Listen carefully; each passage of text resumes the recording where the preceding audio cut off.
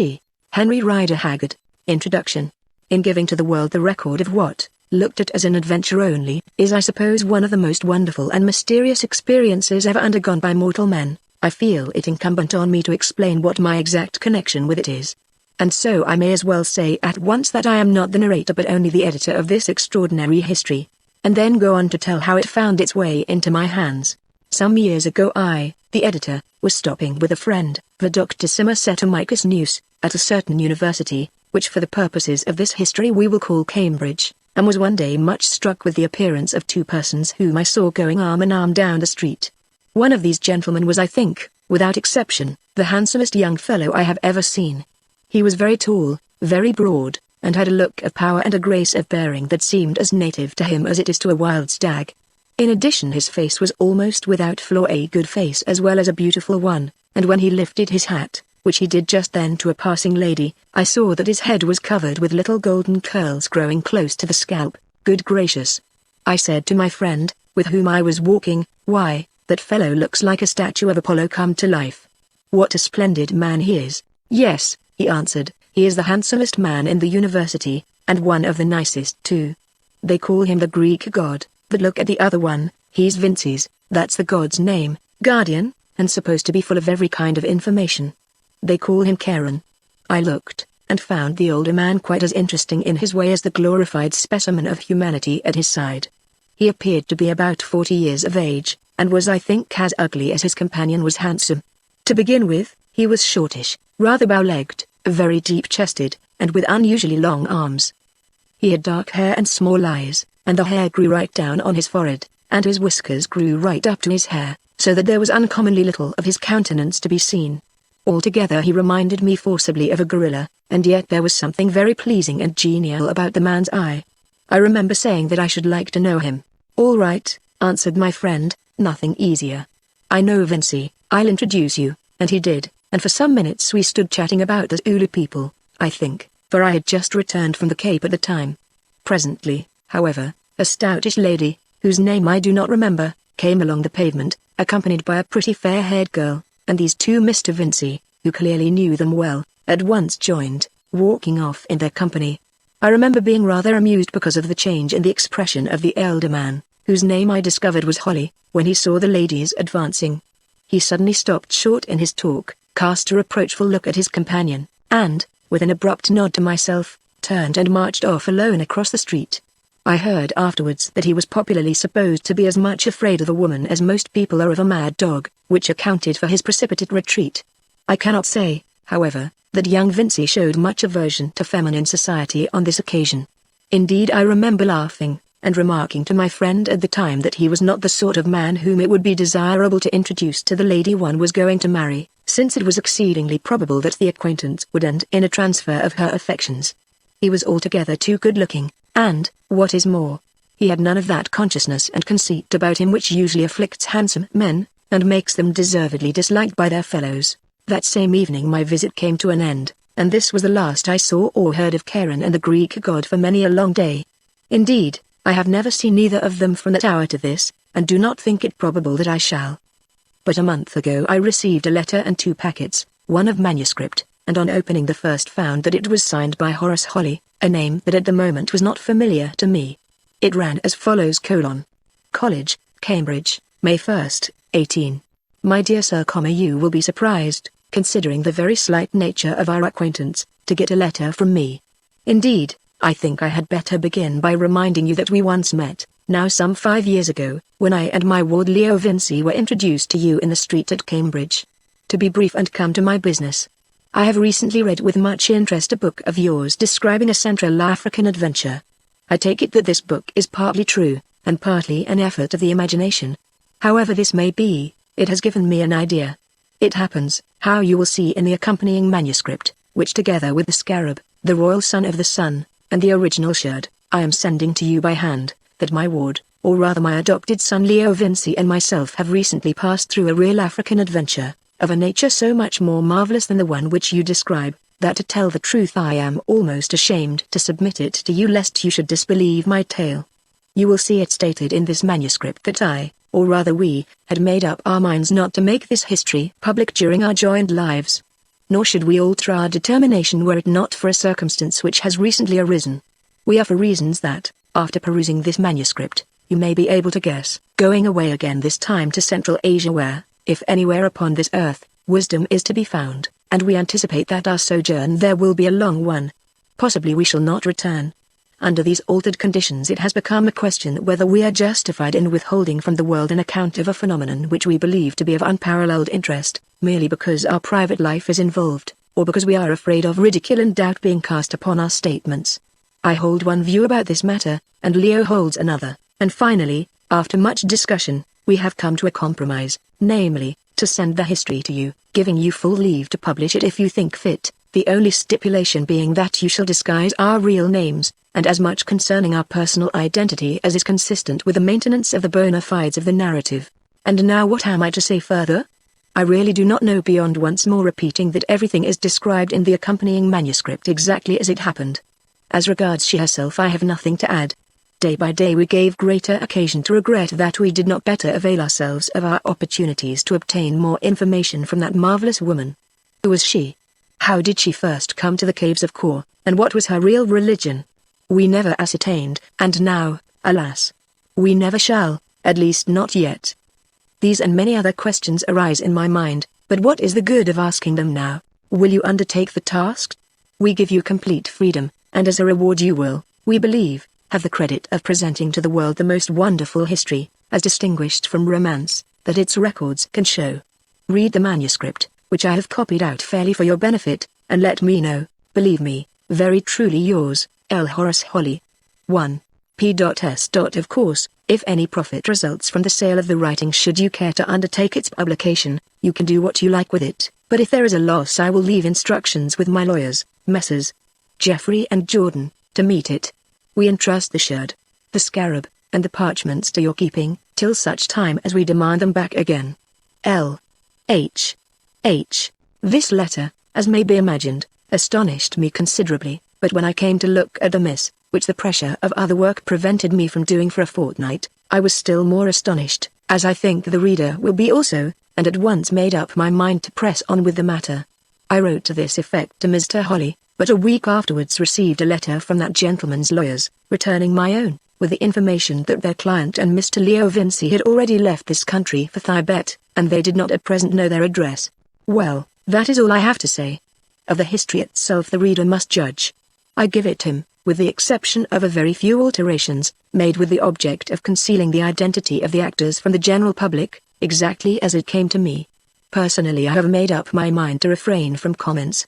At first I was inclined to believe that this history of a woman on whom, clothed in the majesty of her almost endless years, the shadow of eternity itself lay like the dark wing of night, was some gigantic allegory of which I could not catch the meaning. Then I thought that it might be a bold attempt to portray the possible results of practical immortality, informing the substance of a mortal who yet drew her strength from earth, and in whose human bosom passions yet rose and fell and beat as in the undying world around her the winds and the tides rise and fall and beat unceasingly. But as I went on I abandoned that idea also. To me the story seems to bear the stamp of truth upon its face. Its explanation I must leave to others, and with this slight preface, which circumstances make necessary, I introduce the world to Eshor and the caves of Kor. The editor.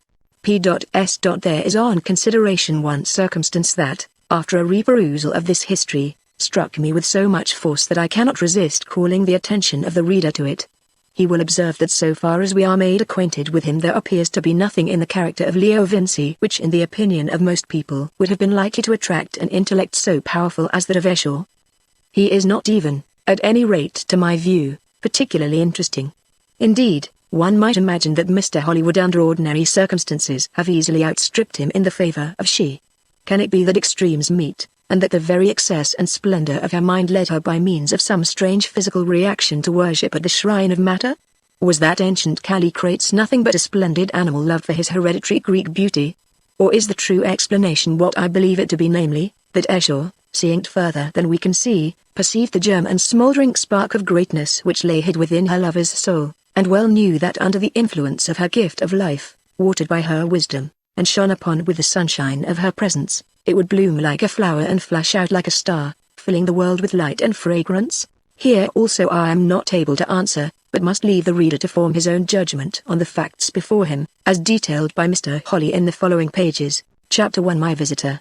There are some events of which each circumstance and surrounding detail seems to be graven on the memory in such fashion that we cannot forget it, and so it is with the scene that I am about to describe. It rises as clearly before my mind at this moment as thought it had happened but yesterday.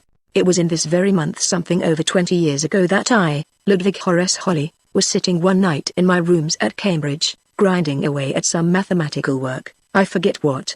I was to go up for my fellowship within a week, and was expected by my tutor and my college generally to distinguish myself. At last, wearied out, I flung my book down, and, going to the mantelpiece, took down a pipe and filled it. There was a candle burning on the mantelpiece, and a long, narrow glass at the back of it, and as I was in the act of lighting the pipe I caught sight of my own countenance in the glass, and paused to reflect.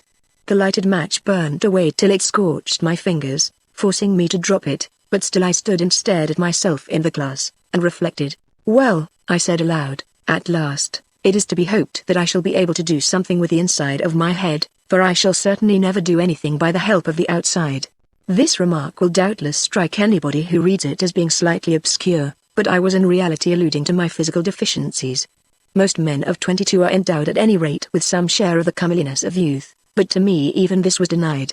Short, thick-set, and deep-chested almost to deformity, with long sinewy arms, heavy features, deep-set grey eyes, a low brow half overgrown with a mop of thick black hair, like a deserted clearing on which the forest had once more begun to encroach, such was my appearance nearly a quarter of a century ago, and such, with some modification, it is to this day.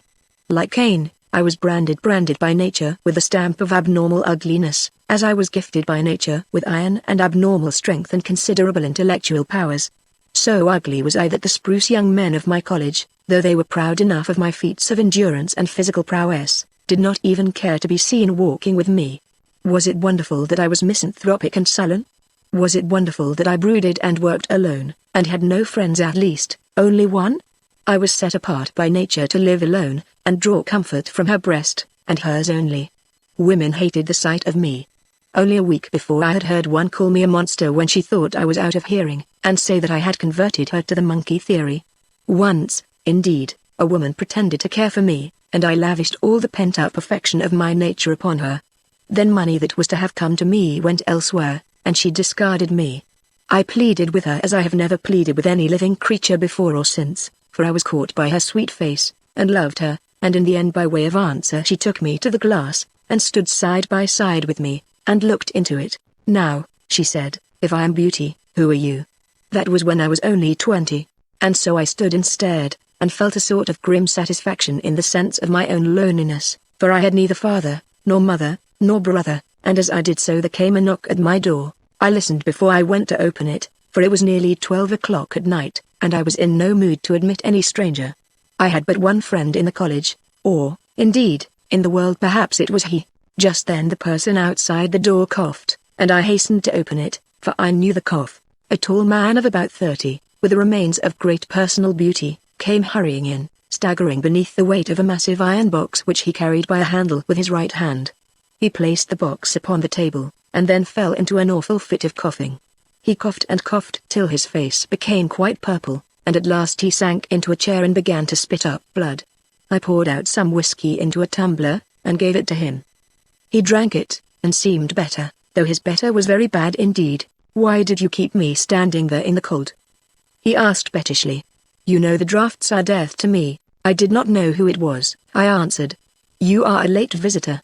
Yes, and I verily believe it is my last visit, he answered, with a ghastly attempt at a smile. I am done for, Holly.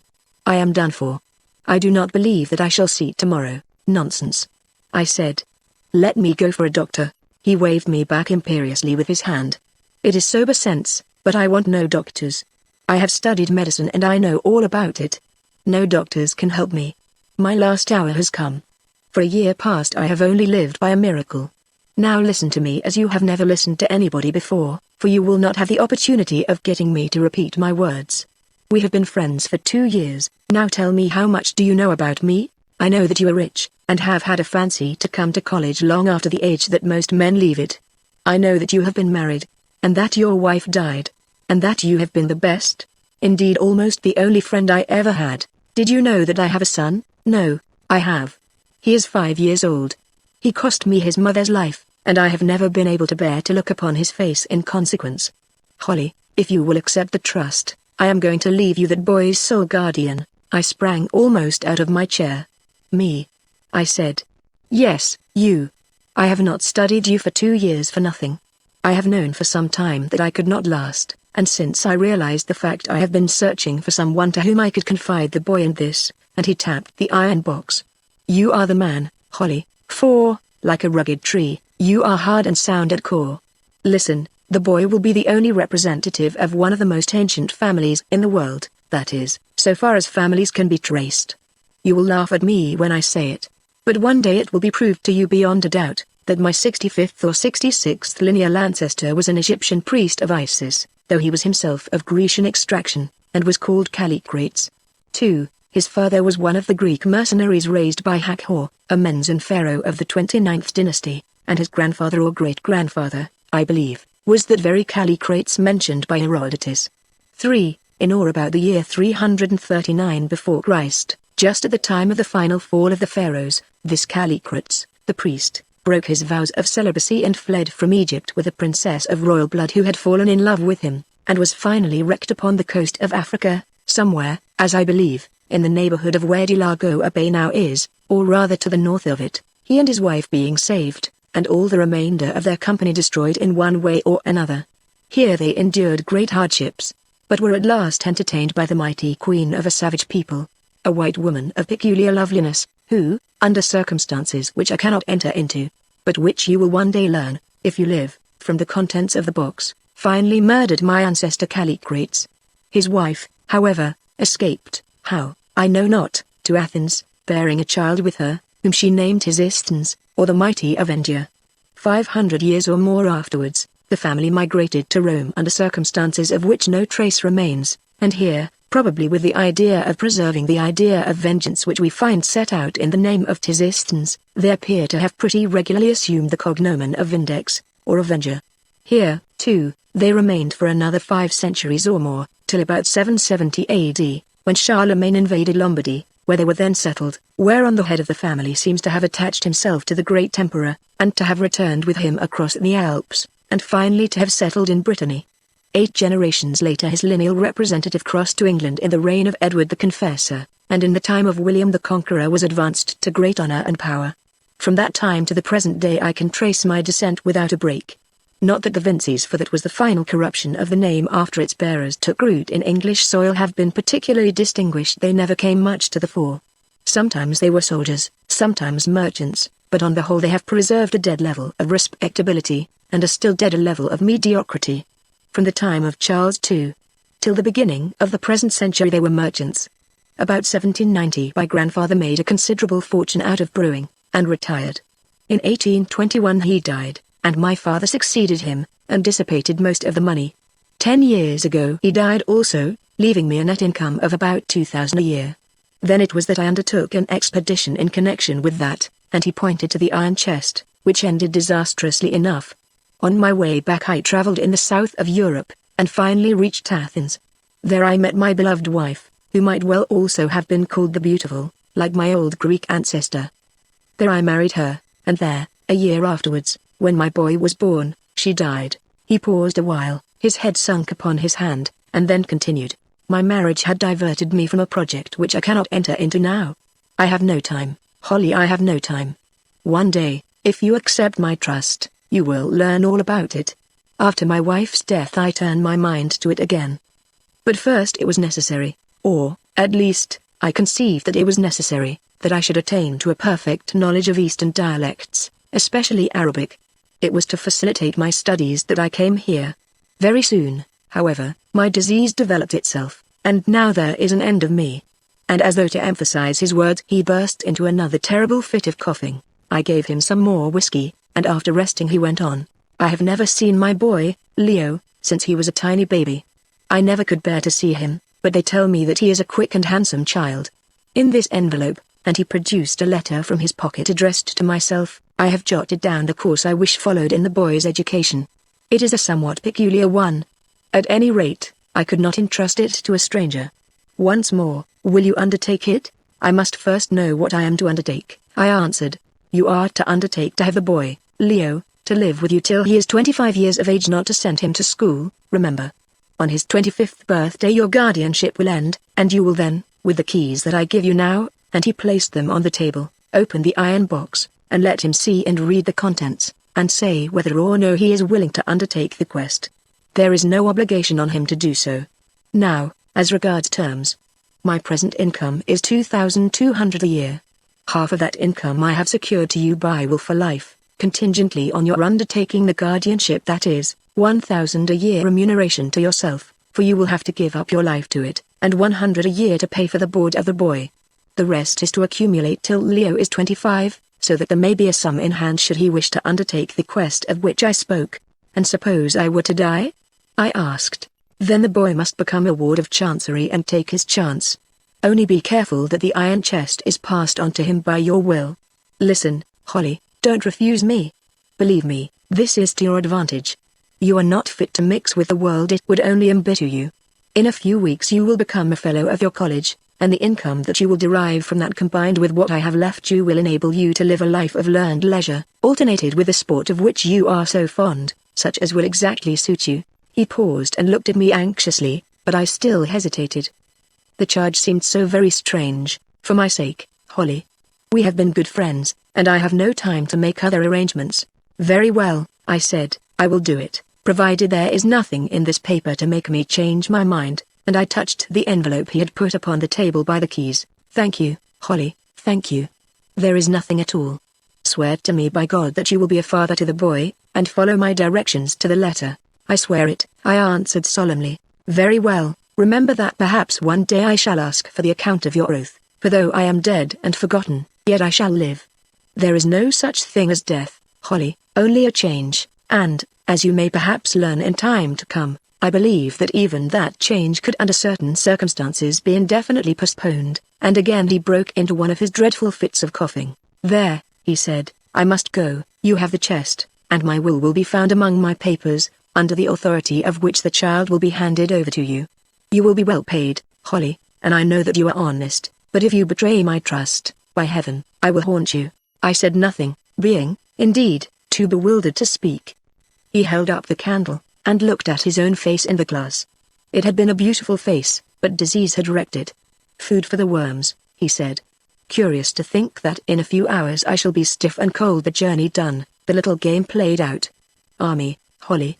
Life is not worth the trouble of life, except when one is in love, at least. Mine has not been, but the boy Leo's may be if he has the courage and the faith. Goodbye, my friend. And with a sudden access of tenderness he flung his arm about me and kissed me on the forehead, and then turned to go. Look here, Vincey, I said, if you are as ill as you think, you had better let me fetch a doctor. No, no, he said earnestly. Promise me that you won't. I am going to die, and, like a poisoned rat, I wish to die alone. I don't believe that you are going to do anything of the sort, I answered. He smiled, and, with the word remember on his lips, was gone. As for myself, I sat down and rubbed my eyes, wondering if I had been asleep. As this supposition would not bear investigation, I gave it up and began to think that Vincey must have been drinking. I knew that he was, and had been, very ill, but still it seemed impossible that he could be in such a condition as to be able to know for certain that he would not outlive the night. Had he been so near dissolution, surely he would scarcely have been able to walk, and carry a heavy iron box with him. The whole story, on reflection, seemed to me utterly incredible, for I was not then old enough to be aware how many things happen in this world that the common sense of the average man would set down as so improbable as to be absolutely impossible. This is a fact that I have only recently mastered. Was it likely that a man would have a son 5 years of age whom he had never seen since he was a tiny infant? No. Was it likely that he could foretell his own death so accurately? No. Was it likely that he could trace his pedigree for more than 3 centuries before Christ, or that he would suddenly confide the absolute guardianship of his child, and leave half his fortune, to a college friend? Most certainly not. Clearly Vincey was either drunk or mad. That being so, what did it mean? And what was in the sealed iron chest? The whole thing baffled and puzzled me to such an extent that at last I could stand it no longer, and determined to sleep over it. So I jumped up, and having put the keys and the letter that Vincy had left away into my dispatch box, and stowed the iron chest in a large portmanteau, I turned in, and was soon fast asleep. As it seemed to me, I had only been asleep for a few minutes when I was awakened by somebody calling me. I sat up and rubbed my eyes. It was broad daylight, 8 o'clock, in fact. "Why, what is the matter with you, John?" I asked of the gyp who waited on Vincy and myself. "You look as though you had seen a ghost." "Yes, sir, and so I have," he answered. "Leastways I've seen a corpse, which is worse. I've been in to call Mr. Vincy, as usual, and there he lies stark and dead." Chapter 2. The years roll by.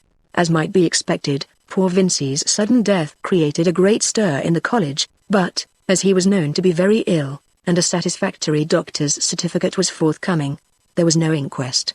They were not so particular about inquests in those days as they are now. Indeed, they were generally disliked, because of the scandal.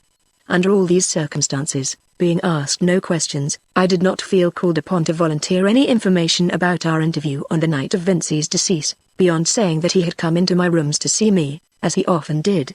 On the day of the funeral, a lawyer came down from London and followed my poor friend's remains to the grave, and then went back with his papers and effects, except, of course, the iron chest which had been left in my keeping. For a week after this I heard no more of the matter, and, indeed, my attention was amply occupied in other ways, for I was up for my fellowship, a fact that had prevented me from attending the funeral or seeing the lawyer.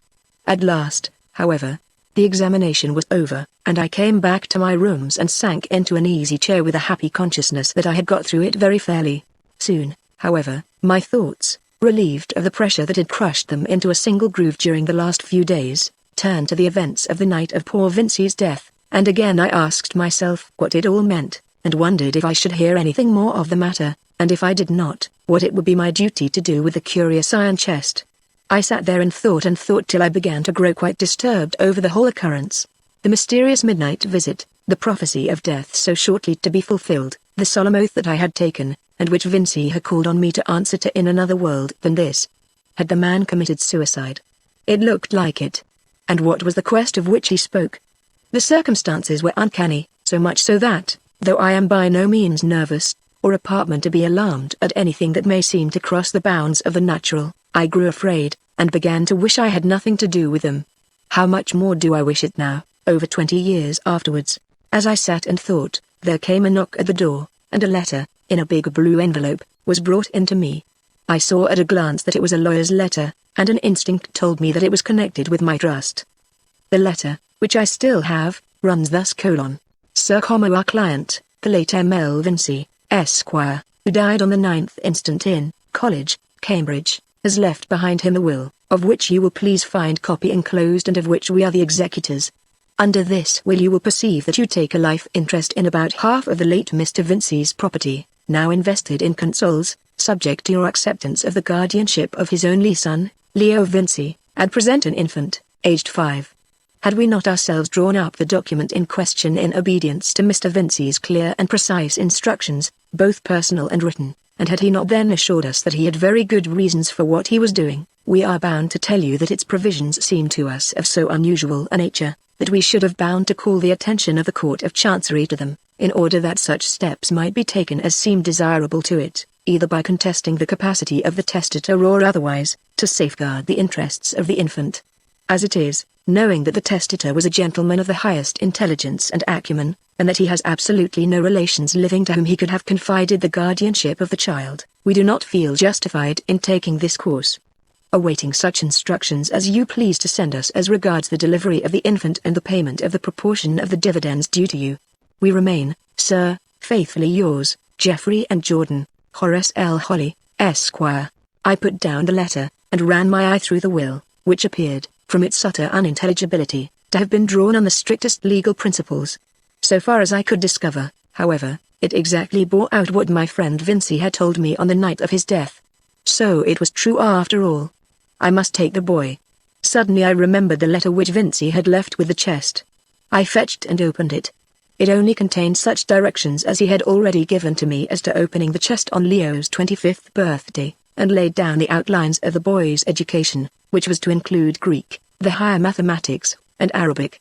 At the end there was a postscript to the effect that if the boy died under the age of 25, which, however, he did not believe would be the case, I was to open the chest, and act on the information I obtained if I saw fit. If I did not see fit, I was to destroy all the contents. On no account was I to pass them on to a stranger. As this letter added nothing material to my knowledge, and certainly raised no further objection in my mind to entering on the task I had promised my dead friend to undertake, there was only one course open to me, namely, to write to Messrs.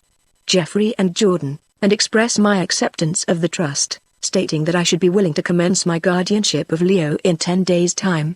This done, I went to the authorities of my college, and, having told them as much of the story as I considered desirable, which was not very much, after considerable difficulty succeeded in persuading them to stretch a point, and, in the event of my having obtained a fellowship, which I was pretty certain I had done, allow me to have the child to live with me. Their consent, however, was only granted on the condition that I vacated my rooms in college and took lodgings. This I did, and with some difficulty succeeded in obtaining very good apartments quite close to the college gates. The next thing was to find a nurse. And on this point I came to a determination. I would have no woman to lord it over me about the child, and steal his affections from me. The boy was old enough to do without female assistance, so I set to work to hunt up a suitable male attendant. With some difficulty I succeeded in hiring a most respectable round-faced young man, who had been a helper in a hunting stable, but who said that he was one of a family of 17 and well accustomed to the ways of children, and professed himself quite willing to undertake the charge of Master Leo when he arrived. Then, having taken the iron box to town, and with my own hands deposited it at my banker's, I bought some books upon the health and management of children and read them, first to myself, and then aloud to Job. That was a young man's name, and waited. At length the child arrived in the charge of an elderly person, who wept bitterly at parting with him, and a beautiful boy he was. Indeed, I do not think that I ever saw such a perfect child before or since.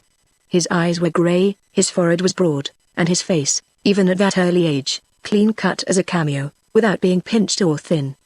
But perhaps his most attractive point was his hair, which was pure gold in color and tightly curled over his shapely head.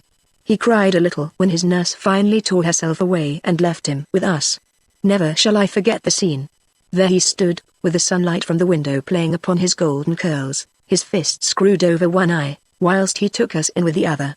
I was seated in a chair, and stretched out my hand to him to induce him to come to me, while Job, in the corner, was making a sort of clucking noise, which, arguing from his previous experience, or from the analogy of the hen, he judged would have a soothing effect, and inspire confidence in the youthful mind, and running a wooden horse of peculiar hideousness backwards and forwards in a way that was little short of inane.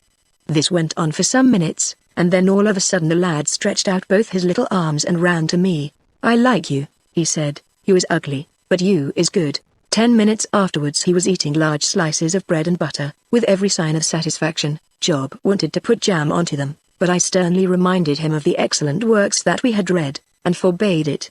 In a very little while, for, as I expected, I got my fellowship, the boy became the favorite of the whole college where, all orders and regulations to the contrary notwithstanding, he was continually in and out a sort of chartered libertine, in whose favor all rules were relaxed. The offerings made at his shrine were simply without number, and I had serious difference of opinion with one old resident fellow, now long dead, who was usually supposed to be the crustiest man in the university, and to abhor the sight of a child. And yet I discovered, when a frequently recurring fit of sickness had forced Job to keep a strict lookout, that this unprincipled old man was in the habit of enticing the boy to his rooms and there feeding him upon unlimited quantities of brandy balls, and making him promise to say nothing about it. Job told him that he ought to be ashamed of himself, at his age, too, when he might have been a grandfather if he had done what was right, by which Job understood had got married, and thence arose the row. But I have no space to dwell upon those delightful years, around which memory still fondly hovers. One by one they went by, and as they passed we two grew dearer and yet more dear to each other. Few sons have been loved as I love Leo, and few fathers know the deep and continuous affection that Leo bears to me. The child grew into the boy, and the boy into the young man, while one by one the remorseless years flew by, and as he grew and increased so did his beauty and the beauty of his mind grow with him. When he was about 15 they used to call him Beauty about the college, and me they nicknamed the Beast. Beauty and the Beast was what they called us when we went out walking together, as we used to do every day. Once Leo attacked a great strapping butcher's man, twice his size, because he sang it out after us, and thrashed him, thrashed him fairly. I walked on and pretended not to see, till the combat got too exciting, when I turned round and cheered him on to victory. It was the chaff of the college at the time, but I could not help it. Then when he was a little older, the undergraduates found fresh names for us. They called me Charon, and Leo the Greek god. I will pass over my own appellation with the humble remark that I was never handsome, and did not grow more so as I grew older. As for his, there was no doubt about its fitness. Leo at 21 might have stood for a statue, the youthful Apollo. I never saw anybody to touch him in looks, or anybody so absolutely unconscious of them. As for his mind, he was brilliant and keen-witted, but not a scholar. He had not the dullness necessary for that result. We followed out his father's instructions as regards his education strictly enough, and on the whole the results, especially in the matters of Greek and Arabic, were satisfactory. I learned the latter language in order to help to teach it to him, but after 5 years of it he knew it as well as I did, almost as well as the professor who instructed us both. I always was a great sportsman. It is my one passion, and every autumn we went away somewhere shooting or fishing, sometimes to Scotland, sometimes to Norway, once even to Russia.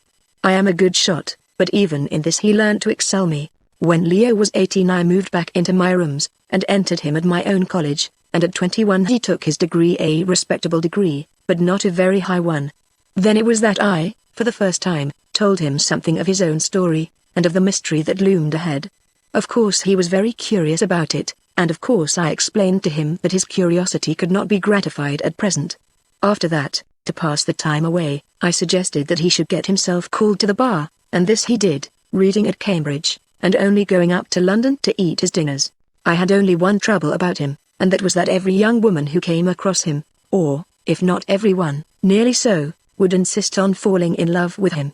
Hence arose difficulties which I need not enter into here, though they were troublesome enough at the time. On the whole, he behaved fairly well, I cannot say more than that, and so the time went by till at last he reached his 25th birthday, at which date this strange and, in some ways, awful history really begins. Chapter 3: The Sherd of Amenities. On the day preceding Leo's 25th birthday we both journeyed to London, and extracted the mysterious chest from the bank where I had deposited it 20 years before. It was, I remember, brought up by the same clerk who had taken it down. He perfectly remembered having hidden it away. Had he not done so, he said, he should have had difficulty in finding it. It was so covered up with cobwebs. In the evening we returned with our precious burden to Cambridge, and I think that we might both of us have given away all the sleep we got that night and not have been much the poorer. At daybreak Leo arrived in my room in a dressing gown, and suggested that we should at once proceed to business. I scouted the idea as showing an unworthy curiosity. The chest had waited 20 years, I said, so it could very well continue to wait until after breakfast. Accordingly at 9, an unusually sharp 9, we breakfasted, and so occupied was I with my own thoughts that I regret to state that I put a piece of bacon into Leo's tea in mistake for a lump of sugar. Job, too, to whom the contagion of excitement had, of course, spread, managed to break the handle off my Sevres china teacup, the identical one I believe that Marat had been drinking from just before he was stabbed in his bath. At last, however, breakfast was cleared away, and Job, at my request, fetched the chest, and placed it upon the table in a somewhat gingerly fashion, as though he mistrusted it. Then he prepared to leave the room. "Stop a moment, Job," I said. "If Mr. Leo has no objection, I should prefer to have an independent witness to this business, who can be relied upon to hold his tongue unless he is asked to speak." "Certainly, Uncle Horace," answered Leo, for I had brought him up to call me uncle, though he varied the appellation somewhat disrespectfully by calling me old fellow, or even my avuncular relative. Job touched his head, not having a hat on. "Lock the door, Job," I said, "and bring me my dispatch box." He obeyed, and from the box I took the keys that poor Vincey, Leo's father, had given me on the night of his death. There were 3 of them, the largest a comparatively modern key, the second an exceedingly ancient one, and the third entirely unlike anything of the sort that we had ever seen before, being fashioned apparently from a strip of solid silver, with a bar placed across to serve as a handle, and leaving some nicks cut in the edge of the bar. It was more like a model of an antediluvian railway key than anything else. "Now are you both ready?" I said, as people do when they are going to fire a mine. There was no answer, so I took the big key, rubbed some salad oil into the wards, and after 1 or 2 bad shots, for my hands were shaking, managed to fit it, and shoot the lock. Leo bent over and caught the massive lid in both his hands, and with an effort, for the hinges had rusted, forced it back. Its removal revealed another case covered with dust. This we extracted from the iron chest without any difficulty, and removed the accumulated filth of years from it with a clothes brush. It was, or appeared to be, of ebony, or some such close-grained black wood, and was bound in every direction with flat bands of iron. Its antiquity must have been extreme, for the dense heavy wood was in parts actually commencing to crumble from age. "Now for it," I said, inserting the second key. Job and Leo bent forward in breathless silence. The key turned, and I flung back the lid, and uttered an exclamation, and no wonder, for inside the ebony case was a magnificent silver casket, about 12 inches square by 8 high. It appeared to be of Egyptian workmanship, and the 4 legs were formed of sphinxes, and the dome-shaped cover was also surmounted by a sphinx. The casket was of course much tarnished and tinted with age, but otherwise in fairly sound condition. I drew it out and set it on the table, and then, in the midst of the most perfect silence, I inserted the strange-looking silver key, and pressed this way and that until at last the lock yielded, and the casket stood before us. It was filled to the brim with some brown shredded material, more like vegetable fiber than paper, the nature of which I have never been able to discover. This I carefully removed to the depth of some 3 inches, when I came to a letter enclosed in an ordinary modern-looking envelope, and addressed in the handwriting of my dead friend Vincy. To my son Leo, should he live to open this casket. I handed the letter to Leo, who glanced at the envelope, and then put it down upon the table, making a motion to me to go on emptying the casket. The next thing that I found was a parchment carefully rolled up. I unrolled it, and seeing that it was also in Vincy's handwriting, and headed, "Translation of the Uncial Greek writing on a potsherd," put it down by the letter. Then followed another ancient roll of parchment, that had become yellow and crinkled with the passage of years. This I also unrolled. It was likewise a translation of the same Greek original, but into black-letter Latin, which at the first glance from the style and character appeared to me to date from somewhere about the beginning of the 16th century. Immediately beneath this roll was something hard and heavy, wrapped up in yellow linen, and reposing upon another layer of the fibrous material. Slowly and carefully we unrolled the linen, exposing to view a very large but undoubtedly ancient potsherd of a dirty yellow color. This potsherd had, in my judgment, once been a part of an ordinary amphora of medium size. For the rest, it measured 10.5 inches in length by 7 in width, was about 1/4 of an inch thick, and densely covered on a convex side that lay towards the bottom of the box with writing in the later uncial Greek character, faded here and there, but for the most part perfectly legible, the inscription having evidently been executed with the greatest care, and by means of a reed pen, such as the ancients often used. I must not forget to mention that in some remote age this wonderful fragment had been broken in 2, and rejoined by means of cement and 8 long rivets. Also there were numerous inscriptions on the inner side, but these were of the most erratic character, and had clearly been made by different hands and in many different ages, and of them, together with the writings on the parchments, I shall have to speak presently. "Is there anything more?" asked Leo, in a kind of excited whisper. I groped about, and produced something hard, done up in a little linen bag. Out of the bag we took first a very beautiful miniature done upon ivory, and secondly, a small chocolate-colored composition scarabus, marked thus: sketch omitted. Symbols which, we have since ascertained, mean Sutan Ra, which is being translated the royal son of Ra or the Sunday. The miniature was a picture of Leo's Greek mother, a lovely, dark-eyed creature. On the back of it was written, in poor Vincy's handwriting, "My beloved wife." "That is all," I said. "Very well," answered Leo, putting down the miniature, at which he had been gazing affectionately, "and now let us read the letter," and without further ado he broke the seal, and read aloud as follows: "My son Leo, when you open this, if you ever live to do so, you will have attained to manhood, and I shall have been long enough dead to be absolutely forgotten by nearly all who knew me. Yet in reading it remember that I have been, and for anything you know may still be, and that in it, through this link of pen and paper, I stretch out my hand to you across the gulf of death, and my voice speaks to you from the silence of the grave. Though I am dead, and no memory of me remains in your mind, yet am I with you in this hour that you read. Since your birth to this day I have scarcely seen your face. Forgive me this. Your life supplanted the life of one whom I loved better than women are often loved, and the bitterness of it endureth yet. Had I lived I should in time have conquered this foolish feeling, but I am not destined to live. My sufferings, physical and mental, are more than I can bear, and when such small arrangements as I have to make for your future well-being are completed it is my intention to put a period to them. May God forgive me if I do wrong. At the best I could not live more than another year, so he killed himself, I exclaimed. I thought so. And now, Leo went on, without replying, enough of myself. What has to be said belongs to you who live, not to me, who am dead, and almost as much forgotten as though I had never been. Holly, my friend, to whom, if he will accept the trust, it is my intention to confide you, will have told you something of the extraordinary antiquity of your race. In the contents of this casket you will find sufficient to prove it. The strange legend that you will find inscribed by your remote ancestress upon the potsherd was communicated to me by my father on his deathbed, and took a strong hold in my imagination. When I was only 19 years of age I determined, as, to his misfortune, did one of our ancestors about the time of Elizabeth, to investigate its truth. Into all that befell me I cannot enter now. But this I saw with my own eyes. On the coast of Africa, in a hitherto unexplored region, some distance to the north of where the Zambesi falls into the sea, there is a headland, at the extremity of which a peak towers up, shaped like the head of a negro, similar to that of which the writing speaks.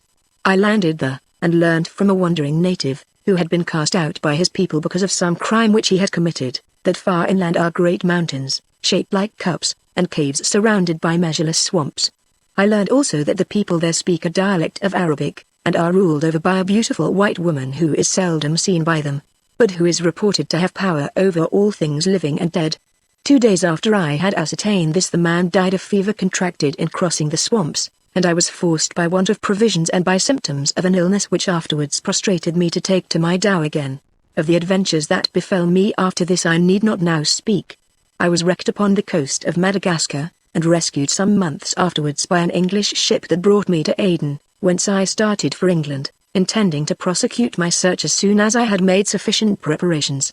On my way I stopped in Greece, and there, from near Vincit Timor, I met your beloved mother, and married her, and there you were born and she died. Then it was that my last illness seized me, and I returned hither to die. But still I hoped against hope, and set myself to work to learn Arabic, with the intention, should I ever get better, of returning to the coast of Africa, and solving the mystery of which the tradition has lived so many centuries in our family. But I have not got better, and, so far as I am concerned, the story is at an end. For you, however, my son, it is not at an end, and to you I hand on these the results of my labor, together with the hereditary proofs of its origin. It is my intention to provide that they shall not be put into your hands until you have reached an age when you will be able to judge for yourself whether or no you will choose to investigate what, if it is true, must be the greatest mystery in the world, or to put it by as an idle fable, originating in the first place in a woman's disordered brain. I do not believe that it is a fable. I believe that if it can only be rediscovered there is a spot where the vital forces of the world visibly exist. Life exists, why therefore should not the means of preserving it indefinitely exist also? But I have no wish to prejudice your mind about the matter. Read and judge for yourself. If you are inclined to undertake the search, I have so provided that you will not lack for means. If, on the other hand, you are satisfied that the whole thing is a chimera, then, I adjure you, destroy the potsherd and the writings, and let a cause of troubling be removed from our race forever. Perhaps that will be wisest. The unknown is generally taken to be terrible, not as the proverb would infer, from the inherent superstition of man, but because it so often is terrible. He who would tamper with the vast and secret forces that animate the world may well fall a victim to them. And if the end were attained, if at last you emerged from the trial ever beautiful and ever young, defying time and evil, and lifted above the natural decay of flesh and intellect, who shall say that the awesome change would prove a happy one?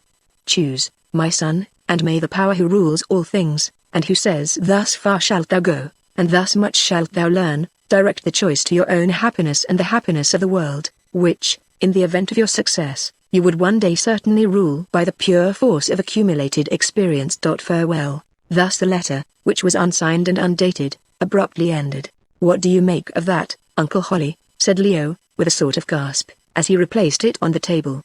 We have been looking for a mystery, and we certainly seem to have found one. What do I make of it? Why, that your poor dear father was off his head, of course, I answered, testily.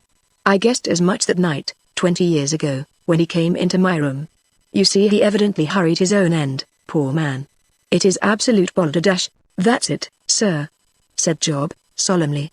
Job was a most matter-of-fact specimen of a matter-of-fact class. Well, let's see what the potsherd has to say, at any rate, said Leo, taking up the translation in his father's writing, and commencing to read : I, Amenetes, of the royal house of the pharaohs of Egypt, wife of Callicrates, the beautiful in strength, a priest of Isis whom the gods cherish and the demons obey, being about to die, to my little son Tisistans, the mighty avenger. I fled with thy father from Egypt in the days of Nectanebs, causing him through love to break the vows that he had vowed. We fled southward, across the waters, and we wandered for twice 12 moons on the coast of Libya, Africa, that looks towards the rising sun, where by a river is a great rock carved like the head of an Ethiopian. 4 days on the water from the mouth of a mighty river were we cast away, and some were drowned and some died of sickness.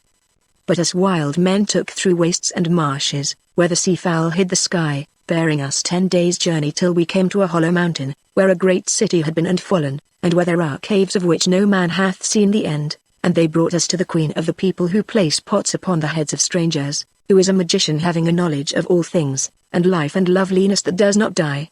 And she cast eyes of love upon thy father, Callicrates, and would have slain me, and taken him to husband, but he loved me and feared her, and would not.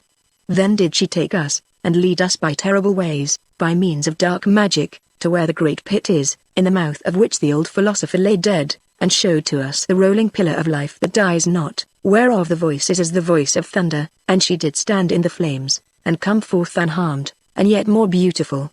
Then did she swear to make thy father undying even as she is, if he would but slay me, and give himself to her, for me she could not slay because of the magic of my own people that I have, and that prevailed thus far against her. And he held his hand before his eyes to hide her beauty, and would not. Then in her rage did she smite him by her magic, and he died, but she wept over him, and bore him thence with lamentations, and being afraid, me she sent to the mouth of the great river where the ships come, and I was carried far away on the ships where I gave thee birth, and hither to Athens I came at last after many wanderings. Now I say to thee, my son, Tisistans, seek out the woman, and learn the secret of life, and if thou mayest find a way slay her, because of thy father Callicrates, and if thou dost fear or fail, this I say to all thy seed who come after thee, till at last a brave man be found among them who shall bathe in the fire and sit in the place of the pharaohs. I speak of those things, that though they be past belief, yet I have known, and I lie not. May the Lord forgive her for that, groaned Job, who had been listening to this marvelous composition with his mouth open. As for myself, I said nothing, my first idea being that my poor friend, being demented, had composed the whole thing, though it scarcely seemed likely that such a story could have been invented by anybody. It was too original. To solve my doubts I took up the potsherd and began to read the close uncial Greek writing on it, and very good Greek of the period it is, considering that it came from the pen of an Egyptian-born. Here is an exact transcript of it: omitted. The general convenience in reading, I have here accurately transcribed this inscription into the cursive character, omitted. The English translation was, as I discovered on further investigation, and as the reader may easily see by comparison, both accurate and elegant. Besides the uncial writing on the convex side of the sherd at the top, painted in dull red, on what had once been the lip of the amphora, was the cartouche already mentioned as being on the scarabæus, which we had also found in the casket. The hieroglyphics or symbols, however, were reversed, just as though they had been pressed on wax. Whether this was the cartouche of the original Callicrates, 5, or of some prince or pharaoh from whom his wife Amenetes was descended, I am not sure, nor can I tell if it was drawn upon the sherd at the same time that the uncial Greek was inscribed, or copied on more recently from the scarab by some other member of the family. Nor was this all.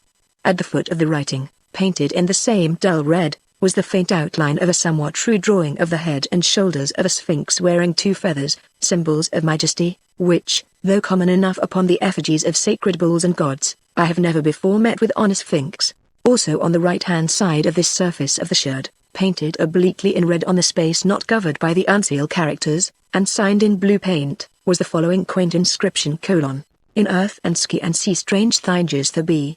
Hoc fecit Dorothea Vinci. Perfectly bewildered, I turned the relic over. It was covered from top to bottom with notes and signatures in Greek, Latin, and English. The first in uncial Greek was by Tisistans, the son to whom the writing was addressed. It was, I could not go. Tisistans to his son, Callicrates. Here it is in facsimile with its cursive equivalent: omitted, \7 Bucanduname and Porus High.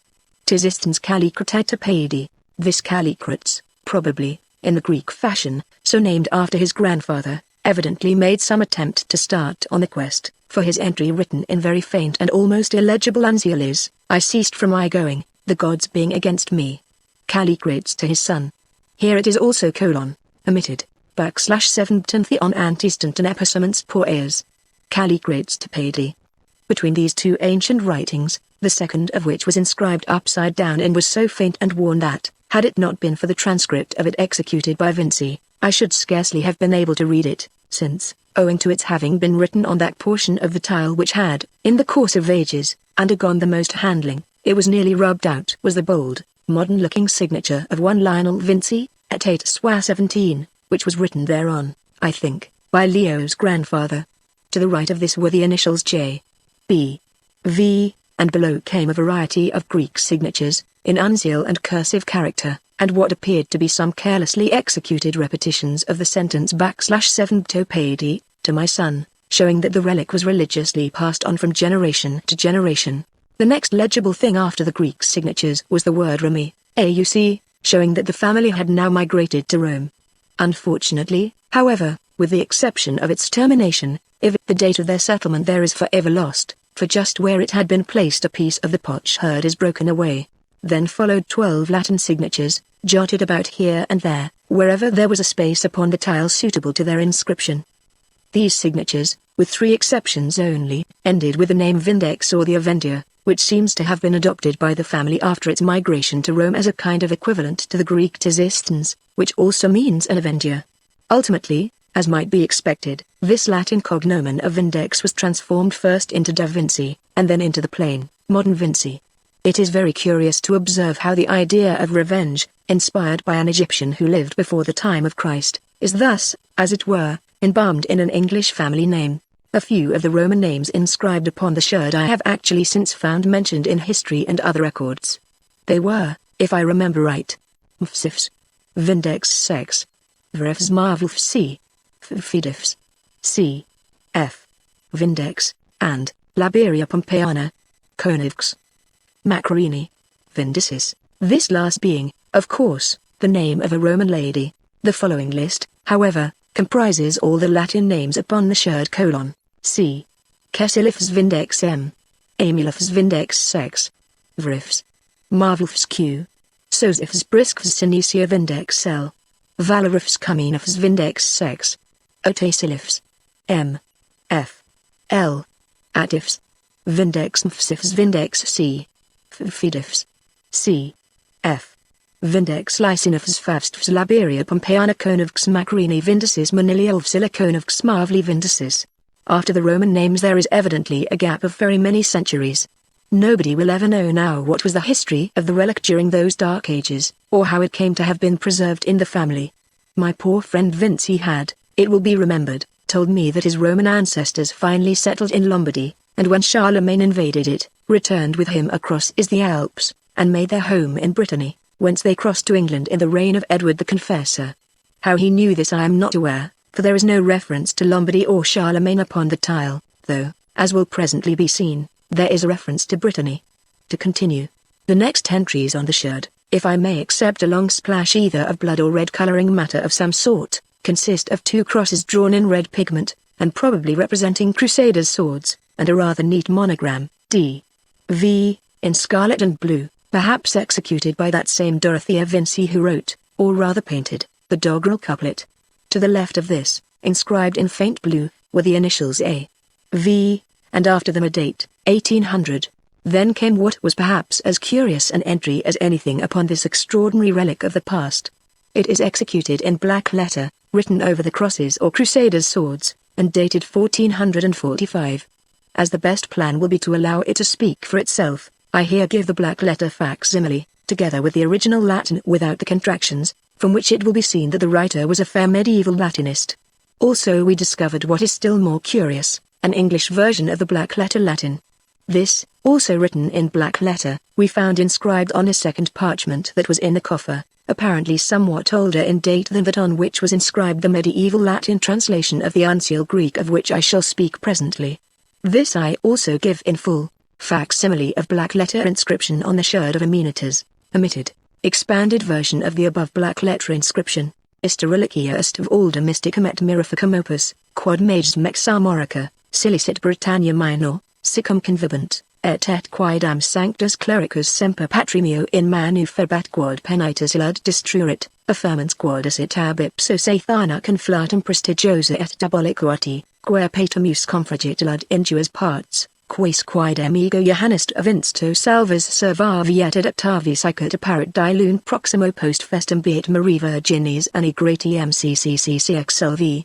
Facsimile of the Old English black letter translation of the above Latin inscription from the sherd of Amenitas found inscribed upon a parchment. Omitted. Modernized version of the above black letter translation. Thys relichtsreicht mystical work and a marvelous. Ye like mine answer to as aforetime did convey hider with them from Armorag, which is to say in Britain ye less and a certain ho like clerk should alwise bear my fade ear on hond that he oaked you turly for to frus ye same, a fiming that it was fund and conflatch of Sathanas high himself by arty magic and divelish wherefore my fade ear did take ye same and tore breast wane, but I, John da Vinci, did save wool ye twy parts thereof and to pieced them to ye again so as ye say. On this day Monday next following after ye fest of Saint Mary ye blessed Virgin ye year of salvation 1405 and 40. The next and, save one, last entry was Elizabethan, and dated 1564. A most strange history, and one that did cost my father his life, for in seeking for the place upon the east coast of Africa, his pinnace was sunk by a Portuguese galleon off Lorenzo Marquez, and he himself perished. John Vinci. Then came the last entry, apparently, to judge by the style of writing, made by some representative of the family in the middle of the 18th century. It was a misquotation of the well-known lines in Hamlet, and ran thus: "There are more things in heaven and earth than are dreamt of in your philosophy." Horatio. 6, 7. And now there remained but one more document to be examined, namely, the ancient black letter transcription into medieval Latin of the uncial inscription on the sherd. As will be seen, this translation was executed and subscribed in the year 1495, by a certain learned man, Edmundus de Prato, Edmund Pratt, by name, licentiate in canon law, of Exeter College, Oxford, who had actually been a pupil of Grocyn, the first scholar who taught Greek in England. 8. No doubt, on the fame of this new learning reaching his ears, the Vinci of the day, perhaps that same John da Vinci who years before had saved the relic from destruction and made the black letter entry on the sherd in 1445, hurried off to Oxford to see if perchance it might avail to dissolve the secret of the mysterious inscription. Nor was he disappointed, for the learned Edmundus was equal to the task. Indeed his rendering is so excellent an example of medieval learning and Latinity that, even at the risk of sating the learned reader with too many antiquities, I have made up my mind to give it in facsimile, together with an expanded version for the benefit of those who find the contractions troublesome. The translation has several peculiarities on which this is not the place to dwell, but I would in passing call the attention of scholars to the passage Duxerantortum nos ad reginam advenas larsenis chronantium, which strikes me as a delightful rendering of the original, /7 begegende aus Basiliant hen tunxenis cutruis Stephanaunten. Medieval black letter Latin translation of the uncial inscription on the sherd of Amenitas. Omitted. Expanded version of the above medieval Latin translation. Amenitas, Egenia regio Egyptii, Uxorcalicratis, sacerdotis Isides, quam defavant demonia attendunt, filiolo suotisis thenijam moribunduit mandat, effugi quidam ex Egypto, regnant inecte nebo, cum partituo, proptimum rem pejurato. Fugiant exortum versus notum transmea, et viginti quotium menses politora libi versus orientem errans, ubist petraquidam magna sculpta instar Ethiopis capitis, dian dies quotia boscio fluminis magni ejecti partim submersi summus partim morbo mortui summus, in fine autem aferus hominibus portabuma papalus et vada, ubiaviam multitudo celimabum dies dissum, donec advenimus ad cavum quendam montum, ubolum magna urbs erat, cavum quoque immense. Duxerantortum nos ad reginam advenas larsenis chronantium, que magica utabat et perisha omnium rerum, et sultum pulchritude et vigor insnesibilis erat. Hec magno patris tuium perculsa, primum quaedam nubium magi mortem probat, post overo, recusanti calicrat, amamet timor regina fecto, nos per magicam abduxit per vias horribles ubist putuis il profundus, cujus juxta additum j spat senioris philosophi cadaver, et advenientibus monstravit flammam vitae rectam, instar column voluntantis, voces immitantum quasi nitres, tunc perignum importuna sivo expos transit et jam ipsa ses formosia visust. Quibus factis derivit se patrum taam quoc immortalem ostentiarum essi, si me prius oxisa regine contubinium mallet, necanem ipsa me oxidia valuit, propter nostratum magicam cugisi comet partum habio.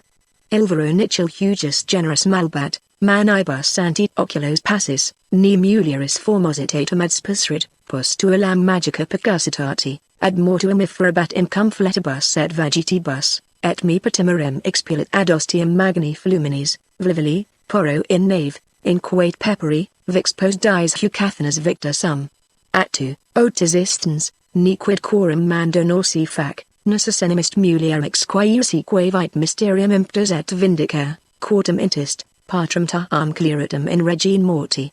Sintimorsu aliquae causa remelicis infectam, hoc ipsum omnibus posterus mando, dum bonus quis invenit acigni slavicum non perheresit, et potentia dignus dominabitio hominum. Talia dico incredibilia quaedem adminam fucta daribus machi cognitus.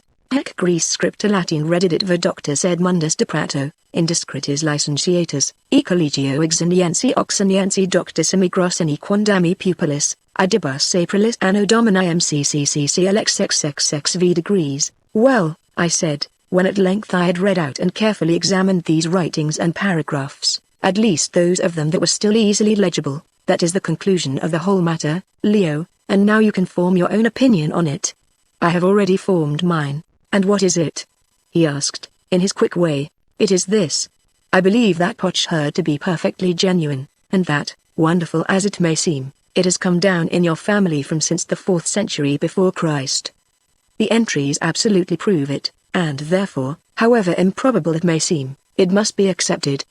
But there I stop. That your remote ancestress, the Egyptian princess, or some scribe under her direction, wrote that which we see on the sherd I have no doubt, nor have I the slightest doubt but that her sufferings and the loss of her husband had turned her head, and that she was not right in her mind when she did write it. How do you account for what my father saw and heard there? Asked Leo. Coincidence?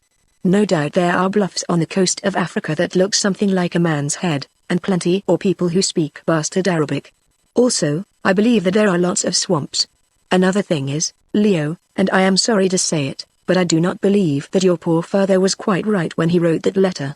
He had met with a great trouble, and also he had allowed this story to prey on his imagination, and he was a very imaginative man. Anyway, I believe that the whole thing is the most unmitigated rubbish. I know that there are curious things and forces in nature which we rarely meet with, and, when we do meet them, cannot understand. But until I see it with my own eyes, which I am not likely to, I never will believe that there is any means of avoiding death, even for a time, or that there is or was a white sorceress living in the heart of an African swamp. It is bosh, my boy, all bosh! What do you say, Job? I say, sir, that it is a lie, and, if it is true, I hope Mr. Leo won't meddle with no such things, for no good can't come of it. Perhaps you are both right, said Leo, very quietly. I express no opinion. But I say this. I am going to set the matter at rest once and for all, and if you won't come with me I will go by myself. I looked at the young man, and saw that he meant what he said. When Leo means what he says he always puts on a curious look about the mouth. It has been a trick of his from a child.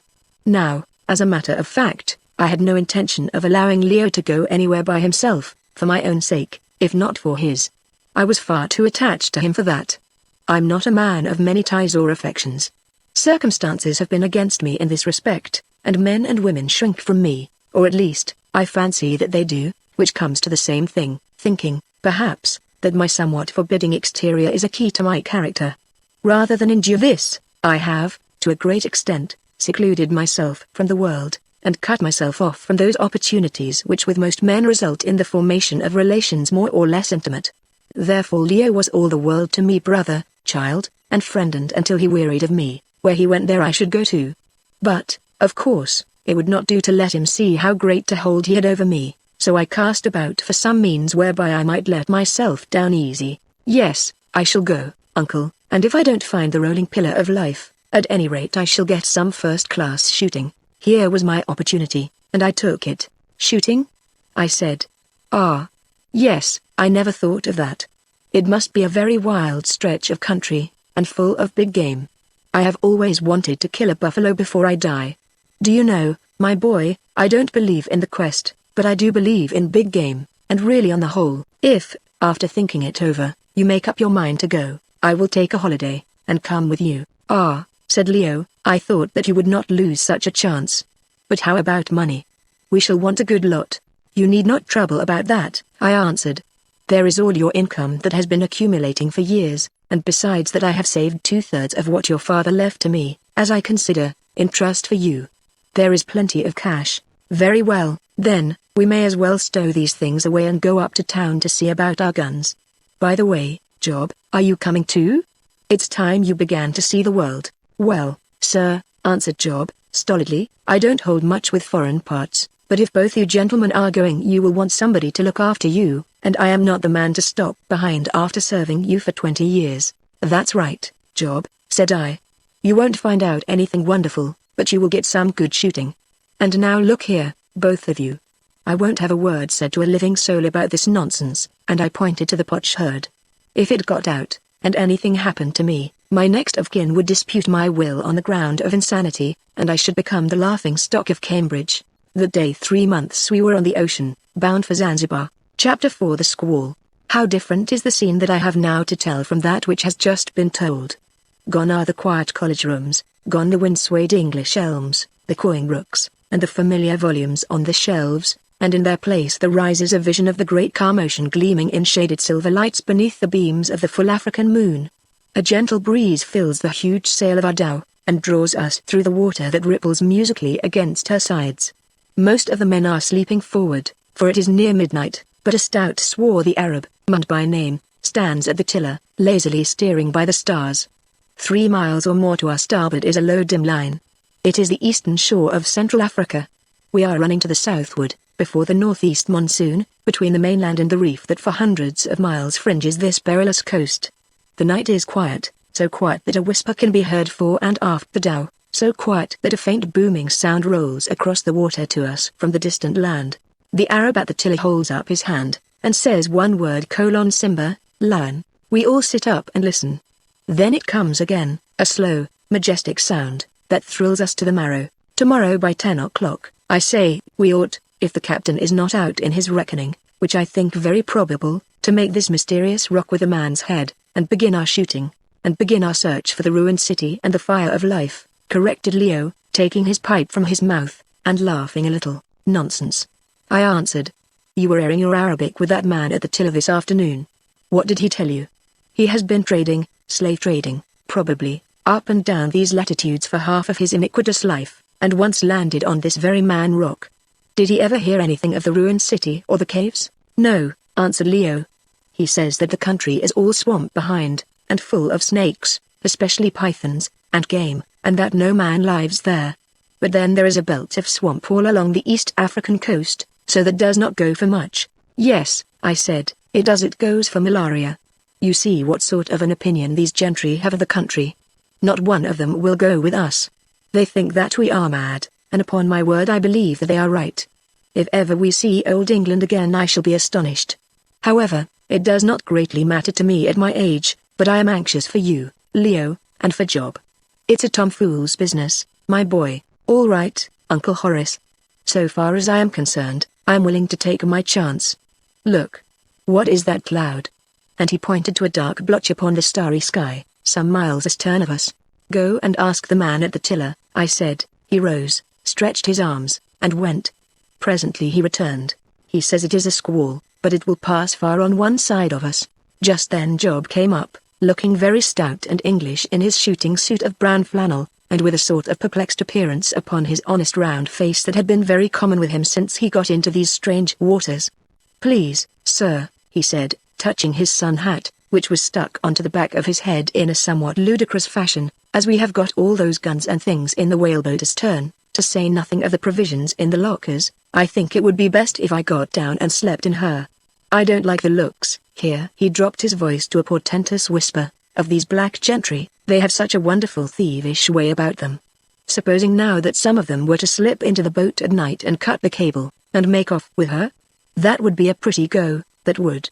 The whaleboat, I may explain, was one specially built for us at Dundee, in Scotland. We had brought it with us, as we knew that this coast was a network of creeks, and that we might require something to navigate them with. She was a beautiful boat, 30 feet in length, with a centerboard for sailing, copper bottom to keep the worm out of her, and full of watertight compartments. The captain of the dhow had told us that when we reached the rock, which he knew, and which appeared to be identical with the one described upon the Sherdand by Leo's father, he would probably not be able to run up to it on account of the shallows and breakers. Therefore we had employed 3 hours that very morning, whilst we were totally becalmed, the wind having dropped at sunrise, in transferring most of our goods and chattels to the whaleboat, and placing the guns, ammunition, and preserved provisions in the watertight lockers specially prepared for them, so that when we did sight the fabled rock we should have nothing to do but step into the boat, and run her ashore. Another reason that induced us to take this precautionary step was that Arab captains are apartment to run past the point that they are making, either from carelessness or owing to a mistake in its identity. Now, as sailors know, it is quite impossible for a dhow which is only rigged to run before the monsoon to beat back against it. Therefore we got our boat ready to row for the rock at any moment. "Well, Job," I said, "perhaps it would be as well. There are lots of blankets there, only be careful to keep out of the moon, or it may turn your head or blind you, Lord, sir." "I don't think it would much matter if it did, it is that turned already with the sight of these blackamoors and their filthy, thieving ways. They are only fit for muck, they are, and they smell bad enough for it already." Job, it will be perceived, was no admirer of the manners and customs of our dark-skinned brothers. Accordingly we hauled up the boat by the tow rope till it was right under the stern of the dhow, and Job bundled into her with all the grace of a falling sack of potatoes. Then we returned and sat down on the deck again, and smoked and talked in little gusts and jerks. The night was so lovely, and our brains were so full of suppressed excitement of one sort and another, that we did not feel inclined to turn in. For nearly an hour we sat thus, and then, I think, we both dozed off. At least I have a faint recollection of Leo sleepily explaining that the head was not a bad place to hit a buffalo, if you could catch him exactly between the horns, or send your bullet down his throat, or some nonsense of the sort. Then I remember no more, till suddenly a frightful roar of wind, a shriek of terror from the awakening crew, and a whip-like sting of water in our faces. Some of the men ran to let go the halyards and lower the sail, but the parrel jammed and the yard would not come down. I sprang to my feet and hung on to a rope. The sky aft was dark as pitch, but the moon still shone brightly ahead of us and lit up the blackness. Beneath its sheen a huge white-topped breaker, 20 feet high or more, was rushing onto us. It was on a break the moon shone on its crest and tipped its foam with light. On it rushed beneath the inky sky, driven by the awful squall behind it. Suddenly, in the twinkling of an eye, I saw the black shape of the whaleboat cast high into the air on the crest of the breaking wave. Then a shock of water, a wild rush of boiling foam, and I was clinging for my life to the shroud, swept straight out from it like a flag in a gale. We were pooped. The wave passed. It seemed to me that I was underwater for minutes, really it was seconds. I looked forward. The blast had torn out the great sail, and high in the air it was fluttering away to leeward like a huge wounded bird. Then for a moment there was comparative calm, and in it I heard Job's voice yelling wildly, "Come here to the boat." Bewildered and half-drowned as I was, I had the sense to rush aft. I felt the dhow sinking under me. She was full of water. Under her counter the whaleboat was tossing furiously, and I saw the Arab Mahmoud, who had been steering, leap into her. I gave one desperate pull at the tow rope to bring the boat alongside. Wildly I sprang also. Job caught me by the arm and I rolled into the bottom of the boat. Down went the dhow bodily, and as she did so Mahmoud drew his curved knife and severed the fibre rope by which we were fast to her, and in another second we were driving before the storm over the place where the dhow had been. Great God! I shrieked, "Where is Leo? Leo! Leo, he's gone, sir, God help him!" roared Job into my ear, and such was the fury of the squall that his voice sounded like a whisper. I wrung my hands in agony. Leo was drowned, and I was left alive to mourn him. "Look out!" yelled Job, "here comes another." I turned. A second huge wave was overtaking us. I half hoped that it would drown me. With a curious fascination I watched its awful advent. The moon was nearly hidden now by the wreaths of the rushing storm, but a little light still caught the crest of the devouring breaker. There was something dark on it, a piece of wreckage. It was on us now, and the boat was nearly full of water. But she was built in airtight compartments. Heaven bless the man who invented them! And lifted up through it like a swan. Through the foam and turmoil I saw the black thing on the wave hurrying right at me. I put out my right arm toward it from me, and my hand closed on another arm, the wrist of which my fingers gripped like a vice. I am a very strong man, and had something to hold to, but my arm was nearly torn from its socket by the strain and weight of the floating body. Had the rush lasted another 2 seconds, I might either have let go or gone with it. But it passed, leaving us up to our knees in water. "Bail out! Bail out!" shouted Job, suiting the action to the word. But I could not bail just then, for as the moon went out and left us in total darkness, one faint, flying ray of light lit upon the face of the man I had gripped, who was now half lying, half floating in the bottom of the boat. It was Leo. Leo brought back by the wave back, dead or alive, from the very jaws of death. "Bail out! Bail out!" yelled Job, "or we shall founder." I seized a large tin bowl with a handle to it, which was fixed under one of the seats, and the 3 of us bailed away for dear life. The furious tempest drove over and round us, flinging the boat this way and that. The wind and the storm wreaths and the sheets of stinging spray blinded and bewildered us. But through it all we worked like demons with the wild exhilaration of despair, for even despair can exhilarate. 1 minute. 3 minutes. 6 minutes. The boat began to lighten, and no fresh waves swamped us. 5 minutes more, and she was fairly clear. Then, suddenly, above the awful shriekings of the hurricane came a duller, deeper roar. Great heavens! It was the voice of breakers. At that moment the moon began to shine forth again, this time behind the path of the squall. Out far across the torn bosom of the ocean shot the ragged arrows of her light, and there, half a mile ahead of us, was a white line of foam, then a little space of open-mouthed blackness, and then another line of white. It was the breakers, and their roar grew clearer and yet more clear as we sped down upon them like a swallow. There they were, boiling up in snowy spouts of spray, smiting and gnashing together like the gleaming teeth of hell. "Take the tiller, Mugd!" I roared in Arabic. "We must try and shoot them." At the same moment I seized an oar, and got it out, motioning to Job to do likewise. Mugd clambered aft, and got hold of the tiller, and with some difficulty Job, who had sometimes pulled a tub upon the homely cam, got out his oar. In another minute the boat's head was straight on to the ever-nearing foam, towards which she plunged and tore with the speed of a racehorse. Just in front of us the first line of breakers seemed a little thinner than to the right or left. There was a cap of rather deeper water. I turned and pointed to it. "Steer for your life, Mugd!" I yelled. He was a skillful steersman, and well acquainted with the dangers of this most perilous coast, and I saw him grip the tiller, bend his heavy frame forward, and stare at the foaming terror till his big round eyes looked as though they would start out of his head. The send of the sea was driving the boat's head round to starboard. If we struck the line of breakers 50 yards to starboard of the gap we must sink. It was a great field of twisting, spouting waves. Mugd planted his foot against the seat before him, and, glancing at him, I saw his brown toes spread out like a hand with the weight he put upon them as he took the strain of the tiller. She came round a bit, but not enough. I roared to Job to back water, whilst I dragged and laboured at my oar. She answered now, and none too soon. Heavens, we were in them. And then followed a couple of minutes of heartbreaking excitement such as I cannot hope to describe.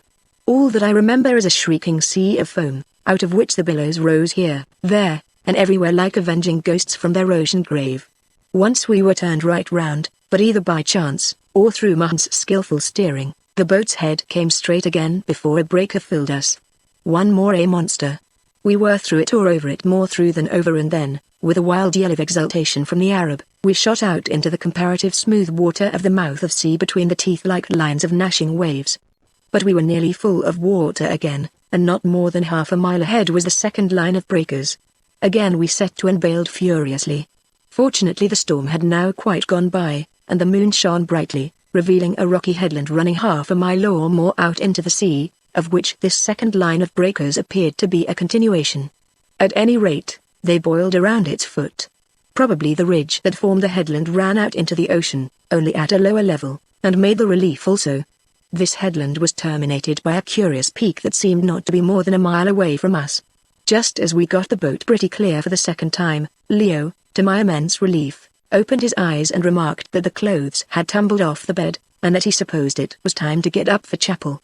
I told him to shut his eyes and keep quiet, which he did without in the slightest degree realizing the position. As for myself, his reference to chapel made me reflect, with a sort of sick longing, on my comfortable rooms at Cambridge. Why had I been such a fool as to leave them? This is a reflection that has several times recurred to me since, and with an ever-increasing force, but now again we were drifting down on the breakers, though with lessened speed, for the wind had fallen, and only the current or the tide, it afterwards turned out to be the tide, was driving us. Another minute, and with a sort of howl to Allah from the Arab, a pious ejaculation from myself, and something that was not pious from Job, we were in them. And then the whole scene, down to our final escape, repeated itself, only not quite so violently. Munn's skillful steering and the airtight compartments saved our lives.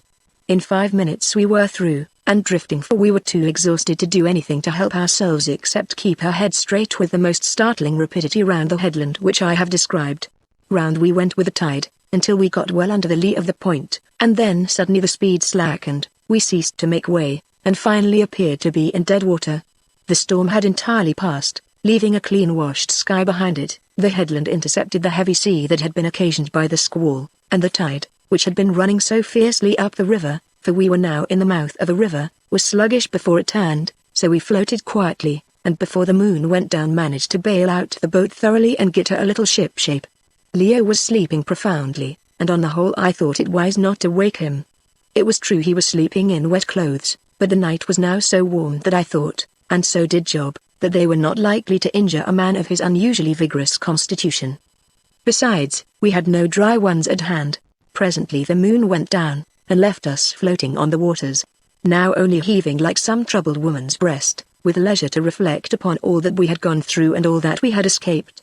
Job stationed himself at the bow, Munn kept his post at the tiller, and I sat on a seat in the middle of the boat close to where Leo was lying. The moon went slowly down in chastened loveliness. She departed like some sweet bride into her chamber, and long veil-like shadows crept up the sky through which the stars peeped shyly out. Soon, however, they too began to pale before a splendor in the east, and then the quivering footsteps of the dawn came rushing across the newborn blue, and shook the high stars from their places. Quieter and yet more quiet grew the sea, quiet as the soft mist that brooded on her bosom, and covered up her troubling, as the elusive wreaths of sleep brood upon a pain-racked mind, causing it to forget its sorrow. From the east to the west sped the angels of the dawn, from sea to sea, from mountain top to mountain top, scattering light with both their hands. On they sped out of the darkness, perfect, glorious, like spirits of the just breaking from the tomb. On, over the quiet sea, over the low coastline, and the swamps beyond, and the mountains above them, over those who slept in peace and those who woke in sorrow, over the evil and the good, over the living and the dead, over the wide world and all that breathes or has breathed thereon. It was a wonderfully beautiful sight, and yet sad, perhaps, from the very excess of its beauty. The arising sun, the setting sun. There we have the symbol and the type of humanity, and all things with which humanity has to do. The symbol and the type, yes, and the earthly beginning, and the end also. And on that morning this came home to me with a peculiar force. The sun that rose today for us had set last night for 18 of our fellow voyagers! Had set everlastingly for 18 whom we knew. The Dow had gone down with them, they were tossing about among the rocks and seaweed, so much human drift on the great ocean of death. And we 4 were saved. But one day a sunrise will come when we shall be among those who are lost, and then others will watch those glorious rays, and grow sad in the midst of beauty, and dream of death in the full glow of a rising life. For this is the lot of man. Chapter 5. The head of the Ethiopian. At length the heralds and forerunners of the royal sun had done their work, and, searching out the shadows, had caused them to flee away.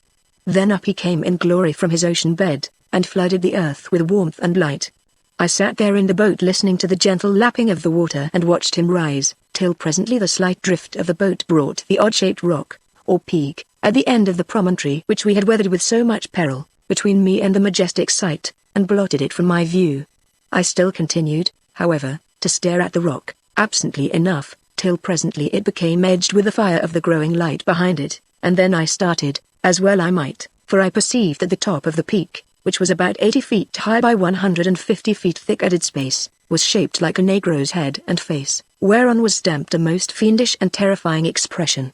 There was no doubt about it, there were the thick lips, the fat cheeks, and the squat nose standing out with startling clearness against the flaming background. There, too, was the round skull, washed into shape perhaps by thousands of years of wind and weather, and, to complete the resemblance, there was a scrubby growth of weeds or lichen upon it, which against the sun looked for all the world like the wool on a colossal Negro's head. It certainly was very odd, so odd that now I believe it is not a mere freak of nature but a gigantic monument fashioned, like the well-known Egyptian Sphinx, by a forgotten people out of a pile of rock that lent itself to their design. perhaps as an emblem of warning and defiance to any enemies who approached the harbor. Unfortunately, we were never able to ascertain whether or not this was the case, inasmuch as the rock was difficult of access both from the land and the waterside, and we had other things to attend to. Myself, considering the matter by the light of what we afterwards saw, I believe that it was fashioned by man, but whether or not this is so, there it stands, and sullenly stares from age to age out across the changing sea. There it stood 2,000 years and more ago, when Amenetes, the Egyptian princess, and the wife of Leo's remote ancestor Callicrates, gazed upon its devilish face, and there I have no doubt it will still stand when as many centuries as are numbered between her day and our own are added to the year that bore us to oblivion. What do you think of that, Job? I asked of our retainer, who was sitting on the edge of the boat, trying to get as much sunshine as possible, and generally looking uncommonly wretched, and I pointed to the fiery and demoniacal head. "Oh Lord, sir," answered Job, who now perceived the object for the first time, "I think that the old gentleman must have been sitting for his portrait on them rocks." I laughed, and the laugh woke up Leo. "Hello," he said, "what's the matter with me? I am all stiff. Where is the dough? Give me some brandy, please." "You may be thankful that you are not stiffer, my boy," I answered. "The dough is sunk, everybody on board her is drowned with the exception of us four, and your own life was only saved by a miracle." And whilst Job, now that it was light enough, searched about in a locker for the brandy for which Leo asked, I told him the history of our night's adventure. "Great heavens!" he said faintly, "and to think that we should have been chosen to live through it." By this time the brandy was forthcoming, and we all had a good pull at it, and thankful enough we were for it.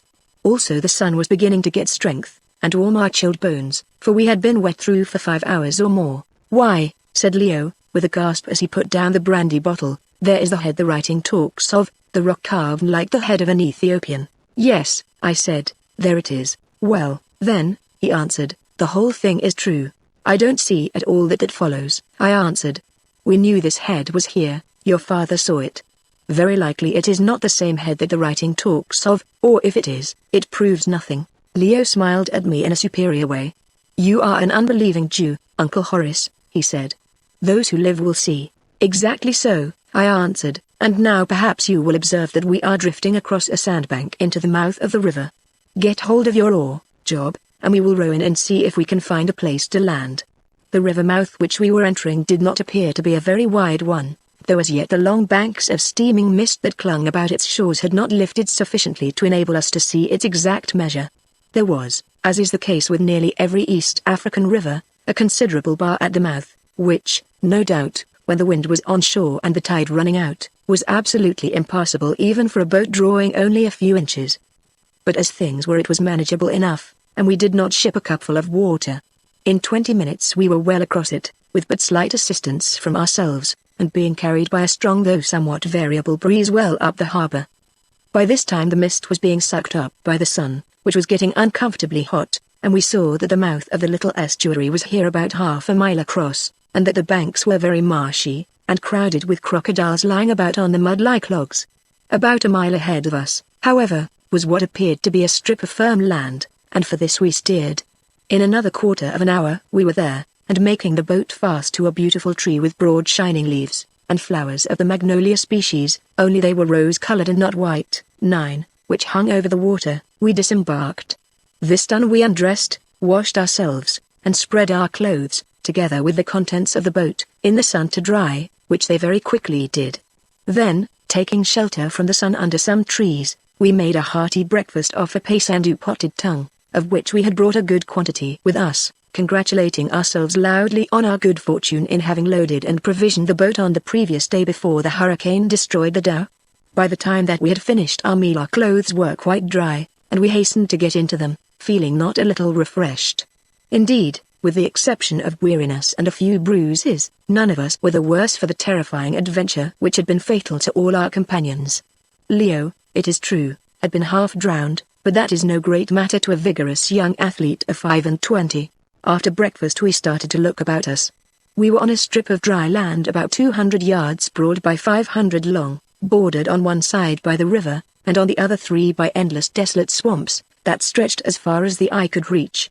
This strip of land was raised about 25 feet above the plane of the surrounding swamps and the river level. Indeed it has every appearance of having been made by the hand of man. "This place has been a wharf," said Leo, dogmatically.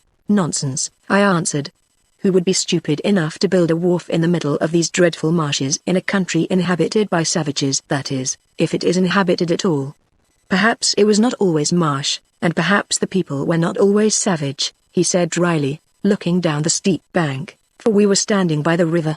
Look there, he went on, pointing to a spot where the hurricane of the previous night had torn up one of the magnolia trees by the roots, which had grown on the extreme edge of the bank just where it sloped down to the water, and lifted a large cake of earth with them.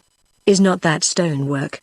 If not, it is very like it. Nonsense, I said again, but we clambered down to the spot, and got between the upturned roots and the bank. Well? He said, but I did not answer this time. I only whistled. For there, laid bare by the removal of the earth, was an undoubted facing of solid stone laid in large blocks and bound together with brown cement, so hard that I could make no impression on it with a file in my shooting knife. Nor was this all. Seeing something projecting through the soil at the bottom of the bed patch of walling, I removed the loose earth with my hands, and revealed a huge stone ring, a foot or more in diameter, and about 3 inches thick. This fairly staggered me. Looks rather like a wharf where good-sized vessels have been moored, does it not, Uncle Horace? Said Leo, with an excited grin. I tried to say nonsense again, but the word stuck in my throat. The ring spoke for itself. In some past age vessels had been moored there, and this stone wall was undoubtedly the remnant of a solidly constructed wharf. Probably the city to which it had belonged lay buried beneath the swamp behind it. Begins to look as though there was something in the story after all, Uncle Horace, said the exultant Leo, and reflecting on the mysterious Negro's head and the equally mysterious stonework, I made no direct reply. A country like Africa, I said, is sure to be full of the relics of long dead and forgotten civilizations. Nobody knows the age of the Egyptian civilization, and very likely it had offshoots. Then there were the Babylonians and the Phoenicians, and the Persians, and all manner of people, all more or less civilized, to say nothing of the Jews whom everybody wants nowadays. It is possible that they, or any one of them, may have had colonies or trading stations about here. Remember those buried Persian cities that the consul showed us at Kilwa? 10, quite so, said Leo, but that is not what you said before. Well, what is to be done now? I asked, turning the conversation. As no answer was forthcoming, we walked to the edge of the swamp, and looked over it. It was apparently boundless, and vast flocks of every sort of waterfowl flew from its recesses, till it was sometimes difficult to see the sky. Now that the sun was getting higher, drew thin sickly-looking clouds of poisonous vapor from the surface of the marsh and from the scummy pools of stagnant water. 2 things are clear to me, I said, addressing my 3 companions, who stared at this spectacle in dismay. First, that we can't go across there, I pointed to the swamp, and, secondly, that if we stop here we shall certainly die of fever. That's as clear as a haystack, sir, said Job. Very well, then, there are 2 alternatives before us. One is to bout ship, and try and run for some port in the whaleboat, which would be a sufficiently risky proceeding, and the other to sail or row on up the river, and see where we come to. I don't know what you are going to do, said Leo, setting his mouth, but I am going up that river. Job turned up the whites of his eyes and groaned, and the Arab murmured Allah, and groaned also. As for me, I remarked sweetly that as we seemed to be between the devil and the deep sea, it did not much matter where we went. But in reality I was as anxious to proceed as Leo. The colossal Negro's head and the stone wharf had excited my curiosity to an extent of which I was secretly ashamed, and I was prepared to gratify it at any cost. Accordingly, having carefully fitted the mast, restowed the boat, and got out our rifles, we embarked. Fortunately the wind was blowing on shore from the ocean, so we were able to hoist the sail. Indeed, we afterwards found out that as a general rule the wind set on shore from daybreak for some hours, and offshore again at sunset, and the explanation that I offer of this is, that when the earth is cooled by the dew and the night the hot air rises, and the draught rushes in from the sea till the sun has once more heated it through. At least that appeared to be the rule here. Taking advantage of this favoring wind, we sailed merrily up the river for 3 or 4 hours. Once we came across a school of hippopotami, which rose, and bellowed dreadfully at us within 10 or a dozen fathoms of the boat, much to Job's alarm, and, I will confess, to my own. These were the first hippopotami that we had ever seen, and, to judge by their insatiable curiosity, I should judge that we were the first white men that they had ever seen. Upon my word, I once or twice thought that they were coming into the boat to gratify it. Leo wanted to fire at them, but I dissuaded him, fearing the consequences. Also, we saw hundreds of crocodiles basking on the muddy banks, and thousands upon thousands of waterfowl. Some of these we shot, and among them was a wild goose, which, in addition to the sharp curved spurs on its wings, had a spur about 3/4 of an inch long growing from the skull just between the eyes. We never shot another like it, so I do not know if it was a sport or a distinct species. In the latter case this incident may interest naturalists. Job named it the unicorn goose. About midday the sun grew intensely hot, and the stench drawn up by it from the marshes which the river drains was something too awful, and caused us instantly to swallow precautionary doses of quinine. Shortly afterwards the breeze died away altogether, and as rowing our heavy boat against stream in the heat was out of the question, we were thankful enough to get under the shade of a group of trees, a species of willow that grew by the edge of the river, and lather and gasped till at length the approach of sunset put a period to our miseries. Seeing what appeared to be an open space of water straight ahead of us, we determined to row there before settling what to do for the night. Just as we were about to loosen the boat, however, a beautiful waterbuck, with great horns curving forward, and a white stripe across the rump, came down to the river to drink, without perceiving us hidden away within 50 yards under the willows. Leo was the first to catch sight of it, and, being an ardent sportsman, thirsting for the blood of big game, about which he had been dreaming for months, he instantly stiffened all over, and pointed like a setter dog. Seeing what was the matter, I handed him his express rifle, at the same time taking my own. "Now then," I whispered, "mind you don't miss." He whispered back contemptuously, "I could not miss it if I tried." He lifted the rifle, and the roan-colored buck, having drunk his fill, raised his head and looked out across the river. He was standing right against the sunset sky on a little eminence, or ridge of ground, which ran across the swamp, evidently a favorite path for game, and there was something very beautiful about him. Indeed, I do not think that if I live to 100 I shall ever forget that desolate and yet most fascinating scene. It is stamped upon my memory. To the right and left were wide stretches of lonely death-breeding swamp, unbroken and unrelieved so far as the eye could reach, except here and there by ponds of black and peaty water that, mirror-like, flashed up the red rays of the setting sun. Behind us and before stretched the vista of the sluggish river, ending in glimpses of a reed-fringed lagoon, on the surface of which the long lights of the evening played as the faint breeze stirred the shadows. To the west loomed the huge red ball of the sinking sun, now vanishing down the vapory horizon, and filling the great heaven, high across whose arch the cranes and wildfowl streamed in line, square, and triangle, with flashes of flying gold and the lurid stain of blood. And then ourselves, 3 modern Englishmen in a modern English boat, seeming to jar upon and look out of tone with that measureless desolation, and in front of us the noble buck limned out upon a background of ruddy sky. Bang! Away he goes with a mighty bound. Leo has missed him. Bang! Right under him again. Now for a shot. I must have one, though he is going like an arrow, and 100 yards away and more. By Jove! Over and over and over. Well, I think I've wiped your eye there, Master Leo, I say, struggling against the ungenerous exultation that in such a supreme moment of one's existence will rise in the best-mannered sportsman's breast. Confound you, yes, growled Leo, and then, with that quick smile that is one of his charms lighting up his handsome face like a ray of light, I beg your pardon, old fellow. I congratulate you. It was a lovely shot, and mine were vile. We got out of the boat and ran to the buck, which was shot through the spine and stone dead. It took us a quarter of an hour or more to clean it and cut off as much of the best meat as we could carry, and, having packed this away, we had barely light enough to row up into the lagoon-like space, into which, there being a hollow in the swamp, the river here expanded. Just as the light vanished we cast anchor about 30 fathoms from the edge of the lake. We did not dare to go ashore, not knowing if we should find dry ground to camp on, and greatly fearing the poisonous exhalations from the marsh, from which we thought we should be freer on the water. So we lighted a lantern, and made our evening meal off another potted tongue in the best fashion that we could, and then prepared to go to sleep, only, however, to find that sleep was impossible. For, whether they were attracted by the lantern, or by the unaccustomed smell of a white man for which they had been waiting for the last 1,000 years or so, I know not. But certainly we were presently attacked by tens of thousands of the most bloodthirsty, pertinacious, and huge mosquitoes that I ever saw or read of. In clouds they came, and pinged and buzzed and bit till we were nearly mad.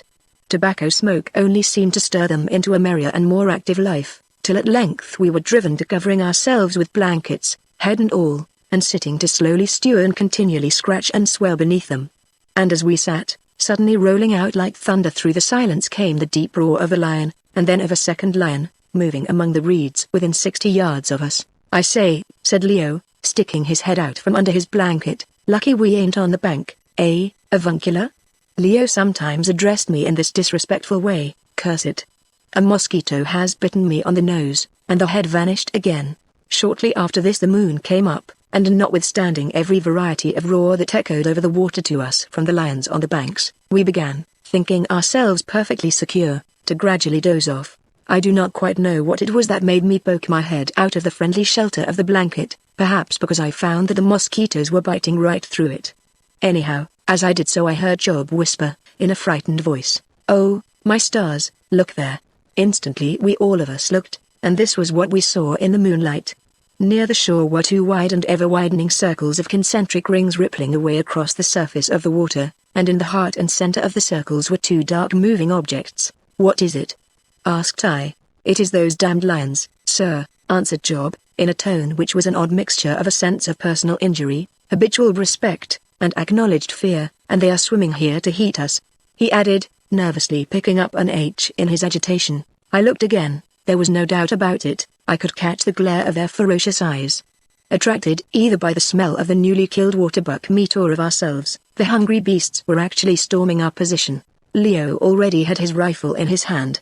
I called to him to wait till they were nearer, and meanwhile grabbed my own. Some 15 feet from us the water shallowed on a bank to the depth of about 15 inches, and presently the first of them, it was the lioness, got onto it, shook herself, and roared. At that moment Leo fired. The bullet went right down her open mouth and out at the back of her neck, and down she dropped, with a splash, dead. The other lion, a full-grown male, was some 2 paces behind her. At this second he got his forepaws onto the bank, when a strange thing happened. There was a rush and disturbance of the water, such as one sees in a pond in England when a pike takes a little fish, only 1,000 times fiercer and larger, and suddenly the lion gave a most terrific snarling roar and sprang forward onto the bank, dragging something black with him. "Allah!" shouted Mahmoud, "a crocodile has got him by the leg." And sure enough he had. We could see the long snout with its gleaming lines of teeth and the reptile body behind it. And then followed an extraordinary scene indeed. The lion managed to get well onto the bank, the crocodile half standing and half swimming, still nipping his hind leg. He roared till the air quivered with the sound, and then, with a savage, shrieking snarl, turned round and clawed hold of the crocodile's head. The crocodile shifted his grip, having, as we afterwards discovered, had one of his eyes torn out, and slightly turned over. Instantly the lion got him by the throat and held on, and then over and over they rolled upon the bank, struggling hideously. It was impossible to follow their movements, but when next we got a clear view the tables had turned, for the crocodile, whose head seemed to be a mass of gore, had got the lion's body in his iron jaws just above the hips, and was squeezing him and shaking him to and fro. For his part, the tortured brute, roaring in agony, was clawing and biting madly at his enemy's scaly head, and fixing his great hind claws in the crocodile's, comparatively speaking, soft throat, ripping it open as one would rip a glove. Then, all of a sudden, the end came.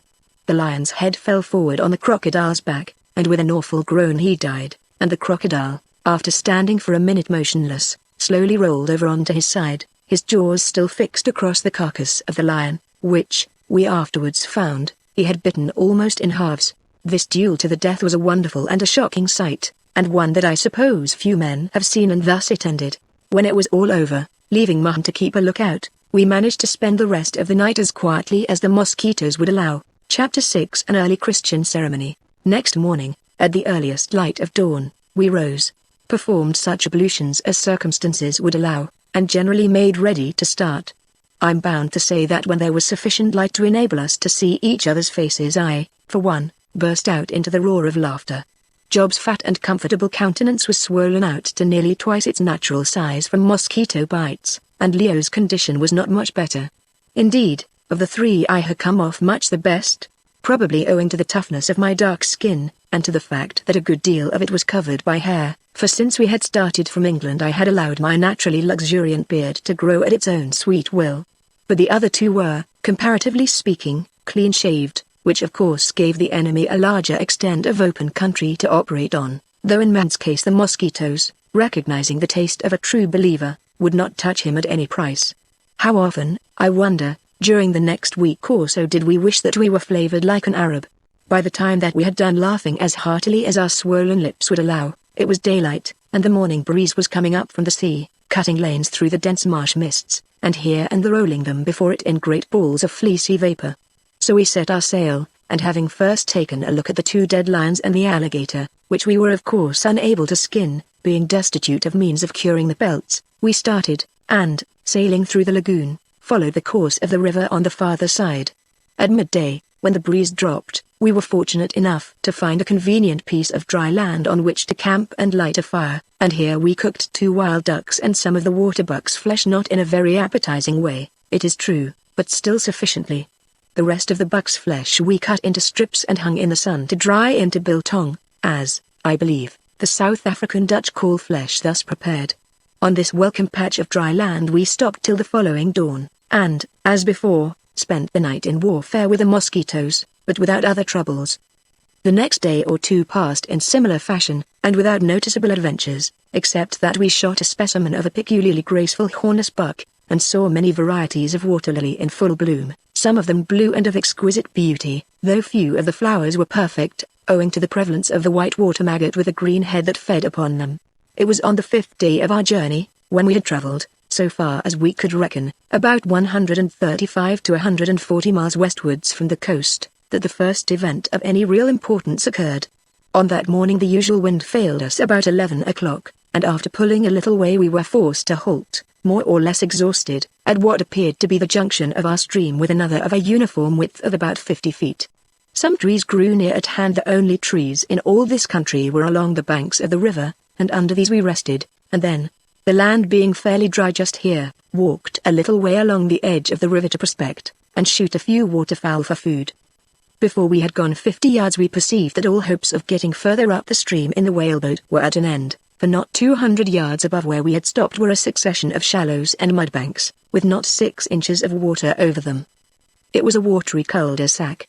Turning back, we walked some way along the banks of the other river, and soon came to the conclusion, from various indications, that it was not a river at all, but an ancient canal, like the one which is to be seen above Mombasa, on the Zanzibar coast, connecting the Tana River with the Azi, in such a way as to enable the shipping coming down the Tana to cross to the Azi, and reach the sea by it, and thus avoid the very dangerous bar that blocks the mouth of the Tana.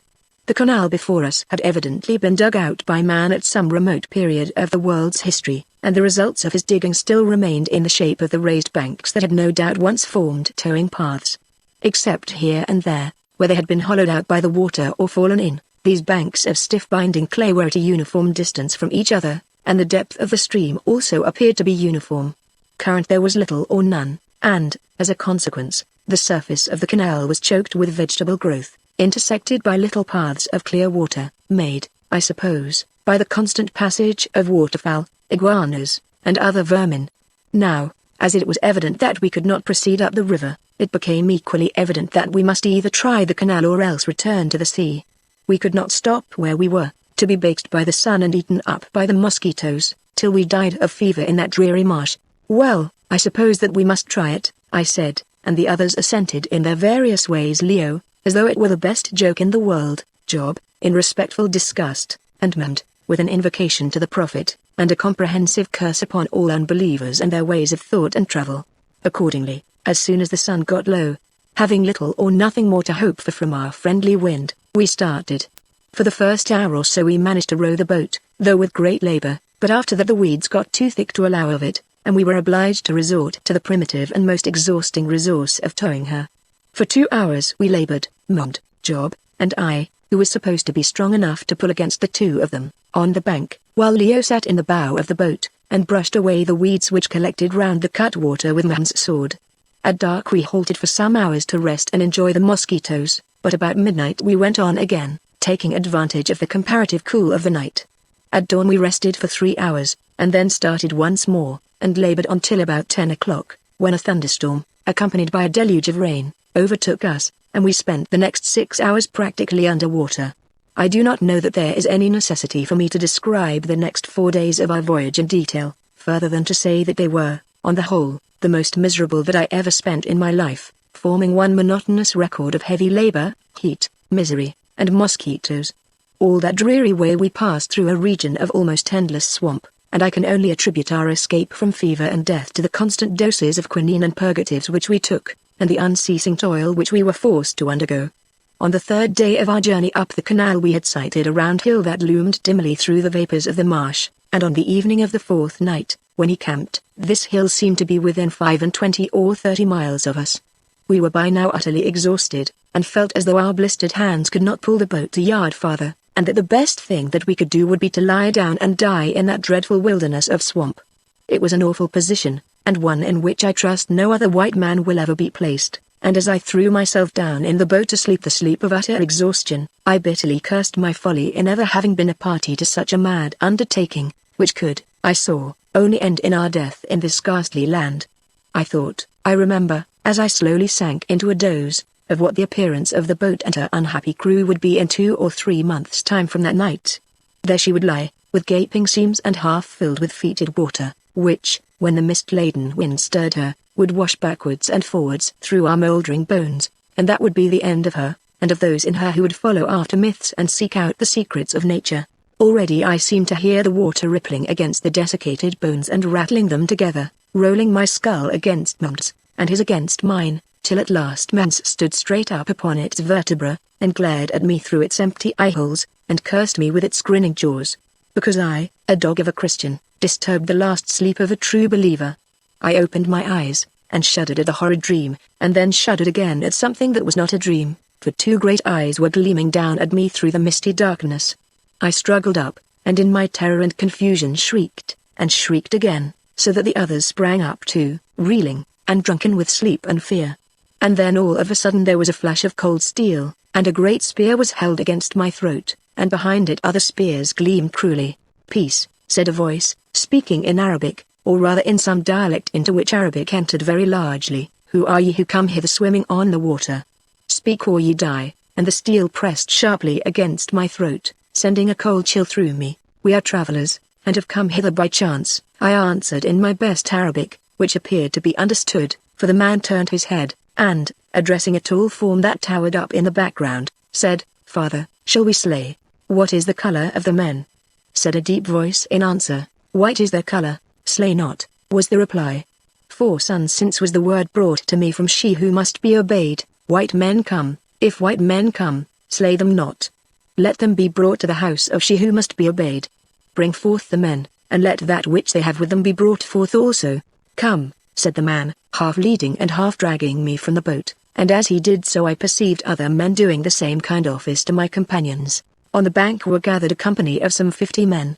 In that light all I could make out was that they were armed with huge spears, were very tall, and strongly built, comparatively light in color, and nude, save for a leopard skin tied round the middle. Presently Leo and Job were bundled out and placed beside me. "What on earth is up?" said Leo, rubbing his eyes. "Oh, Lord! Sir, here's a rum go," ejaculated Job, and just at that moment a disturbance ensued, and Rand came tumbling between us, followed by a shadowy form with an uplifted spear. "Allah! Allah!" howled Mahmud, feeling that he had little to hope from man. "Protect me!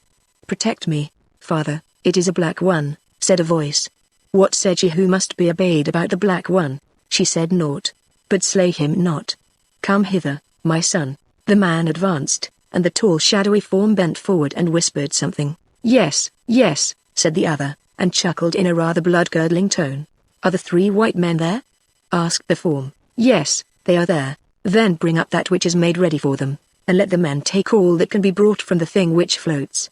Hardly had he spoken when men came running up, carrying on their shoulders neither more nor less than palanquins, 4 bearers and 2 spare men to a palanquin, and in these it was promptly indicated we were expected to stow ourselves. "Well," said Leo, "it is a blessing to find anybody to carry us after having to carry ourselves so long." Leo always takes a cheerful view of things.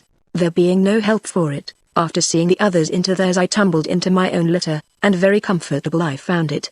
It appeared to be manufactured of cloth woven from grass fiber, which stretched and yielded to every motion of the body, and, being bound top and bottom to the bearing pole, gave a grateful support to the head and neck. Scarcely had I settled myself when, accompanying their steps with a monotonous song, the bearers started at a swinging trot.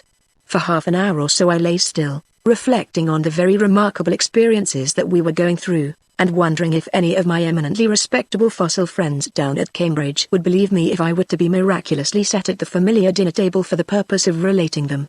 I do not want to convey any disrespectful notion or slight when I call those good and learned men fossils, but my experience is that people are apartment to fossilize even at a university if they follow the same paths too persistently. I was getting fossilized myself, but of late my stock of ideas has been very much enlarged. Well, I lay and reflected, and wondered what on earth would be the end of it all, till at last I ceased to wonder, and went to sleep. I suppose I must have slept for 7 or 8 hours, getting the first real rest that I had had since the night before the loss of the Dow, for when I woke the sun was high in the heavens. We were still journeying on at a pace of about 4 miles an hour.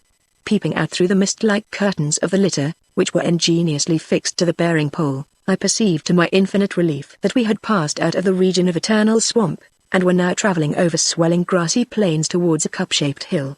Whether or not it was the same hill that we had seen from the canal I do not know, and have never since been able to discover, for, as we afterwards found out, these people will give little information upon such points. Next I glanced at the men who were bearing me. They were of a magnificent build, few of them being under 6 feet in height, and yellowish in color. Generally their appearance had a good deal in common with that of the East African Somali, only their hair was not frizzed up, but hung in thick black locks upon their shoulders. Their features were aquiline, and in many cases exceedingly handsome, the teeth being especially regular and beautiful. But notwithstanding their beauty, it struck me that, on the whole, I had never seen a more evil-looking set of faces. There was an aspect of cold and sullen cruelty stamped upon them that revolted me, and which in some cases was almost uncanny in its intensity. Another thing that struck me about them was that they never seemed to smile. Sometimes they sang the monotonous song of which I have spoken, but when they were not singing they remained almost perfectly silent, and the light of a laugh never came to brighten their somber and evil countenances.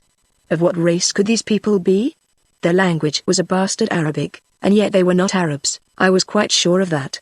For one thing they were too dark, or rather yellow. I could not say why, but I know that their appearance filled me with a sick fear of which I felt ashamed.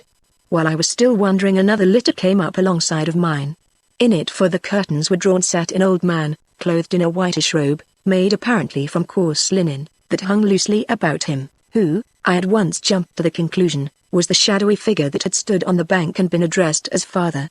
He was a wonderful-looking old man, with a snowy beard, so long that the ends of it hung over the sides of the litter, and he had a hooked nose, above which flashed out a pair of eyes as keen as a snake's, while his whole countenance was instinct with a look of wise and sardonic humor impossible to describe on paper. "Art thou awake, stranger?" he said in a deep and low voice. "Surely, my father," I answered courteously, feeling certain that I should do well to conciliate this ancient mammon of unrighteousness. He stroked his beautiful white beard, and smiled faintly. "From whatever country thou camest," he said, "and by the way it must be from one where somewhat of our language is known, they teach their children courtesy there, my stranger son. And now wherefore comest thou unto this land, which scarce an alien foot has pressed from the time that man knoweth? Art thou and those with thee weary of life?" "We came to find new things," I answered boldly. "We are tired of the old things, we have come up out of the sea to know that which is unknown. We are of a brave race who fear not death, my very much respected father, that is, if we can get a little information before we die." "Humphrey," said the old gentleman, "that may be true, it is rash to contradict, otherwise I should say that thou wast lying, my son. However, I dare to say that she who must be obeyed will meet thy wishes in the matter." "Who is she who must be obeyed?" I asked, curiously. The old man glanced at the bearers, and then answered, with a little smile that somehow sent my blood to my heart, "Surely, my stranger son, thou wilt learn soon enough, if it be her pleasure to see thee at all in the flesh." "In the flesh?" I answered. What may my father wish to convey? But the old man only laughed a dreadful laugh, and made no reply. "What is the name of my father's people?" I asked. "The name of my people is Haggard, the people of the rocks. And if a son might ask, what is the name of my father? My name is Billy, and with a go we, my father, that shalt thou see." And at a sign from him his bearers started forward at a run till they reached the litter in which Job was reposing, with one leg hanging over the side.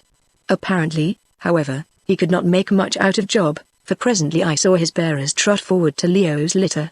And after that, as nothing fresh occurred, I yielded to the pleasant swaying motion of the litter, and went to sleep again. I was dreadfully tired. When I woke, I found that we were passing through a rocky defile of a lava formation with precipitous sides, in which grew many beautiful trees and flowering shrubs. Presently this defile took a turn, and a lovely sight unfolded itself to my eyes. Before us was a vast cup of green from 4 to 6 miles in extent, in the shape of a Roman amphitheatre. The sides of this great cup were rocky, and clothed with bush, but the center was of the richest meadow land, studded with single trees of magnificent growth, and watered by meandering brooks. On this rich plain grazed herds of goats and cattle, but I saw no sheep. At first I could not imagine what this strange spot could be, but presently it flashed upon me that it must represent the crater of some long-extinct volcano which had afterwards been a lake, and was ultimately drained in some unexplained way. And here I may state that from my subsequent experience of this and a much larger, but otherwise similar spot, which I shall have occasion to describe by and by, I have every reason to believe that this conclusion was correct. What puzzled me, however, was, that although there were people moving about herding the goats and cattle, I saw no signs of any human habitation. Where did they all live? I wondered. My curiosity was soon destined to be gratified. Turning to the left, the string of litters followed the cliffy sides of the crater for a distance of about half a mile, or perhaps a little less, and then halted. Seeing the old gentleman, my adopted father, Billy, emerge from his litter, I did the same, and so did Leo and Job. The first thing I saw was our wretched Arab companion, Mahmoud, lying exhausted on the ground. It appeared that he had not been provided with a litter, but had been forced to run the entire distance, and, as he was already quite worn out when we started, his condition now was one of great prostration. On looking round we discovered that the place where we had halted was a platform in front of the mouth of a great cave, and piled upon this platform were the entire contents of the whaleboat, even down to the oars and sail. Round the cave stood groups of the men who had escorted us, and other men of a similar stamp. They were all tall and all handsome, though they varied in their degree of darkness of skin, some being as dark as Mahmoud, and some as yellow as a Chinese. They were naked, except for the leopard skin round the waist, and each of them carried a huge spear. There were also some women among them, who, instead of the leopard skin, wore a tanned hide of a small red buck, something like that of the oribe, only rather darker in color. These women were, as a class, exceedingly good-looking, with large, dark eyes, well-cut features, and a thick bush of curling hair not crisped like a negro's, ranging from black to chestnut in hue, with all shades of intermediate color. Some, but very few of them, wore a yellowish linen garment, such as I have described as worn by Billy, but this, as we afterwards discovered, was a mark of rank, rather than an attempt at clothing. For the rest, their appearance was not quite so terrifying as that of the men, and they sometimes, though rarely, smiled. As soon as we had alighted they gathered round us and examined us with curiosity, but without excitement. Leo's tall, athletic form and clear-cut Grecian face, however, evidently excited their attention, and when he politely lifted his hat to them, and showed his curling yellow hair, there was a slight murmur of admiration. Nor did it stop there, for, after regarding him critically from head to foot, the handsomest of the young women, one wearing a robe, and with hair of a shade between brown and chestnut, deliberately advanced to him, and, in a way that would have been winning had it not been so determined, quietly put her arm round his neck, bent forward, and kissed him on the lips. I gave a gasp, expecting to see Leo instantly speared, and Job ejaculated, "The hussy, well, I never." As for Leo, he looked slightly astonished, and then, remarking that we had clearly got into a country where they followed the customs of the early Christians, deliberately returned the embrace. Again I gasped, thinking that something would happen, but, to my surprise, though some of the young women showed traces of vexation, the older ones and the men only smiled slightly. When we came to understand the customs of this extraordinary people, the mystery was explained. It then appeared that, in direct opposition to the habits of almost every other savage race in the world, women among the Haggard are not only upon terms of perfect equality with the men, but are not held to them by any binding ties. Descent is traced only through the line of the mother, and while individuals are as proud of a long and superior female ancestry as we are of our families in Europe, they never pay attention to, or even acknowledge, any man as their father, even when their male parentage is perfectly well known. There is but one titular male parent of each tribe, or, as they call it, household, and he is its elected and immediate ruler, with the title of father. For instance, the man Billy was the father of this household, which consisted of about 7,000 individuals all told, and no other man was ever called by that name. When a woman took a fancy to a man, she signified her preference by advancing and embracing him publicly, in the same way that this handsome and exceedingly prompt young lady, who was called Houston, had embraced Leo.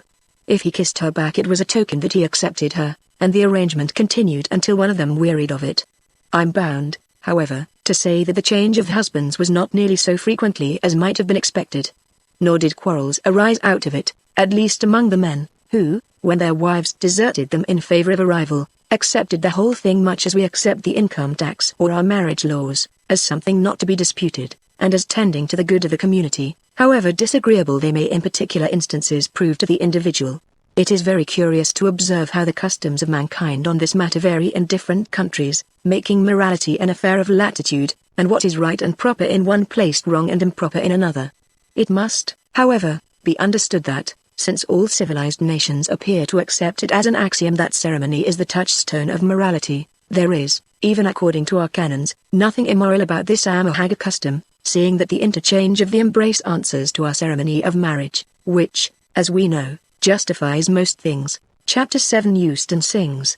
When the kissing operation was finished, by the way, none of the young ladies offered to pet me in this fashion, though I saw one hovering round Job. To that respectable individual's evident alarm the old man Billy advanced, and graciously waved us into the cave, whither we went, followed by Houston, who did not seem inclined to take the hints I gave her that we liked privacy. Before we had gone 5 paces it struck me that the cave that we were entering was none of nature's handiwork, but, on the contrary, had been hollowed by the hand of man. So far as we could judge, it appeared to be about 100 feet in length by 50 wide, and very lofty, resembling a cathedral aisle more than anything else. From this main aisle opened passages at a distance of every 12 or 15 feet, leading, I supposed, to smaller chambers. About 50 feet from the entrance of the cave, just where the light began to get dim, a fire was burning, which threw huge shadows upon the gloomy walls around. Here Billy halted, and asked us to be seated, saying that the people would bring us food, and accordingly we squatted ourselves down upon the rugs of skins which were spread for us, and waited. Presently the food, consisting of goat's flesh boiled, fresh milk in an earthenware pot, and boiled cobs of Indian corn, was brought by young girls. We were almost starving, and I do not think that I ever in my life before ate with such satisfaction. Indeed, before we had finished we literally ate up everything that was set before us. When we had done, our somewhat saturnine host, Billy, who had been watching us in perfect silence, rose and addressed us. He said that it was a wonderful thing that had happened. No man had ever known or heard of white strangers arriving in the country of the people of the rocks. Sometimes, though rarely, black men had come here, and from them they had heard of the existence of men much whiter than themselves, who sailed on the sea in ships, but for the arrival of such there was no precedent. We had, however, been seen dragging the boat up the canal, and he told us frankly that he had at once given orders for our destruction, seeing that it was unlawful for any stranger to enter here, when a message had come from she who must be obeyed, saying that our lives were to be spared, and that we were to be brought hither.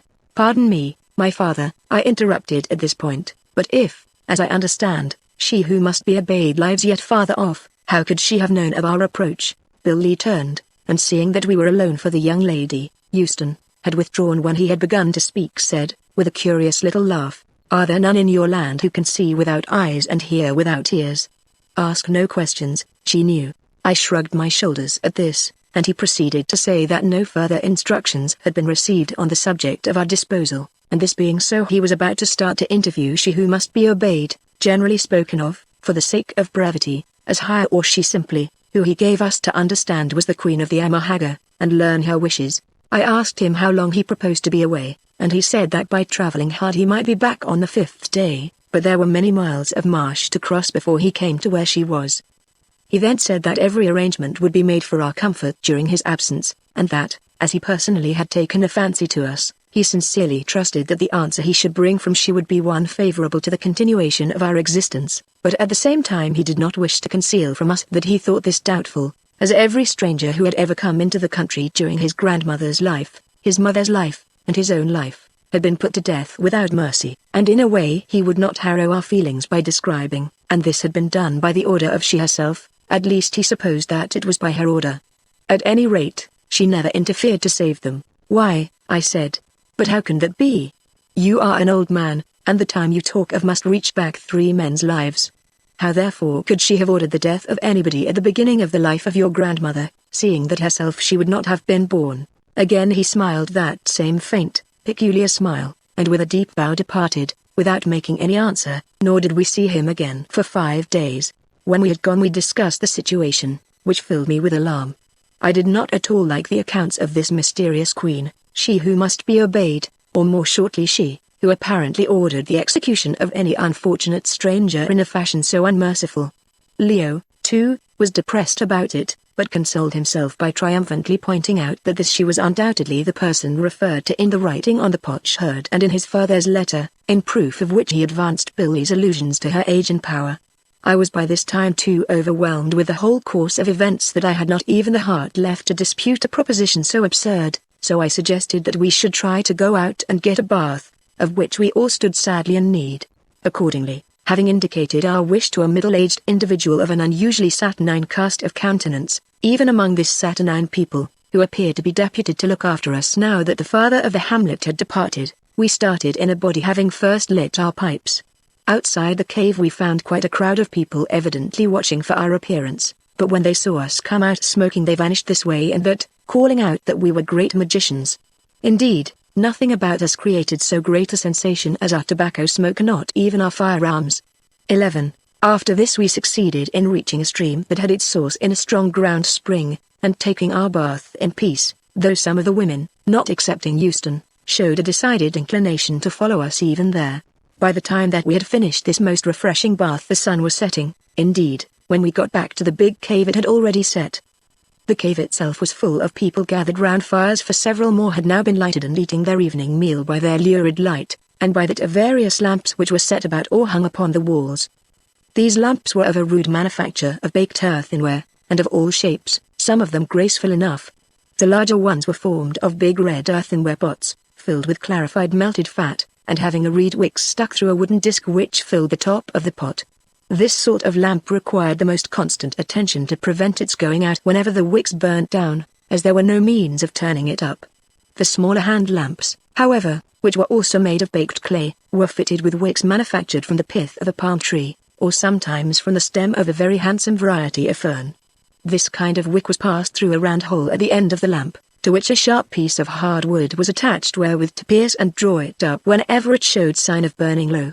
For a while we sat down and watched this grim people eating their evening meal in silence as grim as themselves, till at length, getting tired of contemplating them and the huge moving shadows on the rocky walls, I suggested to our new keeper that we should like to go to bed. Without a word he rose, and, taking me politely by the hand, advanced with a lamp to one of the small passages that I had noticed opening out of the central cave. This we followed for about 5 paces, when it suddenly widened out into a small chamber, about 8 feet square, and hewn out of the living rock. On one side of this chamber was a stone slab, about 3 feet from the ground, and running its entire length like a bunk in a cabin, and on this slab he intimated that I was to sleep. There was no window or air hole to the chamber, and no furniture, and, on looking at it more closely, I came to the disturbing conclusion, in which, as I afterwards discovered, I was quite right, that it had originally served for a sepulchre for the dead rather than a sleeping place for the living, the slab being designed to receive the corpse of the departed. The thought made me shudder in spite of myself, but, seeing that I must sleep somewhere, I got over the feeling as best I might, and returned to the cavern to get my blanket, which had been brought up from the boat with the other things. There I met Job, who, having been inducted to a similar apartment, had flatly declined to stop in it, saying that the look of the place gave him the horrors, and that he might as well be dead and buried in his grandfather's brick grave at once, and expressed his determination of sleeping with me if I would allow him. This, of course, I was only too glad to do. The night passed very comfortably on the whole. I say on the whole, for personally I went through a most horrible nightmare of being buried alive, induced, no doubt, by the sepulchral nature of my surroundings. At dawn we were aroused by a loud trumpeting sound, produced, as we afterwards discovered, by a young Emma Haggard blowing through a hole bored in its side into a hollowed elephant tusk, which was kept for the purpose. Taking the hint, we got up and went down to the stream to wash, after which the morning meal was served. At breakfast one of the women, no longer quite young, advanced and publicly kissed Job. I think it was in its way the most delightful thing, putting its impropriety aside for a moment, that I ever saw. Never shall I forget the respectable Job's abject terror and disgust. Job, like myself, is a bit of a misogynist, I fancy, chiefly owing to the fact of his having been one of a family of 17 and the feelings expressed upon his countenance when he realized that he was not only being embraced publicly, and without authorization on his own part, but also in the presence of his masters, were too mixed and painful to admit of accurate description.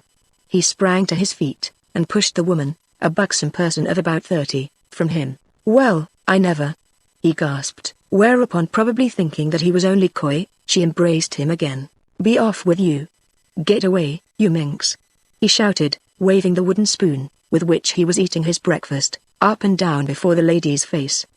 "Beg your pardon, gentlemen, I am sure I haven't encouraged her. Oh, Lord. She's coming for me again. Hold her, Mr. Holly. Please hold her. I can't stand it, I can't, indeed. This has never happened to me before, gentlemen, never. There's nothing against my character," and here he broke off, and ran as hard as he could go down the cave, and for once I saw the Amahagger laugh. As for the woman, however, she did not laugh. On the contrary, she seemed to bristle with fury, which the mockery of the other women about only served to intensify. She stood there literally snarling and shaking with indignation, and, seeing her, I wished Job's scruples had been at Jericho, forming a shrewd guess that his admirable behavior had endangered our throats. Nor, as the sequel shows, was I wrong. The lady having retreated, Job returned in a great state of nervousness, and keeping his weather eye fixed upon every woman who came near him. I took an opportunity to explain to our hosts that Job was a married man, and had had very unhappy experiences in his domestic relations, which accounted for his presence here and his terror at the sight of women, but my remarks were received in grim silence, it being evident that our retainer's behavior was considered as a slight to the household at large, although the women, after the manner of some of their most civilized sisters, made merry at the rebuff of their companion. After breakfast we took a walk and inspected the Amahagger herds, and also their cultivated lands. They have 2 breeds of cattle, one large and angular, with no horns, but yielding beautiful milk, and the other, a red breed, very small and fat, excellent for meat, but of no value for milking purposes. This last breed closely resembles the Norfolk Red Pole strain, only it has horns which generally curve forward over the head, sometimes to such an extent that they have to be cut to prevent them from growing into the bones of the skull. The goats are long-haired, and are used for eating only, at least I never saw them milked. As for the Amahagger cultivation, it is primitive in the extreme, being all done by means of a spade made of iron, for these people smelt and work iron. This spade is shaped more like a big spearhead than anything else, and has no shoulder to it on which the foot can be set. As a consequence, the labor of digging is very great. It is, however, all done by the men, the women, contrary to the habits of most savage races, being entirely exempt from manual toil. But then, as I think I have said elsewhere, among the Amahagger the weaker sex has established its rights. At first we were much puzzled as to the origin and constitution of this extraordinary race, points upon which they were singularly uncommunicative. As the time went on, for the next 4 days passed without any striking event, we learnt something from Leo's lady friend Euston, who, by the way, stuck to that young gentleman like his own shadow. As to origin, they had none, at least, so far as she was aware. There were, however, she informed us, mounds of masonry and many pillars, near the place where she lived, which was called Kor, and which the wise said had once been houses wherein men lived, and it was suggested that they were descended from these men. No one, however, dare go near these great ruins, because they were haunted. They only looked on them from a distance. Other similar ruins were to be seen, she had heard, in various parts of the country, that is, wherever one of the mountains rose above the level of the swamp. Also the caves in which they lived had been hollowed out of the rocks by men, perhaps the same who built the cities. They themselves had no written laws, only custom, which was, however, quite as binding as law. If any man offended against the custom, he was put to death by order of the father of the household. I asked how he was put to death, and she only smiled and said that I might see one day soon. They had a queen, however. She was their queen, but she was very rarely seen, perhaps once in 2 or 3 years, when she came forth to pass sentence on some offenders, and when seen was muffled up in a big cloak, so that nobody could look upon her face. Those who waited upon her were deaf and dumb, and therefore could tell no tales, but it was reported that she was lovely as no other woman was lovely, or ever had been. It was rumored also that she was immortal, and had power over all things, but she, Euston, could say nothing of all that. What she believed was that the queen chose a husband from time to time, and as soon as a female child was born, this husband, who was never again seen, was put to death. Then the female child grew up and took the place of the queen when its mother died, and had been buried in the great caves. But of these matters none could speak with certainty. Only she was obeyed throughout the length and breadth of the land, and to question her command was instant death. She kept a guard, but had no regular army, and to disobey her was to die. I asked what size the land was, and how many people lived in it. She answered that there were 10 households, like this that she knew of, including the big household, where the queen was, that all the households lived in caves, in places resembling this stretch of raised country, dotted about in a vast extent of swamp, which was only to be threaded by secret paths. Often the households made war on each other until she sent word that it was to stop, and then they instantly ceased. That and the fever which they caught in crossing the swamps prevented their numbers from increasing too much. They had no connection with any other race. Indeed, none lived near them, or were able to thread the vast swamps. Once an army from the direction of the great river, presumably the Zambesi, had attempted to attack them, but they got lost in the marshes, and at night, seeing the great balls of fire that move about there, tried to come to them, thinking that they marked the enemy camp, and half of them were drowned. As for the rest, they soon died of fever and starvation, not a blow being struck at them. The marshes, she told us, were absolutely impassable except to those who knew the paths, adding, what I could well believe, that we should never have reached this place where we then were had we not been brought thither. These and many other things we learnt from Euston during the 4 days' pause before our real adventures began, and, as may be imagined, they gave us considerable cause for thought. The whole thing was exceedingly remarkable, almost incredibly so, indeed, and the oddest part of it was that so far it did more or less correspond to the ancient writing on the sherd. And now it appeared that there was a mysterious queen clothed by rumour with dread and wonderful attributes, and commonly known by the impersonal, but, to my mind, rather awesome title of she. Altogether, I could not make it out, nor could Leo, though of course he was exceedingly triumphant over me because I had persistently mocked at the whole thing. As for Job, he had long since abandoned any attempt to call his reason his own, and left it to drift upon the sea of circumstance. Mahmud, the Arab, who was, by the way, treated civilly indeed, but with chilling contempt, by the Haggard, was, I discovered, in a great fright, though I could not quite make out what he was frightened about. He would sit crouched up in a corner of the cave all day long, calling upon Allah and the Prophet to protect him. When I pressed him about it, he said that he was afraid because these people were not men or women at all, but devils, and that this was an enchanted land, and, upon my word, once or twice since then I have been inclined to agree with him. And so the time went on, till the night of the 4th day after Billy had left, when something happened. We 3 and Euston were sitting round a fire in the cave just before bedtime, when suddenly the woman, who had been brooding in silence, rose, and laid her hand upon Leo's golden curls, and addressed him. Even now, when I shut my eyes, I can see her proud, imperial form, clothed alternately in dense shadow and the red flickering of the fire, as she stood, the wild centre of as weird a scene as I ever witnessed, and delivered herself of the burden of her thoughts and forebodings in a kind of rhythmical speech that ran something as follows: Thou art my chosen, I have waited for thee from the beginning. Thou art very beautiful. Who hath hair like unto thee, or skin so white? Who hath so strong an arm, who is so much a man? Thine eyes are the sky, and the light in them is the stars. Thou art perfect and of a happy face, and my heart turned itself towards thee. When mine eyes fell upon thee I did desire thee, then did I take thee to me, O, thou beloved, and hold thee fast, lest harm should come unto thee. I did cover thine head with mine hair, lest the sun should strike it, and altogether was I thine, and thou wast altogether mine. And so it went for a little space, till time was in labour with an evil day, and then what befell on that day? Alas! My beloved, I know not. But I saw thee no more, I was lost in the blackness. And she who is stronger did take thee, she who is fairer than Euston. Yet didst thou turn and call upon me, and let thine eyes wander in the darkness.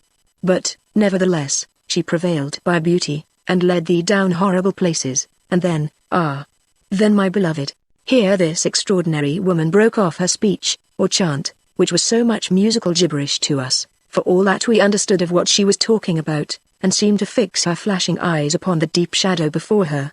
Then in a moment they acquired a vacant, terrified stare, as though they were striving to realize some half-seen horror. She lifted her hand from Leo's head, and pointed into the darkness.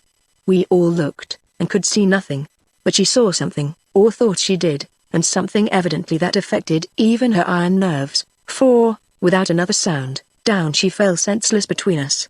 Leo, who was growing really attached to this remarkable young person, was in a great state of alarm and distress, and I, to be perfectly candid, was in a condition not far removed from superstitious fear.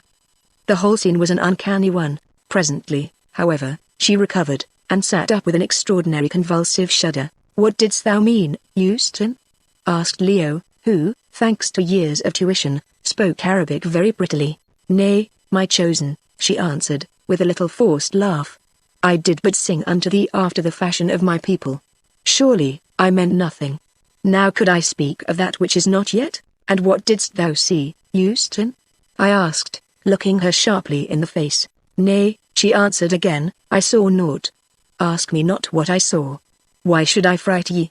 And then, turning to Leo with a look of the most utter tenderness that I ever saw upon the face of a woman, civilized or savage, she took his head between her hands, and kissed him on the forehead as a mother might. "When I am gone from thee, my chosen," she said, "when at night thou stretchest out thine hand and canst not find me, then shouldst thou think at times of me, for of a truth I love thee well, though I be not fit to wash thy feet. And now let us love and take that which is given us, and be happy, for in the grave there is no love and no warmth, nor any touching of the lips. Nothing perchance, or perchance but bitter memories of what might have been. Tonight the hours are our own, how know we to whom they shall belong tomorrow?" Chapter 8 The Feast, and After. On the day following this remarkable scene, a scene calculated to make a deep impression upon anybody who beheld it, more because of what it suggested and seemed to foreshadow than of what it revealed, it was announced to us that a feast would be held that evening in our honor.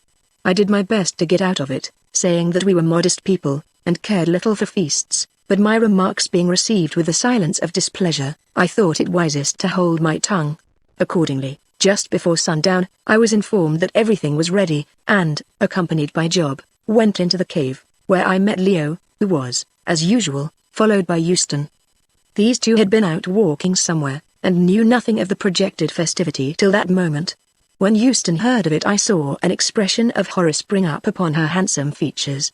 Turning, she caught a man who was passing up the cave by the arm, and asked him something in an imperious tone. His answer seemed to reassure her a little, for she looked relieved, though far from satisfied.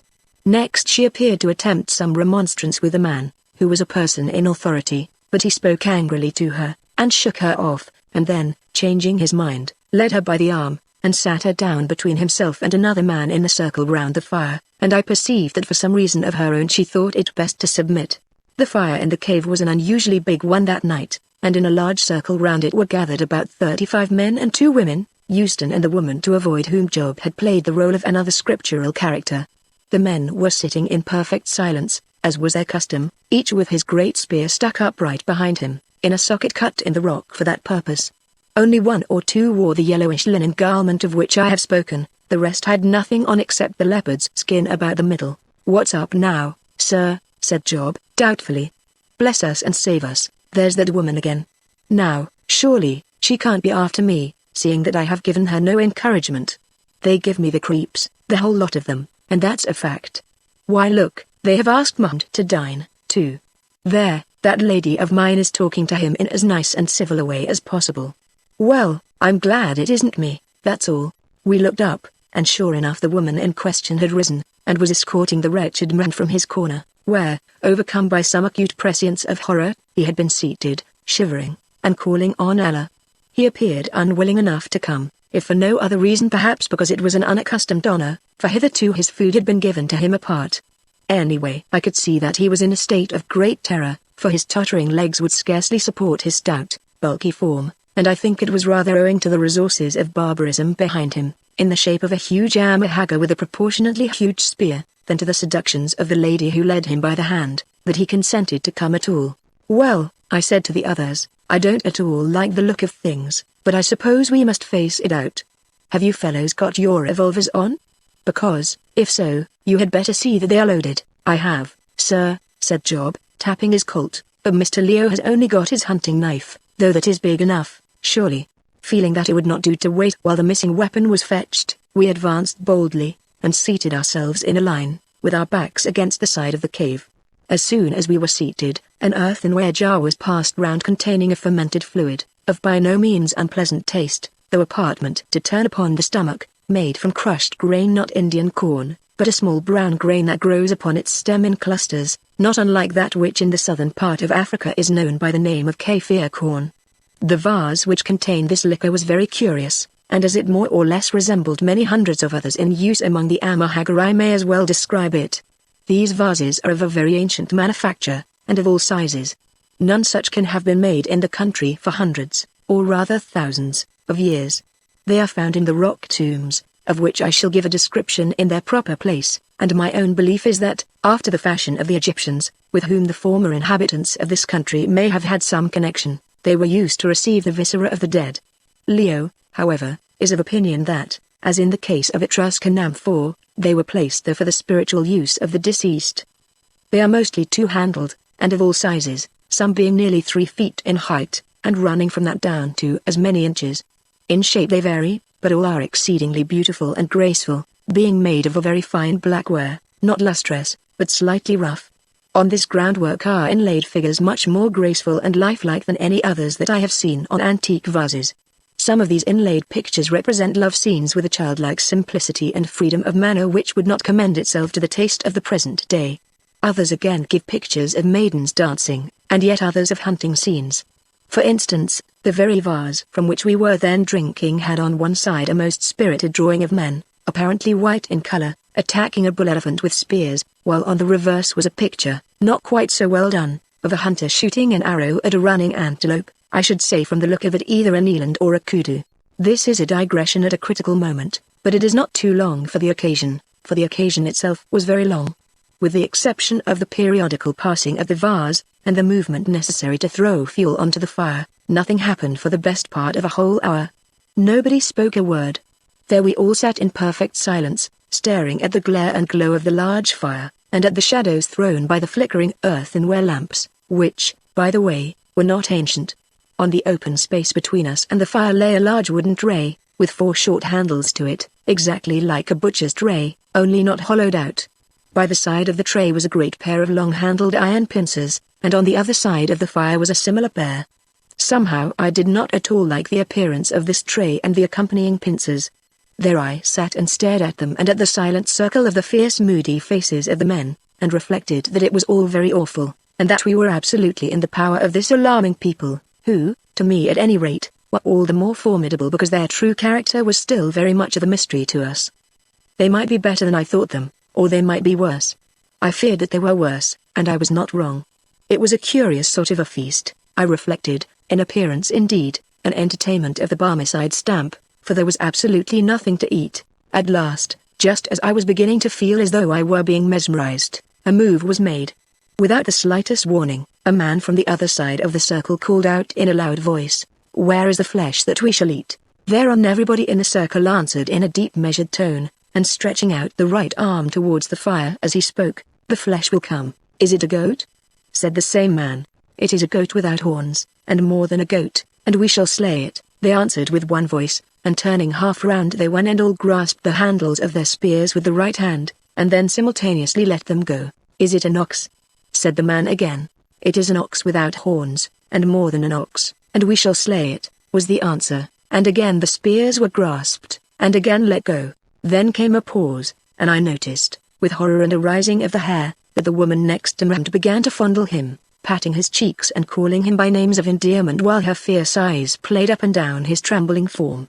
I do not know why the sight frightened me so, but it did frighten us all dreadfully, especially Leo. The caressing was so snake-like, and so evidently a part of some ghastly formula that had to be gone through. 12. I saw Mount turn white under his brown skin, sickly white with fear. "Is the meat ready to be cooked?" asked the voice, more rapidly. "It is ready, it is ready." "Is the pot hot to cook it?" it continued, in a sort of scream that echoed painfully down the great recesses of the cave. "It is hot, it is hot, great heavens!" roared Leo. "Remember the writing, the people who place pots upon the heads of strangers." As he said the words, before we could stir, or even take the matter in, 2 great ruffians jumped up, and, seizing the long pincers, thrust them into the heart of the fire, and the woman who had been caressing Mount suddenly produced a fiber noose from under her girdle or moocher, and, slipping it over his shoulders, ran it tight, while the men next to him seized him by the legs. The 2 men with the pincers gave a heave, and, scattering the fire this way and that upon the rocky floor, lifted from it a large earthenware pot, heated to a white heat. In an instant, almost with a single movement, they had reached the spot where Mand was struggling. He fought like a fiend, shrieking in the abandonment of his despair, and notwithstanding the noose round him, and the efforts of the men who held his legs, the advancing wretches were for the moment unable to accomplish their purpose, which, horrible and incredible as it seems, was to put the red-hot pot upon his head. I sprang to my feet with a yell of horror, and drawing my revolver fired it by a sort of instinct straight at the diabolical woman who had been caressing Mand, and was now gripping him in her arms. The bullet struck her in the back and killed her, and to this day I am glad that it did, for, as it afterwards transpired, she had availed herself of the anthropophagous customs of the Amahagger to organize the whole thing in revenge of the slight put upon her by Job. She sank down dead, and as she did so, to my terror and dismay, Mand, by a superhuman effort, burst from his tormentors, and, springing high into the air, fell dying upon her corpse. The heavy bullet from my pistol had driven through the bodies of both, at once striking down the murderess, and saving her victim from a death 100 times more horrible. It was an awful and yet a most merciful accident. For a moment there was a silence of astonishment. The Amahagger had never heard the report of a firearm before, and its effects dismayed them. But the next a man close to us recovered himself, and seized his spear preparatory to making a lunge with it at Leo, who was the nearest to him. "Run for it!" I shouted, setting the example by starting up the cave as hard as my legs would carry me. I would have made for the open air if it had been possible, but there were men in the way, and, besides, I had caught sight of the forms of a crowd of people standing out clear against the skyline beyond the entrance to the cave.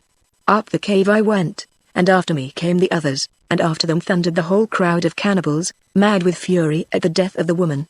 With a bound I cleared the prostrate form of Mand. As I flew over him I felt the heat from the red-hot pot, which was lying close by, strike upon my legs, and by its glow saw his hands, for he was not quite dead, still feebly moving. At the top of the cave was a little platform of rock 3 feet or so high by about 8 deep, on which 2 large lamps were placed at night. Whether this platform had been left as a seat, or as a raised point afterwards to be cut away when it had served its purpose as a standing place from which to carry on the excavations, I do not know. At least, I did not then. At any rate, we all 3 reached it, and, jumping on it, prepared to sell our lives as dearly as we could.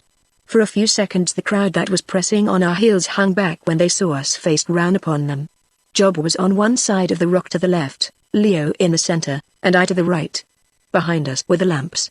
Leo bent forward, and looked down the long lane of shadows, terminating in the fire and lighted lamps, through which the quiet forms of our would-be murderers flitted to and fro with a faint light glinting on their spears, for even their fury was silent as a bulldog's. The only other thing visible was the red-hot pot still glowing angrily in the gloom. There was a curious light in Leo's eyes, and his handsome face was set like a stone. In his right hand was his heavy hunting knife. He shifted its thong a little up his wrist and then put his arm round me and gave me a good hug. "Goodbye, old fellow," he said, "my dear friend, my more than father. We have no chance against those scoundrels. They will finish us in a few minutes, and eat us afterwards, I suppose. Goodbye. I led you into this. I hope you will forgive me. Goodbye, Job." "God's will be done," I said, setting my teeth, as I prepared for the end. At that moment, with an exclamation, Job lifted his revolver and fired, and hit a man, not the man he had aimed at. By the way, anything that Job shot at was perfectly safe. On they came with a rush, and I fired 2 as fast as I could, and checked them between us. Job and I, besides the woman, killed or mortally wounded 5 men with our pistols before they were emptied. But we had no time to reload, and they still came on in a way that was almost splendid in its recklessness, seeing that they did not know but that we could go on firing forever. A great fellow bounded up upon the platform, and Leo struck him dead with one blow of his powerful arm, sending the knife right through him. I did the same by another, but Job missed his stroke, and I saw a brawny Amahagger grip him by the middle and whirl him off the rock. The knife, not being secured by a thong, fell from Job's hand as he did so, and, by a most happy accident for him, lit upon its handle on the rock, just as the body of the Amahagger, who was undermost, struck upon its point and was transfixed upon it. What happened to Job after that I am sure I do not know, but my own impression is that he lay still upon the corpse of his deceased assailant, playing possum as the Americans say. As for myself, I was soon involved in a desperate encounter with 2 ruffians, who, luckily for me, had left their spears behind them, and for the first time in my life the great physical power with which nature has endowed me stood me in good stead. I had hacked at the head of one man with my hunting knife, which was almost as big and heavy as a short sword, with such vigor, that the sharp steel had split his skull down to the eyes, and was held so fast by it that as he suddenly fell sideways the knife was twisted right out of my hand. Then it was that the two others sprang upon me. I saw them coming, and got an arm round the waist of each, and down we all fell upon the floor of the cave together, rolling over and over. They were strong men, but I was mad with rage, and that awful lust for slaughter which will creep into the hearts of the most civilized of us when blows are flying, and life and death tremble on the turn. My arms were round the two swarthy demons, and I hugged them till I heard their ribs crack and crunch up beneath my grip. They twisted and writhed like snakes, and clawed and battered at me with their fists, but I held on. Lying on my back there, so that their bodies might protect me from spear thrusts from above, I slowly crushed the life out of them, and as I did so, strange as it may seem, I thought of what the amiable head of my college at Cambridge, who is a member of the Peace Society, and my brother fellows would say if by clairvoyance they could see me, of all men, playing such a bloody game. Soon my assailants grew faint, and almost ceased to struggle, their breath had failed them, and they were dying, but still I dared not leave them, for they died very slowly. I knew that if I relaxed my grip they would revive. The other ruffians probably thought, for we were all three lying in the shadow of the ledge, that we were all dead together. At any rate they did not interfere with our little tragedy. I turned my head, and as I lay gasping in the throes of that awful struggle I could see that Leo was off the rock now, for the lamplight fell full upon him. He was still on his feet, but in the center of a surging mass of struggling men, who were striving to pull him down as wolves pull down a stag. Up above them towered his beautiful pale face crowned with its bright curls, for Leo is 6 feet 2 high, and I saw that he was fighting with a desperate abandonment and energy that was at once splendid and hideous to behold. He drove his knife through one man they were so close to and mixed up with him that they could not get at him to kill him with their big spears, and they had no knives or sticks. The man fell, and then somehow the knife was wrenched from his hand, leaving him defenseless, and I thought the end had come. But no, with a desperate effort he broke loose from them, seized the body of the man he had just slain, and lifting it high in the air hurled it right at the mob of his assailants, so that the shock and weight of it swept some 5 or 6 of them to the earth. But in a minute they were all up again, except one, whose skull was smashed, and had once more fastened upon him. And then slowly, and with infinite labor and struggling, the wolves bore the lion down.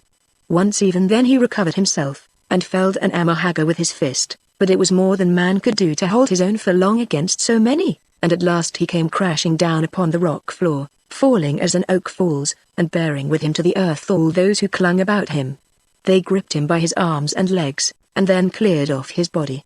A spear, cried a voice, a spear to cut his throat, and a vessel to catch his blood. I shut my eyes, for I saw the man coming with a spear, and myself, I could not stir to Leo's help, for I was growing weak, and the 2 men on me were not yet dead, and a deadly sickness overcame me. Then suddenly there was a disturbance, and involuntarily I opened my eyes again, and looked towards the scene of murder. The girl Euston had thrown herself on Leo's prostrate form, covering his body with her body, and fastening her arms about his neck.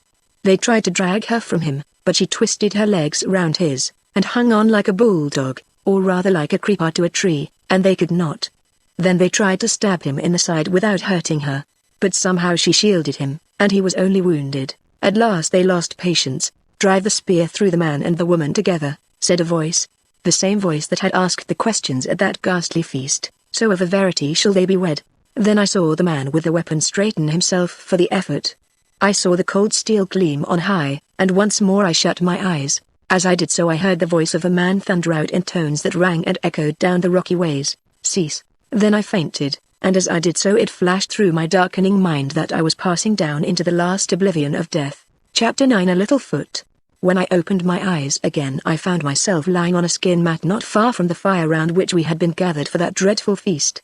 Near me lay Leo, still apparently in a swoon, and over him was bending the tall form of the girl Euston, who was washing a deep spear wound in his side with cold water preparatory to binding it up with linen. Leaning against the wall of the cave behind her was Job, apparently uninjured, but bruised and trembling. On the other side of the fire, tossed about this way and that, as though they had thrown themselves down to sleep in some moment of absolute exhaustion, were the bodies of those whom we had killed in our frightful struggle for life. I counted them. There were 12 besides the woman, and the corpse of poor Maud, who had died by my hand, which, The fire-stained pot at its side was placed at the end of the irregular line. To the left a body of men were engaged in binding the arms of the survivors of the cannibals behind them, and then fastening them two and two. The villains were submitting with a look of sulky indifference upon their faces which accorded ill with the baffled fury that gleamed in their somber eyes. In front of these men, directing the operations, stood no other than our friend Billy, looking rather tired, but particularly patriarchal with his flowing beard, and as cool and unconcerned as though he were superintending the cutting up of an ox. Presently he turned, and perceiving that I was sitting up advanced to me, and with the utmost courtesy said that he trusted that I felt better. I answered that at present I scarcely knew how I felt, except that I ached all over. Then he bent down and examined Leo's wound. "It is an evil cut," he said, "but the spear has not pierced the entrails. He will recover, thanks to thy arrival, my father," I answered. "In another minute we should all have been beyond the reach of recovery, for those devils of thine would have slain us as they would have slain our servant," and I pointed towards Mugd. The old man ground his teeth, and I saw an extraordinary expression of malignity light up his eyes. "Fear not, my son," he answered. "Vengeance shall be taken on them such as would make the flesh twist upon the bones merely to hear of it. To she shall they go, and her vengeance shall be worthy of her greatness. That man," pointing to Mugd, "I tell thee that man would have died a merciful death to the death these hyena men shall die. Tell me, I pray of thee, how it came about." In a few words I sketched what had happened. "So," he answered. "Thou sayest, my son, here there is a custom that if a stranger comes into this country he may be slain by the pot, and eaten. It is hospitality turned upside down," I answered feebly. "In our country we entertain a stranger, and give him food to eat. Here ye eat him, and are entertained. It is a custom," he answered, with a shrug. "Myself I think it an evil one, but then," he added by an afterthought, "I do not like the taste of strangers, especially after they have wandered through the swamps and lived on wild fowl." When she who must be obeyed sent orders that ye were to be saved alive she said naught of the black man. Therefore, being hyenas, these men lusted after his flesh, and the woman it was, whom thou didst rightly slay, who put it into their evil hearts to hotpot him. Well, they will have their reward. Better for them would it be if they had never seen the light than that they should stand before she in her terrible anger. Happy are those of them who died by your hands. He went on, "it was a gallant fight that ye fought. Knowest thou that, long-armed old baboon that thou art, thou hast crushed in the ribs of those two who are laid out there as though they were but as the shell on an egg? And the young one, the lion, it was a beautiful stand that he made one against so many. 3 did he slay outright, and that one there," and he pointed to a body that was still moving a little, "will die anon, for his head is cracked across, and others of those who are bound are hurt. It was a gallant fight, and thou and he have made a friend of me by it, for I love to see a well-fought fray. But tell me, my son, the baboon, and now I think of it, thy face, too, is hairy, and altogether like a baboon's. How was it that ye slew those with a hole in them? Ye made a noise, they say, and slew them. They fell down on their faces at the noise?" I explained to him as well as I could, but very shortly, for I was terribly wearied, and only persuaded to talk at all through fear of offending one so powerful if I refused to do so. What were the properties of gunpowder? And he instantly suggested that I should illustrate what I said by operating on the person of one of the prisoners. One, he said, never would be counted, and it would not only be very interesting to him, but would give me the opportunity of an installment of revenge. He was greatly astounded when I told him that it was not our custom to avenge ourselves in cold blood, and that we left vengeance to the law and a higher power, of which he knew nothing. I added, however, that when I recovered I would take him out shooting with us, and he should kill an animal for himself, and at this he was as pleased as a child at the promise of a new toy. Just then Leo opened his eyes beneath the stimulus of some brandy, of which we still had a little, that Job had poured down his throat, and our conversation came to an end. After this we managed to get Leo, who was in a very poor way indeed, and only half conscious, safely off to bed, supported by Job and that brave girl Euston, to whom, had I not been afraid that she might resent it, I would certainly have given a kiss for her splendid behavior in saving my boy's life at the risk of her own. But Euston was not the sort of young person with whom one would care to take liberties unless one were perfectly certain that they would not be misunderstood, so I repressed my inclinations. Then, bruised and battered, but with a sense of safety in my breast to which I had for some days been a stranger, I crept off to my own little sepulchre, not forgetting before I laid down in it to thank Providence from the bottom of my heart that it was not a sepulchre indeed, as, save for a merciful combination of events that I can only attribute to its protection, it would certainly have been for me that night. Few men have been nearer their end and yet escaped it than we were on that dreadful day. I am a bad sleeper at the best of times, and my dreams that night when at last I got to rest were not of the pleasantest. The awful vision of poor men struggling to escape the red-hot pot would haunt them, and then in the background, as it were, a veiled form was always hovering, which, from time to time, seemed to draw the coverings from its body, revealing now the perfect shape of a lovely blooming woman, and now again the white bones of a grinning skeleton, and which, as it veiled and unveiled, uttered the mysterious and apparently meaningless sentence: that which is alive and hath known death, and that which is dead yet can never die, for in the circle of a spirit life is naught and death is naught. Yea, all things live forever, though at times they sleep and are forgotten. The morning came at last, but when it came I found that I was too stiff and sore to rise. About 7 Job arrived, limping terribly, and with his face the color of a rotten apple, and told me that Leo had slept fairly, but was very weak. 2 hours afterwards Billy, Job called him Billy Goat, to which, indeed, his white beard gave him some resemblance, or more familiarly, Billy came too, bearing a lamp in his hand, his towering form reaching nearly to the roof of the little chamber. I pretended to be asleep, and through the cracks of my eyelids watched his sardonic but handsome face. He fixed his hawk-like eyes upon me, and stroked his glorious white beard, which, by the way, would have been worth 100 a year to any London barber as an advertisement. Ah! I heard him mutter. Billy had a habit of muttering to himself, "He is ugly as the other is beautiful, a very baboon." It was a good name. But I like the man. Strange now, at my age, that I should like a man. What says the proverb? Mistrust all men, and slay him whom thou mistrustest overmuch, and as for women, flee from them, for they are evil, and in the end will destroy thee. It is a good proverb, especially the last part of it. I think that it must have come down from the ancients. Nevertheless I like this baboon, and I wonder where they taught him his tricks, and I trust that she will not bewitch him. Poor baboon. He must be wearied after that fight. I will go lest I should awake him. I waited till he had turned and was nearly through the entrance, walking softly on tiptoe, and then I called after him. "My father," I said, "is it thou?" "Yes, my son, it is I, but let me not disturb thee. I did but come to see how thou didst fare, and to tell thee that those who would have slain thee, my baboon, are by now far on their road to She. She said that ye also were to come at once, but I fear ye cannot yet." "Nay," I said, "not till we have recovered a little, but have me borne out into the daylight, I pray thee, my father. I love not this place." "Ah, no," he answered, "it hath a sad air. I remember when I was a boy I found the body of a fair woman lying where thou liest now, yes, on that very bench. She was so beautiful that I was wont to creep in hither with a lamp and gaze upon her. Had it not been for her cold hands, almost could I think that she slept and would one day awake, so fair and peaceful was she in her robes of white. White was she, too, and her hair was yellow and lay down her almost to the feet. There are many such still in the tombs at the place where she is, for those who set them there had a way I know naught of, whereby to keep their beloved out of the grumbling hand of decay, even when death had slain them. Day by day I came hither, and gazed on her till at last laugh not at me, stranger, for I was but a silly lad. I learned to love that dead form, that shell which once had held a life that no more is. I would creep up to her and kiss her cold face, and wonder how many men had lived and died since she was, and who had loved her and embraced her in the days that long had passed away.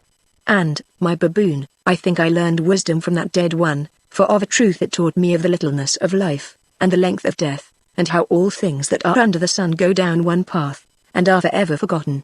And so I mused, and it seemed to me that wisdom flowed into me from the dead, till one day my mother, a watchful woman, but hasty-minded, seeing I was changed, followed me, and saw the beautiful white one, and feared that I was bewitched, as, indeed, I was. So half in dread, and half in anger, she took up the lamp, and standing the dead woman up against the wall even there, set fire to her hair, and she burnt fiercely, even down to the feet, for those who are thus kept burn excellently well. See, my son, there on the roof is yet the smoke of her burning. I looked up doubtfully, and there, sure enough, on the roof of the sepulchre, was a peculiarly unctuous and sooty mark, 3 feet or more across. Doubtless it had in the course of years been rubbed off the sides of the little cave, but on the roof it remained, and there was no mistaking its appearance. She burned, he went on in a meditative way, even to the feet, but the feet I came back and saved, cutting the burnt bone from them, and hid them under the stone bench there, wrapped up in a piece of linen. Surely, I remember it as though it were but yesterday. Perchance they are there, if none have found them, even to this hour. Of a truth I have not entered this chamber from that time to this very day. Stay, I will look," and, kneeling down, he groped about with his long arm in the recess under the stone bench. Presently his face brightened, and with an exclamation he pulled something forth which was caked in dust, which he shook onto the floor. It was covered with the remains of a rotting rag, which he undid, and revealed to my astonished gaze a beautifully shaped and almost white woman's foot, looking as fresh and firm as though it had but now been placed there.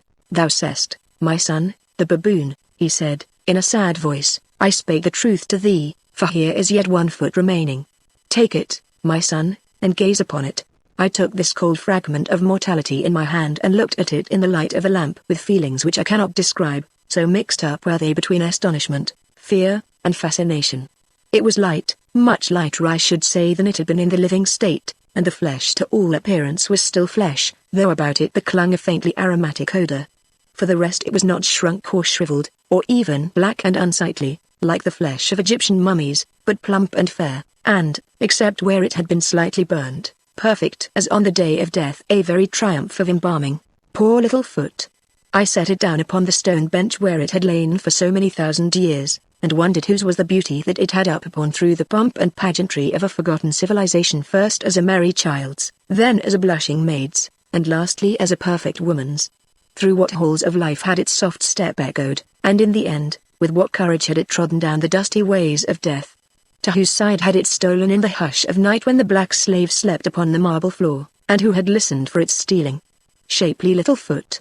Well might it have been set upon the proud neck of a conqueror bent at last to woman's beauty, and well might the lips of nobles and of kings have been pressed upon its jeweled whiteness. I wrapped up this relic of the past in the remnants of the old linen rag which had evidently formed a portion of its owner's grave clothes, for it was partially burnt, and put it away in my Gladstone bag. A strange combination, I thought. Then with Billy's help I staggered off to see Leo. I found him dreadfully bruised, worse even than myself, perhaps owing to the excessive whiteness of his skin, and faint and weak with the loss of blood from the flesh wound in his side, but for all that cheerful as a cricket, and asking for some breakfast. Job and Euston got him onto the bottom, or rather the sacking of a litter, which was removed from its bowl for that purpose, and with the aid of old Billy carried him out into the shade at the mouth of the cave, from which, by the way, every trace of the slaughter of the previous night had now been removed, and there we all breakfasted, and indeed spent that day, and most of the 2 following ones. On the 3rd morning Job and myself were practically recovered.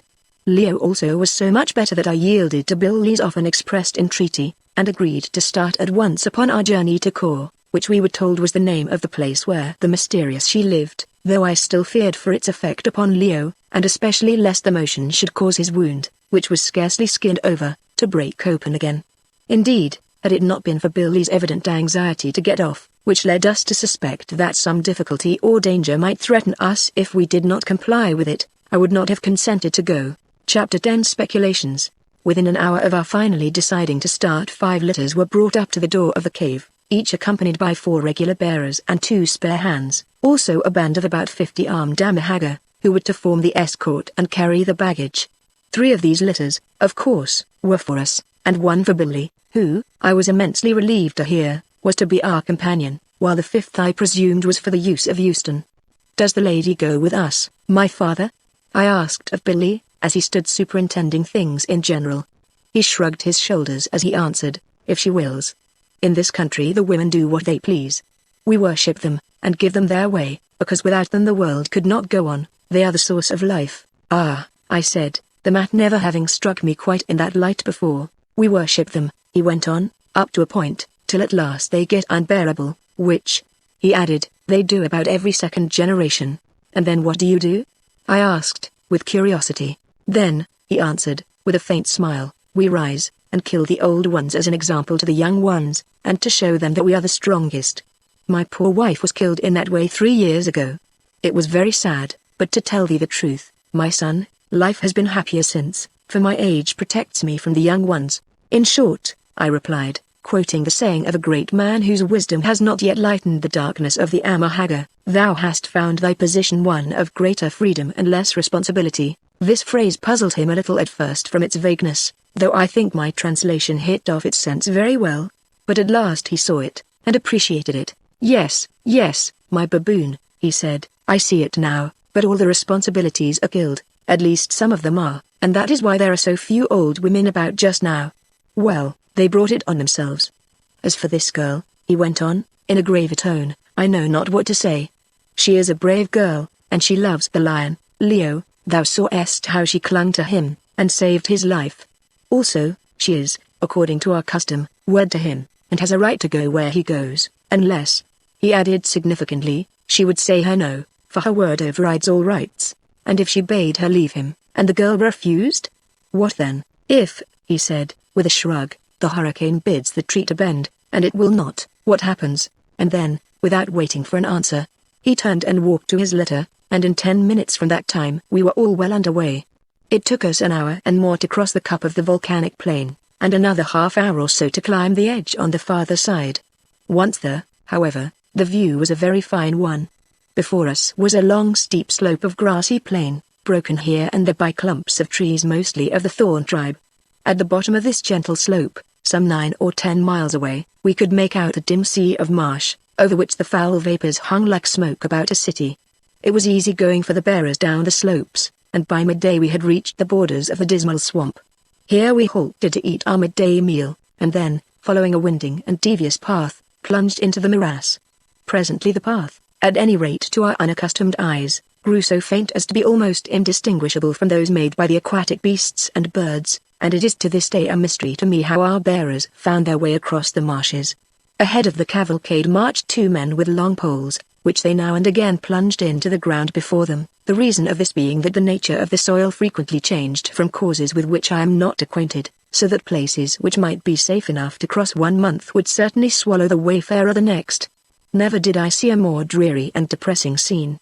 Miles on miles of quagmire, varied only by bright green strips of comparatively solid ground, and by deep and sullen pools fringed with tall rushes, in which the bitterns boomed and the frogs croaked incessantly, miles on miles of it without a break, unless the fever fog can be called a break. The only life in this great morass was that of the aquatic birds, and the animals that fed on them, of both of which there were vast numbers. Geese, cranes, ducks, teal, coot, snipe, and plover swarmed all around us, many being of varieties that were quite new to me, and all so tame that one could almost have knocked them over with a stick. Among these birds I especially noticed a very beautiful variety of painted snipe, almost the size of a woodcock, and with a flight more resembling that bird's than an English snipe's. In the pools, too, was a species of small alligator or enormous iguana, I do not know which, that fed, Billy told me, upon the waterfowl, also large quantities of a hideous black water snake, of which the bite is very dangerous, though not, I gathered, so deadly as a cobra's or a puff adder's. The bullfrogs were also very large, and with voices proportionate to their size, and as for the mosquitoes, the musketeers, as Job called them, they were, if possible, even worse than they had been on the river, and tormented us greatly. Undoubtedly, however, the worst feature of the swamp was the awful smell of rotting vegetation that hung about it, which was at times positively overpowering, and the malarious exhalations that accompanied it, which we were of course obliged to breathe. On we went through it all, till at last the sun sank in sullen splendor just as we reached a spot of rising ground about 2 acres in extent, a little oasis of dry in the midst of the miry wilderness, where Billy announced that we were to camp. The camping, however, turned out to be a very simple process, and consisted, in fact, in sitting down on the ground round a scanty fire made of dry reeds and some wood that had been brought with us. However, we made the best we could of it, and smoked and ate with such appetite as the smell of damp, stifling heat would allow, for it was very hot on this lowland, and yet, oddly enough, chilly at times. But, however hot it was, we were glad enough to keep near the fire, because we found that the mosquitoes did not like the smoke. Presently we rolled ourselves up in our blankets and tried to go to sleep, but so far as I was concerned, the bullfrogs, and the extraordinary roaring and alarming sound produced by hundreds of snipe hovering high in the air, made sleep an impossibility, to say nothing of our other discomforts. I turned and looked at Leo, who was next me. He was dozing, but his face had a flushed appearance that I did not like, and by the flickering firelight I saw Euston, who was lying on the other side of him, raise herself from time to time upon her elbow, and look at him anxiously enough. However, I could do nothing for him, for we had all already taken a good dose of quinine, which was the only preventive we had, so I lay and watched the stars come out by thousands, till all the immense arch of heaven was strewn with glittering points, and every point a world. Here was a glorious sight by which man might well measure his own insignificance. Soon I gave up thinking about it, for the mind wearies easily when it strives to grapple with the infinite, and to trace the footsteps of the Almighty as he strides from sphere to sphere, or deduce his purpose from his works. Such things are not for us to know. Knowledge is to the strong, and we are weak. Too much wisdom would perchance blind our imperfect sight, and too much strength would make us drunk, and overweight our feeble reason till it fell and we were drowned in the depths of our own vanity. For what is the first result of man's increased knowledge interpreted from nature's book by the persistent effort of his purblind observation? It is not but too often to make him question the existence of his Maker, or indeed of any intelligent purpose beyond his own. The truth is veiled, because we could no more look upon her glory than we can upon the sun. It would destroy us. Full knowledge is not for man as man is here, for his capacities, which he is apartment to think so great, are indeed but small. The vessel is soon filled, and, were 1,000th part of the unutterable and silent wisdom that directs the rolling of those shining spheres, and the force which makes them roll, pressed into it, it would be shattered into fragments. Perhaps in some other place and time it may be otherwise, who can tell? Here the lot of man born of the flesh is but to endure midst toil and tribulation, to catch at the bubbles blown by fate, which he calls pleasure, thankful if before they burst they rest a moment in his hand, and when the tragedy is played out, and his hour comes to perish, to pass humbly whither he knows not. Above me, as I lay, shone the eternal stars, and there at my feet the impish marsh-born balls of fire rolled this way and that, vapor-tossed and earth-desiring, and methought that in the two I saw a type and image of what man is, and what perchance man may one day be, if the living force who ordained him and them should so ordain this also. Oh, that it might be ours to rest year by year upon that high level of the heart to which at times we momentarily attain. Oh, that we could shake loose the prisoned pinions of the soul and soar to that superior point, whence, like to some traveller looking out through space from Darien's giddiest peak, we might gaze with spiritual eyes deep into infinity. What would it be to cast off this earthly robe, to have done forever with these earthly thoughts and miserable desires, no longer, like those corpse candles, to be tossed this way and that, by forces beyond our control, or which, if we can theoretically control them, we are at times driven by the exigencies of our nature to obey. Yes, to cast them off, to have done with the foul and thorny places of the world, and, like to those glittering points above me, to rest on high wrapped forever in the brightness of our better selves, that even now shines in us as far faintly shines within those lurid balls, and lay down our littleness in that wide glory of our dreams, that invisible but surrounding good, from which all truth and beauty comes. These and many such thoughts passed through my mind that night. They come to torment us all at times. I say to torment, for, alas, thinking can only serve to measure out the helplessness of thought. What is the purpose of our feeble crying in the awful silences of space? Can our dim intelligence read the secrets of that star-strewn sky? Does any answer come out of it? Never any at all, nothing but echoes and fantastic visions. And yet we believe that there is an answer, and that upon a time a new dawn will come blushing down the ways of our enduring night. We believe it, for its reflected beauty even now shines up continually in our hearts from beneath the horizon of the grave, and we call it hope.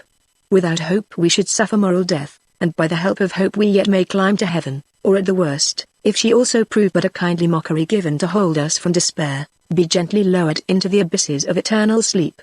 Then I fell to reflecting upon the undertaking on which we were bent, and what a wild one it was, and yet how strangely the story seemed to fit in with what had been written centuries ago upon the sherd. Who was this extraordinary woman, queen over a people apparently as extraordinary as herself, and reigning amidst the vestiges of a lost civilization? And what was the meaning of this story of the fire that gave unending life? Could it be possible that any fluid or essence should exist which might so fortify these fleshy walls that they should from age to age resist the mines and batterings of decay? It was possible, though not probable.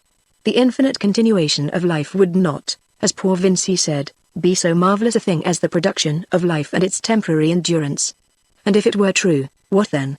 The person who found it could no doubt rule the world.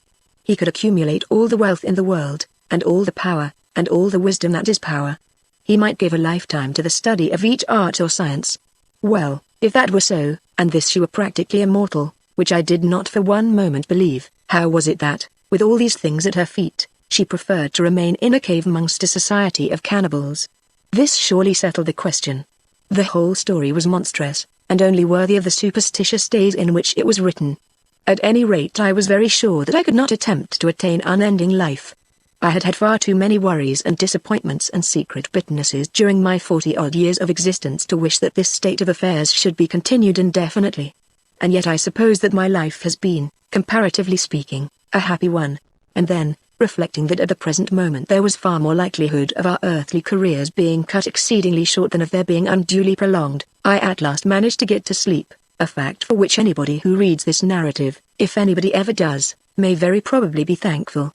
When I woke again it was just dawning, and the garden bearers were moving about like ghosts through the dense morning mists, getting ready for our start. The fire had died quite down, and I rose and stretched myself, shivering in every limb from the damp cold of the dawn. Then I looked at Leo. He was sitting up, holding his hands to his head, and I saw that his face was flushed and his eye bright, and yet yellow round the pupil. "Well, Leo," I said, "how do you feel?" "I feel as though I were going to die," he answered hoarsely. "My head is splitting, my body is trembling, and I am as sick as a cat." I whistled, or if I did not whistle I felt inclined to. Leo had got a sharp attack of fever. I went to Job, and asked him for the quinine, of which fortunately we had still a good supply, only to find that Job himself was not much better. He complained of pains across the back, and dizziness, and was almost incapable of helping himself. Then I did the only thing it was possible to do under the circumstances, gave them both about 10 grains of quinine, and took a slightly smaller dose myself as a matter of precaution. After that I found Billy, and explained to him how matters stood, asking at the same time what he thought had best be done. He came with me, and looked at Leo and Job, whom, by the way, he had named the pig on account of his fatness, round face, and small eyes. He said, when we were out of earshot. "The fever." "I thought so. The lion has it badly, but he is young, and he may live. As for the pig, his attack is not so bad. It is the little fever which he has, that always begins with pains across the back. It will spend itself upon his fat." "Can they go on, my father?" I asked. "Nay, my son, they must go on. If they stop here they will certainly die. Also, they will be better in the litters than on the ground. By tonight, if all goes well, we shall be across the marshes and in good air. Come, let us lift them into the litters and start, for it is very bad to stand still in this morning fog. We can eat our meal as we go." This we accordingly did, and with a heavy heart I once more set out upon our strange journey. For the first 3 hours all went as well as could be expected, and then an accident happened that nearly lost us the pleasure of the company of our venerable friend Billy, whose litter was leading the cavalcade. We were going through a particularly dangerous stretch of quagmire, in which the bearers sometimes sank up to their knees. Indeed, it was a mystery to me how they contrived to carry the heavy litters at all over such ground as that which we were traversing, though the 2 spare hands, as well as the 4 regular ones, had of course to put their shoulders to the pole. Presently, as we blundered and floundered along, there was a sharp cry, then a storm of exclamations, and, last of all, a most tremendous splash, and the whole caravan halted. I jumped out of my litter and ran forward. About 20 yards ahead was the edge of one of those sullen peaty pools of which I have spoken, the path we were following running along the top of its bank, that, as it happened, was a steep one. Looking towards this pool, to my horror I saw that Billy's litter was floating on it, and as for Billy himself, he was nowhere to be seen. To make matters clear I may as well explain at once what had happened. One of Billy's bearers had unfortunately trodden on a basking snake, which had bitten him in the leg, whereon he had, not unnaturally, let go of the pole, and then, finding that he was tumbling down the bank, grasped at the litter to save himself. The result of this was what might have been expected. The litter was pulled over the edge of the bank, the bearers let go, and the whole thing, including Billy and the man who had been bitten, rolled into the slimy pool. When I got to the edge of the water neither of them were to be seen. Indeed, the unfortunate bearer never was seen again. Either he struck his head against something, or get wedged in the mud, or possibly the snake bite paralyzed him. At any rate he vanished. But though Billy was not to be seen, his whereabouts was clear enough from the agitation of the floating litter, in the bearing cloth and curtains of which he was entangled. "He is there. Our father is there," said one of the men, but he did not stir a finger to help him, nor did any of the others. They simply stood and stared at the water. "Out of the way, you brutes!" I shouted in English, and throwing off my hat I took a run and sprang well out into the horrid slimy-looking pool. A couple of strokes took me to where Billy was struggling beneath the cloth. Somehow, I do not quite know how, I managed to push it free of him, and his venerable head all covered with green slime, like that of a yellowish bacchus with ivy leaves, emerged upon the surface of the water.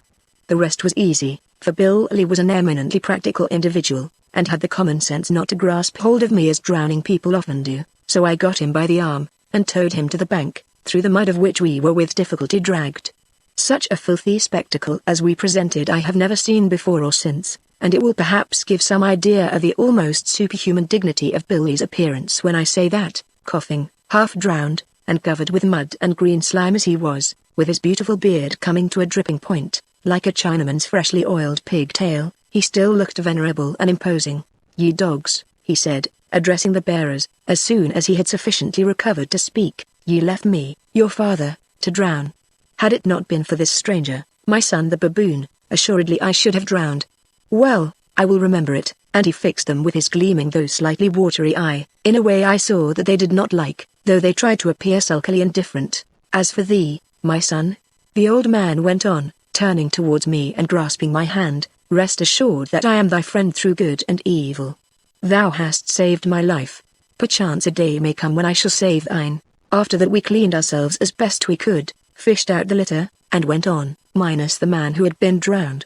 I do not know if it was owing to his being an unpopular character, or from native indifference and selfishness of temperament, but I am bound to say that nobody seemed to grieve much over his sudden and final disappearance, unless, perhaps, it was the men who had to do his share of the work. Chapter 11 The Plain of Kor.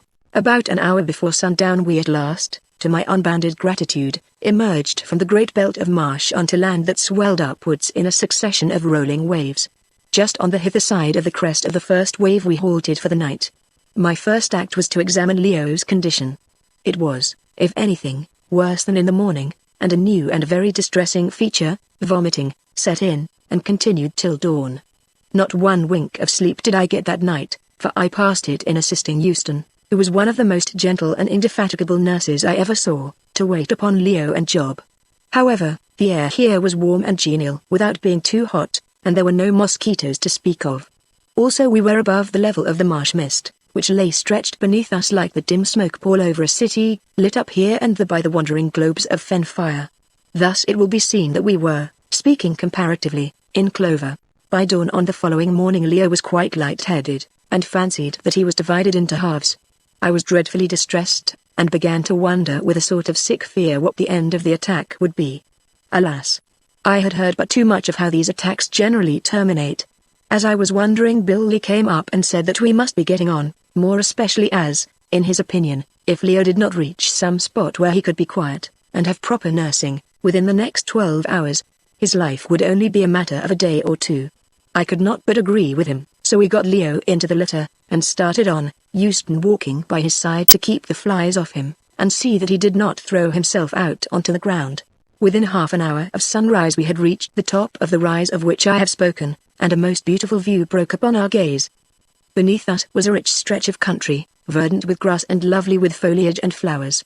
In the background, at a distance, so far as I could judge, of some 18 miles from where we then stood, a huge and extraordinary mountain rose abruptly from the plain. The base of this great mountain appeared to consist of a grassy slope, but rising from this, I should say, from subsequent observation, at a height of about 500 feet above the level of the plain, was a most tremendous and absolutely precipitous wall of bare rock, quite 12 or 1500 feet in height. The shape of the mountain, which was undoubtedly of volcanic origin, was round, and of course, as only a segment of its circle was visible, it was difficult to estimate its exact size, which was enormous. I afterwards discovered that it could cover less than 50 square miles of ground. Anything more grand and imposing than the sight presented by this great natural castle, starting in solitary grandeur from the level of the plain, I never saw, and I suppose I never shall. Its very solitude added to its majesty, and its towering cliffs seemed to kiss the sky. Indeed, generally speaking, they were clothed in clouds that lay in fleecy masses upon their broad and level battlements. I sat up in my hammock and gazed out across the plain at this thrilling and majestic sight, and I suppose that Billy noticed it, for he brought his litter alongside. "Behold the house of she who must be obeyed," he said. "Had ever a queen such a throne before? It is wonderful, my father," I answered. "But how do we enter? Those cliffs look hard to climb. Thou shalt see, my baboon. Look now at the path below us. What thinkest thou that it is? Thou art a wise man. Come, tell me." I looked, and saw what appeared to be the line of roadway running straight towards the base of the mountain, though it was covered with turf. There were high banks on each side of it, broken here and there, but fairly continuous on the whole, the meaning of which I did not understand. It seemed so very odd that anybody should embank a roadway. "Well, my father," I answered, "I suppose that it is a road, otherwise I should have been inclined to say that it was the bed of a river, or rather," I added, observing the extraordinary directness of the cutting, "of a canal."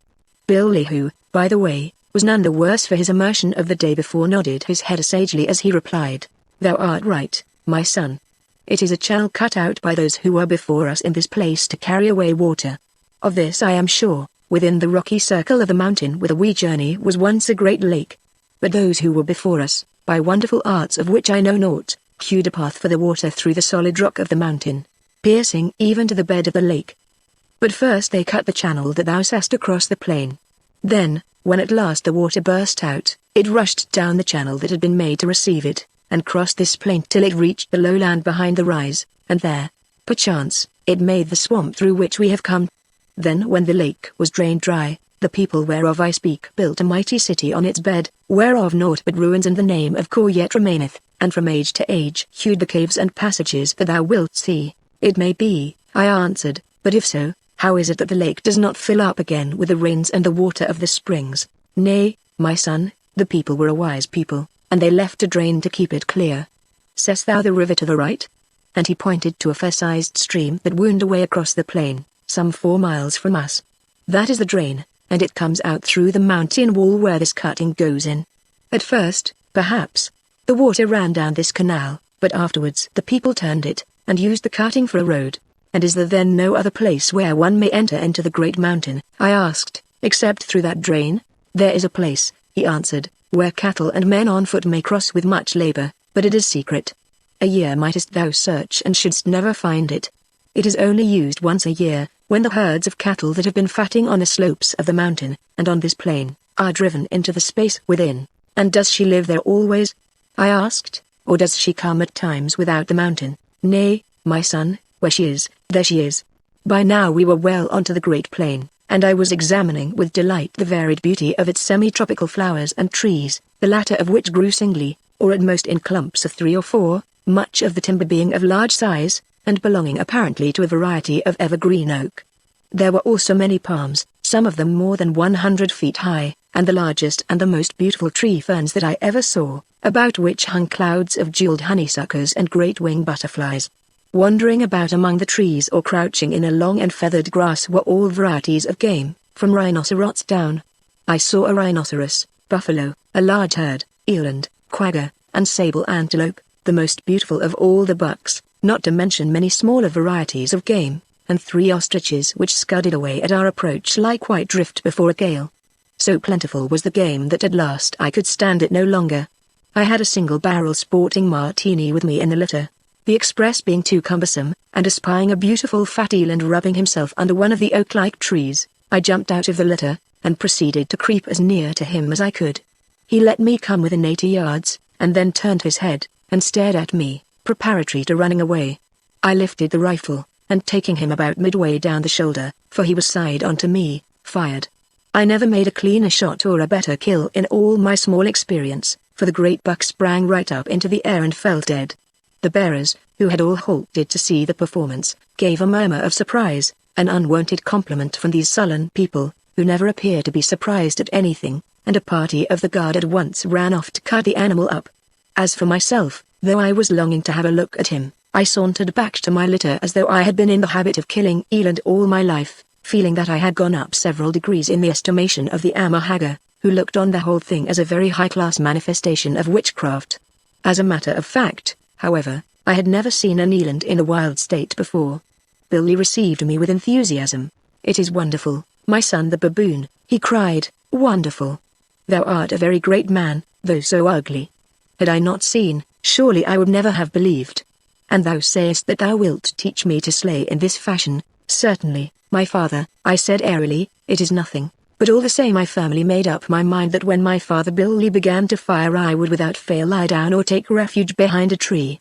After this little incident nothing happened of any note till about an hour and a half before sundown, when we arrived beneath the shadow of the towering volcanic mass that I have already described. It is quite impossible for me to describe its grim grandeur as it appeared to me while my patient bearers toiled along the bed of the ancient watercourse towards the spot where the rich brown-hued cliff shot up from precipice to precipice till its crown lost itself in a cloud. All I can say is that it almost awed me by the intensity of its lonesome and most solemn greatness. On we went up the bright and sunny slope, till at last the creeping shadows from above swallowed up its brightness, and presently we began to pass through a cutting hewn in the living rock. Deeper and deeper grew this marvelous work, which must, I should say, have employed thousands of men for many years. Indeed, how it was ever executed at all without the aid of blasting powder or dynamite I cannot to this day imagine. It is and must remain one of the mysteries of that wild land.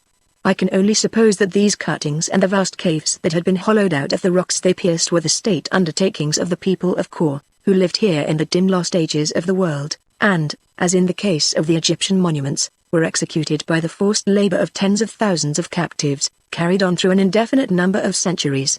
But who were the people? At last we reached the face of the precipice itself, and found ourselves looking into the mouth of a dark tunnel that forcibly reminded me of those undertaken by our 19th century engineers in the construction of railway lines.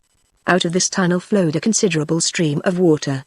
Indeed, though I do not think that I have mentioned it, we had followed this stream, which ultimately developed into the river I have already described as winding away to the right, from the spot where the cutting in the solid rock commenced. Half of this cutting formed a channel for the stream, and half, which was placed on a slightly higher level 8 feet perhaps, was devoted to the purposes of a roadway. At the termination of the cutting, however, the stream turned off across the plain and followed a channel of its own.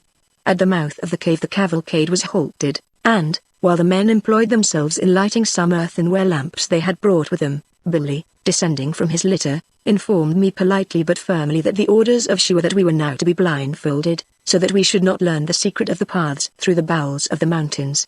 To this I, of course, assented cheerfully enough, but Job, who was now very much better, notwithstanding the journey, did not like it at all, fancying, I believe, that it was but a preliminary step to being hot-potted. He was, however, a little consoled when I pointed out to him that there were no hot pots at hand, and, so far as I knew, no fire to heat them in. As for poor Leo, after turning restlessly for hours, he had, to my deep thankfulness, at last dropped off into a sleep or stupor, I do not know which, so there was no need to blindfold him. The blindfolding was performed by binding a piece of the yellowish linen whereof those of the Amahagga who condescended to wear anything in particular made their dresses, tightly round the eyes. This linen I afterwards discovered was taken from the tombs, and was not, as I had at first supposed, of native manufacture. The bandage was then knotted at the back of the head, and finally brought down again and the ends bound under the chin to prevent its slipping. Euston was, by the way, also blindfolded, I do not know why, unless it was from fear that she should impart the secrets of the route to us. This operation performed we started on once more, and soon, by the echoing sound of the footsteps of the bearers and the increased noise of the water caused by reverberation in a confined space, I knew that we were entering into the bowels of the great mountain. It was an eerie sensation, being borne along into the dead heart of the rock we knew not whither, but I was getting used to eerie sensations by this time, and by now was pretty well prepared for anything. So I lay still, and listened to the tramp of the bearers and the rushing of the water, and tried to believe that I was enjoying myself. Presently the men set up the melancholy little chant that I had heard on the first night when we were captured in the whaleboat, and the effect produced by their voices was very curious, and quite indescribable. After a while the air began to get exceedingly thick and heavy, so much so, indeed, that I felt as though I were going to choke, till at length the litter took a sharp turn, then another, and the sound of the running water ceased. After this the air was fresher again, but the turns were continuous, and to me, blindfolded as I was, most bewildering. I tried to keep a map of them in my mind in case it might ever be necessary for us to try and escape by this route, but, needless to say, failed utterly. Another half hour or so passed, and then suddenly I became aware that we were once more in the open air. I could see the light through my bandage and feel its freshness on my face. A few more minutes and the caravan halted, and I heard Billy order Euston to remove her bandage and undo ours. Without waiting for her attentions I got the knot of mine loose, and looked out. As I anticipated, we had passed right through the precipice, and were now on the farther side, and immediately beneath its beetling face. The first thing I noticed was that the cliff is not nearly so high here, not so high I should say by 500 feet, which proved that the bed of the lake, or rather of the vast ancient crater in which we stood, was much above the level of the surrounding plain. For the rest, we found ourselves in a huge rock-surrounded cup, not unlike that of the first place where we had sojourned, only 10 times the size. Indeed, I could only just make out the frowning line of the opposite cliffs. A great portion of the plain thus enclosed by nature was cultivated, and fenced in with walls of stone placed there to keep the cattle and goats, of which there were large herds about, from breaking into the gardens. Here and there rose great grass mounds, and some miles away towards the center I thought that I could see the outline of colossal ruins. I had no time to observe anything more at the moment, for we were instantly surrounded by crowds of Haggard, similar in every particular to those with whom we were already familiar, who, though they spoke little, pressed round us so closely as to obscure view to a person lying in a hammock. Then all of a sudden a number of armed men arranged in companies, and marshalled by officers who held ivory wands in their hands, came running swiftly towards us, having, so far as I could make out, emerged from the face of the precipice like ants from their burrows. These men as well as their officers were all robed in addition to the usual leopard skin, and, as I gathered, formed the bodyguard of she herself. Their leader advanced to Billy, saluted him by placing his ivory wand transversely across his forehead, and then asked some question which I could not catch, and Billy having answered him the whole regiment turned and marched along the side of the cliff, our cavalcade of litters following in their track. After going thus for about half a mile we halted once more in front of the mouth of a tremendous cave, measuring about 60 feet in height by 80 wide, and here Billy descended finally, and requested Job and myself to do the same. Leo, of course, was far too ill to do anything of the sort. I did so, and we entered the great cave, into which the light of the setting sun penetrated for some distance, while beyond the reach of the daylight it was faintly illuminated with lamps which seemed to me to stretch away for an almost immeasurable distance, like the gas lights of an empty London street. The first thing I noticed was that the walls were covered with sculptures in bas-relief, of a sort, pictorially speaking, similar to those that I have described upon the vases love scenes principally, then hunting pictures, pictures of executions, and the torture of criminals by the placing of a, presumably, red-hot pot upon the head, showing whence our hosts had derived this pleasant practice. There were very few battle pieces, though many of duels, and men running and wrestling, and from this fact I am led to believe that this people were not much subject to attack by exterior foes, either on account of the isolation of their position or because of their great strength.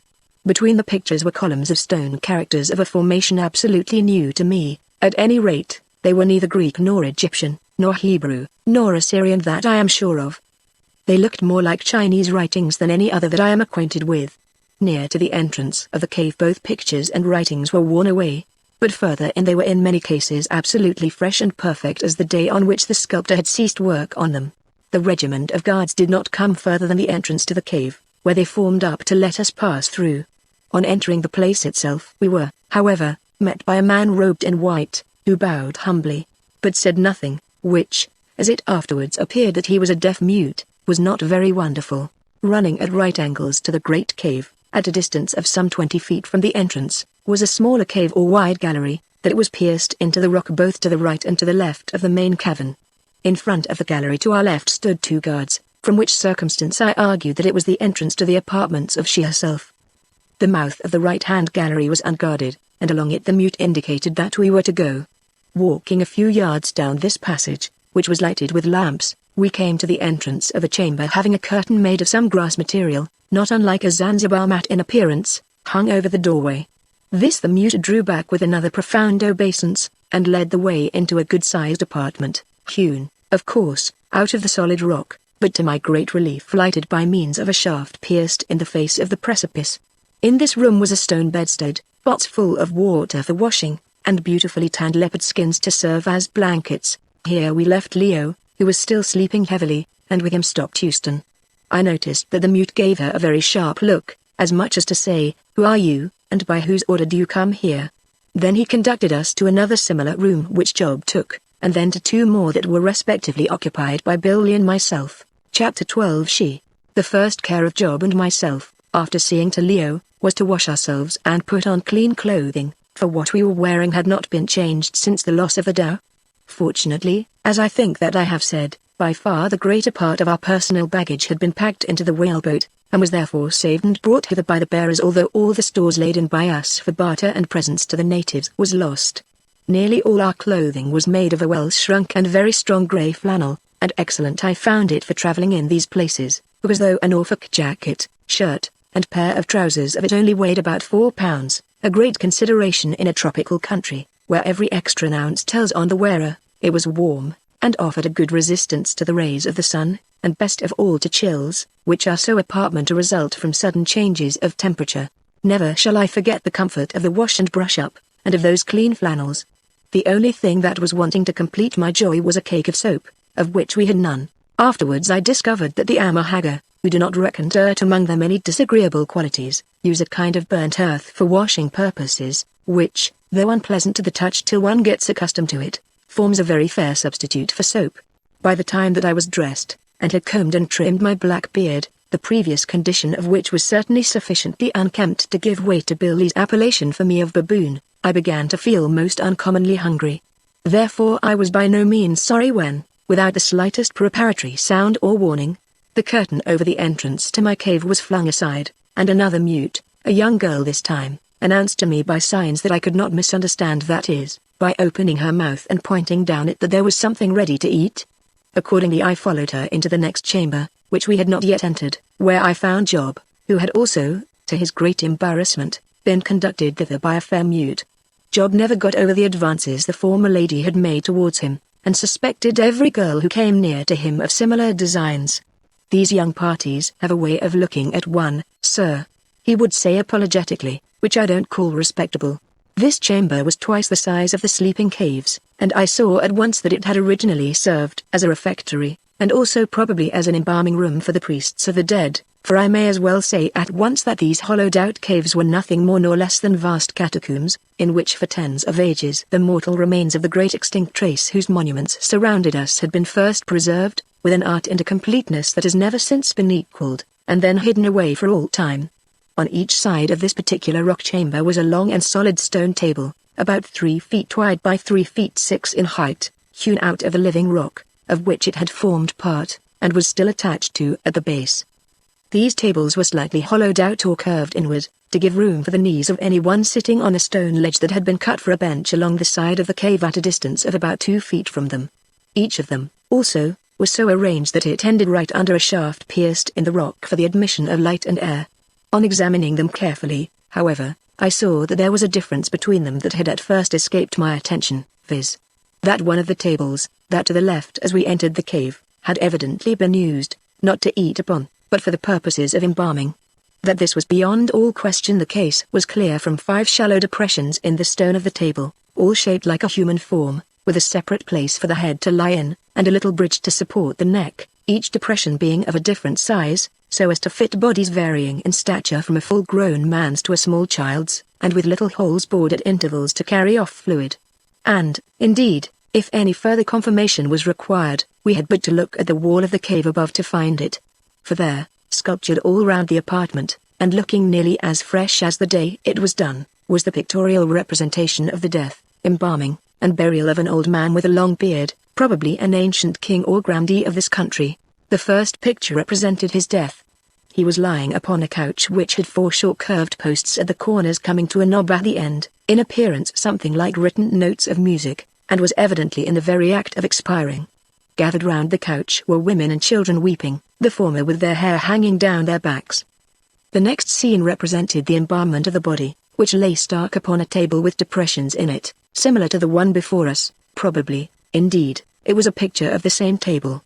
3 men were employed at the work, one superintending, one holding a funnel shaped exactly like a port wine strainer, of which the narrow end was fixed in an incision in the breast, no doubt in the great pectoral artery, while the third, who was depicted as standing straddle-legged over the corpse, held a kind of large jug high in his hand, and poured from it some steaming fluid which fell accurately into the funnel. The most curious part of this sculpture is that both the man with the funnel and the man who pours the fluid are drawn holding their noses, either I suppose because of the stench arising from the body, or more probably to keep out the aromatic fumes of the hot fluid which was being forced into the dead man's veins. Another curious thing which I am unable to explain is that all three men were represented as having a band of linen tied round the face with holes in it for the eyes. The third sculpture was a picture of the burial of the deceased. There he was, stiff and cold, clothed in a linen robe, and laid out on a stone slab such as I had slept upon at our first sojourning place. At his head and feet burned lamps, and by his side were placed several of the beautiful painted vases that I have described, which were perhaps supposed to be full of provisions. The little chamber was crowded with mourners, and with musicians playing on an instrument resembling a lyre, while near the foot of the corpse stood a man holding a sheet, with which he was preparing to cover it from view. These sculptures, looked at merely as works of art, were so remarkable that I make no apology for describing them rather fully. They struck me also as being of surpassing interest as representing, probably with studious accuracy, the last rites of the dead as practiced among an utterly lost people, and even then I thought how envious some antiquarian friends of my own at Cambridge would be if ever I found an opportunity of describing these wonderful remains to them. Probably they would say that I was exaggerating, notwithstanding that every page of this history must bear so much internal evidence of its truth that it would obviously have been quite impossible for me to have invented it. To return. As soon as I had hastily examined these sculptures, which I think I omitted to mention were executed in relief, we sat down to a very excellent meal of boiled goat's flesh, fresh milk, and cakes made of meal, the whole being served upon clean wooden platters. When we had eaten we returned to see how Leo was getting on, Billy saying that he must now wait upon she, and hear her commands. On reaching Leo's room we found the poor boy in a very bad way. He had woke up from his torpor, and was altogether off his head, babbling about some boat race on the Cam, and was inclined to be violent. Indeed, when we entered the room Euston was holding him down. I spoke to him, and my voice seemed to soothe him. At any rate he grew much quieter, and was persuaded to swallow a dose of quinine. I had been sitting with him for an hour. Perhaps at any rate I know that it was getting so dark that I could only just make out his head lying like a gleam of gold upon the pillow we had extemporized out of a bag covered with a blanket when suddenly Billy arrived with an air of great importance, and informed me that she herself had deigned to express a wish to see me in honor. He added, accorded to but very few. I think that he was a little horrified at my cool way of taking the honor, but the fact was that I did not feel overwhelmed with gratitude at the prospect of seeing some savage, dusky queen, however absolute and mysterious she might be, more especially as my mind was full of dear Leo, for whose life I began to have great fears. However, I rose to follow him, and as I did so I caught sight of something bright lying on the floor, which I picked up. Perhaps the reader will remember that with the potsherd in the casket was a composition scarabus marked with a round O, a goose, and another curious hieroglyphic, the meaning of which is Suten Ra, or Royal Son of the Sunday the Scarab, which is a very small one. Leo had insisted upon having set in a massive gold ring, such as is generally used for signets, and it was this very ring that I now picked up. He had pulled it off in the paroxysm of his fever, at least I suppose so, and flung it down upon the rock floor. Thinking that if I left it about it might get lost, I slipped it on my own little finger, and then followed Billy, leaving Job and Euston with Leo. We passed down the passage, crossed the great aisle-like cave, and came to the corresponding passage on the other side, at the mouth of which the guards stood like two statues. As we came they bowed their heads in salutation, and then lifting their long spears placed them transversely across their foreheads, as the leaders of the troop that had met us had done with their ivory wands. We stepped between them, and found ourselves in an exactly similar gallery to that which led to our own apartments, only this passage was, comparatively speaking, brilliantly lighted. A few paces down it we were met by four mutes, 2 men and 2 women who bowed low and then arranged themselves, the women in front and the men behind of us, and in this order we continued our procession past several doorways hung with curtains resembling those leading to our own quarters, and which I afterwards found opened out into chambers occupied by the mutes who attended on she. A few paces more and we came to another doorway facing us, and not to our left like the others, which seemed to mark the termination of the passage. Here 2 more white, or rather yellow-robed guards were standing, and they too bowed, saluted, and let us pass through heavy curtains into a great antechamber, quite 40 feet long by as many wide, in which some 8 or 10 women, most of them young and handsome, with yellowish hair, sat on cushions working with ivory needles at what had the appearance of being embroidery frames. These women were also deaf and dumb. At the farther end of this great lamp-lit apartment was another doorway closed in with heavy oriental-looking curtains, quite unlike those that hung before the doors of our own rooms, and here stood 2 particularly handsome girl mutes, their heads bowed upon their bosoms and their hands crossed in an attitude of humble submission. As we advanced they each stretched out an arm and drew back the curtains. Thereupon Billy did a curious thing. Down he went, that venerable-looking old gentleman, for Billy is a gentleman, at the bottom, down onto his hands and knees, and in this undignified position, with his long white beard trailing on the ground, he began to creep into the apartment beyond.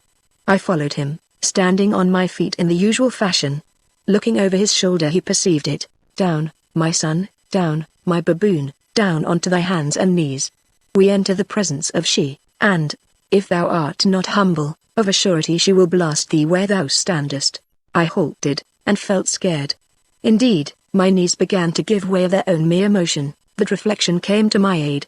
I was an Englishman, and why, I asked myself, should I creep into the presence of some savage woman as though I were a monkey in fact as well as in name? I would not and could not do it, that is, unless I was absolutely sure that my life or comfort depended upon it. If once I began to creep upon my knees I should always have to do so, and it would be a patent acknowledgement of inferiority. So, fortified by an insular prejudice against kootoing, which has, like most of our so-called prejudices, a good deal of common sense to recommend it, I marched in boldly after Billy. I found myself in another apartment, considerably smaller than the ante-room, of which the walls were entirely hung with rich-looking curtains of the same make as those over the door, the work, as I subsequently discovered, of the mutes who sat in the ante-chamber and wove them in strips, which were afterwards sewn together. Also, here and there about the room, were settees of a beautiful black wood of the ebony tribe, inlaid with ivory, and all over the floor were other tapestries, or rather rugs. At the top end of this apartment was what appeared to be a recess, also draped with curtains, through which shone rays of light. There was nobody in the place except ourselves. Painfully and slowly old Billy crept up the length of the cave, and with the most dignified stride that I could command I followed after him. But I felt that it was more or less of a failure. To begin with, it is not possible to look dignified when you are following in the wake of an old man writhing along on his stomach like a snake, and then, in order to go sufficiently slowly, either I had to keep my leg some seconds in the air at every step, or else to advance with a full stop between each stride, like Mary Queen of Scots going to execution in a play. Billy was not good at crawling. I suppose his years stood in the way, and our progress up the department was a very long affair. I was immediately behind him, and several times I was sorely tempted to help him on with a good kick. It is so absurd to advance into the presence of savage royalty after the fashion of an Irishman driving a pig to market, for that is what we looked like, and the idea nearly made me burst out laughing then and there. I had to work off my dangerous tendency to unseemly merriment by blowing my nose, a proceeding which filled old Billy with horror, for he looked over his shoulder and made a ghastly face at me, and I heard him murmur, "Oh, my poor baboon." At last we reached the curtains, and here Billy collapsed flat onto his stomach, with his hands stretched out before him as though he were dead, and I, not knowing what to do, began to stare about the place. But presently I clearly felt that somebody was looking at me from behind the curtains. I could not see the person, but I could distinctly feel his or her gaze, and, what is more, it produced a very odd effect upon my nerves. I was frightened, I do not know why. The place was a strange one, it is true, and looked lonely, notwithstanding its rich hangings and the soft glow of the lamps. Indeed, these accessories added to, rather than detracted from its loneliness, just as a lighted street at night has always a more solitary appearance than a dark one. It was so silent in the place, and lay Billy like one dead before the heavy curtains, through which the odor of perfume seemed to float up towards the gloom of the arched roof above. Minute grew into minute, and still there was no sign of life, nor did the curtain move, but I felt the gaze of the unknown being sinking through and through me, and filling me with a nameless terror, till the perspiration stood in beads upon my brow. At length the curtain began to move. Who could be behind it? Some naked savage queen, a languishing oriental beauty, or a 19th-century young lady, drinking afternoon tea. I had not the slightest idea, and should not have been astonished at seeing any of the three. I was getting beyond astonishment. The curtain agitated itself a little, then suddenly between its folds there appeared a most beautiful white hand, white as snow, and with long tapering fingers, ending in the pinkest nails. The hand grasped the curtain, and drew it aside, and as it did so I heard a voice, I think the softest and yet most silvery voice I ever heard. It reminded me of the murmur of a brook. "Stranger," said the voice in Arabic, but much purer and more classical Arabic than the Haggard talk. "Stranger, wherefore art thou so much afraid?" Now I flattered myself that in spite of my inward terrors I had kept a very fair command of my countenance, and was, therefore, a little astonished at this question. before I had made up my mind how to answer it. However, the curtain was drawn, and a tall figure stood before us. I say a figure, for not only the body, but also the face was wrapped up in soft white, gauzy material in such a way as at first sight to remind me most forcibly of a corpse in its grave clothes. And yet I do not know why it should have given me that idea, seeing that the wrappings were so thin that one could distinctly see the gleam of the pink flesh beneath them. I suppose it was owing to the way in which they were arranged, either accidentally, or more probably by design. Anyhow, I felt more frightened than ever at this ghost-like apparition, and my hair began to rise upon my head as the feeling crept over me that I was in the presence of something that was not canny. I could, however, clearly distinguish that the swathed mummy-like form before me was that of a tall and lovely woman, instinct with beauty in every part, and also with a certain snake-like grace which I had never seen anything to equal before. When she moved a hand or foot her entire frame seemed to undulate, and the neck did not bend, it curved. "Why art thou so frightened, stranger?" asked the sweet voice again, a voice which seemed to draw the heart out of me, like the strains of softest music. "Is there that about me that should affright a man? Then surely our men changed from what they used to be." And with a little coquettish movement she turned herself, and held up one arm, so as to show all her loveliness and the rich hair of raven blackness that streamed in soft ripples down her snowy robes, almost to her sandaled feet. "It is thy beauty that makes me fear, O Queen," I answered humbly, scarcely knowing what to say, and I thought that as I did so I heard old Billy, who was still lying prostrate on the floor, mutter, "Good, my baboon, good. I see that men still know how to beguile us women with false words." "Ah, stranger," she answered, with a laugh that sounded like distant silver bells, "thou wast afraid because mine eyes were searching out thine heart, therefore wast thou afraid. Yet being but a woman, I forgive thee for the lie, for it was courteously said. And now tell me, how came ye hither to this land of the dwellers among the caves, a land of swamps and evil things and dead old shadows of the dead? What came ye for to see? How is it that ye hold your lives so cheap as to place them in the hollow of the hand of hire, into the hand of she who must be obeyed? Tell me also, how come ye to know the tongue I talk? It is an ancient tongue, that sweet child of the old Syriac. Liveth it yet in the world? Thou sayest I dwell among the caves and the dead, and naught know I of the affairs of men, nor have I cared to know. I have lived, O stranger, with my memories, and my memories are in a grave that mine hands hollowed, for truly hath it been said that the child of man maketh his own path evil, and her beautiful voice quivered, and broke in a note as soft as any wood bird's. Suddenly her eye fell upon the sprawling frame of Billy, and she seemed to recollect herself. "Ah! Thou art there, old man.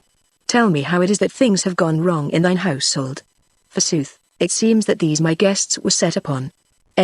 And one was nigh to being slain by the hot pot to be eaten of those brutes, thy children, and had not the others fought gallantly they too had been slain, and not even I could have called back the life which had been loosed from the body. What means it, old man? What hast thou to say that I should not give thee over to those who execute my vengeance?" Her voice had risen in her anger, and it rang clear and cold against the rocky walls. Also I thought I could see her eyes flash through the gauze that hid them.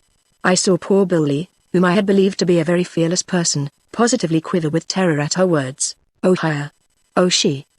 he said, without lifting his white head from the floor. "Oh she, as thou art great, be merciful, for I am now as ever thy servant to obey. It was no plan or fault of mine, oh she, it was those wicked ones who are called my children. Led on by a woman whom thy guest the pig had scorned, they would have followed the ancient custom of the land, and eaten the fat black stranger who came hither with these thy guests, the baboon and the lion who is sick, thinking that no word had come from thee about the black one.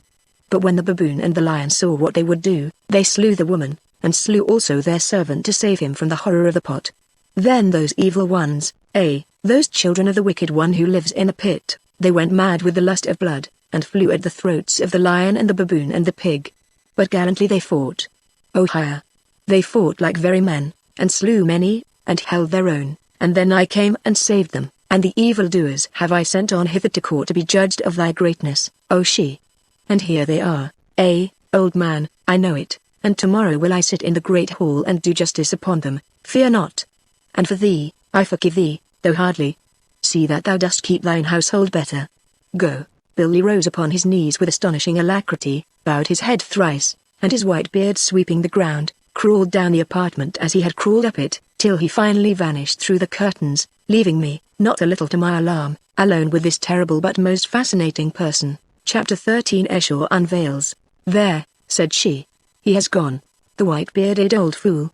Ah, how little knowledge does a man acquire in his life. He gathereth it up like water, but like water it runneth through his fingers, and yet, if his hands be but wet as though with dew, behold a generation of fools call out, See, he is a wise man. Is it not so? But how call they thee? Baboon, he says, and she laughed, but that is the fashion of these savages who lack imagination, and fly to the beasts they resemble for a name. How do they call thee in thine own country, stranger? They call me Holly, O Queen, I answered. Holly, she answered, speaking the word with difficulty, and yet with a most charming accent. And what is holly? Holly is a prickly tree, I said. So. Well, thou hast a prickly and yet a tree-like look. Strong art thou, and ugly, but if my wisdom be not at fault, honest at the core, and a staff to lean on. Also one who thinks. But stay, O Holly, stand not there, enter with me and be seated by me. I would not see thee crawl before me like those slaves. I am weary of their worship and their terror. Sometimes when they vex me I could blast them for very sport, and to see the rest turn white, even to the heart. And she held the curtain aside with her ivory hand to let me pass in. I entered, shuddering. This woman was very terrible. Within the curtains was a recess, about 12 feet by 10, and in the recess was a couch and a table whereon stood fruit and sparkling water. By it, at its end, was a vessel like a font cut in carved stone, also full of pure water. The place was softly lit with lamps formed out of the beautiful vessels of which I have spoken, and the air and curtains were laden with a subtle perfume. Perfume too seemed to emanate from the glorious hair and white clinging vestments of she herself. I entered the little room, and there stood uncertain. Sit, said she, pointing to the couch. As yet thou hast no cause to fear me. If thou hast cause, thou shalt not fear for long, for I shall slay thee. Therefore let thy heart be light. I sat down on the foot of the couch near to the font-like basin of water, and she sank down softly onto the other end. Now, Holly, she said, how comest thou to speak Arabic? It is my own dear tongue, for Arabian am I by my birth, even al-Arab al-Araiba, an Arab of the Arabs, and of the race of our father Yarab, the son of Qadan, for in that fair and ancient city Ozil was I born, in the province of Yemen the Happy. Yet dost thou not speak it as we used to speak? Thy talk doth lack the music of the sweet tongue of the tribes of Hamia which I was wont to hear. Some of the words too seem changed, even as among these Haggard, who have debased and defiled its purity, so that I must speak with them in what is to me another tongue. 13. I have studied it, I answered, for many years. Also the language is spoken in Egypt and elsewhere, so it is still spoken, and there is yet an Egypt. And what pharaoh sits upon the throne? Still one of the spawn of the Persian Ushas, or are the Achaemenians gone, for far is it to the days of Ushas. The Persians have been gone for Egypt for nigh 2,000 years, and since then the Ptolemies, the Romans, and many others have flourished and held sway upon the Nile, and fallen when their time was ripe. I said, aghast. What canst thou know of the Persian Artaxerxes? She laughed, and made no answer, and again a cold chill went through me. And Greece, she said, is there still a Greece? Ah, I loved the Greeks. Beautiful were they as the day, and clever, but fierce at heart and fickle, notwithstanding. Yes, I said, there is a Greece, and, just now, it is once more a people.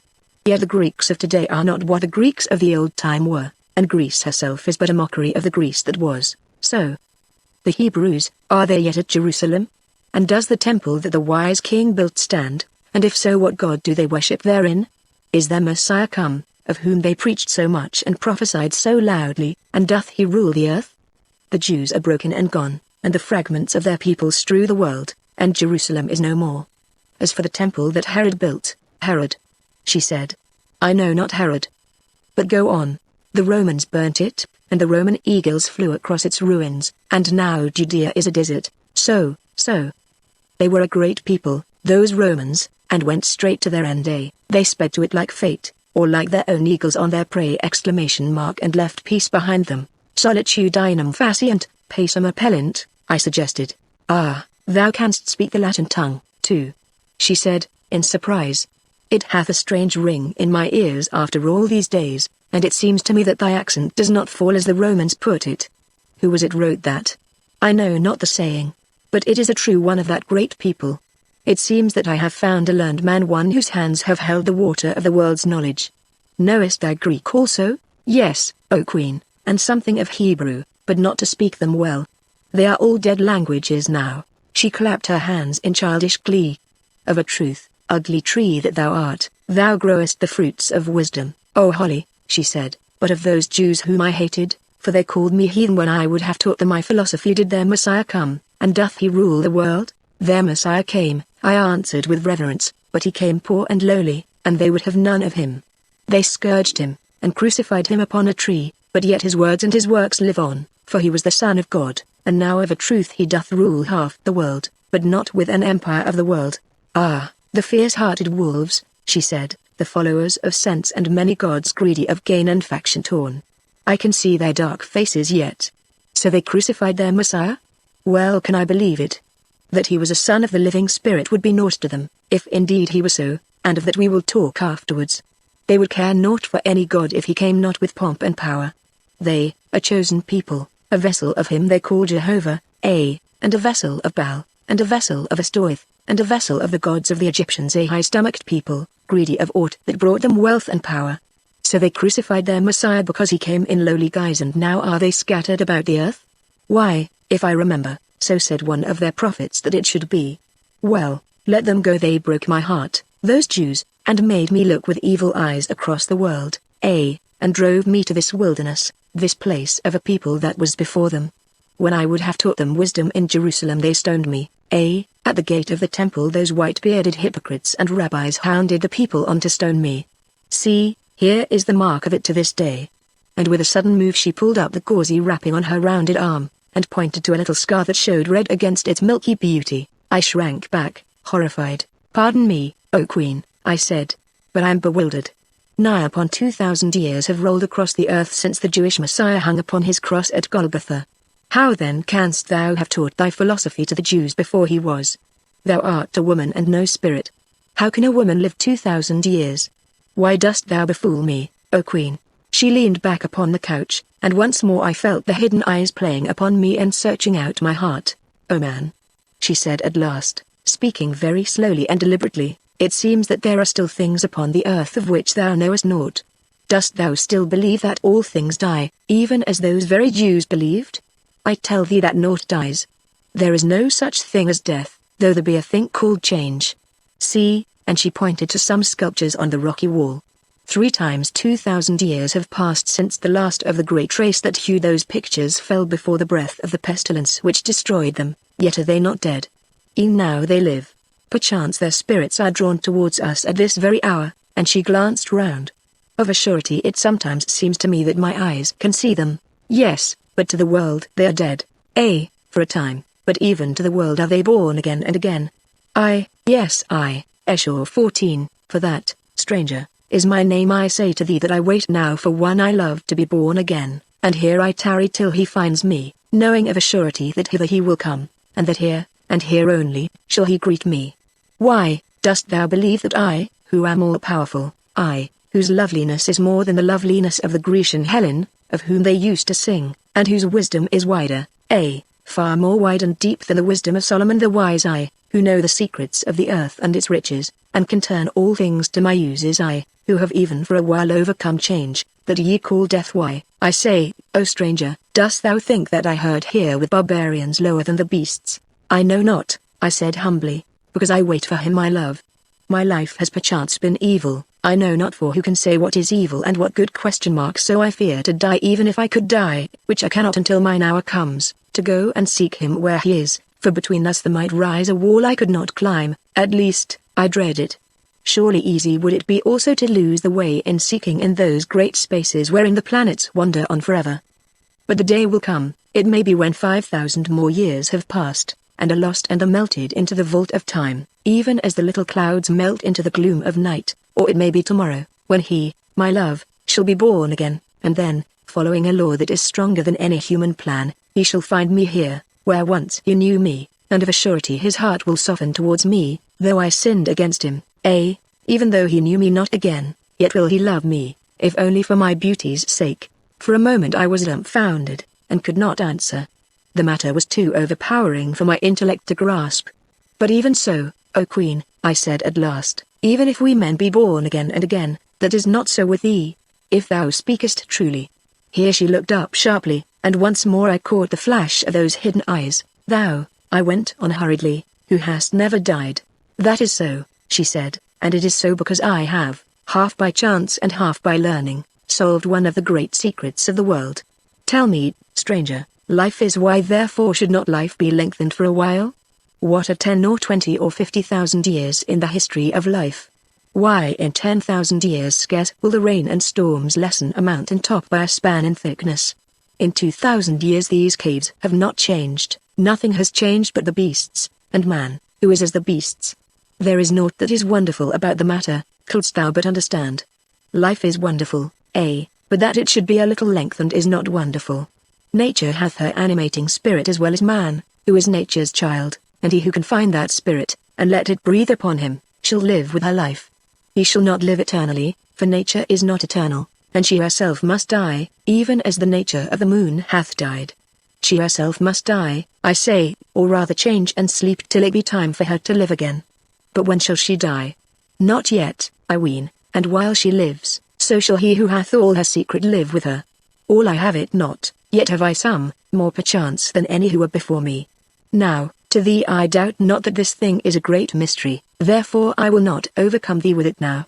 Another time I will tell thee more if the mood be on me, though perchance I shall never speak thereof again. Dost thou wonder how I knew that ye were coming to this land, and so saved your heads from the hot pot? O queen, I answered feebly. Then gaze upon that water, and she pointed to the font-like vessel, and then, bending forward, held her hand over it. I rose and gazed, and instantly the water darkened. Then it cleared, and I saw as distinctly as I ever saw anything in my life. I saw, I say, our boat upon that horrible canal. There was Leo lying at the bottom asleep in it, with a coat thrown over him to keep off the mosquitoes, in such a fashion as to hide his face, and myself, Job, and Rand towing on the bank. I started back, aghast, and cried out that it was magic, for I recognized the whole scene. It was one which had actually occurred. Nay, O Holly, she answered, it is no magic, that is a fiction of ignorance. There is no such thing as magic, though there is such a thing as a knowledge of the secrets of nature. That water is my glass, in it I see what passes if I will to summon up the pictures, which is not often. Therein I can show thee what thou wilt of the past, if it be anything that hath to do with this country and with what I have known, or anything that thou, the gazer, hast known. Think of a face if thou wilt, and it shall be reflected from thy mind upon the water. I know not all the secret, yet I can read nothing in the future. But it is an old secret, I did not find it. In Arabia and in Egypt the sorcerers knew it centuries gone. So one day I chanced to bethink me of that old canal some 20 ages since I sailed upon it, and I was minded to look thereon again. So I looked, and there I saw the boat and 3 men walking, and one, whose face I could not see, but a youth of noble form, sleeping in the boat, and so I sent and saved ye. And now farewell. But stay, tell me of this youth the lion, as the old man calls him. I would look upon him, but he is sick, thou sayest sick with a fever, and also wounded in the fray. He is very sick, I answered sadly. Canst thou do nothing for him, O queen? Who knowest so much? Of a surety I can. I can cure him, but why speakest thou so sadly? Dost thou love the youth? Is he perchance thy son? He is my adopted son, O queen. Shall he be brought in before thee? Nay. How long hath the fever taken him? This is the 3rd day. Good, then let him lie another day. Then will he perchance throw it off by his own strength, and that is better than that I should cure him, for my medicine is of a sort to shake the life in its very citadel. If, however, by tomorrow night, at that hour when the fever first took him, he doth not begin to mend, then will I come to him and cure him. Stay, who nurses him? Our white servant, him whom Billy names the pig, also, and here I spoke with some little hesitation, a woman named Euston, a very handsome woman of this country, who came and embraced him when she first saw him, and hath stayed by him ever since, as I understand is the fashion of thy people, O queen. My people. Speak not to me of my people, she answered hastily. These slaves are no people of mine, they are but dogs to do my bidding till the day of my deliverance comes, and, as for their customs, naught have I to do with them. Also, call me not queen, I am weary of flattery and titles. Call me Eshur, the name hath a sweet sound in mine ears, it is an echo from the past. As for this Euston, I know not. I wonder if it be she against whom I was warned, and whom I in turn did warn. Hath she stay, I will see, and, bending forward, she passed her hand over the font of water and gazed intently into it. See, she said quietly, is that the woman? I looked into the water, and there, mirrored upon its placid surface, was the silhouette of Euston's stately face. She was bending forward, with a look of infinite tenderness upon her features, watching something beneath her, and with her chestnut locks falling onto her right shoulder. "It is she," I said, in a low voice, for once more I felt much disturbed at this most uncommon sight. "She watches Leo asleep." "Leo?" said Esau, in an absent voice. "Why, that is lion in the Latin tongue. The old man hath named happily for once. It is very strange," she went on, speaking to herself, "very so like, but it is not possible." With an impatient gesture she passed her hand over the water once more. It darkened, and the image vanished silently and mysteriously as it had risen, and once more the lamplight, and the lamplight only, shone on the placid surface of that limpid, living mirror. "Hast thou aught to ask me before thou goest, O Holly?" she said, after a few moments' reflection. "It is but a rude life that thou must live here, for these people are savages, and know not the ways of cultivated man. Not that I am troubled thereby, for behold my food," and she pointed to the fruit upon the little table. "Naught but fruit doth ever pass my lips, fruit and cakes of flour, and a little water. I have bidden my girls to wait upon thee. They are mutes, thou knowest, deaf are they and dumb, and therefore the safest of servants, save to those who can read their faces and their signs. I bred them so it hath taken many centuries and much trouble, but at last I have triumphed. Once I succeeded before, but the race was too ugly, so I let it die away, but now, as thou sayest, they are otherwise. Once, too, I reared a race of giants, but after a while nature would no more of it, and it died away. Hast thou aught to ask of me?" "One thing, O Esau," I said boldly, but feeling by no means as bold as I trust I looked. "I would gaze upon thy face." She laughed out in her bell-like notes. "Bethink thee, Holly," she answered, "bethink thee. It seems that thou knowest the old myths of the gods of Greece.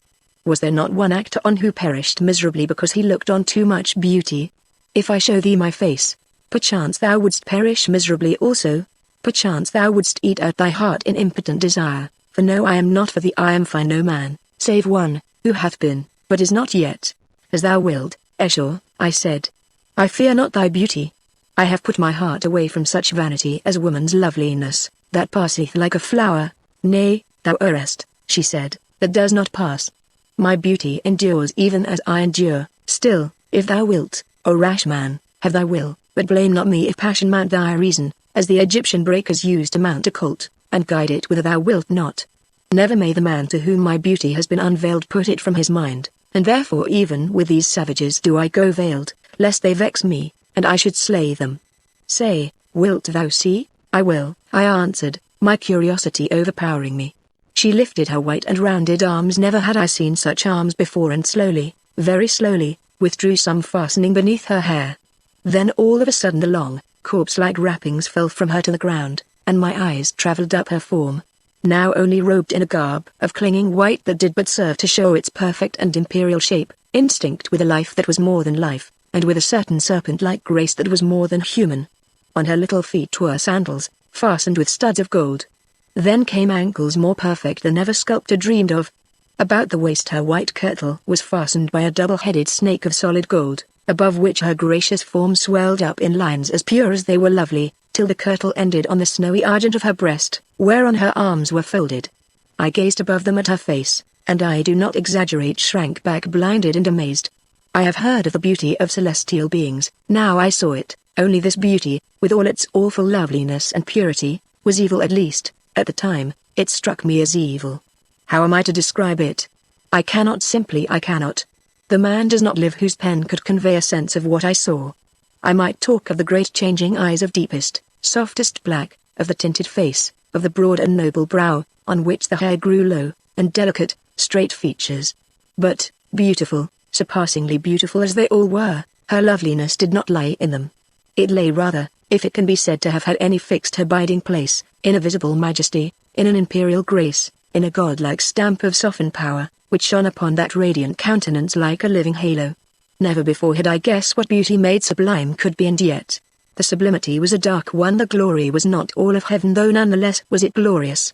Though the face before me was that of a young woman of certainly not more than 30 years, in perfect health, and the first flush of ripened beauty, yet it had stamped upon it a look of unutterable experience, and of deep acquaintance with grief and passion. Not even the lovely smile that crept about the dimples of her mouth could hide this shadow of sin and sorrow. It shone even in the light of the glorious eyes, it was present in the air of majesty, and it seemed to say, "Behold me, lovely as no woman was or is, undying and half divine. Memory haunts me from age to age, and passion leads me by the hand. Evil have I done, and from age to age evil I shall do, and sorrow shall I know till my redemption comes." Drawn by some magnetic force which I could not resist, I let my eyes rest upon her shining orbs, and felt a current pass from them to me that bewildered and half-blinded me. She laughed how musically, and nodded her little head at me with an air of sublimated coquetry that would have done credit to a Venus Victrix. "Rash man," she said, "like Actaeon, thou hast thy will, be careful lest, like Actaeon, thou too dost perish miserably, torn to pieces by the ban hands of thine own passions. I too, O Holly, am a virgin goddess, not to be moved of any man, save one, and it is not thou. Say, hast thou seen enough? I have looked on beauty, and I am blinded," I said hoarsely, lifting my hand to cover up my eyes. "So, what did I tell thee? Beauty is like the lightning, it is lovely, but it destroys especially trees, O Holly." And again she nodded and laughed. Suddenly she paused, and through my fingers I saw an awful change come over her countenance. Her great eyes suddenly fixed themselves into an expression in which horror seemed to struggle with some tremendous hope arising through the depths of her dark soul. The lovely face grew rigid, and the gracious willowy form seemed to erect itself. "Man," she half whispered, half hissed, throwing back her head like a snake about to strike "man, whence hast thou that scarab on thy hand? Speak, or by the spirit of life I will blast thee where thou standest." And she took one light step towards me, and from her eyes there shone such an awful light to me it seemed almost like a flame that I fell, then and there, on the ground before her, babbling confusedly in my terror. "Peace," she said, with a sudden change of manner, and speaking in her former soft voice. "I did affright thee. Forgive me. But at times, O Holly, the almost infinite mind grows impatient of the slowness of the very finite, and I might tempted to use my power out of vexation. Very nearly wast thou dead, but I remembered. But the scarab about the scarab was, I picked it up," I gurgled feebly, as I got onto my feet again, "and it is a solemn fact that my mind was so disturbed that at the moment I could remember nothing else about the ring except that I had picked it up in Leo's cave. It is very strange," she said with a sudden access of woman-like trembling and agitation which seemed out of place in this awful woman, "but once I knew a scarab like to that. It hung round the neck of one I loved," and she gave a little sob, "and I saw that after all she was only a woman, although she might be a very old one. There," she went on, "it must be one like to it, and yet never did I see one like to it, for there too hung a history, and he who wore it prized it much." 15. But the scarab that I knew was not set thus in the bezel of a ring. "Go now, Holly, go, and, if thou canst, try to forget that thou hast of thy folly looked upon Esau's beauty," and, turning from me, she flung herself on her couch, and buried her face in the cushions. As for me, I stumbled from her presence, and I do not remember how I reached my own cave. Chapter 14. A Soul in Hell. It was nearly 10 o'clock at night when I cast myself down upon my bed, and began to gather my scattered wits, and reflect upon what I had seen and heard. But the more I reflected the less I could make of it. Was I mad, or drunk, or dreaming, or was I merely the victim of a gigantic and the most elaborate hoax? How was it possible that I, a rational man, not unacquainted with the leading scientific facts of our history, and hitherto an absolute and utter disbeliever in all the hocus-pocus which in Europe goes by the name of the supernatural, could believe that I had within the last few minutes been engaged in conversation with a woman 2,000 and odd years old? The thing was contrary to the experience of human nature, and absolutely and utterly impossible. It must be a hoax, and yet, if it were a hoax, what was I to make of it? What, too, was to be said of the figures on the water, of the woman's extraordinary acquaintance with the remote past, and her ignorance, or apparent ignorance, of any subsequent history? What, too, of her wonderful and awful loveliness? This, at any rate, was a patent fact, and beyond the experience of the world. No merely mortal woman could shine with such a supernatural radiance. About that she had, at any rate, been in the right. It was not safe for any man to look upon such beauty. I was a hardened vessel in such matters, having, with the exception of one painful experience of my green and tender youth, put the softer sex, I sometimes think that this is a misnomer, almost entirely out of my thoughts. But now, to my intense horror, I knew that I could never put away the vision of those glorious eyes, and alas! The very diablerie of the woman, whilst it horrified and repelled, attracted in even a greater degree. A person with the experience of 2,000 years at her back, with the command of such tremendous powers, and the knowledge of a mystery that could hold off death, was certainly worth falling in love with, if ever woman was. But, alas, it was not a question of whether or no she was worth it, for so far as I could judge, not being versed in such matters, I, a fellow of my college, noted for what my acquaintances are pleased to call my misogyny, and a respectable man now well on in middle life, had fallen absolutely and hopelessly in love with this white sorceress. Nonsense, it must be nonsense. She had warned me fairly, and I had refused to take the warning. Curses on the fatal curiosity that is ever prompting man to draw the veil from woman, and curses on the natural impulse that begets it. It is the cause of half and more than half of our misfortunes. Why cannot man be content to live alone and be happy, and let the women live alone and be happy too? But perhaps they would not be happy, and I am not sure that we should either. Here is a nice state of affairs. I, at my age, to fall a victim to this modern Circe. But then she was not modern, at least she said not. She was almost as ancient as the original Circe. I tore my hair, and jumped up from my couch, feeling that if I did not do something I should go off my head. What did she mean about the Scarabaeus too? It was Leo's Scarabaeus, and had come out of the old coffer that Vinci had left in my rooms nearly 21 years before. Could it be, after all, that the whole story was true, and the writing on the shirt was not a forgery, or the invention of some crack-brained, long-forgotten individual? And if so, could it be that Leo was the man that she was waiting for, the dead man who was to be born again? Impossible. The whole thing was gibberish. Whoever heard of a man being born again? But if it were possible that a woman could exist for 2,000 years, this might be possible also. Anything might be possible. I myself might, for aught I knew, be a reincarnation of some other forgotten self, or perhaps the last of a long line of ancestral selves. Well, vive la guerre. Why not? Only, unfortunately, I had no recollection of these previous conditions.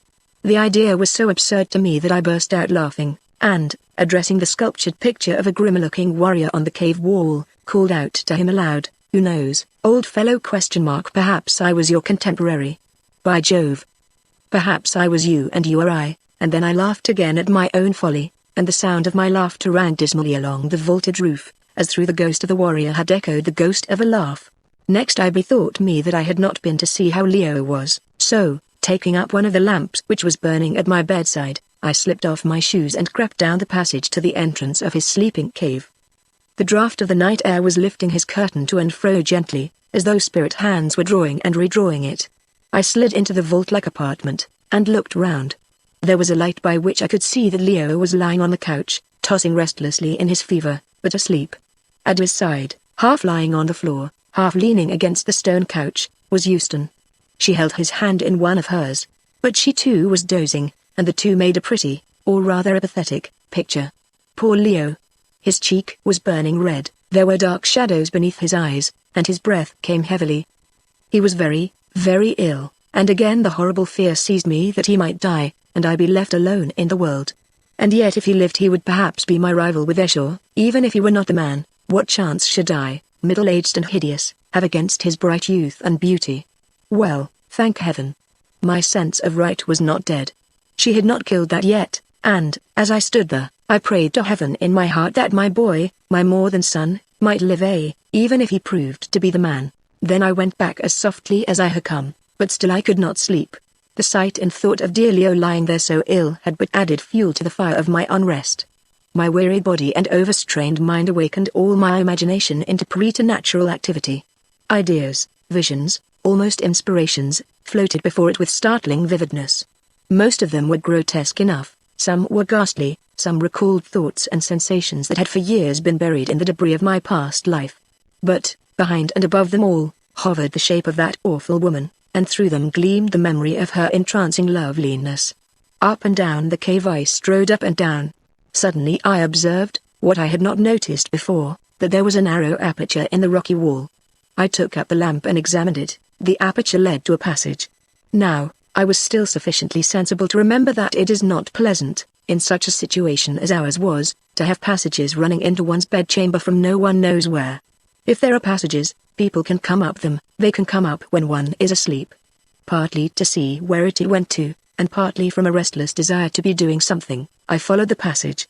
It led to a stone stair, which I descended. The stair ended in another passage, or rather tunnel, also hewn out of the bedrock, and running, so far as I could judge, exactly beneath the gallery that led to the entrance of our rooms, and across the great central cave. I went on down it. It was as silent as the grave, but still, drawn by some sensation or attraction that I cannot define, I followed on, my stockinged feet falling without noise on the smooth and rocky floor. When I had traversed some 50 yards of space, I came to another passage running at right angles, and here an awful thing happened to me. The sharp draught caught my lamp and extinguished it, leaving me in utter darkness in the bowels of that mysterious place. I took a couple of strides forward so as to clear the bisecting tunnel, being terribly afraid lest I should turn up it in the dark if once I got confused as to the direction, and then paused to think. What was I to do?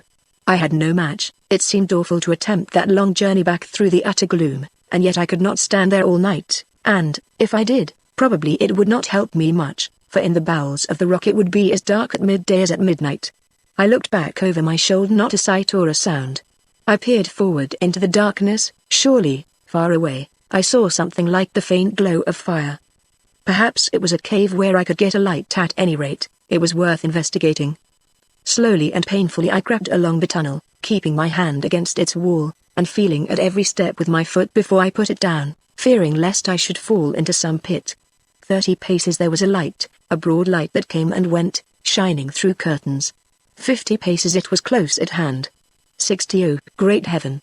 I was at the curtains, and they did not hang close, so I could see clearly into the little cavern beyond them. It had all the appearance of being a tomb, and was lit up by a fire that burnt in its center with a whitish flame and without smoke. Indeed, there, to the left, was a stone shelf with a little ledge to it 3 inches or so high, and on the shelf lay what I took to be a corpse. At any rate, it looked like one, with something white thrown over it. To the right was a similar shelf, on which lay some broidered coverings.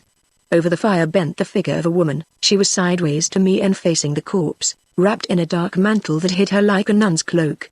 She seemed to be staring at the flickering flame.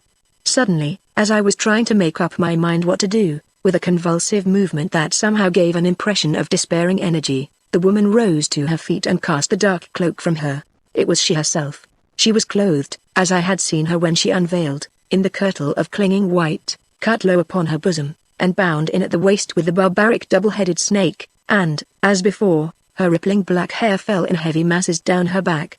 But her face was what caught my eye, and held me as in a vice, not this time by the force of its beauty, but by the power of fascinated terror. The beauty was still there, indeed, but the agony, the blind passion, and the awful vindictiveness displayed upon those quivering features, and in the tortured look of the upturned eyes, was such as surpass my powers of description. For a moment she stood still, her hands raised high above her head, and as she did so the white robe slipped from her down to her golden girdle, bearing the blinding loveliness of her form. She stood there, her fingers clenched, and the awful look of malevolence gathered and deepened on her face. Suddenly I thought of what would happen if she discovered me, and the reflection made me turn sick and faint. But, even if I had known that I must die if I stopped, I do not believe that I could have moved, for I was absolutely fascinated. But still I knew my danger. Supposing she should hear me, or see me through the curtain, supposing I even sneezed, or that her magic told her that she was being watched, swift indeed would be my doom. Down came the clenched hands to her sides, then up again above her head, and, as I am a living and honorable man, the white flame of the fire leapt up after them, almost to the roof, throwing a fierce and ghastly glare upon she herself, upon the white figure beneath the covering, and every scroll and detail of the rookwork. Down came the ivory arms again, and as they did so she spoke, or rather hissed, in Arabic, in a note that curdled my blood, and for a second stopped my heart. Curse her, may she be everlastingly accursed. The arms fell and the flame sank. Up they went again, and the broad tongue of fire shot up after them, and then again they fell. Curse her memory, accursed be the memory of the Egyptian. Up again, and again down. Curse her, the daughter of the Nile, because of her beauty. Curse her, because her magic hath prevailed against me. Curse her, because she held my beloved from me. And again the flame dwindled and shrank. She put her hands before her eyes, and abandoning the hissing tone, cried aloud: "What is the use of cursing?" She prevailed, and she is gone. Then she recommenced with an even more frightful energy: "Curse her where she is. Let my curses reach her where she is and disturb her rest. Curse her through the starry spaces. Let her shadow be accursed. Let my power find her even there. Let her hear me even there. Let her hide herself in the blackness. Let her go down into the pit of despair. Because I shall one day find her. Again the flame fell, and again she covered her eyes with her hands. It is of no use, she wailed. Who can reach those who sleep? Not even I can reach them. Then once more she began her unholy rites. Curse her when she shall be born again. Let her be born accursed. Let her be utterly accused from the hour of her birth until sleep finds her. Yea, then, let her be accursed, for then shall I overtake her with my vengeance, and utterly destroy her. And so on. The flame rose and fell, reflecting itself in her agonized eyes, the hissing sound of her terrible maledictions, and no words of mine can convey how terrible they were, ran round the walls and died away in little echoes, and the fierce light and deep gloom alternated themselves on the white and dreadful form stretched upon that bier of stone. But at length she seemed to wear herself out and cease. She sat herself down upon the rocky floor, shook the dense cloud of her beautiful hair over her face and breast, and began to sob terribly in the torture of a heart-rending despair. 2,000 years, she moaned, 2,000 years have I wanted and endured, but though century doth still creep on to century, and time give place to time, the sting of memory hath not lessened, the light of hope doth not shine more bright. Oh! To have lived 2,000 years, with all my passion eating out my heart, and with my sin ever before me. Oh, that for me life cannot bring forgetfulness. Oh, for the weary years that have been and are yet to come, and even more to come, endless and without end. My love. My love. My love. Why did that stranger bring thee back to me after this sort? For 500 years I have not suffered thus. Oh, if I sinned against thee, have I not wiped away the sin? When wilt thou come back to me who have all, and yet without thee have naught? What is there that I can do? What? What? What? And perchance that Egyptian doth abide with thee where thou art, and mock my memory. Oh, why could I not die with thee, I who slew thee? Alas, that I cannot die. Alas. Alas. And she flung herself prone upon the ground, and sobbed and wept till I thought her heart must burst. Suddenly she ceased, raised herself to her feet, rearranged her robe, and, tossing back her long locks impatiently, swept across to where the figure lay upon the stone. O Callicrates, she cried, and I trembled at the name, I must look upon thy face again, though it be agony. It is a generation since I looked upon thee whom I slew with mine own hand, and with trembling fingers she seized the corner of the sheet-like wrapping that covered the form upon the stone bier, and then paused. When she spoke again, it was in a kind of odd whisper, as though her idea were terrible even to herself. Shall I raise thee, she said, apparently addressing the corpse, so that thou standest there before me, as of old? I can do it, and she held out her hands over the sheeted dead, while her whole frame became rigid and terrible to see, and her eyes grew fixed and dull. I shrank in horror behind the curtain, my hair stood up upon my head, and, whether it was my imagination or a fact I am unable to say, but I thought that the quiet form beneath the covering began to quiver, and the winding sheet to lift as though it lay on the breast of one who slept.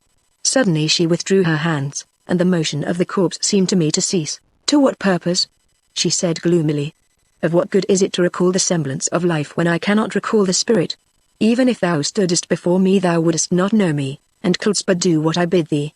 The life in thee would be my life, and not thy life, Callicrates. For a moment she stood there brooding, and then cast herself down on her knees beside the form, and began to press her lips against the sheet, and weep.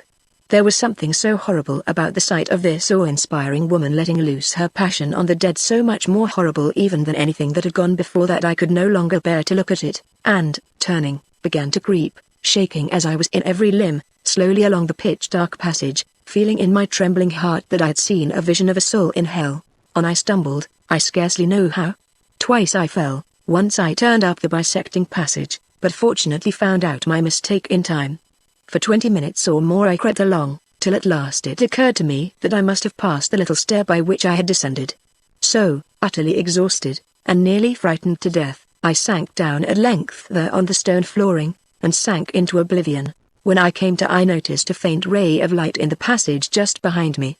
I crept to it, and found it was the little stair down which the weak dawn was stealing. Passing up it, I gained my chamber in safety, and, flinging myself on the couch, was soon lost in slumber, or rather stupor. Chapter 15. Esau gives judgment. The next thing that I remember was opening my eyes and perceiving the form of Job, who had now practically recovered from his attack of fever. He was standing in the ray of light that pierced into the cave from the outer air, shaking out my clothes as a makeshift for brushing them, which he could not do because there was no brush, and then folding them up neatly and laying them on the foot of the stone couch. This done, he got my traveling dressing case out of the Gladstone bag, and opened it ready for my use. First he stood it on the foot of the couch also, then, being afraid, I suppose, that I should kick it off, he placed it on a leopard skin on the floor, and stood back a step or two to observe the effect. It was not satisfactory, so he shut up the bag, turned it on end, and, having rested it against the foot of the couch, placed the dressing case on it. Next he looked at the pots full of water, which constituted our washing apparatus. "Ah," I heard him murmur, "no hot water in this beastly place. I suppose these poor creatures only use it to boil each other in?" And he sighed deeply. "What is the matter, Job?" I said. "Beg pardon, sir," he said, touching his hair. "I thought you were asleep, sir, and I am sure you seem as though you want it. One might think from the look of you that you had been having a night of it." I only groaned by way of answer. I had, indeed, been having a night of it, such as I hope never to have again. "How is Mr. Leo, Job?" "Much the same, sir. If he don't soon mend, he'll end, sir, and that's all about it, though I must say that there's Savage, Euston, to do her best for him, almost like a baptized Christian. She is always hanging round and looking after him, and if I ventures to interfere it's awful to see her. Her hair seems to stand on end, and she curses and swears away in her heathen talk. At least I fancy she must be cursing, from the look of her." "And what do you do then?" I make her a polite bow, and I say, "Young woman, your position is one that I don't quite understand, and can't recognize. Let me tell you that I has a duty to perform to my master as is incapacitated by illness, and that I am going to perform it until I am incapacitated too, but she don't take no heed, not she only curses and swears away worse than ever. Last night she put her hand under that sort of nightshirt she wears and whips out a knife with a kind of a curl in the blade, so I whips out my revolver, and we walks round and round each other till at last she bursts out laughing. It isn't nice treatment for a Christian man to have to put up with from a savage. However handsome she may be, but it is what people must expect as is fools enough." Job laid great emphasis on the fools, to come to such a place to look for things no man is meant to find. "It's a judgment on us, sir, that's my view, and I, for one, is of opinion that the judgment isn't half done yet, and when it is done we shall be done too, and just stop in these beastly caves with the ghosts and the corpses for once and all. And now, sir, I must be seeing about Mr. Leo's broth, if that wildcat will let me, and, perhaps, you would like to get up, sir, because it's past 9 o'clock. Job's remarks were not of an exactly cheering order to a man who had passed such a night as I had, and, what is more, they had the weight of truth. Taking one thing with another, it appeared to me to be an utter impossibility that we should escape from the place we were. Supposing that Leo recovered, and supposing that she would let us go, which was exceedingly doubtful, and that she did not blast us in some moment of vexation, and that we were not hot-potted by the Haggard, it would be quite impossible for us to find our way across the network of marshes which, stretching for scores and scores of miles, formed a stronger and more impassable fortification round the various Haggard households than any that could be built or designed by man. No, there was but one thing to do: face it out, and, speaking for my own part, I was so intensely interested in the whole weird story that, so far as I was concerned, notwithstanding the shattered state of my nerves, I asked nothing better, even if my life paid forfeit to my curiosity. What man for whom physiology has charms could forbear to study such a character as that of this Esau when the opportunity of doing so presented itself? The very terror of the pursuit added to its fascination, and besides, as I was forced to own to myself even now in the sober light of day, she herself had attractions that I could not forget. Not even the dreadful sight which I had witnessed during the night could drive that folly from my mind, and alas, that I should have to admit it, it has not been driven thence to this hour. After I had dressed myself I passed into the eating, or rather embalming chamber, and had some food, which was as before brought to me by the girl mutes. When I had finished I went and saw poor Leo, who was quite off his head, and did not even know me. I asked Houston how she thought he was, but she only shook her head and began to cry a little. Evidently her hopes were small, and I then and there made up my mind that, if it were in any way possible, I would get she to come and see him. Surely she would cure him if she chose, at any rate she said she could. While I was in the room, Billy entered, and also shook his head. "He will die at night," he said. "God forbid, my father," I answered, and turned away with a heavy heart. She who must be obeyed commands thy presence, my baboon," said the old man as soon as we got to the curtain, "but, oh my dear son, be more careful. Yesterday I made sure in my heart that she would blast thee when thou didst not crawl upon thy stomach before her. She is sitting in the great hall even now to do justice upon those who would have smitten thee and the lion. Come on, my son, come swiftly." I turned, and followed him down the passage, and when we reached the great central cave saw that many Haggard, some robed, and some merely clad in the sweet simplicity of a leopard skin, were hurrying along it. We mingled with the throng, and walked up the enormous and, indeed, almost interminable cave. All the way its walls were elaborately sculptured, and every 20 paces or so passages opened out of it at right angles, leading, Billy told me, to tombs, hollowed in the rock by the people who were before. Nobody visited those tombs now, he said, and I must say that my heart rejoiced when I thought of the opportunities of antiquarian research which opened out before me. At last we came to the head of the cave, where there was a rock dais almost exactly similar to the one on which we had been so furiously attacked, a fact that proved to me that these dais must have been used as altars, probably for the celebration of religious ceremonies, and more especially of rites connected with the interment of the dead. On either side of this dais were passages leading, Billy informed me, to other caves full of dead bodies. Indeed, he added, the whole mountain is full of dead, and nearly all of them are perfect. In front of the dais were gathered a great number of people of both sexes, who stood staring about in their peculiar gloomy fashion, which would have reduced Mark Tapley himself to misery in about 5 minutes. On the dais was a rude chair of black wood inlaid with ivory, having a seat made of grass fiber, and a footstool formed of a wooden slab attached to the framework of the chair. Suddenly there was a cry of higher, higher, she, and thereupon the entire crowd of spectators instantly precipitated itself upon the ground, and lay still as though it were individually and collectively stricken dead, leaving me standing there like some solitary survivor of a massacre. As it did so a long string of guards began to defile from a passage to the left, and ranged themselves on either side of the dais. Then followed about a score of male mutes, then as many women mutes bearing lamps, and then a tall white figure, swathed from head to foot, in whom I recognized she herself. She mounted the dais and sat down upon the chair, and spoke to me in Greek, I suppose because she did not wish those present to understand what she said. "Come hither, O Holly," she said, "and sit thou at my feet, and see me do justice on those who would have slain thee. Forgive me if my Greek doth halt like a lame man, it is so long since I have heard the sound of it that my tongue is stiff, and will not bend rightly to the words." I bowed, and, mounting the dais, sat down at her feet. "How hast thou slept, my Holly?" she asked. "I slept not well, O Esau," I answered with perfect truth, and with an inward fear that perhaps she knew how I had passed the heart of the night. "So," she said, with a little laugh, "I, too, have not slept well. Last night I had dreams, and methinks that thou didst call them to me, O Holly." "Of what didst thou dream, Esau?" I asked indifferently. "I dreamed," she answered quickly, "of one I hate and one I love," and then, as though to turn the conversation, she addressed the captain of her guard in Arabic, "Let the men be brought before me." The captain bowed low, for the guard and her attendants did not prostrate themselves, but had remained standing, and departed with his underlings down a passage to the right. Then came a silence. She leaned her swathed head upon her hand and appeared to be lost in thought, while the multitude before her continued to grovel upon their stomachs, only screwing their heads round a little so as to get a view of us with one eye. It seemed that their queen so rarely appeared in public that they were willing to undergo this inconvenience, and even graver risks, to have the opportunity of looking on her, or rather on her garments, for no living man there except myself had ever seen her face. At last we caught sight of the waving of lights, and heard the tramp of men coming along the passage, and in filed the guard, and with them the survivors of our would-be murderers, to the number of 20 or more, on whose countenances a natural expression of sullenness struggled with the terror that evidently filled their savage hearts. They were ranged in front of the dais, and would have cast themselves down on the floor of the cave like the spectators. But she stopped them. "Nay," she said in her softest voice, "stand, I pray you stand.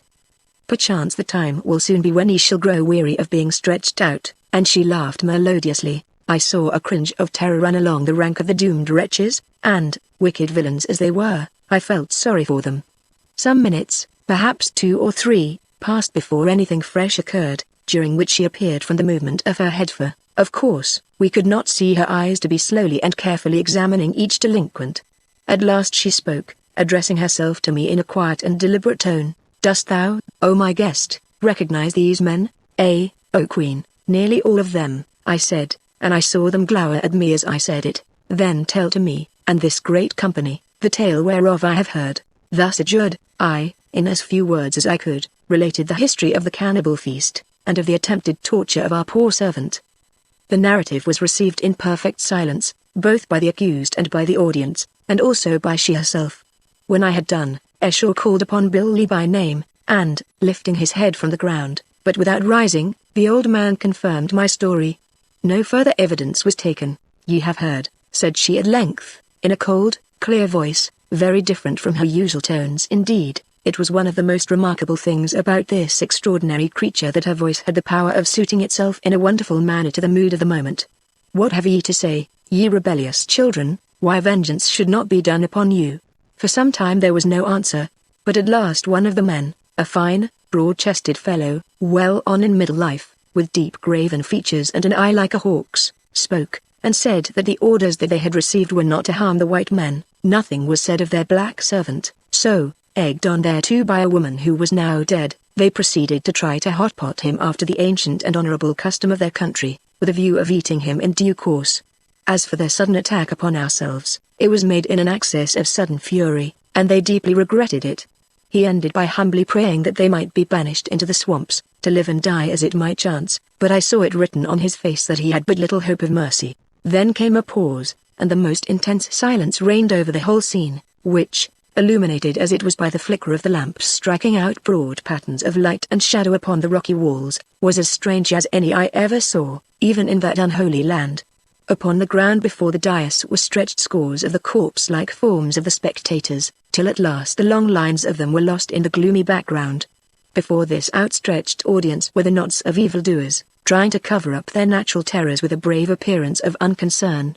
On the right and left stood the silent guards, robed in white and armed with great spears and daggers, and men and women mutes watching with hard curious eyes. Then, seated in her barbaric chair above them all, with myself at her feet, was the veiled white woman, whose loveliness and awesome power seemed to visibly shine about her like a halo, or rather like the glow from some unseen light. Never have I seen her veiled shape look more terrible than it did in that space, while she gathered herself up for vengeance. At last it came. "Dogs and serpents," she began in a low voice that gradually gathered power as she went on, till the place rang with it. "Eaters of human flesh, 2 things have ye done. First, ye have attacked these strangers, being white men, and would have slain their servant, and for that alone death is your reward. But that is not all. Ye have dared to disobey me. Did I not send my word unto you by Billy, my servant, and the father of your household? Did I not bid you to hospitably entertain these strangers, whom now ye have striven to slay, and whom, had not they been brave and strong beyond the strength of men, ye would cruelly have murdered? Hath it not been taught to you from childhood that the law of she is an ever-fixed law, and that he who breaketh it by so much as one jot or tittle shall perish? And is not my lightest word a law? Have not your fathers taught you this, I say, whilst as yet ye were but children? Do ye not know that as well might ye bid these great caves to fall upon you, or the sun to cease its journeying, as to hope to turn me from my courses, or make my word light or heavy, according to your minds? Well do ye know it, ye wicked ones. But ye are all evil to the core. The wickedness bubbles up in you like a fountain in the springtime. Were it not for me, generations since had ye ceased to be, for of your own evil way had ye destroyed each other. And now, because ye have done this thing, because ye have striven to put these men, my guests, to death, and yet more because ye have dared to disobey my word, this is the doom that I doom you to. That ye be taken to the cave of torture, 16, and given over to the tormentors, and that on the going down of tomorrow's sun those of you who yet remain alive be slain, even as ye would have slain the servant of this my guest." She ceased, and a faint murmur of horror ran round the cave. As for the victims, as soon as they realized the full hideousness of their doom, their stoicism forsook them, and they flung themselves down upon the ground, and wept and implored for mercy in a way that was dreadful to behold. I, too, turned to Esau, and begged her to spare them, or at least to mete out their fate in some less awful way. But she was hard as adamant about it. "My Holly," she said, again speaking in Greek, which, to tell the truth, although I have always been considered a better scholar of the language than most men, I found it rather difficult to follow, chiefly because of the change in the fall of the accent. Esau, of course, talks with the accent of her contemporaries, whereas we have only tradition and the modern accent to guide us as to the exact pronunciation. My Holly, it cannot be. Were I to show mercy to those wolves, your lives would not be safe among this people for a day. Thou knowest them not. They are tigers to lap blood, and even now they hunger for your lives. How thinkest thou that I rule this people? I have but a regiment of guards to do my bidding, therefore it is not by force. It is by terror. My empire is of the imagination. Once in a generation mayhap I do as I have done but now, and slay a score by torture. Believe not that I would be cruel, or take vengeance on anything so low. What can it profit me to be avenged on such as these? Those who live long, my Holly, have no passions, save where they have interests. Though I may seem to slay in wrath, or because my mood is crossed, it is not so. Thou hast seen how in the heavens the little clouds blow this way and that without a cause, yet behind them is the great wind sweeping on its path whither it listeth. So it is with me, O Holly. My moods and changes are the little clouds, and fitfully these seem to turn, but behind them ever blows the great wind of my purpose. Nay, the men must die, and die as I have said. Then, suddenly turning to the captain of the guard : as my word is, so be it. Chapter 16 The Tombs of Kor. After the prisoners had been removed, Eshur waved her hand, and the spectators turned round, and began to crawl off down the cave like a scattered flock of sheep. When they were a fair distance from the dais, however, they rose and walked away, leaving the queen and myself alone, with the exception of the mutes and the few remaining guards, most of whom had departed with the doomed men. Thinking this a good opportunity, I asked she to come and see Leo, telling her of his serious condition, but she would not, saying that he certainly would not die before the night, as people never died of that sort of fever except at nightfall or dawn. Also she said that it would be better to let the sickness spend its course as much as possible before she cured it. Accordingly, I was rising to leave, when she bade me follow her, as she would talk with me, and show me the wonders of the caves. I was too much involved in the web of her fatal fascinations to say her no, even if I had wished, which I did not. She rose from her chair, and, making some signs to the mutes, descended from the dais. Thereon 4 of the girls took lamps, and ranged themselves 2 in front and 2 behind us, but the others went away, as also did the guards. Now, she said, wouldst thou see some of the wonders of this place, O Holly? Look upon this great cave. Sawest thou ever the like? Yet was it, and many more like it, hollowed by the hands of the dead race that once lived here in the city on the plain. A great and wonderful people must they have been, those men of Kor, but, like the Egyptians, they thought more of the dead than of the living. How many men, thinkest thou, working for how many years, did it need to the hollowing out this cave and all the galleries thereof? Tens of thousands, I answered. So, O Holly, this people was an old people before the Egyptians were. A little can I read of their inscriptions. Having found the key thereto, and see, thou here, this was one of the last of the caves that they hollowed, and, turning to the rock behind her, she motioned the mutes to hold up the lamps. Carved over the dais was the figure of an old man seated in a chair, with an ivory rod in his hand. It struck me at once that his features were exceedingly like those of the man who was represented as being embalmed in the chamber where we took our meals. Beneath the chair, which, by the way, was shaped exactly like the one in which Eshur had sat to give judgment, was a short inscription in the extraordinary characters of which I have already spoke, but which I do not remember sufficient of to illustrate. It looked more like Chinese writing than any other that I am acquainted with. This inscription Eshur proceeded, with some difficulty and hesitation, to read aloud and translate. It ran as follows: In the year 4259 from the founding of the city of Imperial Kor was this cave, or burial place, completed by Tisno, king of Kor, the people thereof and their slaves having labored thereat for 3 generations, to be a tomb for their citizens of rank who shall come after. May the blessings of the heaven above the heaven rest upon their work, and make the sleep of Tisno, the mighty monarch, the likeness of whose features is graven above, a sound and happy sleep till the day of awakening. 17. And also the sleep of his servants, and of those of his race who, rising up after him, shall yet lay their heads as low. Thou sayest, O Holly, she said, this people founded the city, of which the ruins yet cumber the plain yonder, 4,000 years before this cave was finished. Yet, when first mine eyes beheld it 2,000 years ago, was it even as it is now. Judge, therefore, how old must that city have been. And now, follow thou me, and I will show thee after what fashion this great people fell when the time was come for it to fall. And she led the way down to the center of the cave, stopping at a spot where a round rock had been let into a kind of large manhole in the flooring, accurately filling it just as the iron plates fill the spaces in the London pavements down which the coals are thrown. "Thou sayest," she said. "Tell me, what is it?" "Nay, I know not," I answered, whereon she crossed to the left-hand side of the cave, looking towards the entrance, and signed to the mutes to hold up the lamps. On the wall was something painted with a red pigment in similar characters to those hewn beneath the sculpture of Tisno, king of Kor. This inscription she proceeded to translate to me, the pigment still being fresh enough to show the form of the letters.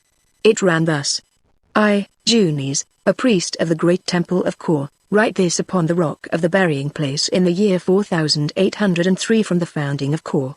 Kor is fallen. No more shall the mighty feast in her halls, no more shall she rule the world, and her navies go out to commerce with the world. Kor is fallen. And her mighty works and all the cities of Kor, and all the harbors that she built and the canals that she made, are for the wolf and the owl and the wild swan, and the barbarian who comes after. 25 moons ago did a cloud settle upon Kor, and the 100 cities of Kor, and out of the cloud came a pestilence that slew her people, old and young, one with another, and spared not. One with another they turned black and died, the young and the old, the rich and the poor, the man and the woman, the prince and the slave. The pestilence slew, and ceased not by day or by night, and those who escaped from the pestilence were slain of the famine. No longer could the bodies of the children of Kor be preserved according to the ancient rites, because of the number of the dead, therefore were they hurled into the great pit beneath the cave, through the hole in the floor of the cave. Then, at last, a remnant of this the great people, the light of the whole world, went down to the coast and took ship and sailed northwards, and now am I, the priest Junes, who write this, the last man left alive of this great city of men, but whether there be any yet left in the other cities I know not. This do I write in misery of heart before I die, because Kor the imperial is no more, and because there are none to worship in her temple, and all her palaces are empty, and her princes and her captains and her traders and her fair women have passed off the face of the earth. I gave a sigh of astonishment. The utter desolation depicted in this rude scrawl was so overpowering. It was terrible to think of this solitary survivor of mighty people recording its fate before he too went down into darkness. What must the old man have felt as, in ghastly terrifying solitude, by the light of one lamp feebly illuminating a little space of gloom, he in a few brief lines daubed the history of his nation's death upon the cavern wall. What a subject for the moralist, or the painter, or indeed for anyone who can think. "Doth it not occur to thee, O Holly," said Ishur, laying her hand upon my shoulder, "that those men who sailed north may have been the fathers of the first Egyptians?" "Nay, I know not," I said. "It seems that the world is very old." "Old?" "Yes, it is old indeed. Time after time have nations, and rich and strong nations, learned in the arts, been and passed away and been forgotten, so that no memory of them remains. This is but one of several, for time eats up the works of man, unless, indeed, he digs in caves like the people of Kor, and then mayhap the sea swallows them, or the earthquake shakes them in. Who knows what hath been on the earth, or what shall be? There is no new thing under the sun, as the wise Hebrew wrote long ago. Yet were not these people utterly destroyed, as I think. Some few remained in the other cities, for their cities were many. But the barbarians from the south, or perchance my people, the Arabs, came down upon them, and took their women to wife, and the race of the Haggard that is now is a bastard brood of the mighty sons of Kor, and behold it dwelleth in the tombs with its fathers' bones. 18. But I know not, who can know? My arts cannot pierce so far into the blackness of time's night. A great people were they. They conquered till none were left to conquer, and then they dwelt at ease within their rocky mountain walls, with their manservants and their maid-servants, their minstrels, their sculptors, and their concubines, and traded and quarrelled, and ate and hunted and slept and made merry till their time came.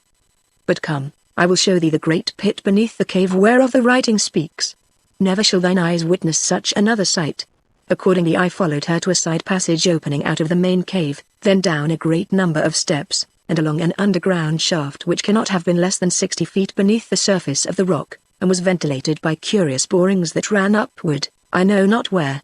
Suddenly the passage ended, and she halted and bade the mutes hold up the lamps, and, as she had prophesied, I saw a scene such as I was not likely to see again. We were standing in an enormous pit, or rather on the brink of it, for it went down deeper I do not know how much than the level on which we stood, and was edged in with a low wall of rock. So far as I could judge, this pit was about the size of the space beneath the dome of St. Paul's in London, and when the lamps were held up I saw that it was nothing but one vast charnel house, being literally full of thousands of human skeletons, which lay piled up in an enormous gleaming pyramid, formed by the slipping down of the bodies at the apex as fresh ones were dropped in from above. Anything more appalling than this jumbled mass of the remains of a departed race I cannot imagine, and what made it even more dreadful was that in this dry air a considerable number of the bodies had simply become desiccated with the skin still on them, and now, fixed in every conceivable position, stared at us out of the mountain of white bones, grotesquely horrible caricatures of humanity. In my astonishment I uttered an ejaculation, and the echoes of my voice, ringing in the vaulted space, disturbed a skull that had been accurately balanced for many thousands of years near the apex of the pile. Down it came with a run, bounding along merrily towards us, and of course bringing an avalanche of other bones after it, till at last the whole pit rattled with their movement, even as through the skeletons were getting up to greet us. "Come," I said, "I have seen enough. These are the bodies of those who died of the great sickness, is it not so?" I added, as we turned away. "Yea. The people of Kor ever embalmed their dead, as did the Egyptians, but their art was greater than the art of the Egyptians, for, whereas the Egyptians disemboweled and drew the brain, the people of Kor injected fluid into the veins, and thus reached every part. But stay, thou shalt see," and she halted at haphazard at one of the little doorways opening out of the passage along which we were walking, and motioned to the mutes to light us in. We entered into a small chamber similar to the one in which I had slept at our first stopping place, only instead of one there were 2 stone benches or beds in it. On the benches lay figures covered with yellow linen, 19, on which a fine and impalpable dust had gathered in the course of ages, but nothing like to the extent that one would have anticipated, for in these deep-hewn caves there is no material to turn to dust.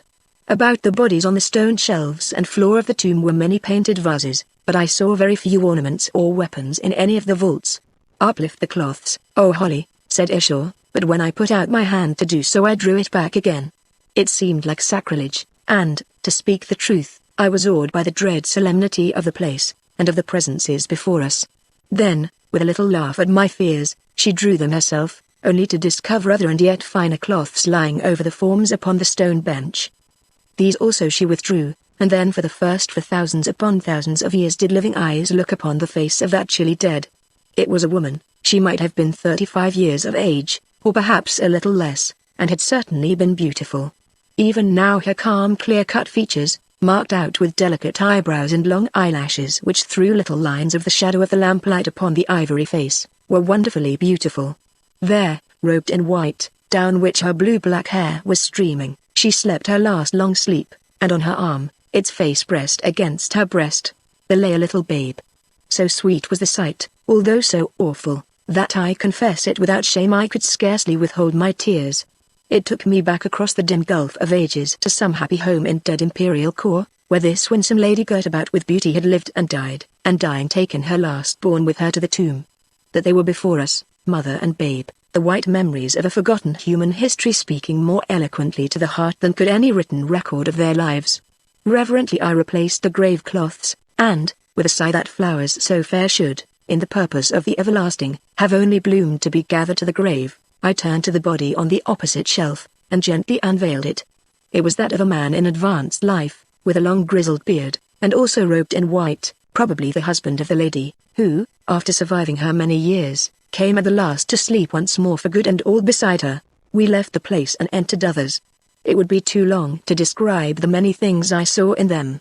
Each one had its occupants, for the 500 and odd years that had elapsed between the completion of the cave and the destruction of the race had evidently sufficed to fill these catacombs, numberless as they were, and all appeared to have been undisturbed since the day when they were placed there. I could fill a book with a description of them, but to do so would only be to repeat what I have said, with variations. Nearly all the bodies, so masterfully was the art with which they had been treated, were as perfect as on the day of death thousands of years before.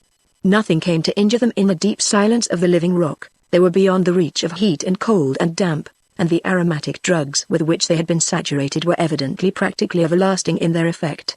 Here and there, however, we saw an exception, and in these cases, although the flesh looked sound enough externally, if one touched it it fell in, and revealed the fact that the figure was but a pile of dust.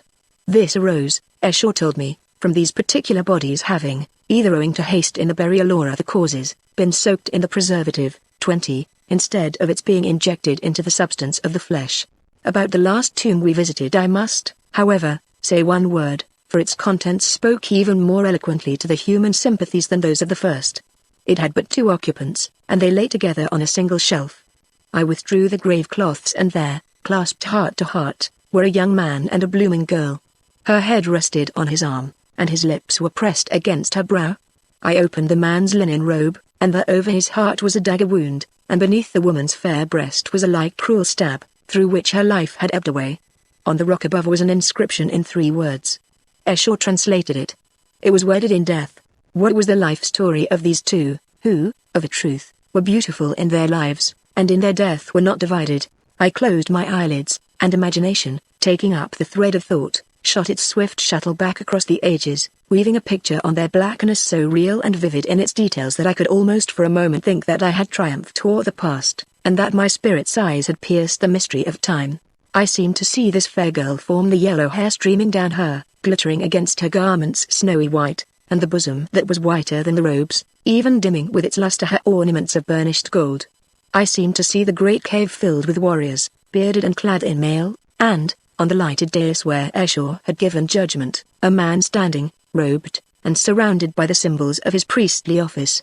And up the cave there came one clad in purple, and before him and behind him came minstrels and fair maidens, chanting a wedding song. White stood the maid against the altar, fairer than the fairest, the purer than a lily, and more cold than the dew that glistens in its heart. But as the man drew near she shuddered. Then out of the press and throng there sprang a dark-haired youth, and put his arms about this long-forgotten maid, and kissed her pale face in which the blood shot up like lights of the red dawn across the silent sky.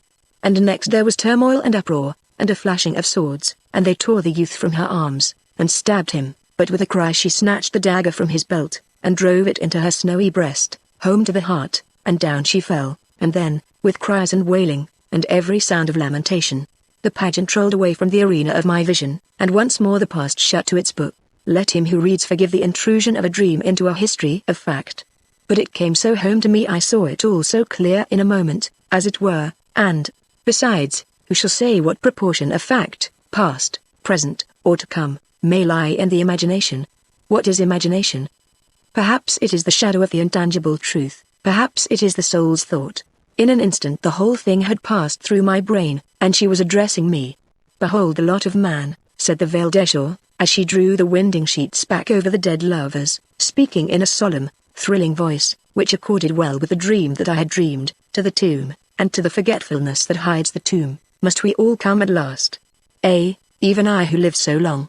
Even for me, O Holly, thousands upon thousands of years hence, thousands of years after you hast gone through the gate and been lost in the mists, a day will dawn whereon I shall die, and be even as thou art and these are. And then what will it avail that I have lived a little longer, holding off death by the knowledge that I have wrung from nature, since at last I too must die? What is a span of 10,000 years, or 10 times 10,000 years, in the history of time? It is as naught, it is as the mists that roll up in the sunlight, it fleeth away like an hour of sleep or a breath of the eternal spirit. Behold the lot of man. Certainly it shall overtake us, and we shall sleep. Certainly, too, we shall awake and live again, and again shall sleep, and so on, through periods, spaces, and times, from eon unto eon, till the world is dead, and the worlds beyond the world are dead, and naught liveth but the spirit that is life. But for us twain and for these dead ones shall the end of ends be life, or shall it be death? As yet death is but life's night, but out of the night is the morrow born again, and doth again beget the night. Only when day and night, and life and death, are ended and swallowed up in that from which they came, what shall be our fate, O Holly? Who can see so far? Not even I. And then, with a sudden change of tone and manner, hast thou seen enough, my stranger guest, or shall I show thee more of the wonders of these tombs that are my palace halls? If thou wilt, I can lead thee to where Tisno, the mightiest and the most valorous king of Kor, in whose day these caves were ended, lies in a pomp that seems to mock at nothingness, and bid the empty shadows of the past do homage to his sculptured vanity. I have seen enough, O Queen, I answered. My heart is overwhelmed by the power of the present death. Mortality is weak, and easily broken down by a sense of the companionship that waits upon its end. Take me hence, O Escher. Chapter 17. The balance turns. In a few minutes, following the lamps of the mutes, which, held out from the body as a bearer holds water in a vessel, had the appearance of floating down the darkness by themselves, we came to a stair which led us to She's anteroom, the same that Billy had crept up upon on all fours on the previous day. Here I would have bid the queen adieu, but she would not. Nay, she said, enter with me, O Holly, for of a truth thy conversation pleaseth me. Think, O Holly, for 2,000 years have I had none to converse with save slaves and my own thoughts, and though of all this thinking hath much wisdom come, and many secrets been made plain, yet am I weary of my thoughts, and have come to loathe mine own society, for surely the food that memory gives to eat is bitter to the taste, and it is only with the teeth of hope that we can bear to bite it. Now, though thy thoughts are green and tender, as becometh one so young, yet are they those of a thinking brain, and in truth thou dost bring back to my mind certain of those old philosophers with whom in days bygone I have disputed at Athens, and at Becca in Arabia, for thou hast the same crabbed air and dusty look, as though thou hadst passed thy days in reading ill-wished Greek, and been stained dark with the grime of manuscripts. So draw the curtain, and sit here by my side, and we will eat fruit, and talk of pleasant things. See, I will again unveil to thee. Thou hast brought it on thyself, O Holly, fairly have I warned thee, and thou shalt call me beautiful as even those old philosophers were wont to do. Fie upon them, forgetting their philosophy. And without more ado she stood up and shook the white wrappings from her, and came forth shining and splendid like some glittering snake when she has cast her slough, and fixed her wonderful eyes upon me more deadly than any basilisks, and pierced me through and through with their beauty, and sent her light laugh ringing through the air like chimes of silver bells. A new mood was on her, and the very color of her mind seemed to change beneath it. It was no longer torture-torn and hateful, as I had seen it when she was cursing her dead rival by the leaping flames, no longer icily terrible as in the judgment hall, no longer rich, and somber, and splendid, like a Tyrian cloth, as in the dwellings of the dead. No, her mood now was that of Aphrodite triumphing. Life radiant, ecstatic, wonderful seemed to flow from her and around her. Softly she laughed and sighed, and swift her glances flew. She shook her heavy tresses, and their perfume filled the place. She struck her little sandaled foot upon the floor, and hummed a snatch of some old Greek epithalamium. All the majesty was gone, or did but lurk and faintly flicker through her laughing eyes, like lightning seen through sunlight. She had cast off the terror of the leaping flame, the cold power of judgment that was even now being done, and the wise sadness of the tombs cast them off and put them behind her, like the white shroud she wore, and now stood out the incarnation of lovely tempting womanhood, made more perfect and in a way more spiritual than ever woman was before. So, my Holly, sit there where thou canst see me. It is by thine own wish, remember again I say, blame me not if thou dost wear away thy little span with such a sick pain at the heart that thou wouldst fain have died before ever thy curious eyes were set upon me. There, sit so, and tell me, for in truth I am inclined for praises, tell me, am I not beautiful?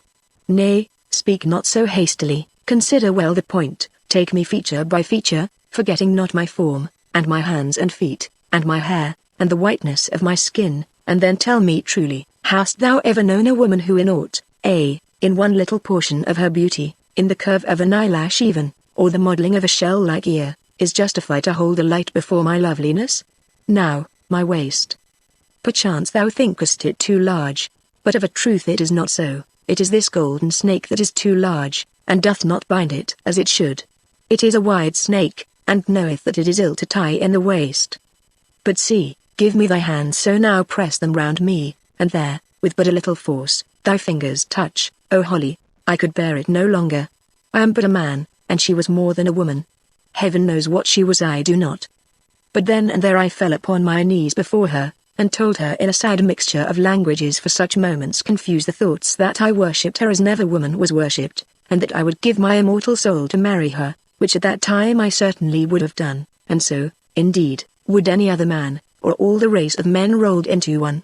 For a moment she looked surprised, and then she began to laugh, and clap her hands in glee. Oh, so soon, O Holly, she said.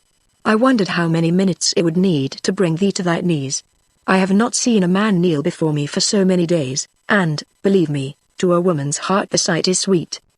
Wisdom and length of days take not from that dear pleasure which is our sex's only right. What wouldst thou? What wouldst thou? Thou dost not know what thou doest. Have I not told thee that I am not for thee? I love but one, and thou art not the man. Ah Holly, for all thy wisdom and in a way thou art wise, thou art but a fool running after folly. Thou wouldst look into mine eyes, thou wouldst kiss me. Well, if it pleaseth thee, look. And she bent herself towards me, and fixed her dark and thrilling orbs upon my own. and kiss too, if thou wilt, for, thanks be given to the scheme of things, kisses leave no marks, except upon the heart. But if thou dost kiss, I tell thee of a surety wilt thou eat out thy breast with love of me, and die. And she bent yet further towards me till her soft hair brushed my brow, and her fragrant breath played upon my face, and made me faint and weak. Then of a sudden, even as I stretched out my hands to clasp, she straightened herself, and a quick change passed over her. Reaching out her hand, she held it over my head, and it seemed to me that something flowed from it that chilled me back to common sense, and a knowledge of propriety and the domestic virtues. Enough of this wanton folly, she said with a touch of sternness. Listen, Holly.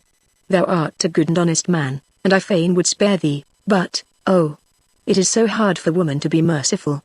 I have said I am not for thee, therefore let thy thoughts pass by me like an idle wind, and the dust of thy imagination sink again into the depths well, of despair, if thou wilt. Thou dost not know me, Holly. Hadst thou seen me but 10 hours past when my passion seized me, thou hadst shrunk from me in fear and trembling. I am of many moods, and, like the water in that vessel, I reflect many things, but they pass, my Holly. They pass, and are forgotten. Only the water is the water still, and I still am I. And that which maketh the water maketh it. And that which maketh me, nor can my quality be altered. Therefore, pay no heed to what I seem, seeing that thou canst not know what I am.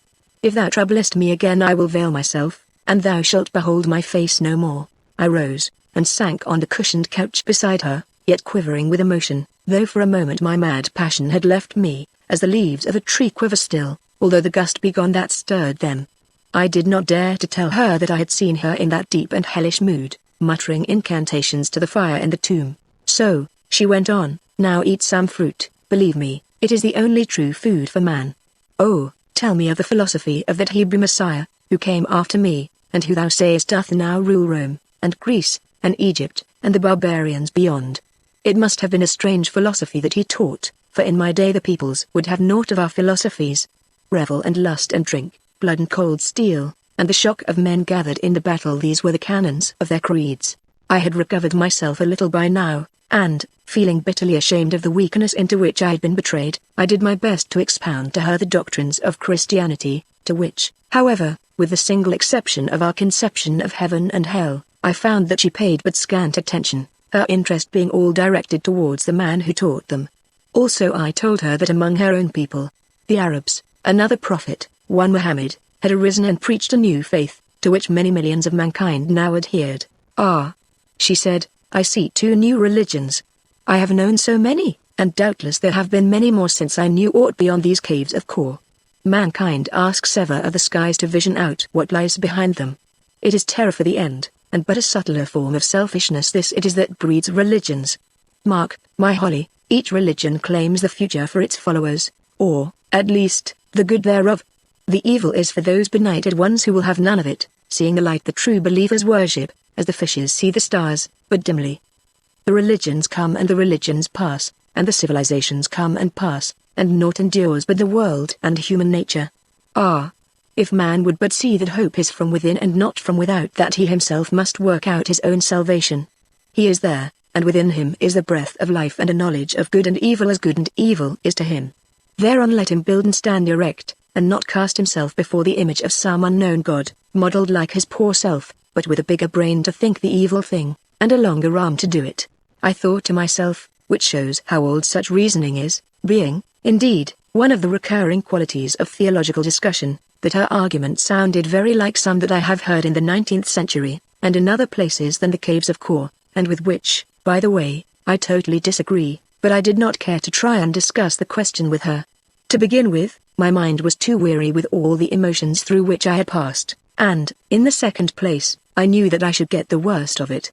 It is weary work enough to argue with an ordinary materialist, who hurls statistics and whole strata of geological facts at your head, whilst you can only buffet him with deductions and instincts and the snowflakes of faith, that are, alas, so apartment to melt in the hot embers of our troubles. How little chance, then, should I have against one whose brain was supernaturally sharpened, and who had 2,000 years of experience, besides all manner of knowledge of the secrets of nature at her command. Feeling that she would be more likely to convert me than I should to convert her, I thought it best to leave the matter alone, and so sat silent. Many a time since then have I bitterly regretted that I did so, for thereby I lost the only opportunity I can remember having had of ascertaining what Escher really believed, and what her philosophy was. Well, my Holly, she continued, and so those people of mine have found a prophet, a false prophet thou sayest, for he is not thine own, and, indeed, I doubt it not. Yet in my day was it otherwise, for then we Arabs had many gods. Alat there was, and Saba, the host of heaven, Al-Uzza, and Mena the stony one, for whom the blood of victims flowed, and Wad and Suwa, and Yarguth the lion of the dwellers in Yemen, and York the horse of Murad, and Nas the eagle of Hamiah, and many more. Oh, the folly of it all, the shame and the pitiful folly. Yet when I rose in wisdom and spoke thereof, surely they would have slain me in the name of their outraged gods. Well, so hath it ever been. But, my Holly, art thou weary of me already, that thou dost sit so silent? Or dost thou fear lest I should teach thee my philosophy? For no, I have a philosophy. What would a teacher be without her own philosophy? And if thou dost vex me overmuch, beware. For I will have thee learn it, and thou shalt be my disciple, and we twain will found a faith that shall swallow up all others. Faithless man! And but half an hour since thou wast upon thy knees. The posture does not suit thee, Holly, swearing that thou didst love me. What shall we do? Nay, I have it. I will come and see this youth, the lion, as the old man Billy calls him, who came with thee, and who is so sick. The fever must have run its course by now, and if he is about to die I will recover him. Fear not, my Holly, I shall use no magic. Have I not told thee that there is no such thing as magic, though there is such a thing as understanding and applying the forces which are in nature? Go now, and presently, when I have made the drug ready, I will follow thee. 21. Accordingly I went, only to find Job and Houston in a great state of grief, declaring that Leo was in the throes of death, and that they had been searching for me everywhere. I rushed to the couch, and glanced at him. Clearly he was dying. He was senseless, and breathing heavily, but his lips were quivering, and every now and again a little shudder ran down his frame. I knew enough of doctoring to see that in another hour he would be beyond the reach of earthly help, perhaps in another 5 minutes. How I cursed my selfishness and the folly that had kept me lingering by Escher's side while my dear boy lay dying. Alas and alas! How easily the best of us are lighted down to evil by the gleam of a woman's eyes. What a wicked wretch was I! Actually, for the last half hour I had scarcely thought of Leo, and this, be it remembered, of the man who for 20 years had been my dearest companion, and the chief interest of my existence. And now, perhaps, it was too late. I wrung my hands, and glanced round. Houston was sitting by the couch, and in her eyes burnt the dull light of despair. Job was blubbering. I am sorry I cannot name his distress by any more delicate word audibly in the corner. Seeing my eye fixed upon him, he went outside to give way to his grief in the passage. Obviously the only hope lay in Escher. She, and she alone, unless, indeed, she was an impostor, which I could not believe could save him. I would go and implore her to come. As I started to do so, however, Job came flying into the room, his hair literally standing on end with terror. "Oh, God help us, sir!" he ejaculated in a frightened whisper. "Here's a corpse coming sliding down the passage." For a moment I was puzzled, but presently, of course, it struck me that he must have seen Escher, wrapped in her grave-like garment, and been deceived by the extraordinary undulating smoothness of her walk into a belief that she was a white ghost gliding towards him. Indeed, at that very moment the question was settled, for Escher herself was in the apartment, or rather cave. Job turned, and saw her sheeted form, and then, with a convulsive howl of "Here it comes," sprang into a corner, and jammed his face against the wall, and Houston, guessing whose the dread presence must be, prostrated herself upon her face. "Thou comest in a good time, Escher," I said, "for my boy lies at the point of death." "So," she said softly, "provided he be not dead, it is no matter, for I can bring him back to life, my Holly. Is that man there thy servant, and is that the method wherewith thy servants greet strangers in thy country? He is frightened of thy garb, it hath a death-like air," I answered. She laughed. "And the girl? Ah, I see now. It is she of whom thou didst speak to me. Well, bid them both to leave us, and we will see to this sick lion of thine. I love not that underlings should perceive my wisdom." Thereon I told Houston in Arabic and Job in English both to leave the room, an order which the latter obeyed readily enough, and was glad to obey, for he could not in any way subdue his fear. But it was otherwise with Houston. "What does she want?" she whispered, divided between her fear of the terrible queen and her anxiety to remain near Leo. It is surely the right of a wife to be near her husband when he dieth. Nay, I will not go, my lord the baboon. Why doth not that woman leave us, my Holly?" asked Esau from the other end of the cave, where she was engaged in carelessly examining some of the sculptures on the wall. "She is not willing to leave Leo," I answered, not knowing what to say. Esau wheeled round, and, pointing to the girl Euston, said one word, and one only, but it was quite enough, for the tone in which it was said meant volumes. "Go." And then Euston crept past her on her hands and knees, and went. "Thou sayest, my Holly," said Esau, with a little laugh, "it was needful that I should give these people a lesson in obedience. That girl went nigh to disobeying me, but then she did not learn this morn how I treat the disobedient. Well, she has gone, and now let me see the youth," and she glided towards the couch on which Leo lay, with his face in the shadow and turned towards the wall. "He hath a noble shape," she said, as she bent over him to look upon his face. Next second her tall and willowy form was staggering back across the room, as though she had been shot or stabbed, staggering back till at last she struck the cavern wall, and then there burst from her lips the most awful and unearthly scream that I ever heard in all my life. "What is it, Esau?" I cried. "Is he dead?" She turned, and sprang towards me like a tigress. "Thou dog," she said, in her terrible whisper, which sounded like the hiss of a snake, "why didst thou hide this from me?" And she stretched out her arm, and I thought that she was about to slay me. "What?" I ejaculated, in the most lively terror. "What?" "Ah," she said, "perchance thou didst not know. Learn, my Holly, learn, the lies, my lost Calicrates.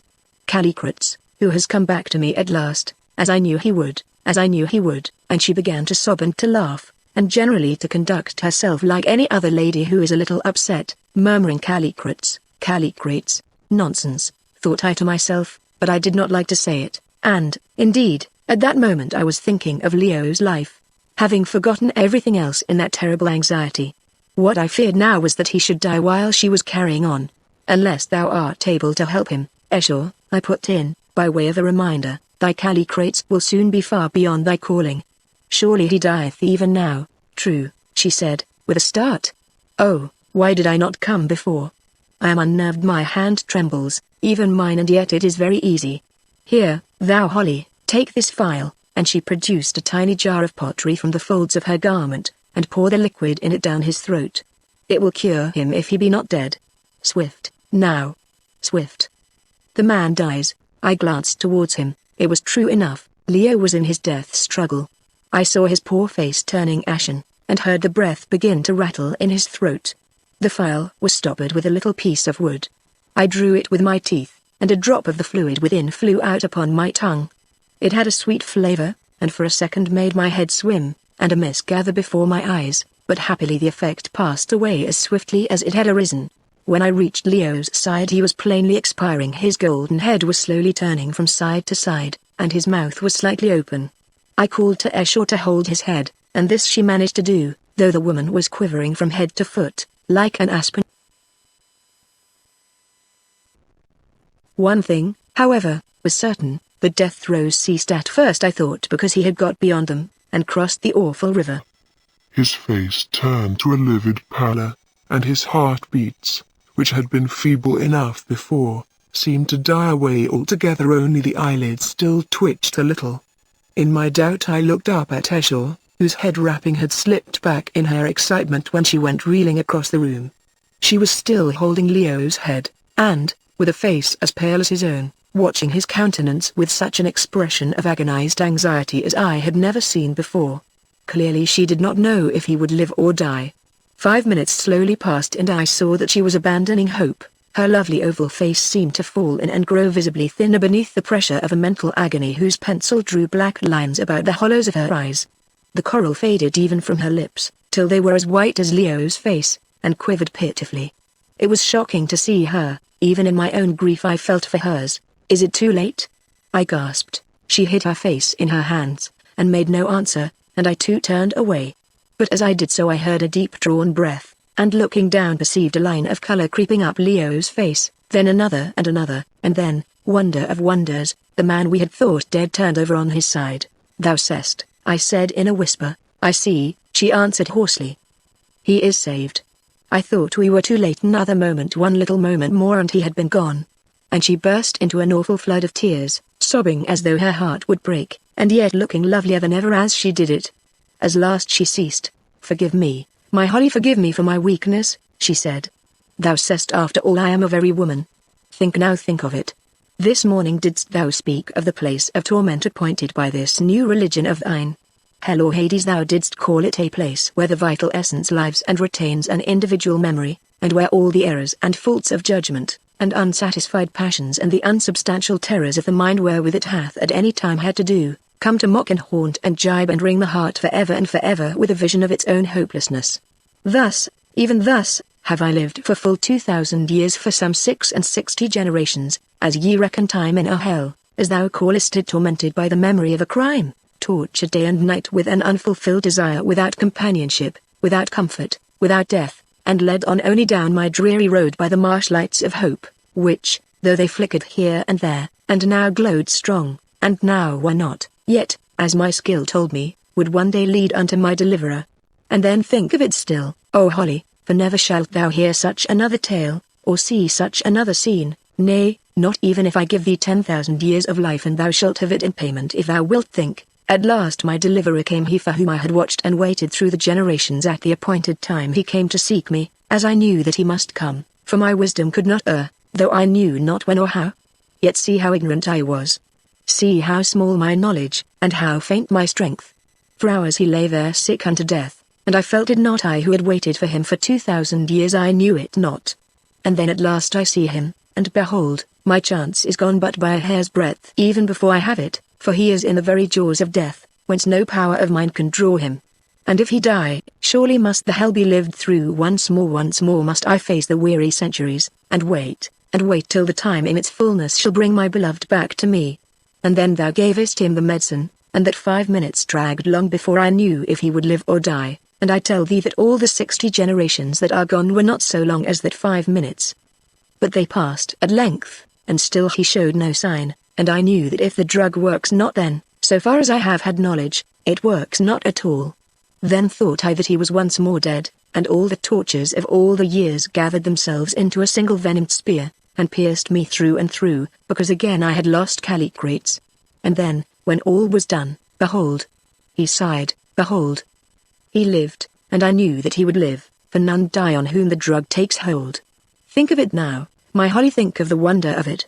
He will sleep for 12 hours and then the fever will have left him. She stopped, and laid her hand upon his golden head, and then bent down and kissed his brow with a chastened abandonment of tenderness that would have been beautiful to behold had not the sight cut me to the heart, for I was jealous. Chapter 18 Go, woman. Then followed a silence of a minute or so, during which she appeared, if one might judge from the almost angelic rapture of her face, for she looked angelic sometimes, to be plunged into a happy ecstasy.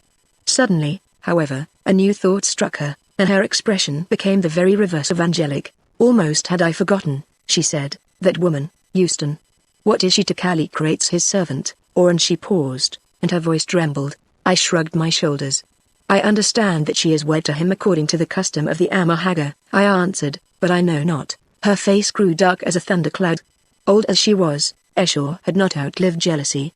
Then there is an end, she said. She must die, even now. For what crime? I asked, horrified. She is guilty of naught that thou art not guilty of thyself, O Esau. She loves the man, and he has been pleased to accept her love. Where, then, is her sin? Truly, O Holly, thou art foolish, she answered, almost petulantly. Where is her sin? Her sin is that she stands between me and my desire. Well, I know that I can take him from her, for dwells there a man upon this earth, O Holly, who could resist me if I put out my strength. Men are faithful for so long only as temptations pass them by. If the temptation be but strong enough, then will the man yield, for every man, like every rope, hath his breaking strain, and passion is to men what gold and power are to women the weight upon their weakness. Believe me, I will it go with mortal woman in that heaven of which thou speakest, if only the spirits be more fair, for their lords will never turn to look upon them, and their heaven will become their hell. For man can be bought with woman's beauty, if it be but beautiful enough, and woman's beauty can be ever bought with gold, if only there be gold enough. So was it in my day, and so it will be to the end of time. The world is a great mart, my Holly, where all things are for sale to who bids the highest in the currency of our desires. These remarks, which were as cynical as might have been expected from a woman of Esau's age and experience, jarred upon me, and I answered, testily, that in our heaven there was no marriage or giving in marriage. Else would it not be heaven, dost thou mean? She put in. Fie on thee, Holly, to think so ill of us poor women. Is it, then, marriage that marks the line between thy heaven and thy hell? But enough of this. This is no time for disputing and the challenge of our wits. Why dost thou always dispute? Art thou also a philosopher of these latter days? As for this woman, she must die, for, though I can take her lover from her, yet, while she lived, might he think tenderly of her, and that I cannot away with. No other woman shall dwell in my lord's thoughts, my empire shall be all my own. She hath had her day, let her be content, for better is an hour with love than a century of loneliness. Now the night shall swallow her. Nay, nay, I cried, it would be a wicked crime, and from a crime naught comes but what is evil. For thine own sake, do not this deed. Is it, then, a crime, O foolish man, to put away that which stands between us and our ends? Then is our life one long crime, my Holly, since day by day we destroy that we may live, since in this world none save the strongest can endure. Those who are weak must perish, the earth is to the strong, and the fruits thereof. For every tree that grows a score shall wither, that the strong one may take their share. We run to place and power over the dead bodies of those who fail and fall. We win the food we eat from out of the mouths of starving babes. It is the scheme of things. Thou sayest, too, that a crime breeds evil, but therein thou dost lack experience, for out of crimes come many good things, and out of good grows much evil. The cruel rage of the tyrant may prove a blessing to the thousands who come after him, and the sweetheartedness of a holy man may make a nation slaves. Man doeth this, and doeth that from the good or evil of his heart, but he knoweth not to what end his moral sense doth prompt him, for when he stricketh he is blind to where the blow shall fall, nor can he count the airy threads that weave the web of circumstance. Good and evil, love and hate, night and day, sweet and bitter, man and woman, heaven above and the earth beneath, all these things are necessary, one to the other, and who knows the end of each? I tell thee that there is a hand of faith that twines them up to bear the burden of its purpose, and all things are gathered in that great rope to which all things are needful. Therefore doth it not become us to say this thing is evil and this good, or the dark is hateful and the light lovely, for to other eyes than ours the evil may be the good and the darkness more beautiful than the day, or all alike be fair. Hearest thou, my Holly? I felt it was hopeless to argue against casuistry of this nature, which, if it were carried to its logical conclusion, would absolutely destroy all morality, as we understand it. But her talk gave me a fresh thrill of fear, for what may not be possible to a being who, unconstrained by human law, is also absolutely unshackled by a moral sense of right and wrong, which, however partial and conventional it may be, is yet based, as our conscience tells us, upon the great wall of individual responsibility that marks off mankind from the beasts. But I was deeply anxious to save Euston, whom I liked and respected, from the dire fate that overshadowed her at the hands of her mighty rival. So I made one more appeal. Esau, I said, thou art too subtle for me. But thou thyself hast told me that each man should be a law unto himself, and follow the teaching of his heart. Hath thy heart no mercy towards her whose place thou wouldst take? Bethink thee as thou sayest, though to me the thing is incredible, he whom thou desirest has returned to thee after many ages, and but now thou hast, as thou sayest also, wrung him from the jaws of death. Wilt thou celebrate his coming by the murder of one who loved him, and whom perchance he loved, one, at the least, who saved his life for thee when the spears of thy slaves would have made an end thereof? Thou sayest also that in past days thou didst grievously wrong this man, that with thine own hand thou didst slay him because of the Egyptian Amenetas whom he loved. How knowest thou that, O stranger? How knowest thou that name? I spoke it not to thee, she broke in with a cry, catching at my arm. Perchance I dreamed it, I answered. Strange dreams do hover about these caves of Kor. It seems that the dream was, indeed, a shadow of the truth. What came to thee of thy mad crime? 2,000 years of waiting, was it not? And now wouldst thou repeat the history? Say what thou wilt, I tell thee that evil will come of it, for to him who doeth, at the least, good breeds good and evil evil, even though in after days out of evil cometh good. Offences must needs come, but woe to him by whom the offence cometh. So said that Messiah of whom I spoke to thee, and it was truly said. If thou slayest this innocent woman, I say unto thee that thou shalt be accursed, and pluck no fruit from thine ancient tree of love. Also, what thinkest thou? How will this man take thee red-handed from the slaughter of her who loved and tended him? As to that, she answered, I have already answered thee. Had I slain thee as well as her, yet should he love me, Holly, because he could not save himself from therefrom any more than thou couldst save thyself from dying, if by chance I slew thee, O Holly. And yet maybe there is truth in what thou dost say, for in some way it presseth on my mind. If it may be, I will spare this woman, for have I not told thee that I am not cruel for the sake of cruelty? I love not to see suffering, or to cause it. Let her come before me quick now, before my mood changes, and she hastily covered her face with its gauzy wrapping. Well pleased to have succeeded even to this extent, I passed out into the passage and called to Euston, whose white garment I caught sight of some yards away, huddled up against one of the earthenware lamps that were placed at intervals along the tunnel. She rose, and ran towards me. "Is my lord dead?" "Oh, say not he is dead," she cried, lifting her noble-looking face, all stained as it was with tears, up to me with an air of infinite beseeching that went straight to my heart. "Nay, he lives," I answered. "She hath saved him. Enter." She sighed deeply, entered, and fell upon her hands and knees, after the custom of the Amahagger people, in the presence of the dread she. "Stand," said Esau, in her coldest voice, "and come hither." Euston obeyed, standing before her with bowed head. Then came a pause, which Esau broke. "Who is this man?" she said, pointing to the sleeping form of Leo. "The man is my husband," she answered in a low voice. "Who gave him to thee for a husband?" "I took him according to the custom of our country, O she. Thou hast done evil, woman, in taking this man, who is a stranger. He is not a man of thine own race, and the custom fails. Listen. Perchance thou didst this think through ignorance, therefore, woman, do I spare thee, otherwise hadst thou died. Listen again. Go from hence back to thine own place, and never dare to speak to or set thine eyes upon this man again. He is not for thee. Listen a third time. If thou breakest this my law, that moment thou dost. Go." But Euston did not move. "Go, woman."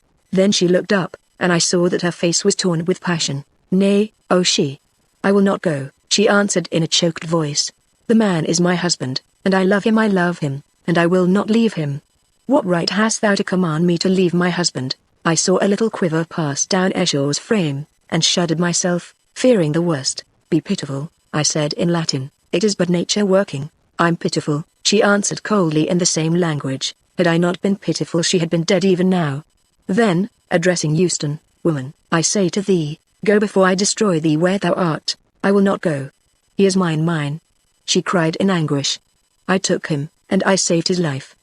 Destroy me, then, if thou hast the power. I will not give thee my husband, never, never." Esau made a movement so swift that I could scarcely follow it, but it seemed to me that she lightly struck the poor girl upon the head with her hand. I looked at Euston, and then staggered back in horror, for there upon her hair, right across her bronze-like dresses, were 3 finger marks white as snow. As for the girl herself, she had put her hands to her head, and was looking dazed. "Great heavens!" I said, perfectly aghast at this dreadful manifestation of human power, but she did but laugh a little. "Thou thinkest, poor ignorant fool," she said to the bewildered woman, "that I have not the power to slay. Stay, there lies a mirror," and she pointed to Leo's round shaving glass that had been arranged by Job with other things upon his portmanteau. "Give it to this woman, my Holly, and let her see that which lies across her hair, and whether or no I have power to slay." I picked up the glass, and held it before Euston's eyes. She gazed, then felt at her hair, then gazed again, and then sank upon the ground with a sort of sob. "Now, wilt thou go, or must I strike a second time?" asked Esau, in mockery. "Look, I have set my seal upon thee so that I may know thee till thy hair is all as white as it. If I see thy face again, be sure, too, that thy bones shall soon be whiter than my mark upon thy hair." Utterly awed and broken down, the poor creature rose, and, marked with that awful mark, crept from the room, sobbing bitterly. "Look not so frighted, my Holly," said Esau, when she had gone. "I tell thee I deal not in magic, there is no such thing. 'Tis only a force that thou dost not understand. I marked her to strike terror to her heart, else must I have slain her. And now I will bid my servants to bear my lord Callicrates to a chamber near mine own, that I may watch over him, and be ready to greet him when he wakes, and thither, too, shalt thou come, my Holly, and the white man, thy servant. But one thing remember at thy peril. Naught shalt thou say to Callicrates as to how this woman went, and as little as may be of me. Now, I have warned thee." And she slid away to give her orders, leaving me more absolutely confounded than ever. Indeed, So bewildered was I, and racked and torn with such a succession of various emotions, that I began to think that I must be going mad. However, perhaps fortunately, I had but little time to reflect, for presently the mutes arrived to carry the sleeping Leo and our possessions across the central cave, so for a while all was bustle. Our new rooms were situated immediately behind what we used to call Ashur's boudoir, the curtained space where I had first seen her. Where she herself slept I did not then know, but it was somewhere quite close. That night I passed in Leo's room, but he slept through it like the dead, never once stirring. I also slept fairly well, as, indeed, I needed to do, but my sleep was full of dreams of all the horrors and wonders I had undergone. Chiefly, however, I was haunted by that frightful piece of diablerie by which Eshel left her finger marks upon her rival's hair. There was something so terrible about her swift, snake-like movement, and the instantaneous blanching of that threefold line, that, if the results to Euston had been much more tremendous, I doubt if they would have impressed me so deeply. To this day I often dream of that awful scene, and see the weeping woman, bereaved, and marked like Cain, cast a last look at her lover, and creep from the presence of her dread queen. Another dream that troubled me originated in the huge pyramid of bones. I dreamed that they all stood up and marched past me in thousands and tens of thousands, in squadrons, companies, and armies, with the sunlight shining through their hollow ribs. On they rushed across the plain to Kor, their imperial home. I saw the drawbridges fall before them, and heard their bones clank through the brazen gates. On they went, up the splendid streets, on past fountains, palaces, and temples such as the eye of man never saw. But there was no man to greet them in the marketplace, and no woman's face appeared at the windows. Only a bodiless voice went before them, calling, "Fallen is Imperial Kor!" Fallen. Fallen. On, right through the city, marched those gleaming phalanxes, and the rattle of their bony tread echoed through the silent air as they pressed grimly on. They passed through the city and clomb the wall, and marched along the great roadway that was made upon the wall, till at length they once more reached the drawbridge. Then, as the sun was sinking, they returned again towards their sepulchre, and luridly his light shone in the sockets of their empty eyes, throwing gigantic shadows of their bones, that stretched away, and crept like huge spiders' legs as their armies wound across the plain. Then they came to the cave, and once more one by one flung themselves in unending files through the hole into the pit of bones, and I awoke, shuddering, to see she, who had evidently been standing between my couch and Leo's, glide like a shadow from the room. After this I slept again, soundly this time, till morning, when I awoke much refreshed, and got up. At last the hour drew near at which, according to Eshel, Leo was to awake, and with it came she herself, as usual, veiled. "Thou shalt see, O Holly," she said, "presently shall he awake in his right mind, the fever having left him." Hardly were the words out of her mouth, when Leo turned round and stretched out his arms, yawned, opened his eyes, and, perceiving a female form bending over him, threw his arms round her and kissed her, mistaking her, perhaps, for Euston. "At any rate," he said, in Arabic, "hello, Euston, why have you tied your head up like that? Have you got the toothache?" And then, in English, "I say, I'm awfully hungry." "Why, Job, you old son of a gun, where the deuce have we got to now, eh?" "I am sure I wish I knew, Mr. Leo," said Job, edging suspiciously past Eshel, whom he still regarded with the utmost disgust and horror, being by no means sure that she was not an animated corpse. "But you mustn't talk, Mr. Leo, you've been very ill, and given us a great deal of anxiety, and, if this lady, looking at Eshel, would be so kind as to move, I'll bring you your soup." This turned Leo's attention to the lady, who was standing by in perfect silence. "Hello," he said, "that is not Euston. Where is Euston?" Then, for the first time, Eshel spoke to him, and her first words were a lie.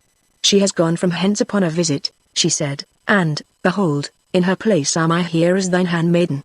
Eshel's silver notes seemed to puzzle Leo's half-awakened intellect, as also did her corpse-like wrappings. However, he said nothing at the time, but drank her off his soup greedily enough, and then turned over and slept again till the evening.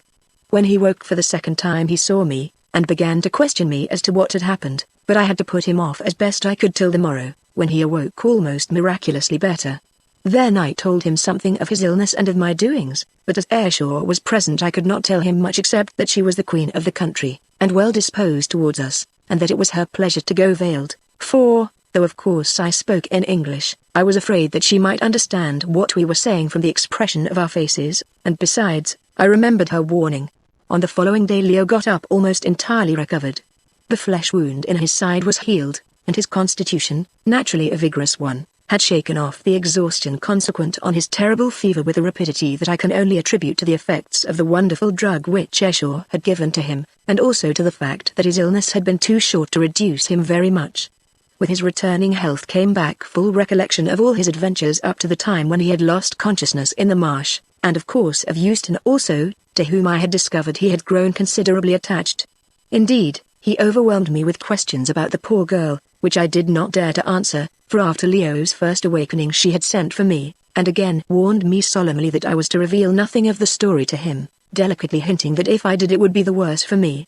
She also, for the second time, cautioned me not to tell Leo anything more than I was obliged about herself, saying that she would reveal herself to him in her own time.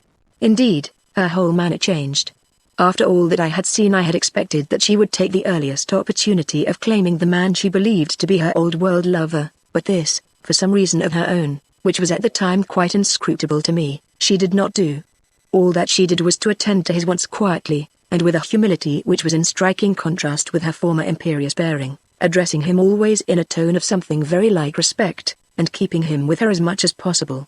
Of course his curiosity was as much excited about this mysterious woman as my own had been, and he was particularly anxious to see her face, which I had, without entering into particulars, told him was as lovely as her form and voice.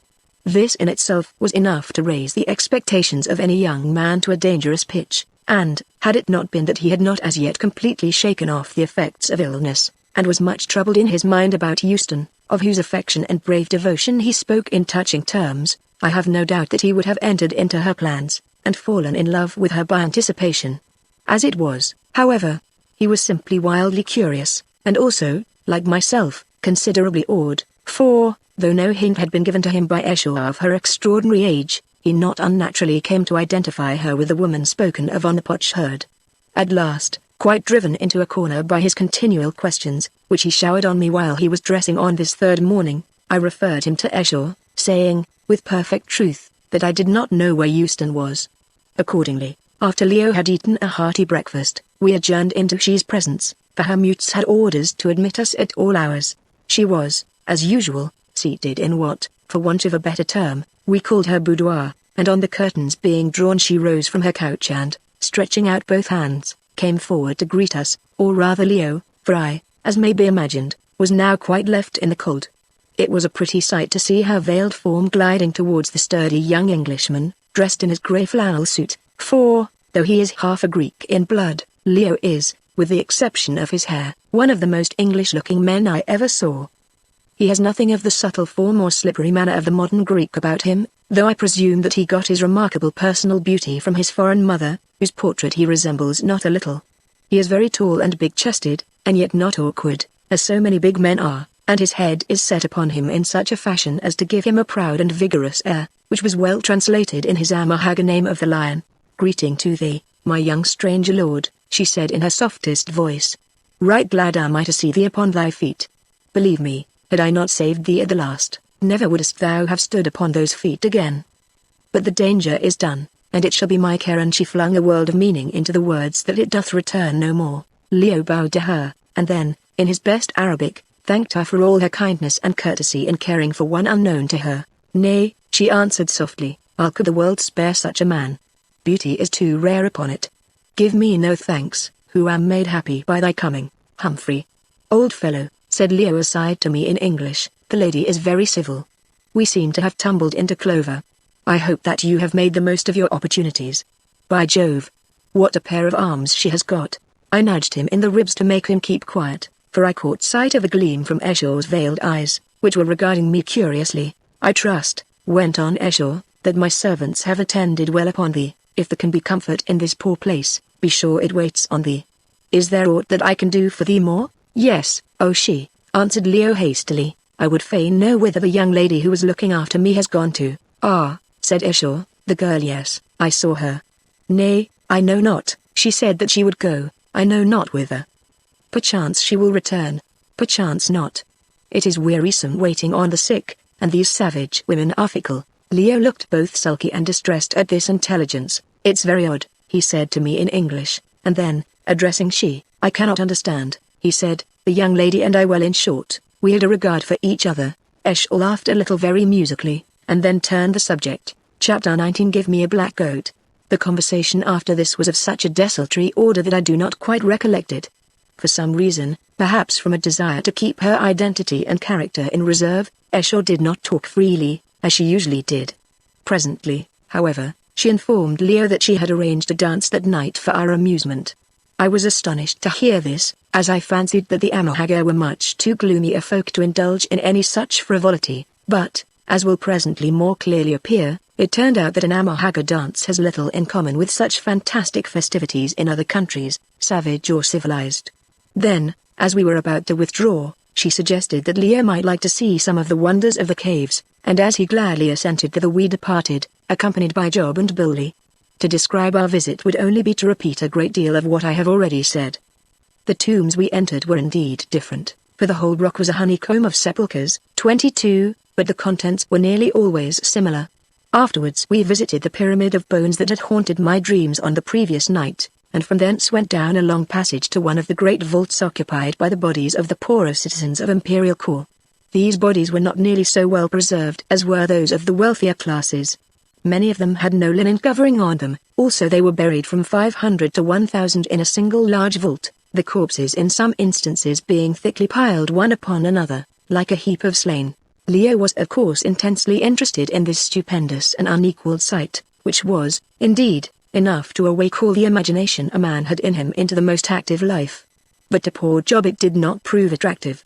His nerves, already seriously shaken by what he had undergone since we had arrived in this terrible country, were, as may be imagined, still further disturbed by the spectacle of these masses of departed humanity, whereof the forms still remained perfect before his eyes, though their voices were forever lost in the eternal silence of the tomb. Nor was he comforted when old Billy, by way of soothing his evident agitation, informed him that he should not be frightened of these dead things, as he would soon be like them himself. "There's a nice thing to say of a man, sir," he ejaculated, when I translated this little remark, "but there, what can one expect of an old man-eating savage? Not but what I dare say he's right," and Job sighed. When we had finished inspecting the caves, we returned and had our meal, for it was now past 4 in the afternoon, and we all, especially Leo, needed some food and rest. At 6 o'clock we, together with Job, waited on Eshel, who set to work to terrify our poor servant still further by showing him pictures on the pool of water in the font-like vessel. She learned from me that he was one of 17 children, and then bid him think of all his brothers and sisters, or as many of them as he could, gathered together in his father's cottage. Then she told him to look in the water, and there, reflected from its stilly surface, was that dead scene of many years gone by, as it was recalled to our retainer's brain.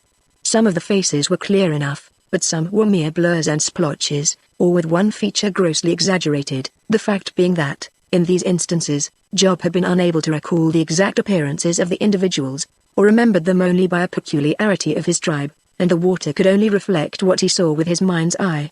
For it must be remembered that she's power in this matter was strictly limited. She could apparently, except in very rare instances, only photograph upon the water what was actually in the mind of someone present, and then only by his will. But, if she was personally acquainted with a locality, she could, as in the case of ourselves and the whaleboat, throw its reflection upon the water, and also, it seems, the reflection of anything extraneous that was passing there at the time. This power, however, did not extend to the minds of others. For instance, she could show me the interior of my college chapel, as I remembered it, but not as it was at the moment of reflection, for, where other people were concerned, her art was strictly limited to the facts or memories present to their consciousness at the moment. So much was this so that when we tried, for her amusement, to show her pictures of noted buildings, such as St. Paul's or the Houses of Parliament, the result was most imperfect, for, of course, though we had a good general idea of their appearance, we could not recall all the architectural details, and therefore the minutiae necessary to a perfect reflection were wanting. But Job could not be got to understand this, and, so far from accepting a natural explanation of the matter, which was after all, though strange enough in all conscience, nothing more than an instance of glorified and perfected telepathy, he set the whole thing down as a manifestation of the blackest magic. I shall never forget the howl of terror which he uttered when he saw the more or less perfect portraits of his long-scattered brethren staring at him from the quiet water, or the merry peal of laughter with which Eshel greeted his consternation. As for Leo, he did not altogether like it either. but ran his fingers through his yellow curls, and remarked that it gave him the creeps. After about an hour of this amusement, in the latter part of which Job did not participate, the mutes by signs indicated that Billy was waiting for an audience. Accordingly he was told to crawl up, which he did as awkwardly as usual, and announced that the dance was ready to begin if she and the white strangers would be pleased to attend. Shortly afterwards we all rose, and, Esau having thrown a dark cloak, the same, by the way, that she had worn when I saw her cursing by the fire, over her white wrappings, we started. The dance was to be held in the open air, on the smooth rocky plateau in front of the great cave, and thither we made our way. About 15 paces from the mouth of the cave we found 3 chairs placed, and here we sat and waited, for as yet no dancers were to be seen. The night was almost, but not quite, dark, the moon not having risen as yet, which made us wonder how we should be able to see the dancing. "Thou wilt presently understand," said Esau, with a little laugh, when Leo asked her, and we certainly did. Scarcely were the words out of her mouth when from every point we saw dark forms rushing up, each bearing with him what we at first took to be an enormous flaming torch. Whatever they were burning furiously, for the flames stood out a yard or more behind each bearer. On they came, 50 or more of them, carrying their flaming burdens and looking like so many devils from hell. Leo was the first to discover what these burdens were. Great heaven! He said, "They are corpses on fire." I stared and stared again. He was perfectly right. The torches that were to light our entertainment were human mummies from the caves. On rushed the bearers of the flaming corpses, and, meeting at a spot about 20 paces in front of us, built their ghastly burdens crossways into a huge bonfire. Heavens! How they roared and flared! No tar barrel could have burnt as those mummies did. Nor was this all. Suddenly I saw one great fellow seize a flaming human arm that had fallen from its parent frame, and rush off into the darkness. Presently he stopped, and a tall streak of fire shot up into the air, illumining the gloom, and also the lamp from which it sprang. That lamp was the mummy of a woman tied to a stout stake let into the rock, and he had fired her hair. On he went a few paces and touched a second, then a third, and a fourth, till at last we were surrounded on all 3 sides by a great ring of bodies flaring furiously, the material with which they were preserved having rendered them so inflammable that the flames would literally spout out of the ears and mouth in tongues of fire a foot or more in length. Nero illuminated his gardens with live Christians soaked in tar, and we were now treated to a similar spectacle, probably for the first time since his day, only happily our lamps were not living ones. But, although this element of horror was fortunately wanting, to describe the awful and hideous grandeur of the spectacle thus presented to us is, I feel, so absolutely beyond my poor powers that I scarcely dare attempt it. To begin with, it appealed to the moral as well as the physical susceptibilities. There was something very terrible, and yet very fascinating, about the employment of the remote dead to illumine the orgies of the living. In itself the thing was a satire, both on the living and the dead. Caesar's dust, or is it Alexander *S ? May stop a bunghole, but the functions of these dead Caesars of the past was to light up a savage fetish dance.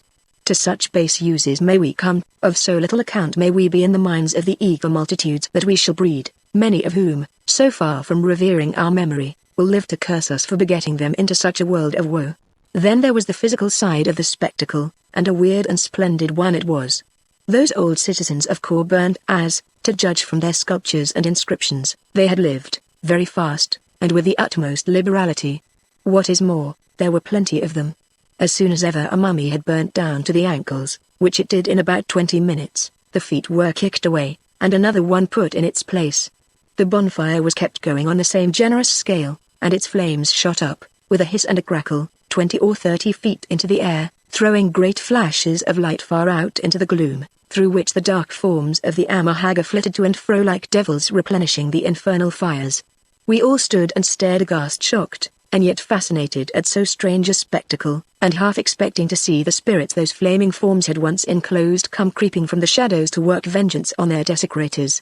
"I promised thee a strange sight, my Holly," laughed Esau, whose nerves alone did not seem to be affected, "and, behold, I have not failed thee. Also, it hath its lesson. Trust not to the future, for who knows what the future may bring. Therefore, live for the day, and endeavor not to escape the dust which seems to be man's end. What thinkest thou those long-forgotten nobles and ladies would have felt had they known that they should one day flare to light the dance or boil the pot of savages? But see, here come the dancers, a merry crew are they not? The stage is lit now for the play." As she spoke, we perceived two lines of figures, one male and the other female, to the number of about 100, each advancing round the human bonfire, arrayed only in the usual leopard and buck skins. They formed up, in perfect silence, in two lines, facing each other between us and the fire, and then the dance, a sort of infernal and fiendish can-can began. To describe it is quite impossible, but, though there was a good deal of tossing of legs and double shuffling, it seemed to our untutored minds to be more of a play than a dance, and, as usual with this dreadful people, whose minds seem to have taken their colour from the caves in which they live, and whose jokes and amusements are drawn from the inexhaustible stores of preserved mortality with which they share their homes, the subject appeared to be a most ghastly one. I know that it represented an attempted murder first of all, and then the burial alive of the victim and his struggling from the grave, each act of the abominable drama, which was carried on in perfect silence, being rounded off and finished with a furious and most revolting dance round the supposed victim, who writhed upon the ground in the red light of the bonfire. Presently, however, this pleasing piece was interrupted. Suddenly there was a slight commotion, and a large powerful woman, whom I had noted as one of the most vigorous of the dancers, came, made mad and drunken with unholy excitement, bounding and staggering towards us, shrieking out as she came, "I want a black goat, I must have a black goat. Bring me a black goat." And down she fell upon the rocky floor, foaming and writhing, and shrieking for a black goat, about as hideous a spectacle as can well be conceived. Instantly most of the dancers came up and got round her, though some still continue their capers in the background. "She has got a devil," called out one of them. "Run and get a black goat. There, devil, keep quiet. Keep quiet. You shall have the goat presently. They have gone to fetch it, devil. I want a black goat, I must have a black goat," shrieked the foaming rolling creature again. "All right, devil, the goat will be here presently, keep quiet. There's a good devil." And so on till the goat, taken from a neighboring kraal, did at last arrive, being dragged bleating onto the scene by its horns. "Is it a black one? Is it a black one?" shrieked the possessed. "Yes, yes, devil, as black as night." Then aside, "Keep it behind thee, don't let the devil see that it has got a white spot on its rump and another on its belly. In 1 minute, devil. There, cut his throat quick. Where is the saucer, the goat? The goat. The goat. Give me the blood of my black goat. I must have it, don't you see I must have it? Oh. Oh. Oh. Give me the blood of the goat." At this moment a terrified bar announced that the poor goat had been sacrificed, and the next minute a woman ran up with a saucer full of blood. This the possessed creature, who was then raving and foaming her wildest, seized and drank, and was instantly recovered, and without a trace of hysteria, or fits, or being possessed, or whatever dreadful thing it was she was suffering from. She stretched her arms, smiled faintly, and walked quietly back to the dancers, who presently withdrew in a double line as they had come, leaving the space between us and the bonfire deserted. I thought that the entertainment was now over, and, feeling rather queer, was about to ask she if we could rise, when suddenly what at first I took to be a baboon came hopping round the fire, and was instantly met upon the other side by a lion, or rather a human being dressed in a lion's skin. Then came a goat, then a man wrapped in an ox's hide, with the horns wobbling about in a ludicrous way. After him followed a blesbok, then an impaler, then a kudu, then more goats, and many other animals, including a girl sewn up in the shining scaly hide of a boa constrictor, several yards of which trailed along the ground behind her. When all the beasts had collected they began to dance about in a lumbering, unnatural fashion, and to imitate the sounds produced by the respective animals they represented, till the whole air was alive with roars and bleating and the hissing of snakes. This went on for a long time, till, getting tired of the pantomime, I asked Eshaw if there would be any objection to Leo and myself walking round to inspect the human torches, and, as she had nothing to say against it, we started, striking round to the left. After looking at one or two of the flaming bodies, we were about to return, thoroughly disgusted with the grotesque weirdness of the spectacle, when our attention was attracted by one of the dancers, a particularly active leopard, that had separated itself from its fellow beasts, and was whisking about in our immediate neighborhood, but gradually drawing into a spot where the shadow was darkest, equidistant between two of the flaming mummies. Drawn by curiosity, we followed it, when suddenly it darted past us into the shadows beyond, and as it did so erected itself and whispered, "Come," in a voice that we both recognized as that of Houston. Without waiting to consult me, Leo turned and followed her into the outer darkness, and I, feeling sick enough at heart, went after them. The leopard crawled on for about 50 paces, a sufficient distance to be quite beyond the light of the fire and torches, and then Leo came up with it, or, rather, with Euston. "Oh, my lord," I heard her whisper, "so I have found thee. Listen. I am in peril of my life from she who must be obeyed. Surely the baboon has told thee how she drove me from thee? I love thee, my lord, and thou art mine according to the custom of the country. I saved thy life. My lion, wilt thou cast me off now?" "Of course not," ejaculated Leo. "I have been wondering whither thou hadst gone. Let us go and explain matters to the queen." "Nay, nay, she would slay us. Thou knowest not her power." "The baboon there, he knoweth, for he saw." "Nay, there is but one way. If thou wilt cleave to me, thou must flee with me across the marshes even now, and then perchance we may escape." "For heaven's sake, Leo," I began, but she broke in. "Nay, listen not to him. Swift be swift, death is in the air we breathe. Even now, mayhap, she heareth us," and without more ado she proceeded to back her arguments by throwing herself into his arms. As she did so, the leopard's head slipped from her hair, and I saw the 3 white finger marks upon it, gleaming faintly in the starlight. Once more realizing the desperate nature of the position, I was about to interpose, for I knew that Leo was not too strong-minded where women were concerned, when horror! I heard a little silvery laugh behind me.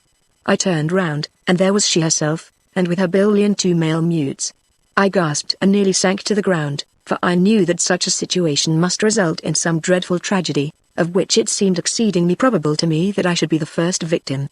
As for Euston, she untwined her arms and covered her eyes with her hands, while Leo, not knowing the full terror of the position, merely covered up, and looked as foolish as a man caught in such a trap would naturally do. Chapter 20 Triumph. Then followed a moment of the most painful silence that I ever endured. It was broken by Esau, who addressed herself to Leo. "Nay, now, my lord and guest," she said in her softest tones, which yet had the ring of steel about them, "look not so bashful. Surely the sight was a pretty one, the leopard and the lion." "Oh, hang it all," said Leo in English. "And thou, Euston," she went on, "surely I should have passed thee by, had not the light fallen on the white across thy hair," and she pointed to the bright edge of the rising moon which was now appearing above the horizon.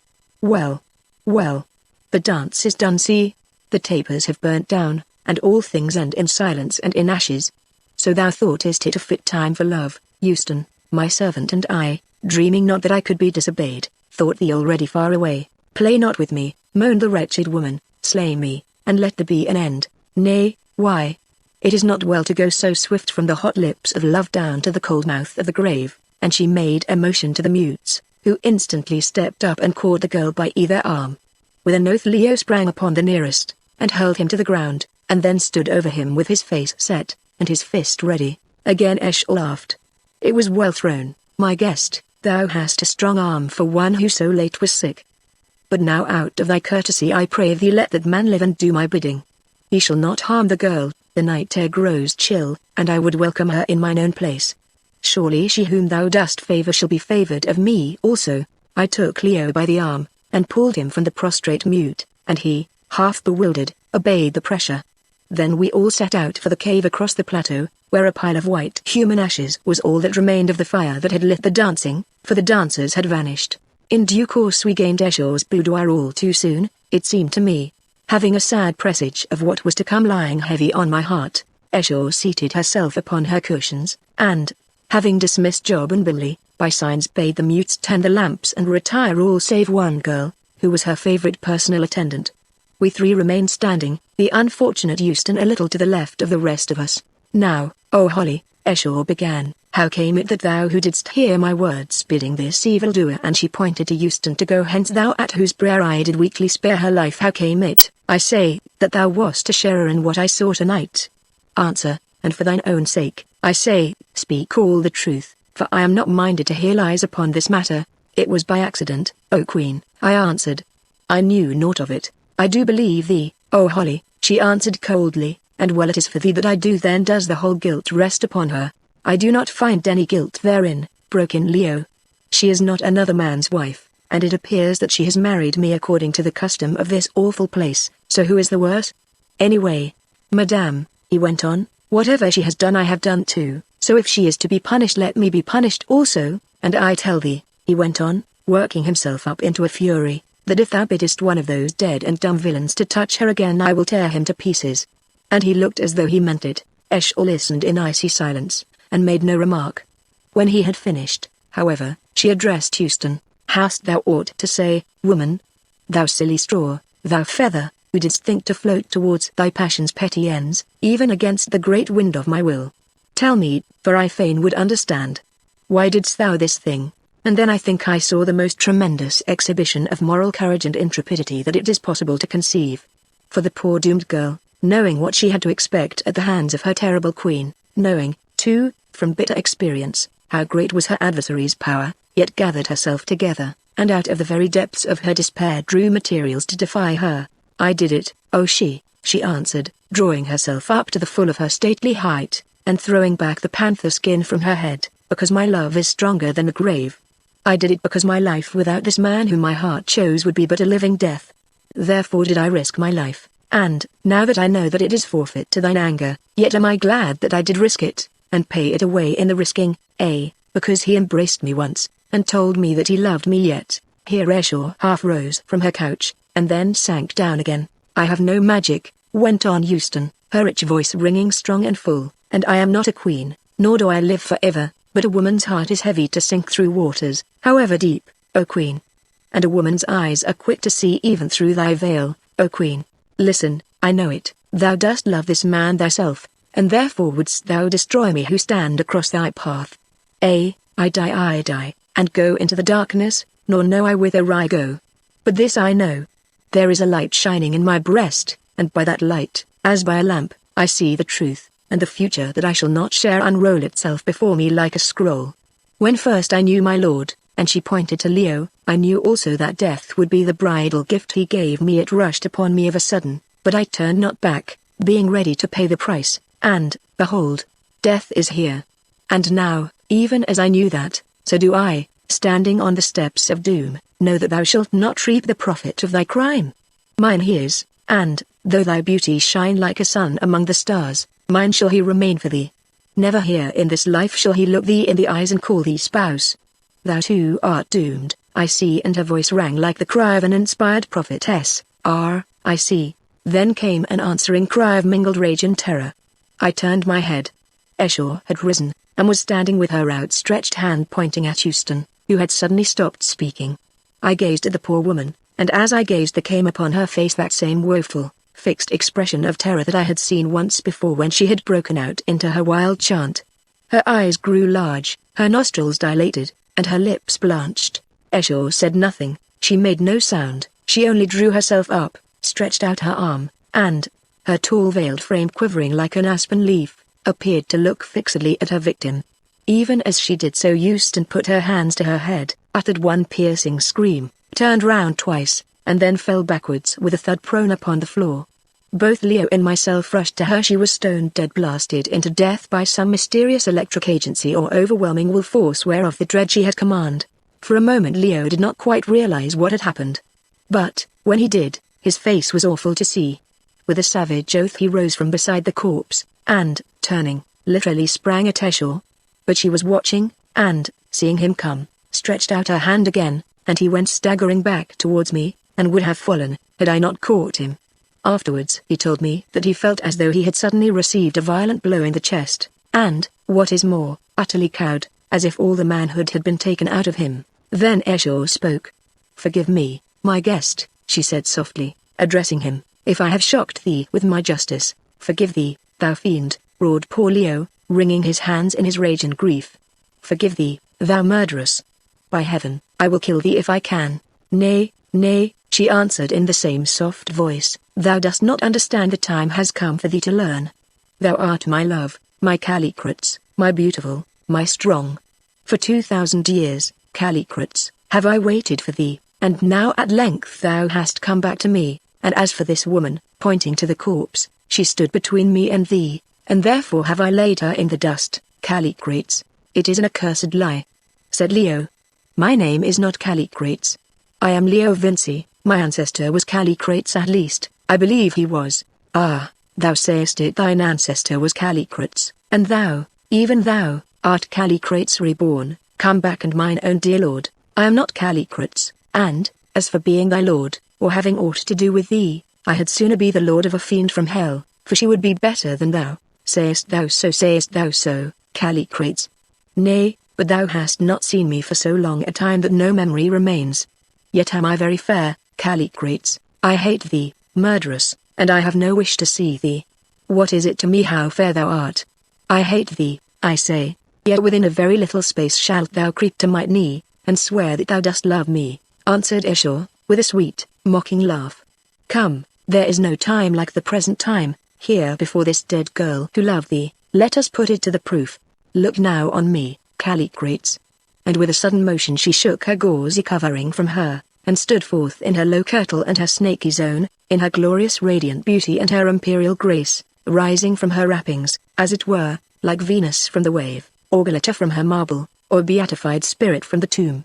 She stood forth, and fixed her deep and glowing eyes upon Leo's eyes, and I saw his clenched fists unclasp, and his set and quivering features relax beneath her gaze.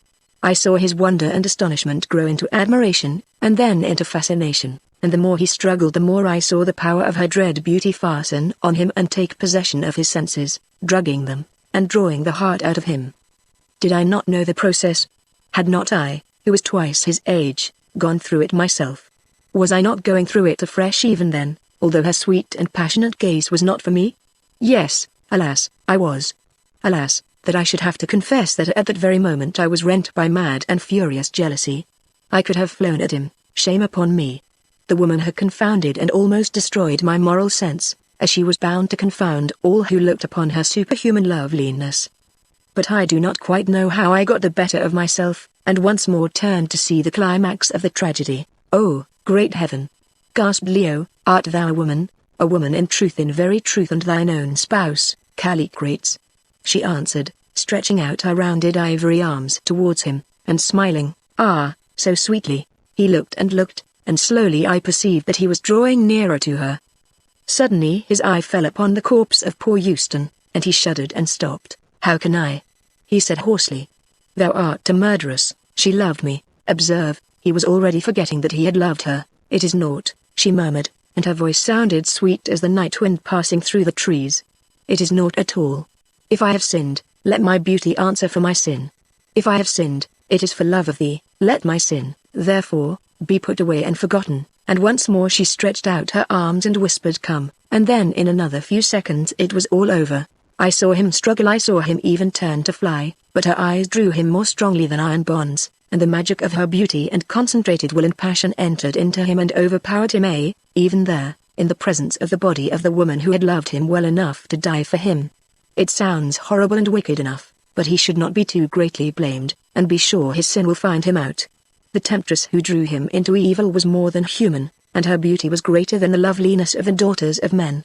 I looked up again, and now her perfect form lay in his arms, and her lips were pressed against his own, and thus, with the corpse of his dead love for an altar, did Leo Vinci plight his troth to her red-handed murderess, plight it forever and a day.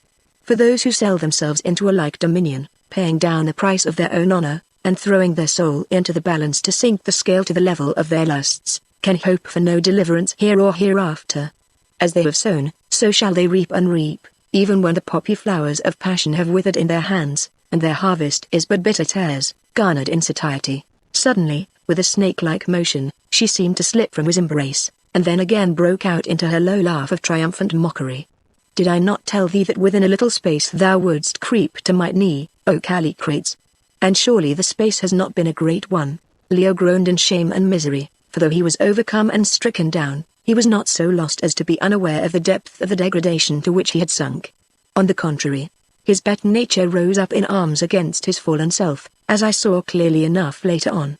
Eshel laughed again, and then quickly veiled herself, and made a sign to the girl mute, who had been watching the whole scene with curious startled eyes. The girl left, and presently returned, followed by two male mutes, to whom the queen made another sign. Thereon they all three seized the body of poor Euston by the arms, and dragged it heavily down the cavern and away through the curtains at the end. Leo watched it for a little while, and then covered his eyes with his hand, and it too, to my excited fancy, seemed to watch us as it went. The past is the dead past, said Ishur, solemnly, as the curtains shook and fell back into their places, when a ghastly procession had vanished behind them. And then, with one of those extraordinary transitions of which I have already spoken, she again threw off her veil, and broke out, after the ancient and poetic fashion of the dwellers in Arabia, 23, into a paean of triumph or epithalamium, which, wild and beautiful as it was, is exceedingly difficult to render into English, and ought by rights to be sung to the music of cantata, rather than written and read.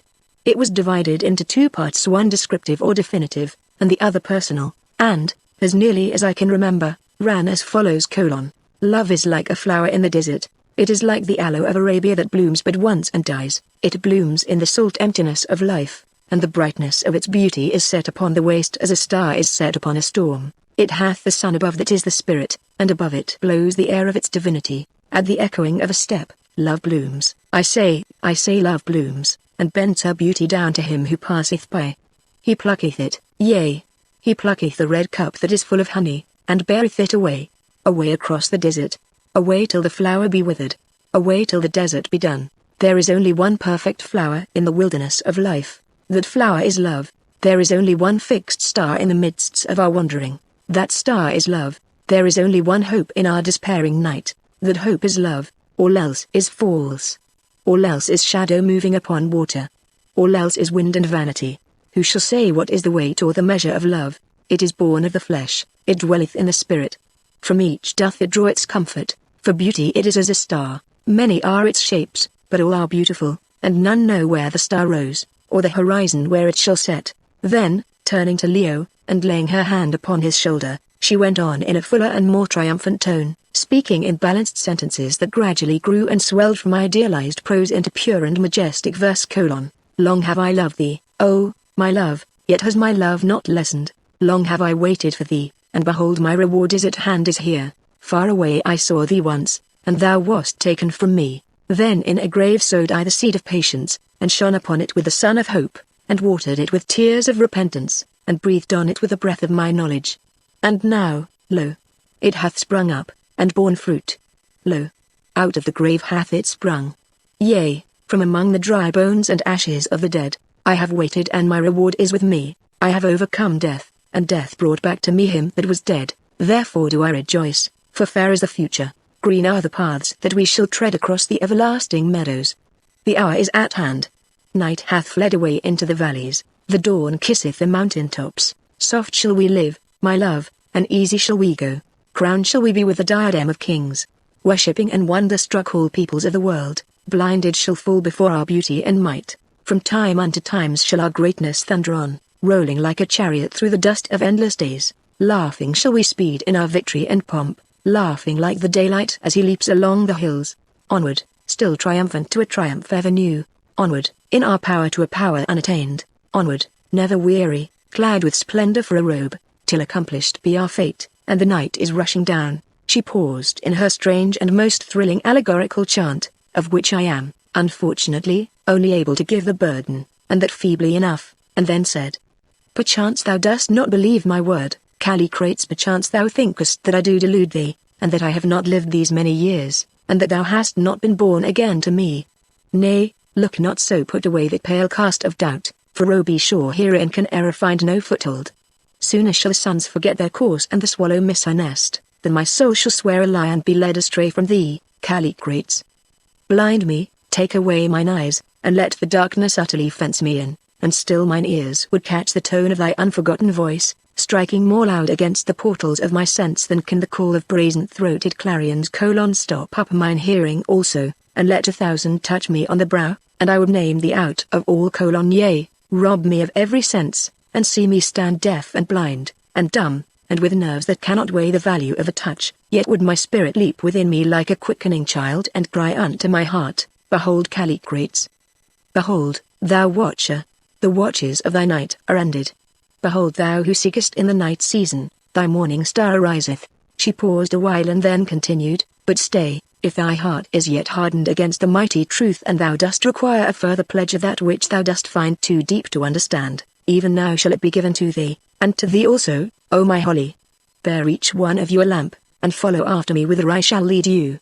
Without stopping to think, indeed, speaking for myself, I had almost abandoned the function in circumstances under which to think seemed to be absolutely useless, Since thought fell hourly helpless against a black wall of wonder, we took the lamps and followed her. Going to the end of her boudoir, she raised a curtain and revealed a little stair of the sort that is so common in these dim caves of Kor. As we hurried down the stair, I observed that the steps were worn in the center to such an extent that some of them had been reduced from 7.5 inches, at which I guessed their original height, to about 3.5. Now, all the other steps that I had seen in the caves were practically unworn, as was to be expected, seeing that the only traffic which ever passed upon them was that of those who bore a fresh burden to the tomb. Therefore this fact struck my notice with that curious force with which little things do strike us when our minds are absolutely overwhelmed by a sudden rush of powerful sensations, beaten flat, as it were, like a sea beneath the first burst of a hurricane, so that every little object on the surface starts into an unnatural prominence. At the bottom of the staircase I stood and stared at the worn steps, and Esau, turning, saw me. "Wonderest thou whose are the feet that have worn away the rock, my Holly?" she asked. "They are mine, even mine own light feet. I can remember when those stairs were fresh and level, but for 2,000 years and more have I gone down hither day by day, and see, my sandals have worn out the solid rock." I made no answer, but I do not think that anything that I had heard or seen brought home to my limited understanding so clear a sense of this being's overwhelming antiquity as that hard rock hollowed out by her soft white feet. How many hundreds of thousands of times must she have passed up and down that stair to bring about such a result? The stair led to a tunnel, and a few paces down the tunnel was one of the usual curtain-hung doorways, a glance at which told me that it was the same where I had been a witness of that terrible scene by the leaping flame. I recognized the pattern of the curtain, and the sight of it brought the whole event vividly before my eyes, and made me tremble even at its memory.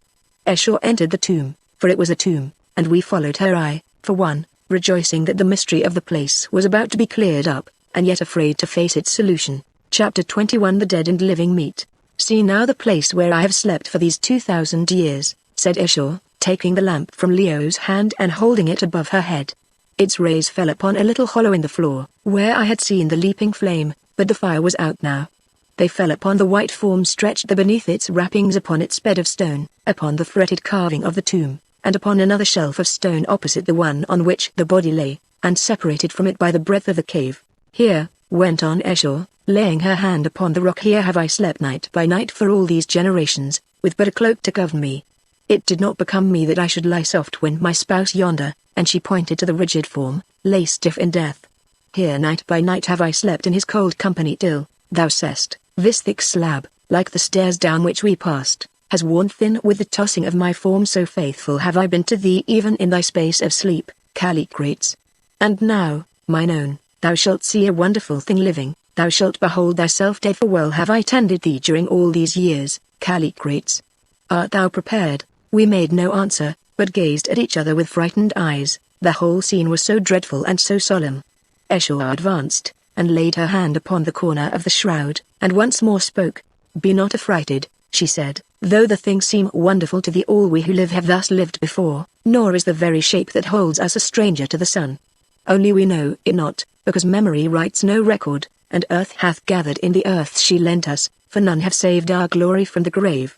But I, by my arts and by the arts of those dead men of Kor which I have learned, have held thee back, O Callicrates, from the dust, that the waxen stamp of beauty on thy face should ever rest before mine eye. 'Twas a mask that memory might fill, serving to fashion out thy presence from the past, and give it strength to wander in the habitations of my thought, clad in a mummery of life that stayed my appetite with visions of dead days. Behold now, let the dead and living meet. Across the gulf of time they still are one. Time hath no power against identity, though sleep the merciful hath blotted out the tablets of our mind, and with oblivion sealed the sorrows that else would hound us from life to life, stuffing the brain with gathered griefs till it burst in the madness of uttermost despair. Still are they one, for the wrappings of our sleep shall roll away as thunderclouds before the wind, the frozen voice of the past shall melt in music like mountain snows beneath the sun, and the weeping and the laughter of the lost hours shall be heard once more most sweetly echoing up the cliffs of immeasurable time. The sleep shall roll away, and the voices shall be heard, one down the completed chain, whereof our each existence is a link. The lightning of the Spirit hath passed to work out the purpose of our being, quickening and fusing those separated days of life, and shaping them to a staff whereon we may safely lean as we wend to our appointed fate. Therefore, have no fear, Callicrates, when thou living, and but lately born shalt look upon thine own departed self, who breathed and died so long ago. I do but turn one page in thy book of being, and show thee what is writ thereon. Behold." With a sudden motion she drew the shroud from the cold form, and let the lamplight play upon it. I looked, and then shrank back terrified, since, say what she might in explanation, the sight was an uncanny one, for her explanations were beyond the grasp of our finite minds, and when they were stripped from the mists of vague esoteric philosophy, and brought into conflict with the cold and horrifying fact, did not do much to break its force. For there, stretched upon the stone bier before us, robed in white and perfectly preserved, was what appeared to be the body of Leo Vinci. I stared from Leo, standing there alive, to Leo lying dead, and could see no difference, except, perhaps, that the body on the bier looked older. Feature for feature they were the same, even down to the crop of little golden curls, which was Leo's most uncommon beauty. It even seemed to me, as I looked, that the expression on the dead man's face resembled that which I had sometimes seen upon Leo's when he was plunged into profound sleep. I can only sum up the closeness of the resemblance by saying that I never saw twins so exactly similar as that dead and living pair. I turned to see what effect was produced upon Leo by the sight of his dead self, and found it to be one of partial stupefaction. He stood for 2 or 3 minutes staring, and said nothing, and when at last he spoke it was only to ejaculate, "Cover it up, and take me away." "Nay, wait, Calicrates," said Esau, who, standing with the lamp raised above her head, flooding with its light her own rich beauty and the cold wonder of the death-clothed form upon the bier, resembled an inspired sibyl rather than a woman, as she rolled out her majestic sentences with a grandeur and a freedom of utterance which I am, alas, quite unable to reproduce. "Wait, I would show thee something, that no tittle of my crime may be hidden from thee. Do thou, O Holly, open the garment on the breast of the dead Calicrates, for perchance my lord may fear to touch it himself." I obeyed with trembling hands. It seemed a desecration and an unhallowed thing to touch that sleeping image of the live man by my side. Presently his broad chest was bare, and there upon it, right over the heart, was a wound, evidently inflicted with a spear. "Thou sayest, Calicrates," she said. "Know then that it was I who slew thee, in the place of life I gave thee death. I slew thee because of the Egyptian Amenetes, whom thou didst love, for by her wiles she held thy heart, and her eye could not smite us, but now I smote that woman, for she was too strong for me. In my haste and bitter anger I slew thee, and now for all these days have I lamented thee, and waited for thy coming. And thou hast come, and none can stand between thee and me, and of a truth now for death I will give thee life, not life eternal, for that none can give, but life and youth that shall endure for thousands upon thousands of years, and with it pomp, and power, and wealth, and all things that are good and beautiful, such as have been to no man before thee, nor shall be to any man who comes after. And now one thing more, and thou shalt rest and make ready for the day of thy new birth. Thou sayest this body, which was thine own. For all these centuries it hath been my cold comfort and my companion, but now I need it no more, for I have thy living presence, and it can but serve to stir up memories of that which I would fain forget. Let it therefore go back to the dust from which I held it. Behold, I have prepared against this happy hour."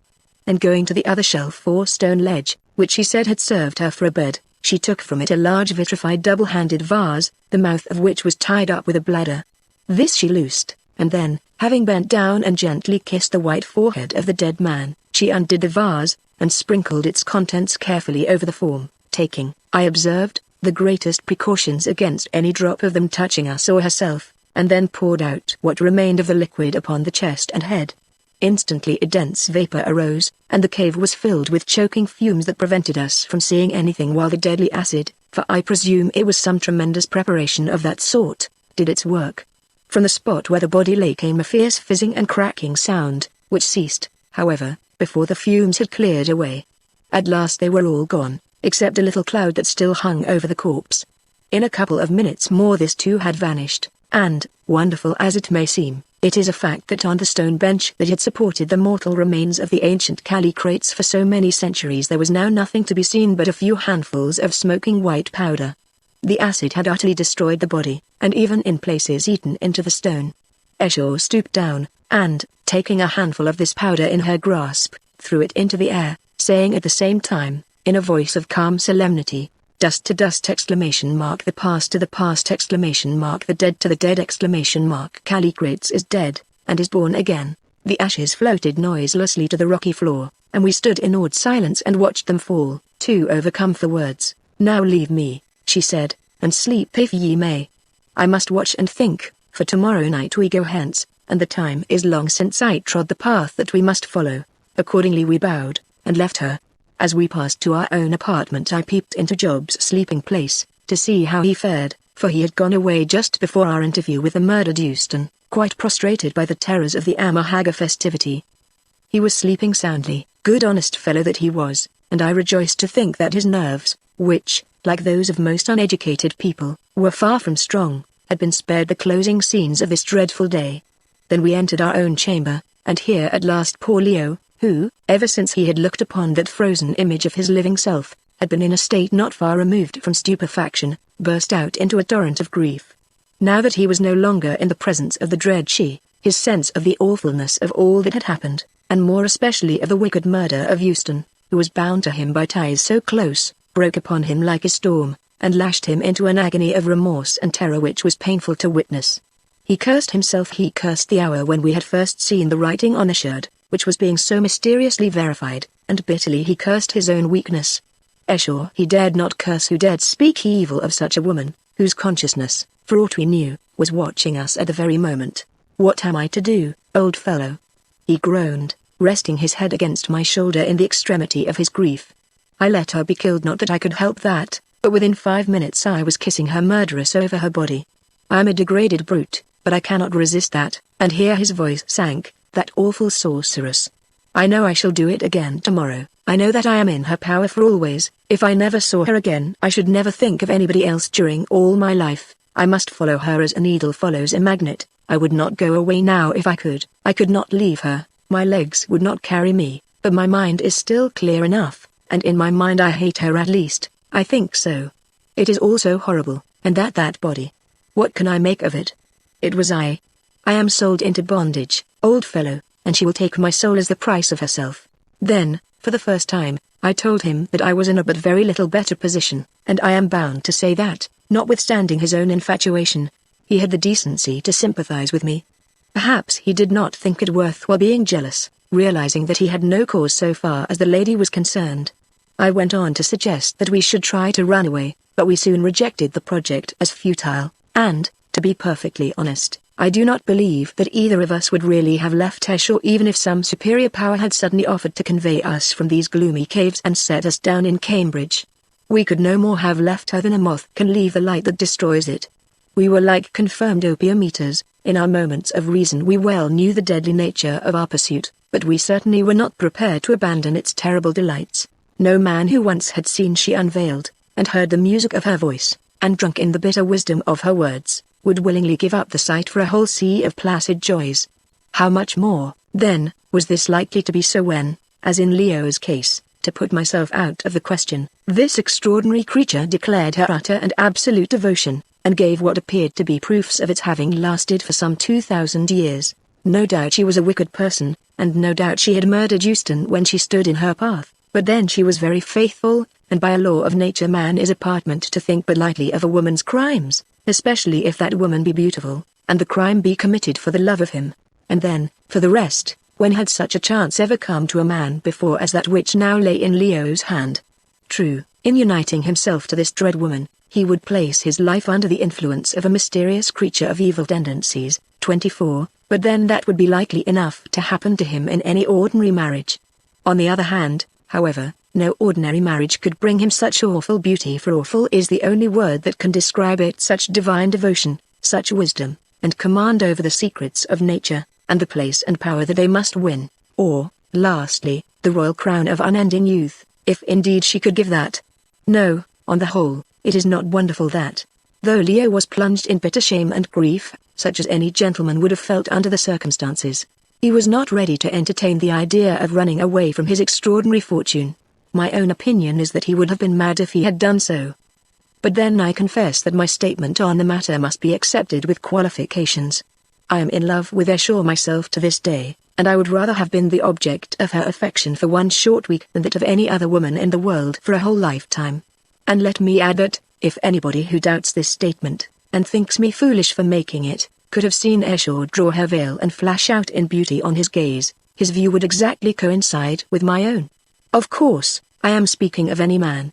We never had the advantage of a lady's opinion of Heshore, but I think it quite possible that she would have regarded the Queen with dislike, would have expressed her disapproval in some more or less pointed manner, and ultimately have got herself blasted.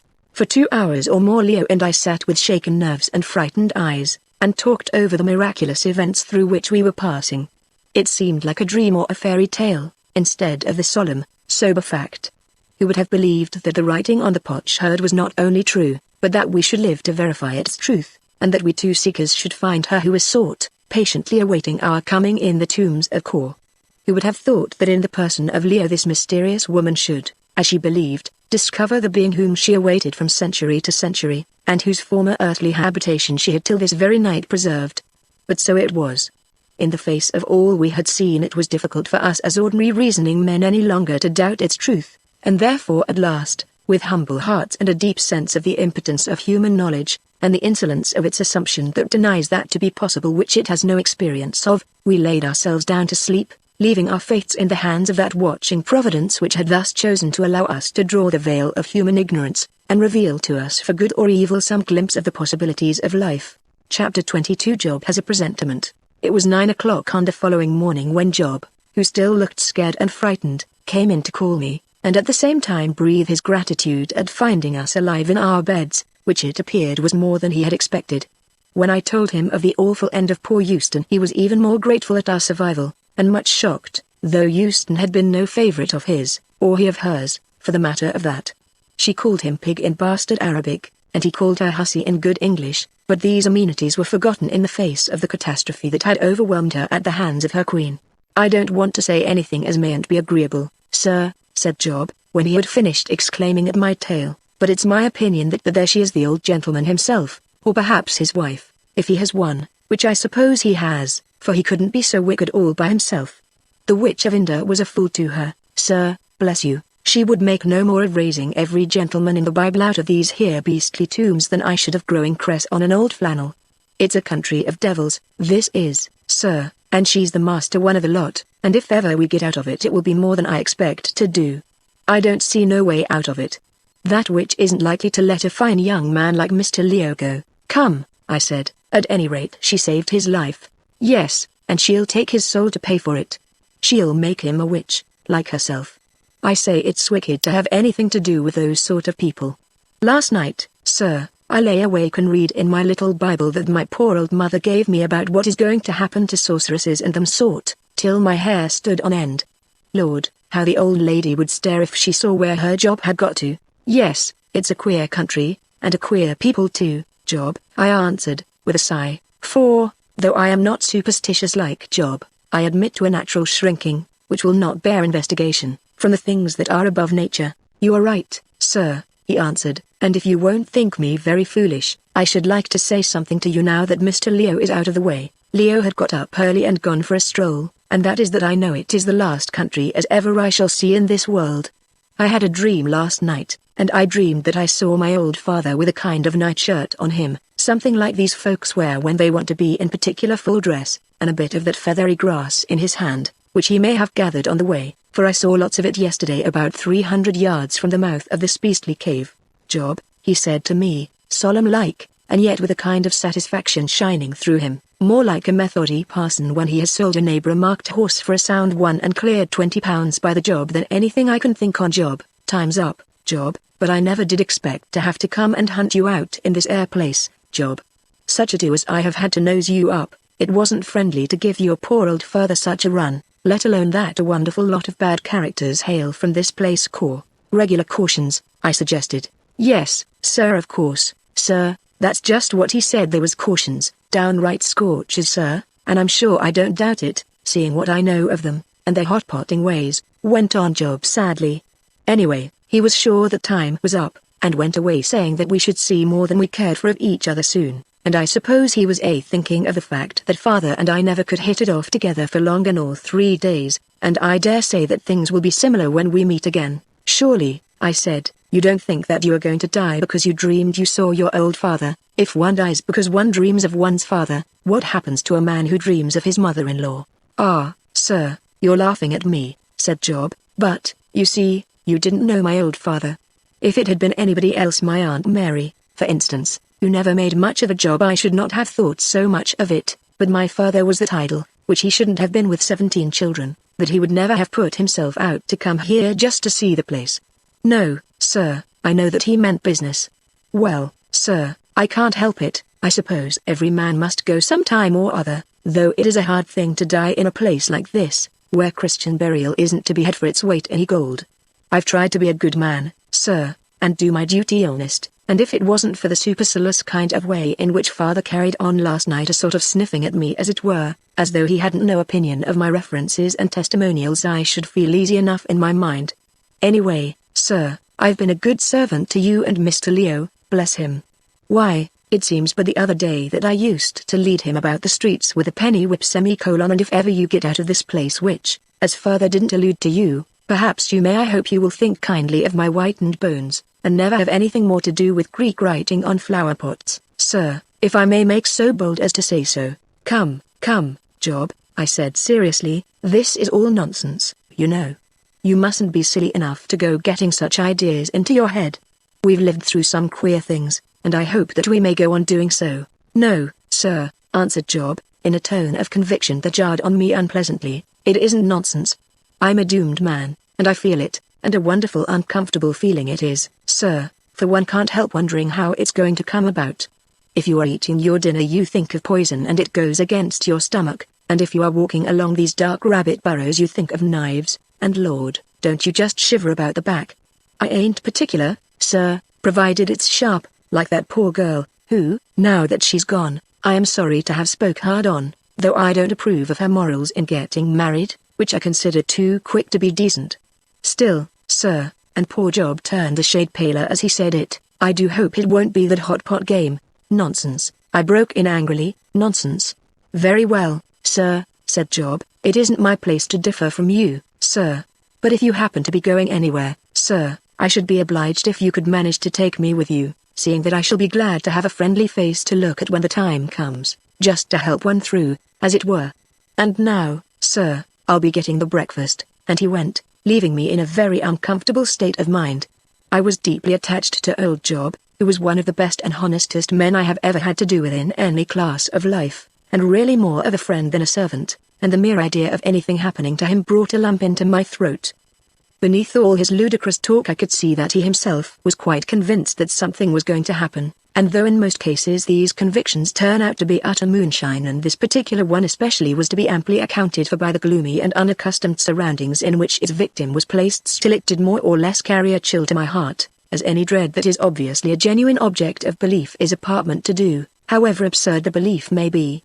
Presently the breakfast arrived, and with it Leo, who had been taking a walk outside the cave to clear his mind. He said, and very glad I was to see both, for they gave me a respite from my gloomy thoughts. After breakfast we went for another walk, and watched some of the Haggard sowing a plot of ground with the grain from which they make their beer. This they did in scriptural fashion, a man with a bag made of goat's hide fastened round his waist walking up and down the plot and scattering the seed as he went. It was a positive relief to see one of these dreadful people do anything so homely and pleasant as sow a field, perhaps because it seemed to link them, as it were, with the rest of humanity. As we were returning Billy met us, and informed us that it was she's pleasure that we should wait upon her, and accordingly we entered her presence, not without trepidation, for Ayrshire was certainly an exception to the rule. Familiarity with her might and did breed passion and wonder and horror, but it certainly did not breed contempt. We were as usual shown in by the mutes, and after these had retired Ayrshire unveiled, and once more bade Leo embrace her, which, notwithstanding his heart-searchings of the previous night, he did with more alacrity and fervour than in strictness courtesy required. She laid her white hand on his head, and looked him fondly in the eyes. Dost thou wonder, my Calicrates, she said, when thou shalt call me all thine own, and when we shall of a truth be for one another and to one another? I will tell thee. First, must thou be even as I am, not immortal indeed, for that I am not, but so cased and hardened against the attacks of time that his arrows shall glance from the armour of thy vigorous life as the sunbeams glance from water. As yet I may not mate with thee, for thou and I are different, and the very brightness of my being would burn thee up, and perchance destroy thee. Thou couldst not even endure to look upon me for too long a time lest thine eyes should ache, and thy senses swim, and therefore, with a little nod, shall I presently veil myself again.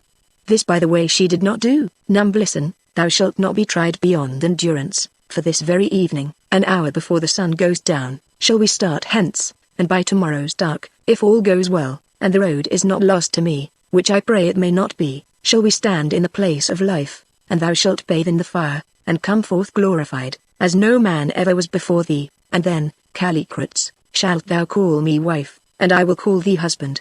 Leah muttered something in answer to this astonishing statement, I do not know what, and she laughed a little at his confusion, and went on, and thou, too, O Holly, on thee also will I confer this boon, and then of a truth shalt thou be evergreen, and this will I do well, because thou hast pleased me, Holly, for thou art not altogether a fool, like most of the sons of men, and because, though thou hast a school of philosophy as full of nonsense as those of the old days, yet hast thou not forgotten how to turn a pretty phrase about a lady's eyes. Halloa, old fellow, whispered Leo, with a return of his old cheerfulness, have you been paying compliments? I should never have thought it of you. I thank thee, O Esau, I replied, with as much dignity as I could command, but if there be such a place as thou dost describe, and if in this strange place there may be found a fiery virtue that can hold off death when he comes to pluck us by the hand, yet would I none of it. For me, O Esau, the world has not proved so soft a nest that I would lie in it forever. A stony-hearted mother is our earth, and stones are the bread she gives her children for their daily food. Stones to eat and bitter water for their thirst, and stripes for tender nurture. Who would endure this for many lives? Who would so load up his back with memories of lost hours and loves, and of his neighbor's sorrows that he cannot lessen, and wisdom that brings not consolation? Hard is it to die, because our delicate flesh doth shrink back from the worm it will not feel, and from that unknown which the winding sheet doth curtain from our view. But harder still, to my fancy, would it be to live on, green in the leaf and fair, but dead and rotten at the core, and feel that other secret worm of recollection gnawing ever at the heart. Bethink thee, Holly, she said, yet doth long life and strength and beauty beyond measure mean power and all things that are dear to man. And what, O Queen, I answered, are those things that are dear to man? Are they not bubbles? Is not ambition but an endless ladder by which no height is ever climbed till the last unreachable rung is mounted? For height leads on to height, and there is no resting place upon them, and rung doth grow upon rung, and there is no limit to the number. Doth not wealth satiate, and become nauseous, and no longer serve to satisfy or pleasure, or to buy an hour's peace of mind? And is there any end to wisdom that we may hope to reach it? Rather, the more we learn, shall we not thereby be able only to better compass out our ignorance? Did we live 10,000 years could we hope to solve the secrets of the suns, and of the space beyond the suns, and of the hand that hung them in the heavens? Would not our wisdom be but as a gnawing hunger calling our consciousness day by day to a knowledge of the empty craving of our souls? Would it not be but as a light in one of these great caverns, that, though bright it burn, and brighter yet, doth but the more serve to show the depths of the gloom round it? And what good thing is there beyond that we may gain by length of days? Nay, my Holly, there is love which makes all things beautiful, and doth breathe divinity into the very dust we tread. With love shall life roll gloriously on from year to year, like the voice of some great music that hath power to hold the hearer's heart poised on eagle's wings above the sordid shame and folly of the earth. It may be so, I answered, but if the loved one prove a broken reed to pierce us, or if the love be loved in vain, what then? Shall a man grave his sorrows upon a stone when he hath but need to write them on the water? Nay, O she, I will live my day, and grow old with my generation, and die my appointed death, and be forgotten. For I do hope for an immortality to which the little span that perchance thou canst confer will be but as a finger's length laid against the measure of the great world, and, mark this, the immortality to which I look, and which my faith doth promise me, shall be free from the bonds that here must tie my spirit down. For, while the flesh endures, sorrow and evil and the scorpion whips of sin must endure also, but when the flesh hath fallen from us, then shall the spirit shine forth clad in the brightness of eternal good, and for its common air shall breathe so rare an ether of most noble thoughts that the highest aspiration of our manhood, or the purest incense of a maiden's prayer, would prove too earthly gross to float therein. Thou lookest high, answered Esau, with a little laugh, and speakest clearly as a trumpet and with no uncertain sound. And yet methinks that but now didst thou talk of that unknown from which the winding sheet doth curtain us. But perchance, thou sayest with the eye of faith, gazing on that brightness, that is to be, through the painted glass of thy imagination. Strange are the pictures of the future that mankind can thus draw with this brush of faith and this many-coloured pigment of imagination. Strange, too, that no one of them doth agree with another. I could tell thee, but there, what is the use? Why rob a fool of his bauble? Let it pass, and I pray, O Holly, that when thou dost feel old age creeping slowly toward thyself, and the confusion of senility making havoc in thy brain, thou mayest not bitterly regret that thou didst cast away the imperial boon I would have given to thee. But so it hath ever been, man can never be content with that which his hand can pluck. If a lamp be in his reach to light him through the darkness, he must needs cast it down because it is no star. Happiness danceth ever apace before him, like the marsh fires in the swamps, and he must catch the fire, and he must hold the star. Beauty is naught to him, because there are lips more honey sweet, and wealth is naught, because others can weigh him down with heavier shekels, and fame is naught, because there have been greater men than he. Thyself thou saidst it, and I turn thy words against thee. Well, thou dreamest that thou shalt pluck the star. I believe it not, and I think thee a fool, my Holly, to throw away the lamp. I made no answer, for I could not especially before Leo tell her that since I had seen her face I knew that it would always be before my eyes, and that I had no wish to prolong an existence which must always be haunted and tortured by her memory, and by the last bitterness of unsatisfied love. But so it was, and so, alas, is it to this hour. And now, went on she, changing her tone and the subject together, tell me, my Calicrates, for as yet I know it not, how came ye to seek me here? Yesternight thou didst say that Calicrates him whom thou sawest was thine ancestor. How was it? Tell me, thou dost not speak over much. Thus adjured, Leo told her the wonderful story of the casket and of the potsherd that, written on by his ancestress, the Egyptian Amenetes, had been the means of guiding us to her. Eshel listened intently, and, when he had finished, spoke to me. Did I not tell thee one day, when we did talk of good and evil, O Holly, it was when my beloved lay so ill that out of good came evil, and out of evil good, that they who sowed knew not what the crop should be, nor he who struck where the blow should fall. See, now, this Egyptian Amenetes, this royal child of the Nile who hated me, and whom even now I hate, for in a way she did prevail against me, see, now, she herself hath been the very means to bring her lover to mine arms. For her sake I slew him, and now, behold, through her he hath come back to me. She would have done me evil, and sowed her seeds that I might reap tares, and behold she hath given me more than all the world can give, and there is a strange square for thee to fit into thy circle of good and evil, O Holly. And so, she went on, after a pause, and so she bade her son destroy me if he might, because I slew his father. And thou, my Calicrates, art the father, and in a sense thou art likewise the son, and wouldst thou avenge thy wrong, and the wrong of that far-off mother of thine, upon me, O Calicrates? See, and she slid to her knees, and drew the white corsage still further down her ivory bosom. See, here beats my heart, and there by thy side is a knife, heavy, and long, and sharp, the very knife to slay an erring woman with. Take it now, and be avenged. Strike, and strike home! So shalt thou be satisfied, Calicrates, and go through life a happy man, because thou hast paid back the wrong, and obeyed the mandate of the past. He looked at her, and then stretched out his hand and lifted her to her feet. Rise, Eshel, he said sadly. Well, thou knowest that I cannot strike thee, no, not even for the sake of her whom thou slewest but last night.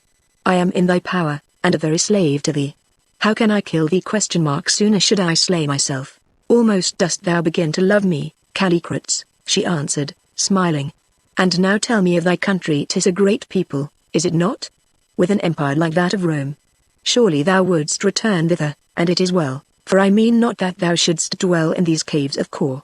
Nay, when once thou art even as I am, we will go hence. Fear not but that I shall find a path, and then shall we journey to this England of thine, and live as it becometh us to live. 2,000 years have I waited for the day when I should see the last of these hateful caves and this gloomy-visaged folk, and now it is at hand, and my heart bounds up to meet it like a child's towards its holiday. For thou shalt rule this England. But we have a queen already, broke in Leo, hastily. It is naught, said Eshel, she can be overthrown. At this we both broke out into an exclamation of dismay, and explained that we should as soon think of overthrowing ourselves. But here is a strange thing, said Eshel, in astonishment, a queen whom her people love. Surely the world must have changed since I dwelt in Kor. Again we explained that it was the character of monarchs that had changed, and that the one under whom we lived was venerated and beloved by all right-thinking people in her vast realms.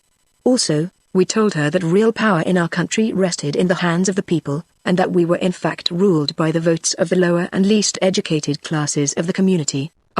She said, a democracy? Then surely there is a tyrant, for I have long since seen that democracies, having no clear will of their own, in the end set up a tyrant, and worship him. Yes, I said, we have our tyrants. Well, she answered resignedly, we can at any rate destroy these tyrants, and Callicrates shall rule the land.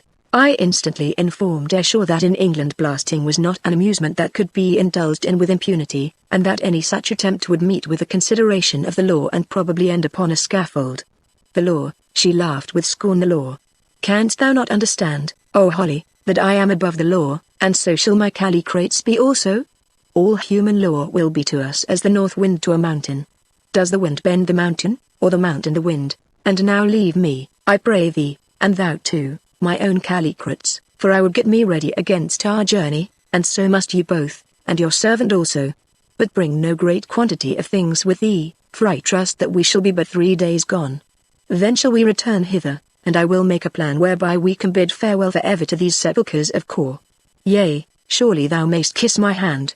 So we went, I, for one, meditating deeply on the awful nature of the problem that now opened out before us. The terrible she had evidently made up her mind to go to England, and it made me absolutely shudder to think what would be the result of her arrival there. What her powers were I knew, and I could not doubt but that she would exercise them to the full. It might be possible to control her for a while, but her proud, ambitious spirit would be certain to break loose and avenge itself for the long centuries of its solitude. She would, if necessary, and if the power of her beauty did not unaided prove equal to the occasion, blast her way to any end she set before her, and, as she could not die, and for aught I knew could not even be killed, 25, what was there to stop her? In the end she would, I had little doubt, assume absolute rule over the British dominions, and probably over the whole earth, and, though I was sure that she would speedily make ours the most glorious and prosperous empire that the world has ever seen, it would be at the cost of a terrible sacrifice of life. The whole thing sounded like a dream or some extraordinary invention of a speculative brain, and yet it was a fact, a wonderful fact of which the whole world would soon be called on to take notice. What was the meaning of it all? After much thinking I could only conclude that this marvelous creature, whose passion had kept her for so many centuries chained as it were, and comparatively harmless, was now about to be used by Providence as a means to change the order of the world, and possibly, by the building up of a power that could no more be rebelled against or questioned than the decrees of fate, to change it materially for the better. Chapter 23 The Temple of Truth. Our preparations did not take us very long. We put a change of clothing apiece and some spare boots into my Gladstone bag. Also we took our revolvers and an express rifle each, together with a good supply of ammunition, a precaution to which, under Providence, we subsequently owed our lives over and over again. The rest of our gear, together with our heavy rifles, we left behind us.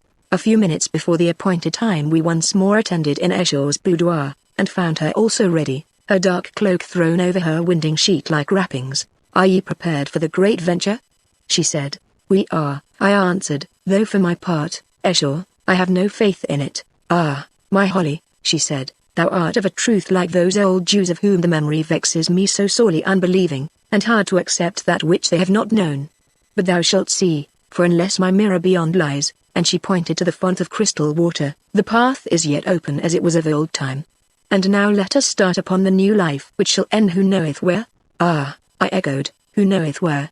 And we passed down into the great central cave, and out into the light of day. At the mouth of the cave we found a single litter with 6 bearers, all of them mutes, waiting, and with them I was relieved to see our old friend Billy, for whom I had conceived a sort of affection. It appeared that, for reasons not necessary to explain at length, Escher had thought it best that, with the exception of herself, we should proceed on foot, and this we were nothing loath to do, after our long confinement in these caves, which, however suitable they might be for sarcophagi, a singularly inappropriate word, by the way, for these particular tombs, which certainly did not consume the bodies given to their keeping, were depressing habitations for breathing mortals like ourselves. Either by accident or by the orders of she. The space in front of the cave where we had beheld that awful dance was perfectly clear of spectators. Not a soul was to be seen, and consequently I do not believe that our departure was known to anybody, except perhaps the mutes who waited on she, and they were, of course, in the habit of keeping what they saw to themselves. In a few minutes' time we were stepping out sharply across the great cultivated plain or lake bed, framed like a vast emerald in its setting a frowning cliff, and had another opportunity of wondering at the extraordinary nature of the site chosen by these old people of Kor for their capital, and at the marvelous amount of labor, ingenuity, and engineering skill that must have been brought into requisition by the founders of the city to drain so huge a sheet of water, and to keep it clear of subsequent accumulations. It is, indeed, so far as my experience goes, an unequaled instance of what man can do in the face of nature, for in my opinion such achievements as the Suez Canal or even the Montana-Suez Tunnel do not approach this ancient undertaking in magnitude and grandeur of conception.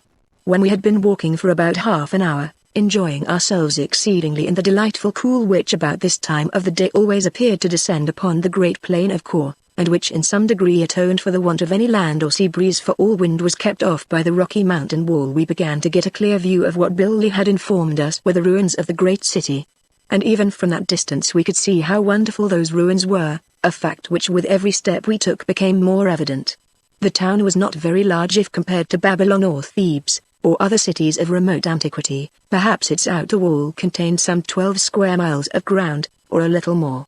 Nor had the walls, so far as we could judge when we reached them, been very high, probably not more than 40 feet, which was about their present height where they had not through the sinking of the ground, or some such cause, fallen into ruin. The reason of this, no doubt, was that the people of Kor, being protected from any outside attack by far more tremendous ramparts than any that the hand of man could rear, only required them for show and to guard against civil discord. But on the other hand they were as broad as they were high, built entirely of dressed stone, hewn, no doubt, from the vast caves, and surrounded by a great moat about 60 feet in width, some reaches of which were still filled with water. About 10 minutes before the sun finally sank we reached this moat, and passed down and through it, clambering across what evidently were the piled-up fragments of a great bridge in order to do so, and then with some little difficulty over the slope of the wall to its summit. I wish that it lay within the power of my pen to give some idea of the grandeur of the sight that then met our view. There, all bathed in the red glow of the sinking sun, were miles upon miles of ruins, columns, temples, shrines, and the palaces of kings, varied with patches of green bush.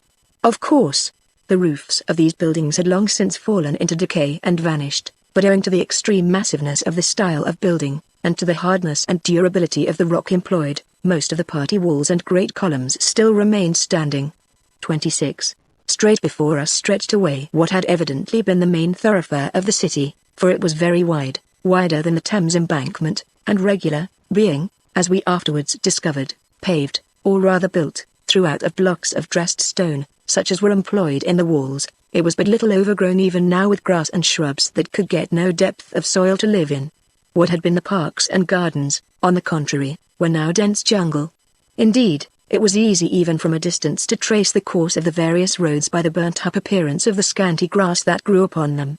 On either side of this great thoroughfare were vast blocks of ruins, each block, generally speaking, being separated from its neighbor by a space of what had once, I suppose, been garden ground, but was now dense and tangled bush. They were all built of the same colored stone, and most of them had pillars, which was as much as we could make out in the fading light as we passed swiftly up the main road, that I believe I am right in saying no living foot had pressed for thousands of years. 27. Presently we came to an enormous pile, which we rightly took to be a temple covering at least 8 acres of ground, and apparently arranged in a series of courts, each one enclosing another of smaller size, on the principle of a Chinese nest of boxes, the courts being separated one from the other by rows of huge columns. And, while I think of it, I may as well state a remarkable thing about the shape of these columns, which resembled none that I have ever seen or heard of, being fashioned with a kind of waist at the center, and swelling out above and below. At first we thought that this shape was meant to roughly symbolize or suggest the female form, as was a common habit amongst the ancient religious architects of many creeds. On the following day, however, as we went up the slopes of the mountain, we discovered a large quantity of the most stately-looking palms, of which the trunks grew exactly in this shape, and I have now no doubt but that the first designer of those columns drew his inspiration from the graceful bends of those very palms, or rather of their ancestors, which then, some 8 or 10,000 years ago, as now, beautified the slopes of the mountain that had once formed the shores of the volcanic lake. At the facade of this huge temple, which, I should imagine, is almost as large as that of Karnak, at Thebes, some of the largest columns, which I measured, being between 18 to 20 feet in diameter at the base, by about 70 feet in height, our little procession was halted, and Eshaw descended from her litter. There was a spot here, Calicrates, she said to Leo, who had run up to help her down, where one might sleep. 2,000 years ago did thou and I and that Egyptian ass press therein. But since then have I not set foot here, nor any man, and perchance it was fallen, and, followed by the rest of us, she passed up a vast flight of broken and ruined steps into the outer court, and looked round into the gloom. Presently she seemed to recollect, and, walking a few paces along the wall to the left, halted. "It is here," she said, and at the same time beckoned to the two mutes, who were loaded with provisions and our little belongings, to advance. One of them came forward, and, producing a lamp, lit it from his brazier, for the Amahagger when on a journey nearly always carried with them a little lighted brazier, from which to provide fire. The tinder of this brazier was made of broken fragments of mummy carefully damped, and, if the admixture of moisture was properly managed, this unholy compound would smoulder away for hours. 28. As soon as the lamp was lit we entered the place before which Esau had halted. It turned out to be a chamber hollowed in the thickness of the wall, and, from the fact of there still being a massive stone table in it, I should think that it had probably served as a living room, perhaps for one of the doorkeepers of the great temple. Here we stopped, and after cleaning the place out and making it as comfortable as circumstances and the darkness would permit, we ate some cold meat, at least Leo, Job and I did, for Esau, as I think I have said elsewhere, never touched anything except cakes of flour, fruit and water. While we were still eating, the moon, which was at her full, rose above the mountain wall, and began to flood the place with silver. "Wot ye why I have brought you here tonight, my Holly?" said Esau, leaning her head upon her hand and watching the great orb as she rose, like some heavenly queen, above the solemn pillars of the temple. "I brought you, nay, it is strange, but knowest thou, Callicrates, that thou liest at this moment upon the very spot where thy dead body lay when I bore thee back to those caves of course so many years ago? It all returns to my mind now. I can see it, and horrible is it to my sight." And she shuddered. Here Leo jumped up and hastily changed his seat. However the reminiscence might affect Esau, it clearly had few charms for him. "I brought you," went on Esau presently, "that ye might look upon the most wonderful sight that ever the eye of man beheld, the full moon shining over ruined Kor. When ye have done your eating I would that I could teach you to eat naught but fruit, Callicrates. But that will come after thou hast laved in the fire. Once I, too, ate flesh like a brute beast. When ye have done we will go out, and I will show you this great temple and the God whom men once worshipped therein." Of course we got up at once, and started. And here again my pen fails me. To give a string of measurements and details of the various courts of the temple would only be wearisome, supposing that I had them, and yet I know not how I am to describe what we saw, magnificent as it was even in its ruin, almost beyond the power of realization. Court upon dim court, row upon row of mighty pillars, some of them, especially at the gateways, sculptured from pedestal to capital, space upon space of empty chambers that spoke more eloquently to the imagination than any crowded streets. And over all, the dead silence of the dead, the sense of utter loneliness, and the brooding spirit of the past. How beautiful it was, and yet how drear. We did not dare to speak aloud. Esau herself was awed in the presence of an antiquity compared to which even her length of days was but a little thing. We only whispered, and our whispers seemed to run from column to column, till they were lost in the quiet air.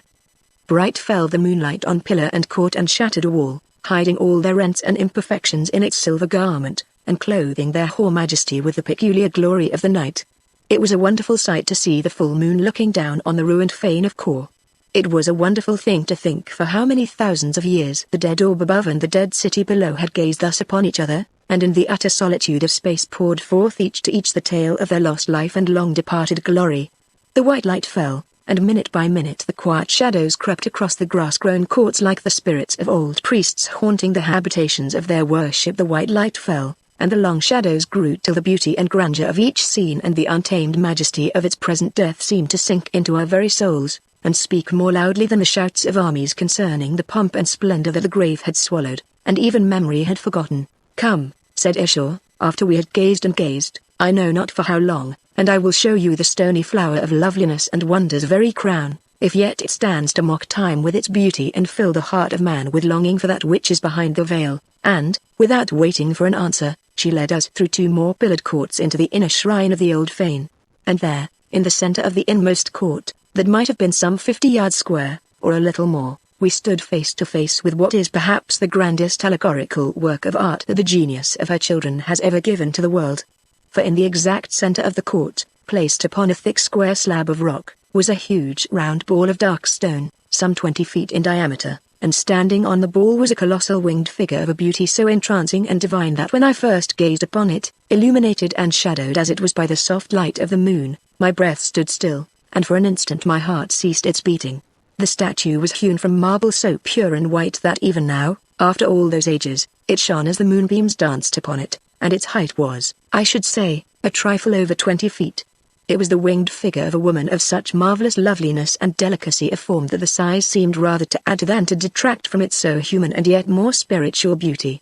She was bending forward and poising herself upon her half-spread wings as though to preserve her balance as she leant. Her arms were outstretched like those of some woman about to embrace one she dearly loved, while her whole attitude gave an impression of the tenderest beseeching. Her perfect and the most gracious form was naked, save and here came the extraordinary thing, the face, which was thinly veiled, so that we could only trace the marking of her features.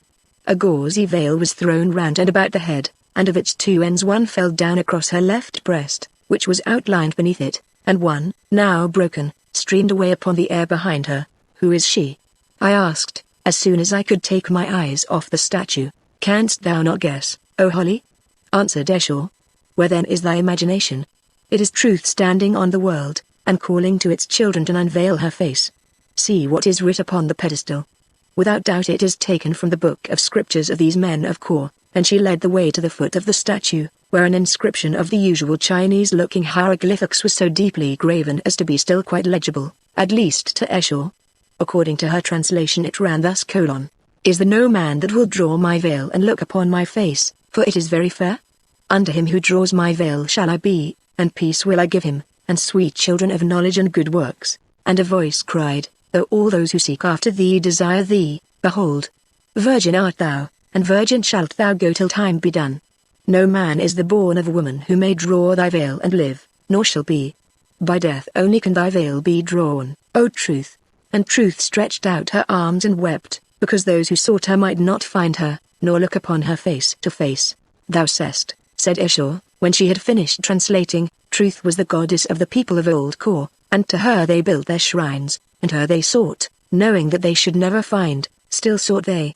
And so," I added sadly, "do men seek to this very hour, but they find out, and, as this scripture saith, nor shall they, for in death only is truth found." Then with one more look at this veiled and spiritualized loveliness which was so perfect and so pure that one might almost fancy that the light of a living spirit shone through the marble prison to lead man on to high and ethereal thoughts, this poet's dream of beauty frozen into stone, which I shall never forget while I live, we turned and went back through the vast moonlit courts to the spot whence we had started. I never saw the statue again, which I the more regret, because on the great ball of stone representing the world whereon the figure stood, lines were drawn, that probably, had there been light enough, we should have discovered to be a map of the universe as it was known to the people of Kor. It is at any rate suggestive of some scientific knowledge that these long-dead worshippers of truth had recognized the fact that the globe is round. Chapter 24 Walking the Plank. Next day the mutes woke us before the dawn, and by the time that we had got the sleep out of our eyes, and gone through a perfunctory wash at a spring which still welled up into the remains of a marble basin in the center of the north quadrangle of the vast outer court, we found she standing by the litter ready to start, while old Billy and the two bearer mutes were busy collecting the baggage. As usual, Esau was veiled like the marble Truth. By the way, I wonder if she originally got the idea of covering up her beauty from that statue. I noticed, however, that she seemed very depressed, and had none of that proud and buoyant bearing which would have betrayed her among 1,000 women of the same stature, even if they had been veiled like herself. She looked up as we came, for her head was bowed, and greeted us. Leo asked her how she had slept. "Ill, my Calicrates," she answered, "ill. This night have strange and hideous dreams come creeping through my brain, and I know not what they may portend. Almost do I feel as though some evil overshadowed me, and yet how can evil touch me? I wonder," she went on with a sudden outbreak of womanly tenderness, "I wonder if, should aught happen to me, so that I slept a while and left thee waking, thou wouldst think gently of me? I wonder, my Calicrates, if thou wouldst tarry till I came again, as for so many centuries I have tarried for thy coming?" Then, without waiting for an answer, she went on, "Come, let us be setting forth, for we have far to go, and before another day is born in yonder blue should we stand in the place of life." In 5 minutes we were once more on our way through the vast ruined city, which loomed at us on either side in the grey dawning in a way that was at once grand and oppressive. just as the first ray of the rising sun shot like a golden arrow athwart this storied desolation. We gained the further gateway of the outer wall, and having given one more glance at the hoar and pillared majesty through which we had journeyed, and, with the exception of Job, for whom ruins had no charms, breathed a sigh of regret that we had not had more time to explore it, passed through the great moat, and onto the plain beyond. As the sun rose, so did Esau's spirits, till by breakfast time they had regained their normal level, and she laughingly set down her previous depression to the associations of the spot where she had slept. "These barbarians swear that Kor is haunted," she said, "and of a truth I do believe their saying, for never did I know so ill a night save one. I remember it now. It was on that very spot when thou didst lie dead at my feet, Callicrates. Never will I visit it again. It is a place of evil omen." After a very brief halt for breakfast, we pressed on with such good will that by 2 o'clock in the afternoon we were at the foot of the vast wall of rock that formed the lip of the volcano, and which at this point towered up precipitously above us for 1,500 or 2,000 feet. Here we halted, certainly not to my astonishment, for I did not see how it was possible that we should go any farther. "Now," said Esau, as she descended from her litter, "doth our labor but commence, for here do we part with these men, and henceforward must we bear ourselves." And then, addressing Billy, "Do thou and these slaves remain here, and abide our coming.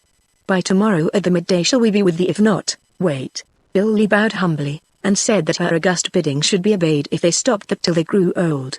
"And this man, O Holly," said she, pointing to Job, "best is it that he should tarry also, for if his heart be not high and his courage great, perchance some evil might overtake him. Also, the secrets of the place whither we go are not fit for common eyes." I translated this to Job, who instantly and earnestly entreated me, almost with tears in his eyes, not to leave him behind. He said he was sure that he could see nothing worse than he had already seen, and that he was terrified to death at the idea of being left alone with those dumb folk, who, he thought, would probably take the opportunity to hotpot him. I translated what he said to Esau, who shrugged her shoulders, and answered, "Well, let him come, it is naught to me, on his own head be it, and he will serve to bear the lamp and this," and she pointed to a narrow plank, some 16 feet in length, which had been bound above the long bearing pole of her hammock, as I had thought to make curtains spread out better, but, as it now appeared, for some unknown purpose connected with our extraordinary undertaking. Accordingly, the plank, which, though tough, was very light, was given to Job to carry, and also one of the lamps. I slung the other onto my back, together with a spare jar of oil, while Leo loaded himself with the provisions and some water in a kid's skin. When this was done, she bade Billy and the 6 bearer mutes to retreat behind a grove of flowering magnolias about 100 yards away, and remain there under pain of death till we had vanished. They bowed humbly, and went, and, as he departed, old Billy gave me a friendly shake of the hand, and whispered that he had rather that it was I than he who was going on this wonderful expedition with she who must be obeyed, and upon my word I felt inclined to agree with him.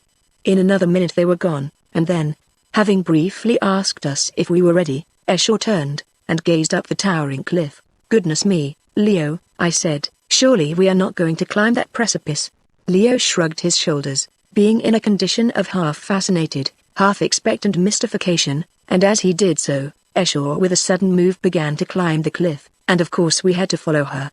It was perfectly marvelous to see the ease and grace with which she sprang from rock to rock, and swung herself along the ledges. The ascent was not, however, so difficult as it seemed, although there were 1 or 2 nasty places where it did not do to look behind you, the fact being that the rock still sloped here, and was not absolutely precipitous as it was higher up. In this way we, with no great labor, mounted to the height of some 50 feet above our last standing place, the only really troublesome thing to manage being Job's board, and in doing so drew some 50 or 60 paces to the left of our starting point, for we went up like a crab, sideways. Presently we reached a ledge, narrow enough at first, but which widened as we followed it, and moreover sloped inwards like the petal of a flower, so that as we followed it we gradually got into a kind of rut or fold of rock, that grew deeper and deeper, till at last it resembled a Devonshire lane in stone, and hid us perfectly from the gaze of anybody on the slope below, if there had been anybody to gaze.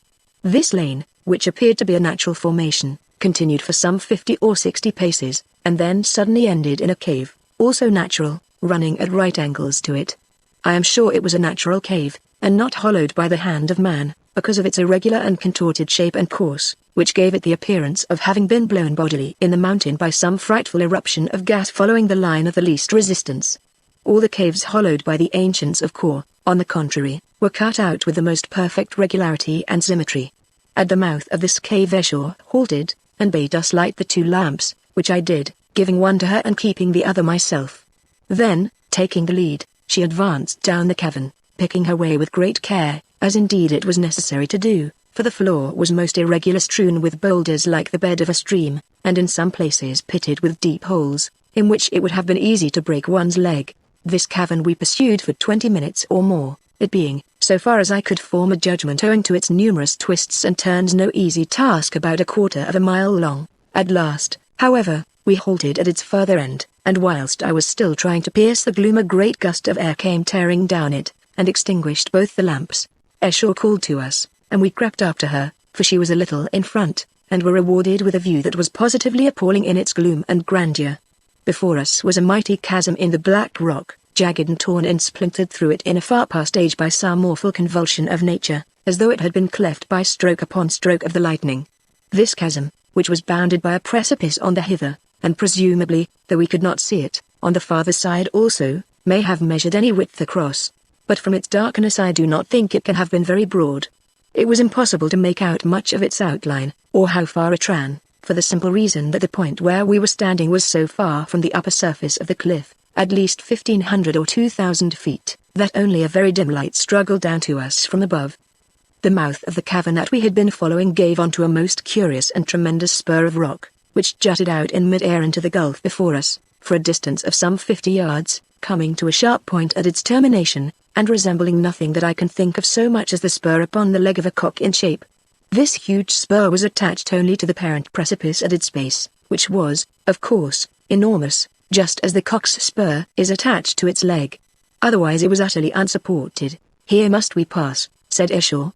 "Be careful lest giddiness overcome you, or the wind sweep you into the gulf beneath, for of a truth it hath no bottom," and, without giving us any further time to get scared, she started walking along the spur, leaving us to follow her as best we might. I was next to her, then came Job, painfully dragging his plank, while Leo brought up the rear. It was a wonderful sight to see this intrepid woman gliding fearlessly along that dreadful place. For my part, when I had gone but a very few yards, what between the pressure of the air and the awful sense of the consequences that a slip would entail, I found it necessary to go down on my hands and knees and crawl, and so did the other 2, but Escher never condescended to this. On she went, leaning her body against the gusts of wind, and never seeming to lose her head or her balance. In a few minutes we had crossed some 20 paces of this awful bridge, which got narrower at every step, and then all of a sudden a great gust came tearing along the gorge.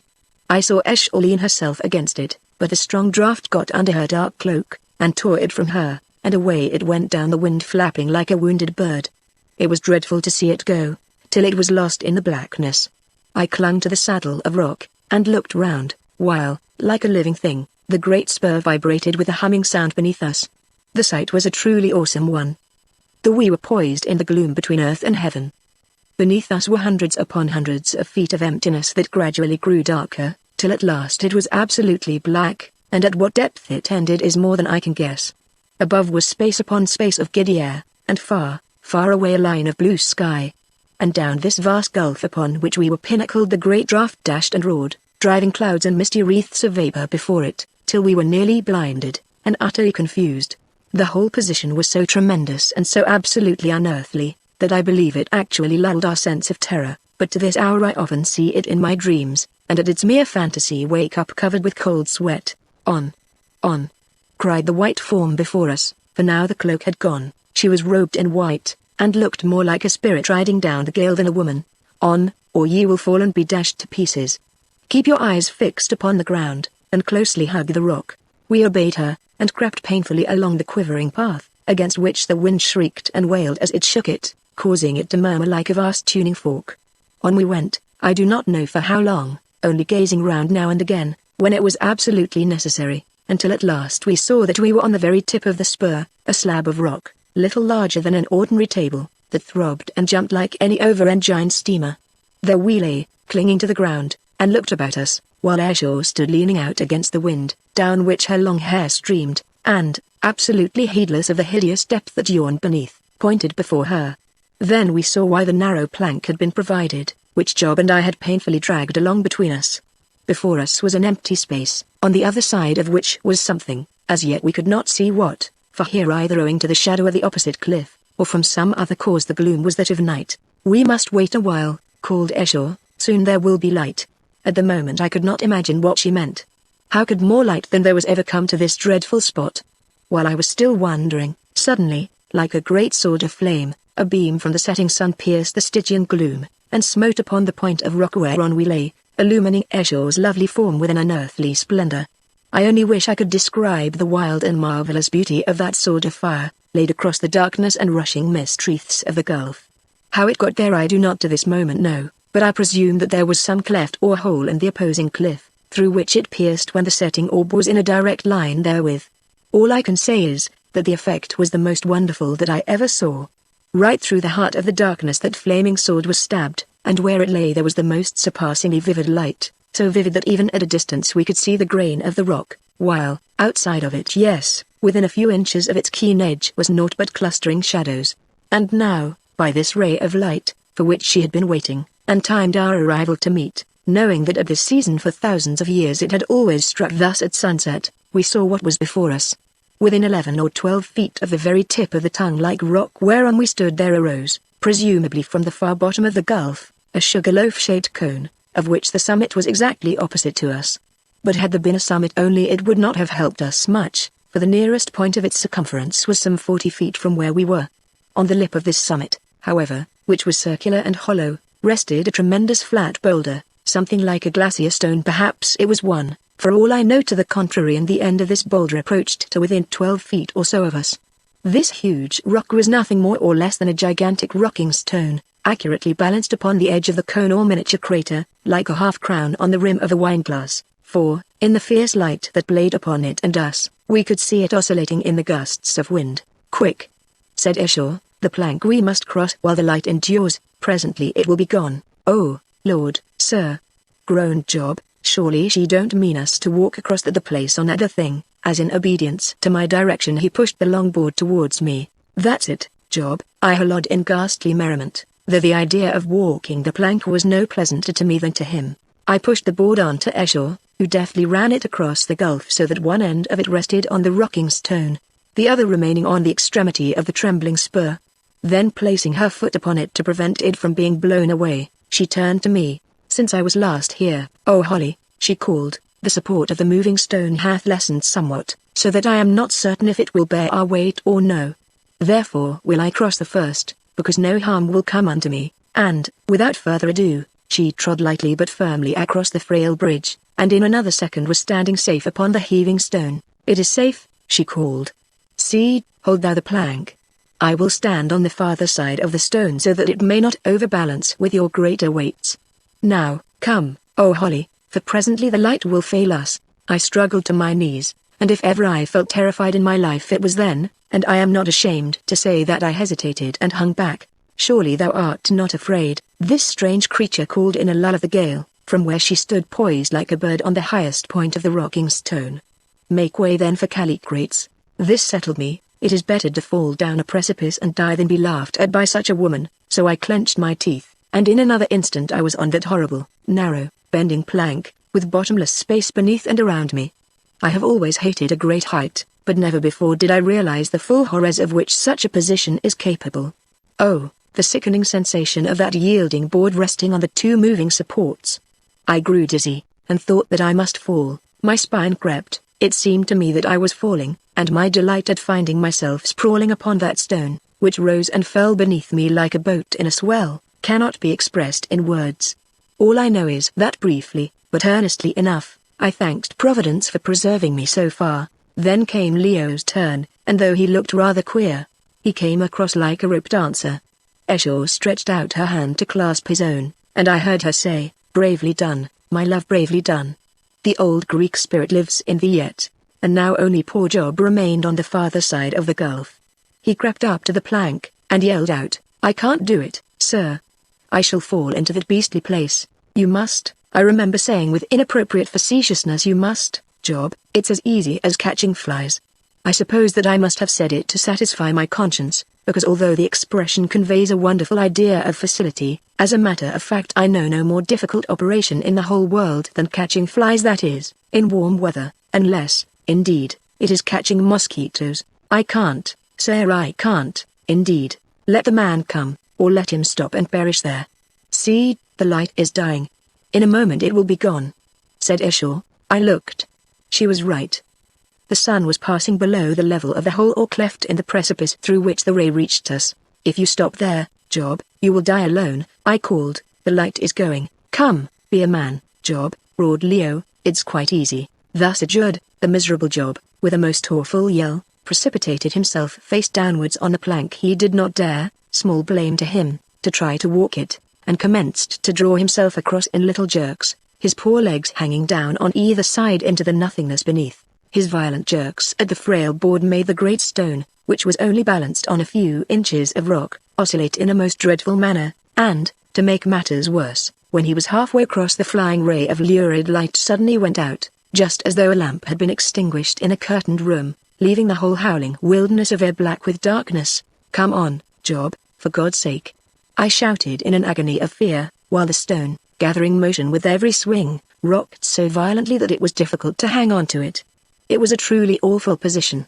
"Lord have mercy on me," cried poor Job from the darkness. "Oh, the plank's slipping." And I heard a violent struggle, and thought that he was gone. But at that moment his outstretched hand, clasping in agony at the air, met my own, and I hauled how I did haul, putting out all the strength that it has pleased Providence to give me in such abundance, and to my joy in another minute Job was gasping on the rock beside me. But the plank, I felt it slip, and heard it knock against a projecting knob of rock, and it was gone. "Great heavens!" I exclaimed. "How are we going to get back?" "I don't know," answered Leo, out of the gloom. "Sufficient to the day is the evil thereof. I am thankful enough to be here." But Esau merely called to me to take her hand and creep after her. Chapter 25. The Spirit of Life. I did as I was bid, and in fear and trembling felt myself guided over the edge of the stone. I sprawled my legs out, but could touch nothing. "I am going to fall," I gasped. "Nay, let thyself go, and trust to me," answered Esau. Now, if the position is considered, it will be easily understood that this was a greater demand upon my confidence than was justified by my knowledge of Esau's character. For all I knew, she might be in the very act of consigning me to a horrible doom. But in life we sometimes have to lay our faith upon strange altars, and so it was now. "Let thyself go," she cried, and, having no choice, I did. I felt myself slide a pace or two down the sloping surface of the rock, and then pass into the air, and the thought flashed through my brain that I was lost. But no. In another instant my feet struck against a rocky floor, and I felt that I was standing upon something solid, and out of reach of the wind, which I could hear singing away overhead. As I stood there thanking heaven for these small mercies, there was a slip and a scuffle, and down came Leo alongside of me. "Halloa, old fellow," he called out, "are you there? This is getting interesting, is it not?" Just then, with a terrific yell, Job arrived right on the top of us, knocking us both down. By the time we had struggled to our feet again, Esau was standing among us, and bidding us light the lamps, which fortunately remained uninjured, as also did the spare jar of oil. I got out my box of wax matches, and they struck as merrily, there, in that awful place, as they could have done in a London drawing room. In a couple of minutes both the lamps were alight and revealed a curious scene. We were huddled together in a rocky chamber, some 10 feet square, and scared enough we looked, that is, except Esau, who was standing calmly with her arms folded, and waiting for the lamps to burn up. The chamber appeared to be partly natural, and partly hollowed out at the top of the cone. The roof of the natural part was formed of the swinging stone, and that of the back part of the chamber, which sloped downwards, was hewn from the live rock. For the rest, the place was warm and dry, a perfect haven of rest compared to the giddy pinnacle above, and the quivering spur that shot out to meet it in mid-air. "So," said she, "safely have we come, though once I feared that the rocking stone would fall with you, and precipitate you into the bottomless depths beneath, for I do believe that a cleft goeth down to the very womb of the world. The rock whereon the stone resteth hath crumbled beneath the swinging weight." And now that he, nodding towards Job, who was sitting on the floor, feebly wiping his forehead with a red cotton pocket handkerchief, whom they rightly call the pig, for as a pig is he stupid, hath let fall the plank, it will not be easy to return across the gulf, and to that end must I make a plan. But now rest a while, and look upon this place. What think ye that it is? We know not, I answered. Wouldst thou believe, O Holly, that once a man did choose this airy nest for a daily habitation, and did here endure for many years, leaving it only but one day in every 12 to seek food and water and oil that the people brought, more than he could carry, and laid as an offering in the mouth of the tunnel through which we passed hither? We looked up wonderingly, and she continued. Yet so it was. There was a man Newt, he named himself, who, though he lived in the latter days, had of the wisdom of the sons of Kor. A hermit was he, and a philosopher, and greatly skilled in the secrets of nature, and he it was who discovered the fire that I shall show you, which is nature's blood and life, and also that he who bathed therein, and breathed thereof, should live while nature lives. But like unto thee, O Holly, this man, Newt, would not turn his knowledge to account. Ill, he said, was it for man to live, for man was born to die. Therefore did he tell his secret to none, and therefore did he come and live here, where the seeker after life must pass, and was revered of the Haggard of the day as holy, and a hermit. And when first I came to this country, knowest thou how I came, Calicrates? Another time I will tell thee, for it is a strange tale I heard of this philosopher, and waited for him when he came to fetch his food, and returned with him hither, though greatly did I fear to tread the gulf. Then did I beguile him with my beauty and my wit, and flatter him with my tongue, so that he led me down and showed me the fire, and told me the secrets of the fire, but he would not suffer me to step therein, and, fearing lest he should slay me, I refrained, knowing that the man was very old, and soon would die. And I returned, having learned from him all that he knew of the wonderful spirit of the world, and that was much, for the man was wise and very ancient, and by purity and abstinence, and the contemplations of his innocent mind, had worn thin the veil between that which we see and the great invisible truths, the whisper of whose wings at times we hear as they sweep through the gross air of the world. Then it was but a very few days after, I met thee, my Calicrates, who hadst wandered hither with the beautiful Egyptian Amenetas, and I learned to love for the first and last time, once and forever, so that it entered into my mind to come hither with thee, and receive the gift of life for thee and me. Therefore came we, with that Egyptian who would not be left behind, and, behold, we found the old man Newt lying but newly dead. There he lay, and his white beard covered him like a garment, and she pointed to a spot near where I was sitting. But surely he hath long since crumbled into dust, and the wind hath borne his ashes hence. Here I put out my hand and felt in the dust, and presently my fingers touched something. It was a human tooth, very yellow, but sound. I held it up and showed it to Eshor, who laughed. Yes, she said, it is his without a doubt. Behold what remaineth of Newt, and the wisdom of Newt, one little tooth. And yet that man had all life at his command, and for his conscience' sake would have none of it. Well, he lay there newly dead, and we descended whither I shall lead you, and then, gathering up all my courage, and courting death that I might perchance win so glorious a crown of life, I stepped into the flames, and behold, life such as ye can never know until ye feel it also, flowed into me, and I came forth undying, and lovely beyond imagining. Then did I stretch out mine arms to thee, Calicrates, and bid thee take thine immortal bride, and behold, as I spoke, thou, blinded by my beauty, didst turn from me, and throw thine arms about the neck of Amenetas. And then a great fury filled me, and made me mad, and I seized the javelin that thou didst bear, and stabbed thee, so that there, at my very feet, in the place of life, thou didst groan and go down into death. I knew not then that I had strength to slay with mine eyes and by the power of my will, therefore in my madness slew I with the javelin. 29. And when thou wast dead, I wept, because I was undying and thou wast dead. I wept there in the place of life, so that had I been mortal any more my heart had surely broken. And she, the swart Egyptian, she cursed me by her gods. By Osiris did she curse me, and by Isis, by Nephthys and by Anubis, by Sekhet, the cat-headed, and by Set, calling down evil on me, evil and everlasting desolation. I can see her dark face now lowering o'er me like a storm, but she could not hurt me, and I know not if I could hurt her. I did not try, it was naught to me then, so together we bore thee hence. And afterwards I sent her the Egyptian away through the swamps, and it seems that she lived to bear a son and to write the tale that should lead thee, her husband, back to me, her rival and thy murderess. Such is the tale, my love, and now is the hour at hand that shall set a crown upon it. Like all things on the earth, it is compounded of evil and of good, more of evil than of good, perchance, and written letters of blood. It is the truth, naught have I hidden from thee, Calicrates. And now one thing before the final moment of thy trial. We go down into the presence of death, for life and death are very near together, and who knoweth that might happen which should separate us for another space of waiting. I am but a woman, and no prophetess, and I cannot read the future. But this I know, for I learned it from the lips of the wise man, knew that my life is but prolonged and made more bright. It cannot live for I. Therefore, before we go, tell me, O Callicrates, that of a truth thou dost forgive me, and dost love me from thy heart.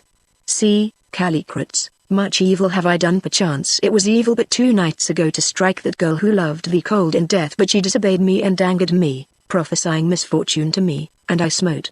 Be careful when power come to thee also, lest thou too shouldst smite in thine anger or thy jealousy, for unconquerable strength is a sore weapon in the hands of erring man.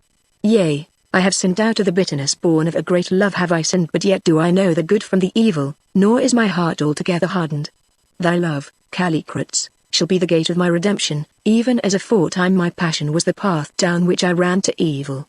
For deep love unsatisfied is the hell of noble hearts and a portion of the accursed, but love that is mirrored back more perfect from the soul of our desire doth fashion wings to lift us above ourselves, and makes us what we might be.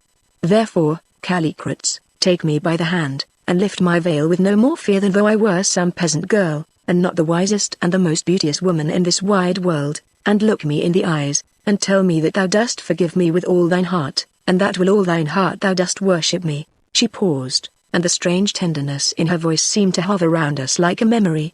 I know that the sound of it moved me more even than her words, it was so very human, so very womanly.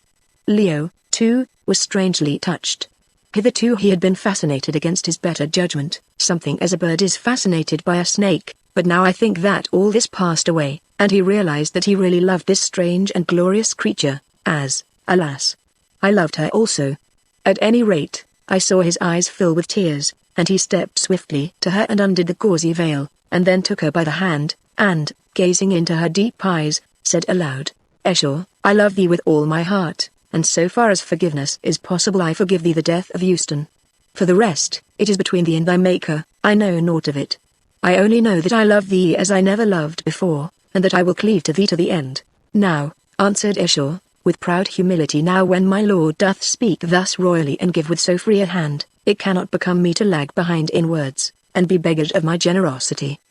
Behold.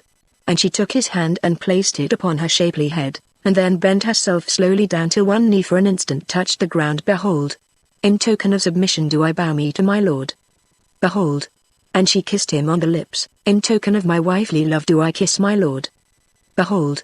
And she laid her hand upon his heart, by the sin I sinned, by my lonely centuries of waiting wherewith it was wiped out, by the great love wherewith I love, and by the Spirit the eternal thing that doth beget all life, from whom it ebbs, to whom it doth return again. I swear, I swear, even in this most holy hour of completed womanhood, that I will abandon evil and cherish good.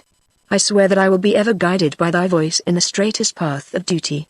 I swear that I will eschew ambition, and through all my length of endless days set wisdom over me as a guiding star to lead me unto truth and a knowledge of the right. I swear also that I will honor and will cherish thee, Callicrates, who hast been swept by the wave of time back into my arms, till the very end, come it soon or late. I swear, nay, I will swear no more, for what are words?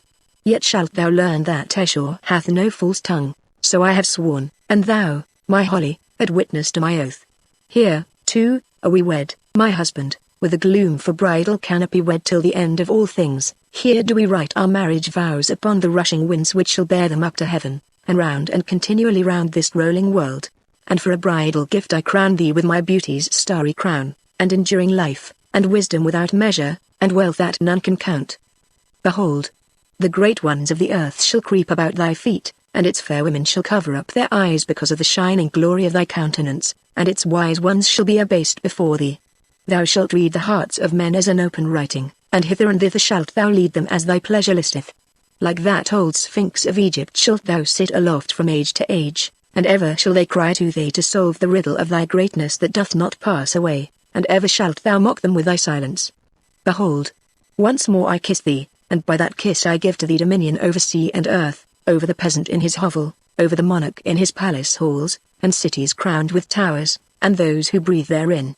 Where the sun shakes out his spears, and the lonesome waters mirror up the moon, where storms roll, and heaven's painted boughs arch in the sky from the pure north clad in snows, across the middle spaces of the world, to where the amorous south, lying like a bride upon her blue couch of seas, breathes in sighs made sweet with the odor of myrtles. There shall thy power pass and thy dominion find a home. Nor sickness, nor icy-fingered fear, nor sorrow, and pale waste of form and mind hovering ever o'er humanity, shall so much as shadow thee with the shadow of their wings. As a god shalt thou be, holding good and evil in the hollow of thy hand, and I, even I humble myself before thee. Such is the power of love, and such is the bridal gift I give unto thee, Callicrates, my lord and lord of all.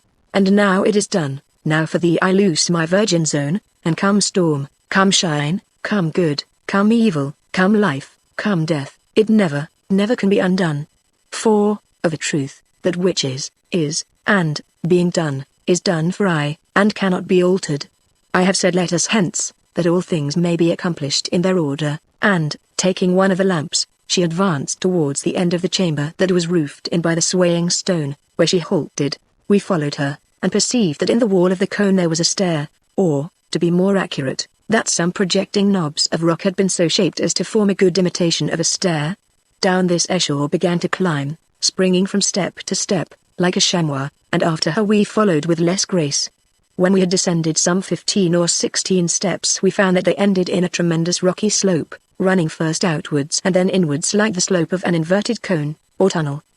The slope was very steep, and often precipitous, but it was nowhere impassable, and by the light of the lamps we went down it with no great difficulty, though it was gloomy work enough travelling on thus, no one of us knew whither, into the dead heart of a volcano.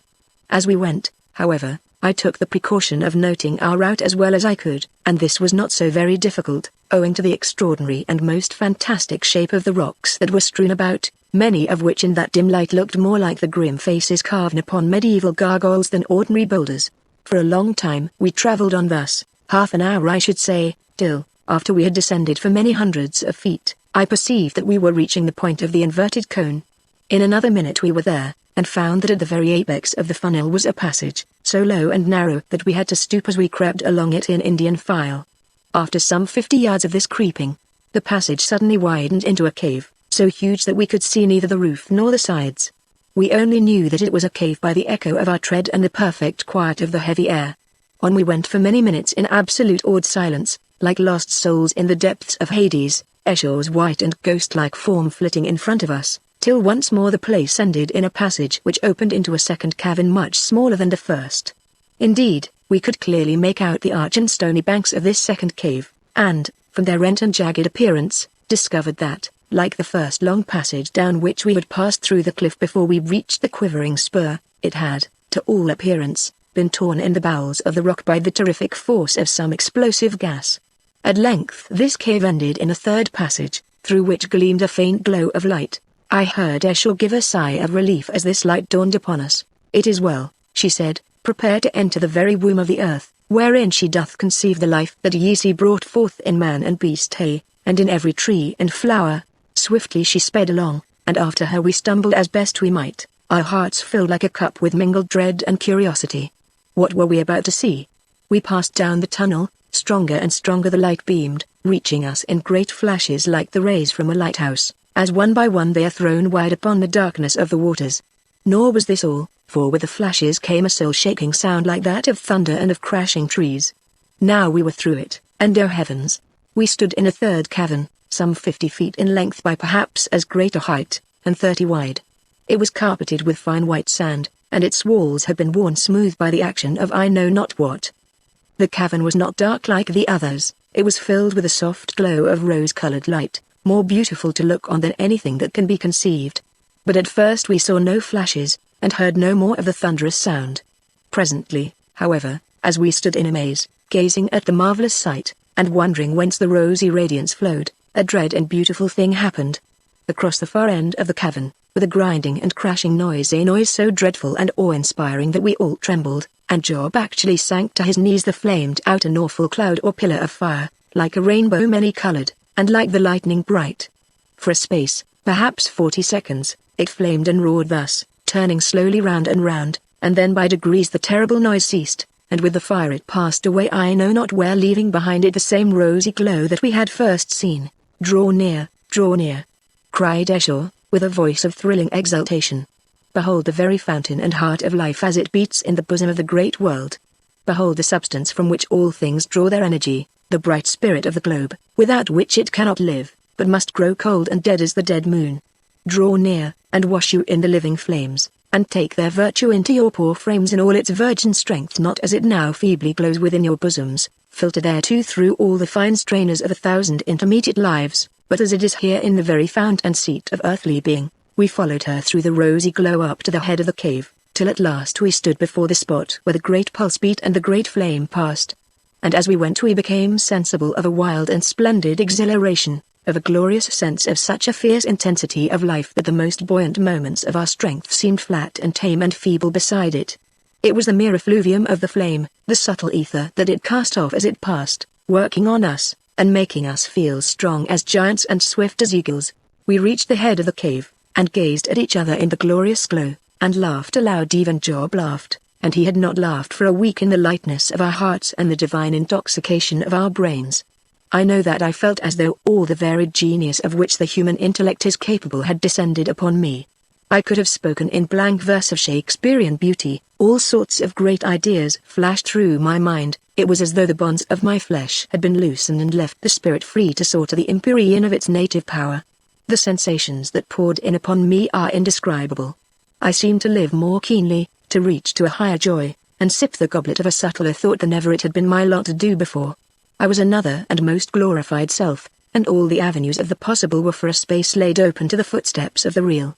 Then, suddenly, whilst I rejoiced in this splendid vigor of a new-found self, from far, far away there came a dreadful muttering noise, that grew and grew to a crash and a roar, which combined in itself all that is terrible and yet splendid in the possibilities of sound. Nearer it came, and nearer yet, till it was close upon us, rolling down like all the thunder wheels of heaven behind the horses of the lightning. On it came, and with it came the glorious blinding cloud of many-colored light, and stood before us for a space, turning, as it seemed to us, slowly round, and then, accompanied by its attendant pomp of sound, passed away I know not whither. So astonishing was the wondrous sight that one and all of us, save she, who stood up and stretched her hands towards the fire, sank down before it, and hid our faces in the sand. When it was gone, Esau spoke. "Now, Callicrates," she said, "the mighty moment is at hand. When the great flame comes again thou must stand in it. First throw aside thy garments, for it will burn them, though it will not hurt. Thou must stand in the flame while thy senses will endure, and when it embraces thee suck the fire down into thy very heart, and let it leap and play around thy every part, so that thou lose no moiety of its virtue. Hearest thou me, Callicrates?" "I hear thee, Esau," answered Leo, "but, of a truth I am no coward, but I doubt me of that raging flame. How know I that it will not utterly destroy me, so that I lose myself and lose thee also? Nevertheless will I do it," he added. Esau thought for a minute, and then said, "It is not wonderful that thou shouldst doubt. Tell me, Callicrates, if thou seest me stand in the flame and come forth unharmed, wilt thou enter also?" "Yes," he answered, "I will enter even if it slay me." "I have said that I will enter now, and that will I also," I cried. "What, my Holly?" She laughed aloud. "Methought that thou wouldst not have length of days." "Why, how is this?" "Nay, I know not," I answered, "but there is that in my heart that calleth me to taste of the flame and live." "It is well," she said. "Thou art not altogether lost in folly. See now, I will for the second time bathe me in this living bath. Fain would I add to my beauty and my length of days if that be possible. If it be not possible, at the least it cannot harm me. Also," she continued, after a momentary pause, "is there another and a deeper cause why I would once again dip me in the flame?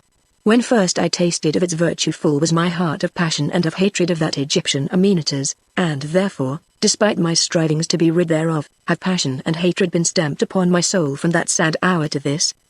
But now it is otherwise. Now is my mood a happy mood, and filled am I with the purest part of thought, and so would I ever be. Therefore, Callicrates, will I once more wash and make me pure and clean, and yet more fit for thee. Therefore also, when thou dost in turn stand in the fire, empty all thy heart of evil, and let soft contentment hold the balance of thy mind. Shake loose thy spirit's wings, and take thy stand upon the utter verge of holy contemplation. Dream upon thy mother's kiss, and turn thee towards the vision of the highest good that hath ever swept on silver wings across the silence of thy dreams. For from the germ of what thou art in that dread moment shall grow the fruit of what thou shalt be for all unreckoned time. Now prepare thee, prepare. Even as through thy last hour were at hand, and thou wast to cross to the land of shadows, and not through the gates of glory into the realms of life made beautiful. Prepare, I say. Chapter 26. What we saw. Then came a few moments' pause, during which Esho seemed to be gathering up her strength for the fiery trial, while we clung to each other, and waited in utter silence. At last, from far, far away, came the first murmur of sound, that grew and grew till it began to crash and bellow in the distance. As she heard it, Esho swiftly threw off her gauzy wrapping, loosened the golden snake from her kirtle, and then, shaking her lovely hair about her like a garment, beneath its cover slipped the kirtle off and replaced the snaky belt around her and outside the masses of her falling hair.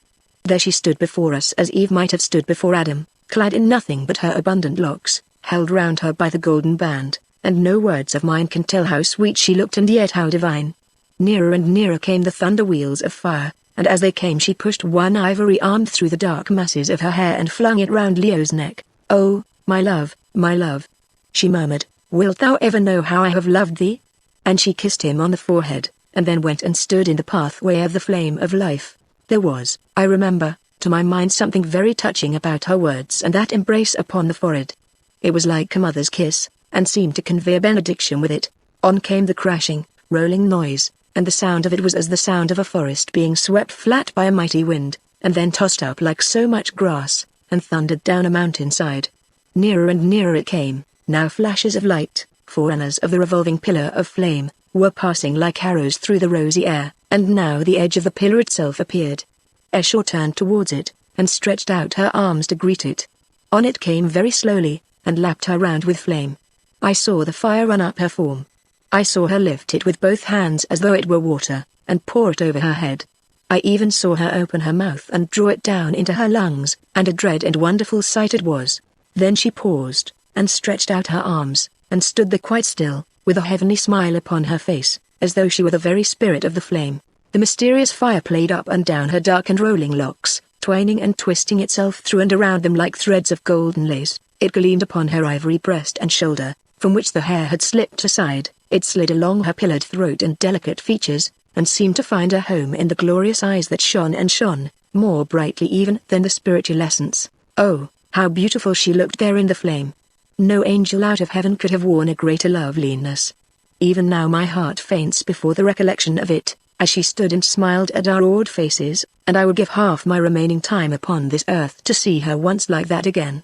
But suddenly, more suddenly than I can describe, a kind of change came over her face, a change which I could not define nor explain, but nonetheless a change. The smile vanished, and in its place there came a dry, hard look. The rounded face seemed to grow pinched, as though some great anxiety were leaving its impress upon it. The glorious eyes, too, lost their light, and, as I thought, the form its perfect shape and erectness. I rubbed my eyes, thinking that I was the victim of some hallucination, or that the refraction from the intense light produced an optical illusion, and, as I did so, the flaming pillar slowly twisted and thundered off whithersoever it passes to in the bowels of the great earth, leaving Esho standing where it had been. As soon as it was gone, she stepped forward to Leo's side. It seemed to me that there was no spring in her step, and stretched out her hand to lay it on his shoulder. I gazed at her arm. Where was its wonderful roundness and beauty? It was getting thin and angular. And her face, by heaven! Her face was growing old before my eyes. I suppose that Leo saw it also. Certainly he recoiled a step or two. "What is it, my Calicrates?" she said, and her voice, what was the matter with those deep and thrilling notes? They were quite high and cracked. "Why, what is it?" she said confusedly. I feel dazed. Surely the quality of the fire hath not altered. Can the principle of life alter? Tell me, Calicrates, is there aught wrong with my eyes?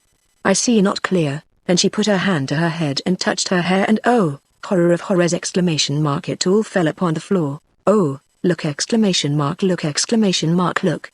shrieked Job, in a shrill falsetto of terror, his eyes nearly dropping out of his head, and foam upon his lips. "Look! Look! She's shriveling up. She's turning into a monkey." And down he fell upon the ground, foaming and gnashing in the fit. True enough, I faint even as I write it in the living presence of that terrible recollection. She was shriveling up. The golden snake that had encircled her gracious form slipped over her hips and to the ground, Smaller and smaller she grew. Her skin changed color, and in place of the perfect whiteness of its luster it turned dirty brown and yellow, like a piece of withered parchment. She felt at her head. The delicate hand was nothing but a claw now, a human talon like that of a badly preserved Egyptian mummy, and then she seemed to realize what kind of change was passing over her, and she shrieked she shrieked ! She rolled upon the floor and shrieked. Smaller she grew, and smaller yet, till she was no larger than a monkey. Now the skin was puckered into a million wrinkles, and on the shapeless face was the stamp of unutterable age. I never saw anything like it. Nobody ever saw anything like the frightful age that was graven on that fearful countenance, no bigger now than that of a 2-month child, though the skull remained the same size, or nearly so, and let all men pray they never may, if they wish to keep their reason. At last she lay still, or only feebly moving. She, who but 2 minutes before had gazed upon us the loveliest, noblest, most splendid woman the world has ever seen, she lay still before us. Near the masses of her own dark hair, no larger than a big monkey, and hideous, too hideous for words. And yet, think of this, at that very moment I thought of it, it was the same woman. She was dying, we saw it, and thanked God for while she lived she could feel, and what must she have felt? She raised herself upon her bony hands, and blindly gazed around her, swaying her head slowly from side to side as a tortoise does. She could not see, for her whitish eyes were covered with a horny film. Oh, the horrible pathos of the sight! But she could still speak. Callicrates, she said in husky, trembling notes. Forget me not, Callicrates. Have pity on my shame. I shall come again, and shall once more be beautiful. I swear it is true. And she fell upon her face, and was still, on the very spot where more than 20 centuries before she had slain Callicrates the priest. She herself fell down and died. I know not how long we remained thus. Many hours, I suppose. When at last I opened my eyes, the other two were still outstretched upon the floor. The rosy light yet beamed like a celestial dawn, and the thunder wheels of the spirit of life yet rolled upon their accustomed track, for as I awoke the great pillar was passing away. There, too, lay the hideous little monkey frame, covered with crinkled yellow parchment, that once had been the glorious she. Alas! It was no hideous dream, it was an awful and unparalleled fact. What had happened to bring this shocking change about? Had the nature of the life-giving fire changed? Did it, perhaps, from time to time send forth an essence of death instead of an essence of life? Or was it that the frame once charged with its marvelous virtue could bear no more, so that were the process repeated it mattered not at what lapse of time the two impregnations neutralized each other, and left the body on which they acted as it was before it ever came into contact with the very essence of life? This, and this alone, would account for the sudden and terrible aging of Esau, as the whole length of her 2,000 years took effect upon her. I have not the slightest doubt myself but that the frame now lying before me was just what the frame of a woman would be if by any extraordinary means life could be preserved in her till she at length died at the age of 22 centuries. But who can tell what had happened? There was the fact. Often since that awful hour I have reflected that it requires no great imagination to see the finger of Providence in the matter. Esau, locked up in her living tomb waiting from age to age for the coming of her lover, worked but a small change in the order of the world. But Esau, strong and happy in her love, clothed in immortal youth and goddess beauty, and the wisdom of the centuries, would have revolutionized society, and even perchance have changed the destiny of mankind. Thus she opposed herself against the eternal law, and, strong though she was, by it was swept back to nothingness, swept back with shame and hideous mockery. For some minutes I lay faintly turning these terrors over in my mind, while my physical strength came back to me, which it quickly did in that buoyant atmosphere. Then I bethought me of the others, and staggered to my feet, to see if I could arouse them. But first I took up Esau's kirtle and the gauzy scarf with which she had been wont to hide her dazzling loveliness from the eyes of men, and, averting my head so that I might not look upon it, covered up that dreadful relic of the glorious dead, that shocking epitome of human beauty and human life. I did this hurriedly, fearing lest Leo should recover, and see it again. Then, stepping over the perfumed masses of dark hair that lay upon the sand, I stooped down by Job, who was lying upon his face, and turned him over. As I did so his arm fell back in a way that I did not like, and which sent a chill through me, and I glanced sharply at him. One look was enough. Our old and faithful servant was dead. His nerves, already shattered by all he had seen and undergone, had utterly broken down beneath this last dire sight, and he had died of terror, or in a fit brought on by terror. I had only to look at his face to see it. It was another blow, but perhaps it may help people to understand how overwhelmingly awful was the experience through which we had passed. We did not feel it much at the time. It seemed quite natural that the poor fellow should be dead. When Leo came to himself, which he did with a groan and trembling of the limbs about 10 minutes afterwards, and I told him that Job was dead, he merely said, "Oh." And, mind you, this was from no heartlessness, for he and Job were much attached to each other, and he often talks of him now with the deepest regret and affection. It was only that his nerves would bear no more. A harp can give out but a certain quantity of sound, however heavily it is smitten. Well, I set myself to recovering Leo, who, to my infinite relief, I found was not dead, but only fainting, and in the end I succeeded, as I have said, and he sat up, and then I saw another dreadful thing. When we entered that awful place his curling hair had been of the ruddiest gold. Now it was turning grey, and by the time we reached the outer air it was snow white. Besides, he looked 20 years older. "What is to be done, old fellow?"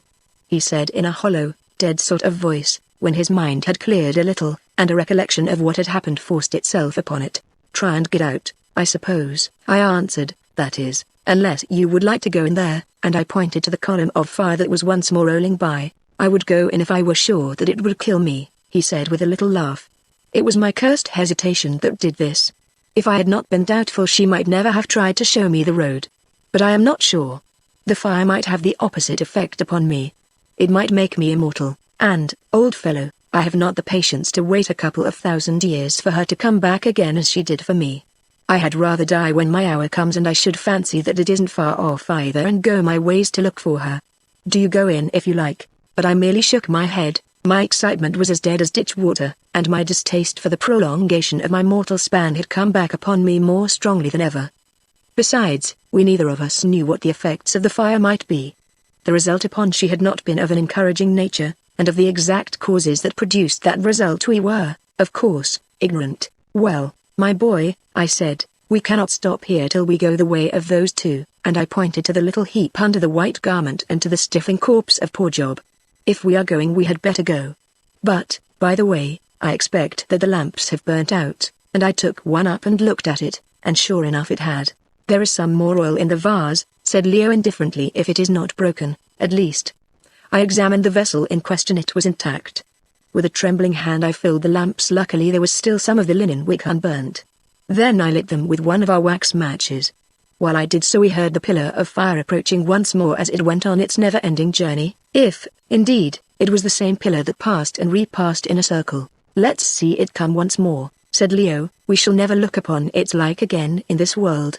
It seemed a bit of idle curiosity, but somehow I shared it, and so we waited till, turning slowly round upon its own axis, it had flamed and thundered by, and I remember wondering for how many thousands of years this same phenomenon had been taking place in the bowels of the earth, and for how many more thousands it would continue to take place. I wondered also if any mortal eyes would ever again mark its passage, or any mortal ears be thrilled and fascinated by the swelling volume of its majestic sound. I do not think that they will. I believe that we are the last human beings who will ever see that unearthly sight.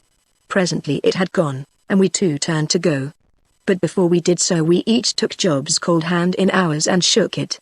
It was a rather ghastly ceremony, but it was the only means in our power of showing our respect to the faithful dead and of celebrating his obsequies. The heap beneath the white garment we did not uncover. We had no wish to look upon that terrible sight again. But we went to the pile of rippling hair that had fallen from her in the agony of that hideous change which was worse than 1,000 natural deaths, and each of us drew from it a shining lock, and these locks we still have, the sole memento that is left to us of Esau as we knew her in the fullness of her grace and glory. Leo pressed the perfumed hair to his lips. "She called to me not to forget her," he said hoarsely, "and swore that we should meet again. By heaven, I never will forget her. Here I swear that if we live to get out of this, I will not for all my days have anything to say to another living woman, and that wherever I go I will wait for her as faithfully as she waited for me. Yes," I thought to myself, "if she comes back as beautiful as we knew her. But supposing she came back like that? 30. Well, and then we went. We went, and left those two in the presence of the very well and spring of life, but gathered to the cold company of death. How lonely they looked as they lay there, and how ill-assorted.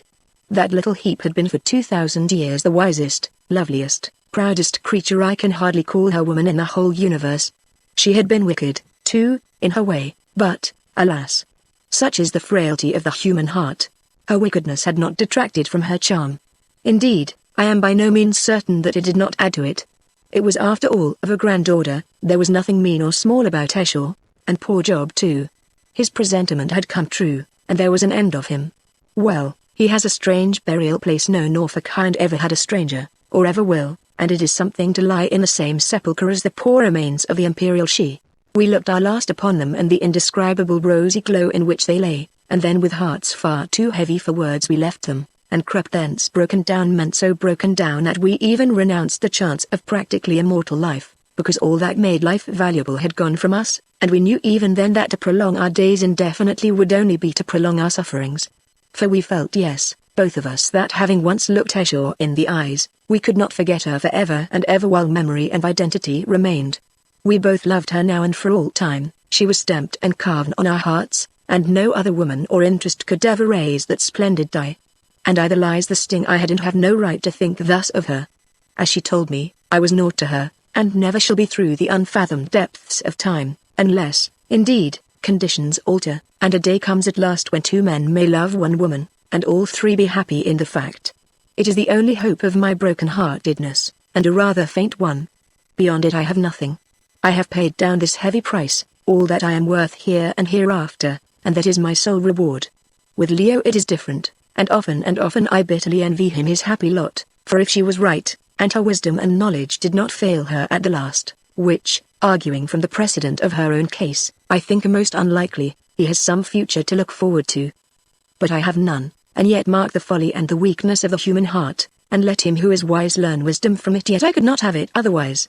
I mean that I am content to give what I have given and must always give, and take in payment those crumbs that fall from my mistress's table, the memory of a few kind words, the hope one day in the far undreamed future of a sweet smile or two of recognition, a little gentle friendship, and a little show of thanks for my devotion to her and Leo. If that does not constitute true love, I do not know what does, and all I have to say is that it is a very bad state of affairs for a man on the wrong side of middle age to fall into. Chapter 27. We leap. We passed through the caves without trouble, but when he came to the slope of the inverted cone, two difficulties stared us in the face. The first of these was the laborious nature of the ascent, and the next the extreme difficulty of finding our way. Indeed, had it not been for the mental notes that I had fortunately taken of the shape of various rocks, I am sure that we never should have managed it at all, but have wandered about in the dreadful womb of the volcano, for I suppose it must once have been something of the sort until we died of exhaustion and despair. As it was, we went wrong several times, and once nearly fell into a huge crack or crevasse. It was terrible work creeping about in the dense gloom and awful stillness from boulder to boulder, and examining it by the feeble light of the lamps to see if I could recognize its shape. We rarely spoke, our hearts were too heavy for speech, we simply stumbled about, falling sometimes and cutting ourselves, in a rather dogged sort of way. The fact was that our spirits were utterly crushed, and we did not greatly care what happened to us. Only we felt bound to try and save our lives whilst we could, and indeed a natural instinct prompted us to it. So for some 3 or 4 hours, I should think, I cannot tell exactly how long, for we had no watch left that would go, we blundered on. During the last 2 hours we were completely lost, and I began to fear that we had got into the funnel of some subsidiary cone, when at last I suddenly recognized a very large rock which we had passed in descending but a little way from the top. It is a marvel that I should have recognized it, and, indeed, we had already passed it going at right angles to the proper path, when something about it struck me, and I turned back and examined it in an idle sort of way, and, as it happened, this proved our salvation. After this we gained the rocky natural stair without much further trouble, and in due course found ourselves back in the little chamber where the benighted newt had lived and died. But now a fresh terror stared us in the face. It will be remembered that owing to Job's fear and awkwardness, the plank upon which we had crossed from the huge spur to the rocking stone has been whirled off into the tremendous gulf below. How were we to cross without the plank? There was only one answer: we must try and jump it, or else stop there till we starved. The distance in itself was not so very great, between 11 and 12 feet I should think, and I have seen Leo jump over 20 when he was a young fellow at college, but then, think of the conditions. 2 weary, worn-out men, one of them on the wrong side of 40, a rocking stone to take off from, a trembling point of rock some few feet across to land upon, and a bottomless gulf to be cleared in a raging gale. It was bad enough, God knows, but when I pointed out these things to Leo, he put the whole matter in a nutshell, by replying that, Merciless as the choice was, we must choose between the certainty of a lingering death in the chamber and the risk of a swift one in the air. Of course, there was no arguing against this. But one thing was clear, we could not attempt that leap in the dark. The only thing to do was to wait for the ray of light which pierced through the gulf at sunset.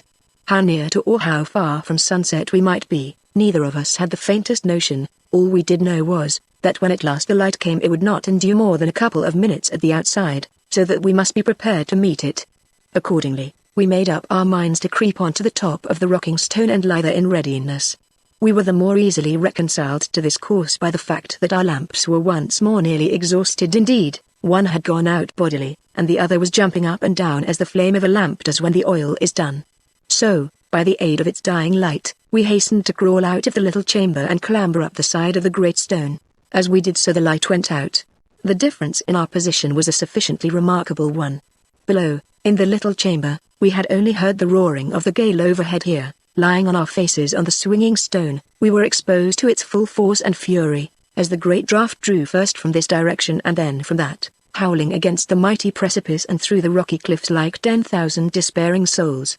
We lay there hour after hour in terror and misery of mind so deep that I will not attempt to describe it, and listen to the wild storm voices of that Tartarus, as, set to the deep undertone of the spur opposite against which the wind hummed like some awful harp, they called to each other from precipice to precipice.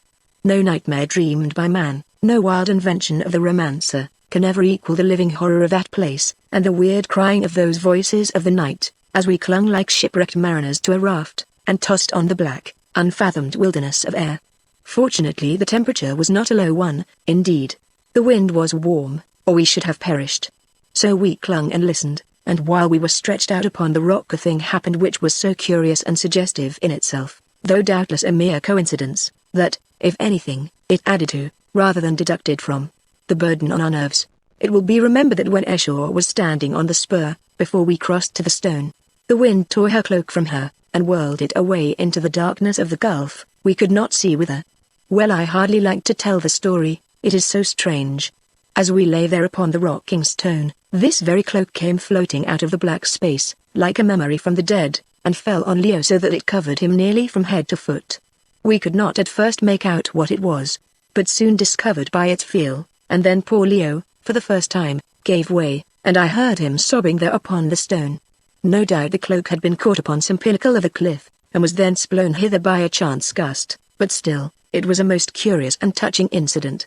Shortly after this, suddenly, without the slightest previous warning, the great red knife of light came stabbing the darkness through and through, struck the swaying stone on which we were, and rested its sharp point upon the spur opposite. Now for it, said Leo, now or never. We rose and stretched ourselves, and looked at the cloud wreaths stained the color of blood by that red ray as they tore through the sickening depths beneath, and then at the empty space between the swaying stone and the quivering rock, and, in our hearts, despaired, and prepared for death. Surely we could not clear it, desperate though we were. Who is to go first? Said I. Do you, old fellow, answered Leo. I will sit upon the other side of the stone to steady it. You must take as much run as you can, and jump high, and God have mercy on us, say I. I acquiesced with a nod, and then I did a thing I had never done since Leo was a little boy. I turned and put my arm round him, and kissed him on the forehead. It sounds rather French, but as a fact I was taking my last farewell of a man whom I could not have loved more if he had been my own son twice over. Goodbye, my boy, I said. I hope that we shall meet again, wherever it is that we go to. The fact was I did not expect to live another 2 minutes. Next I retreated to the far side of the rock, and waited till one of the chopping gusts of wind got behind me, and then I ran the length of the huge stone, some 34 feet, and sprang wildly out into the dizzy air. Oh! The sickening terrors that I felt as I launched myself at that little point of rock, and the horrible sense of despair that shot through my brain as I realized that I had jumped short. But so it was, my feet never touched the point, they went down into space, only my hands and body came in contact with it. I gripped at it with a yell, but one hand slipped, and I swung right round, holding by the other, so that I faced the stone from which I had sprung. Wildly I stretched up with my left hand, and this time managed to grasp a knob of rock, and there I hung in the fierce red light, with thousands of feet of empty air beneath me. My hands were holding to either side of the under part of the spur, so that its point was touching my head. Therefore, even if I could have found the strength, I could not pull myself up. The most that I could do would be to hang for about a minute, and then drop down into the bottomless pit. If any man can imagine a more hideous position, let him speak. All I know is that the torture of that half-minute nearly turned my brain. I heard Leo give a cry, and then suddenly saw him in midair springing up and out like a chamois.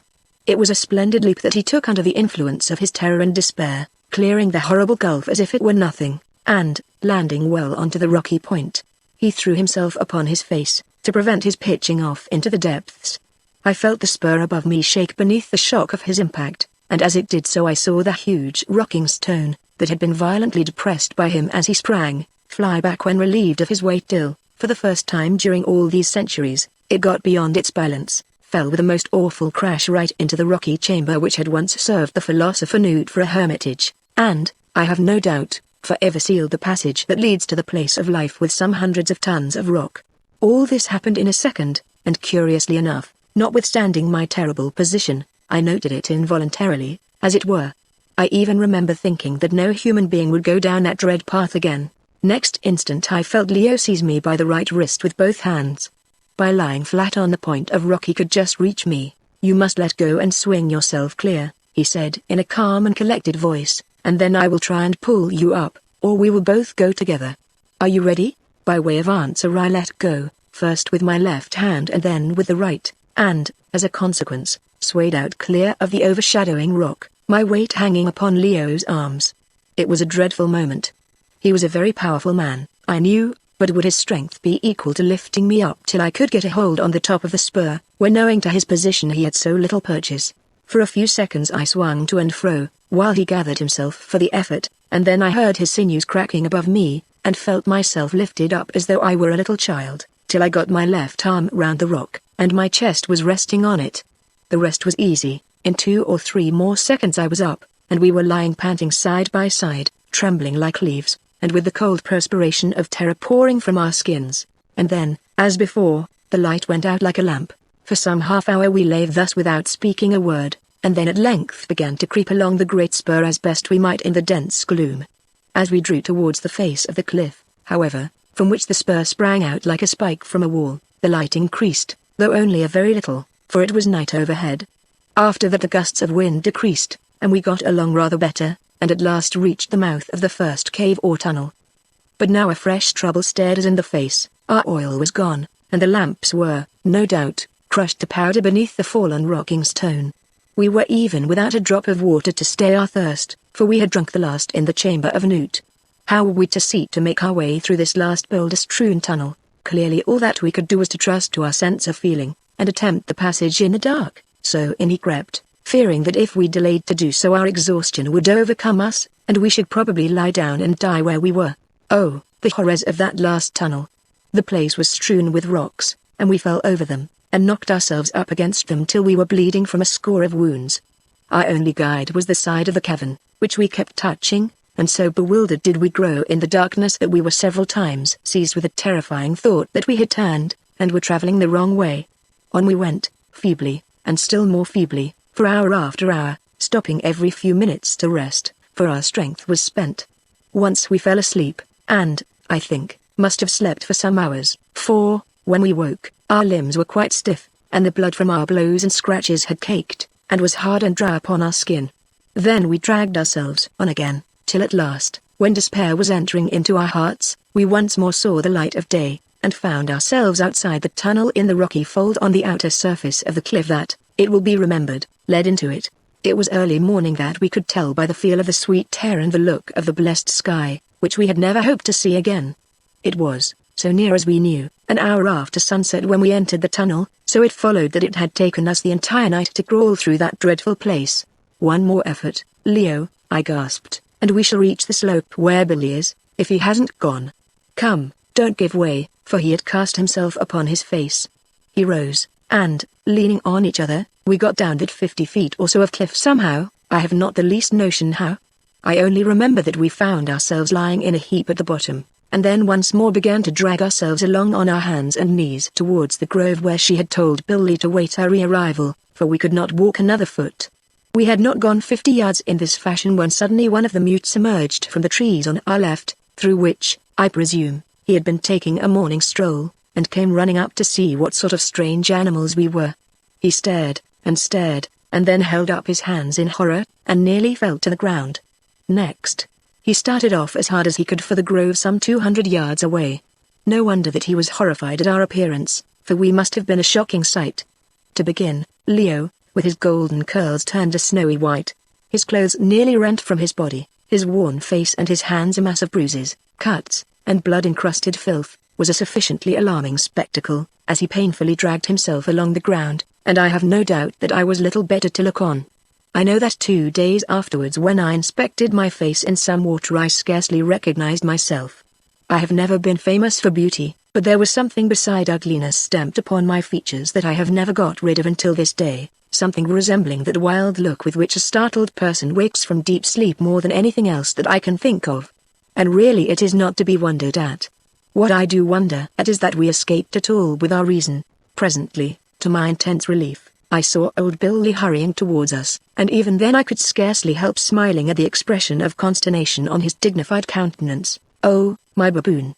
My baboon!" he cried. "My dear son, is it indeed thee and the lion? Why, his mane that was ripe as corn is white like the snow. Whence come ye? And where is the pig, and where too she who must be obeyed?" "Dead, both dead," I answered, "but ask no questions, help us, and give us food and water, or we too shall die before thine eyes. Sayest thou not that our tongues are black for want of water? How, then, can we talk, dead?" he gasped. "Impossible. She who never dies dead, how can it be?"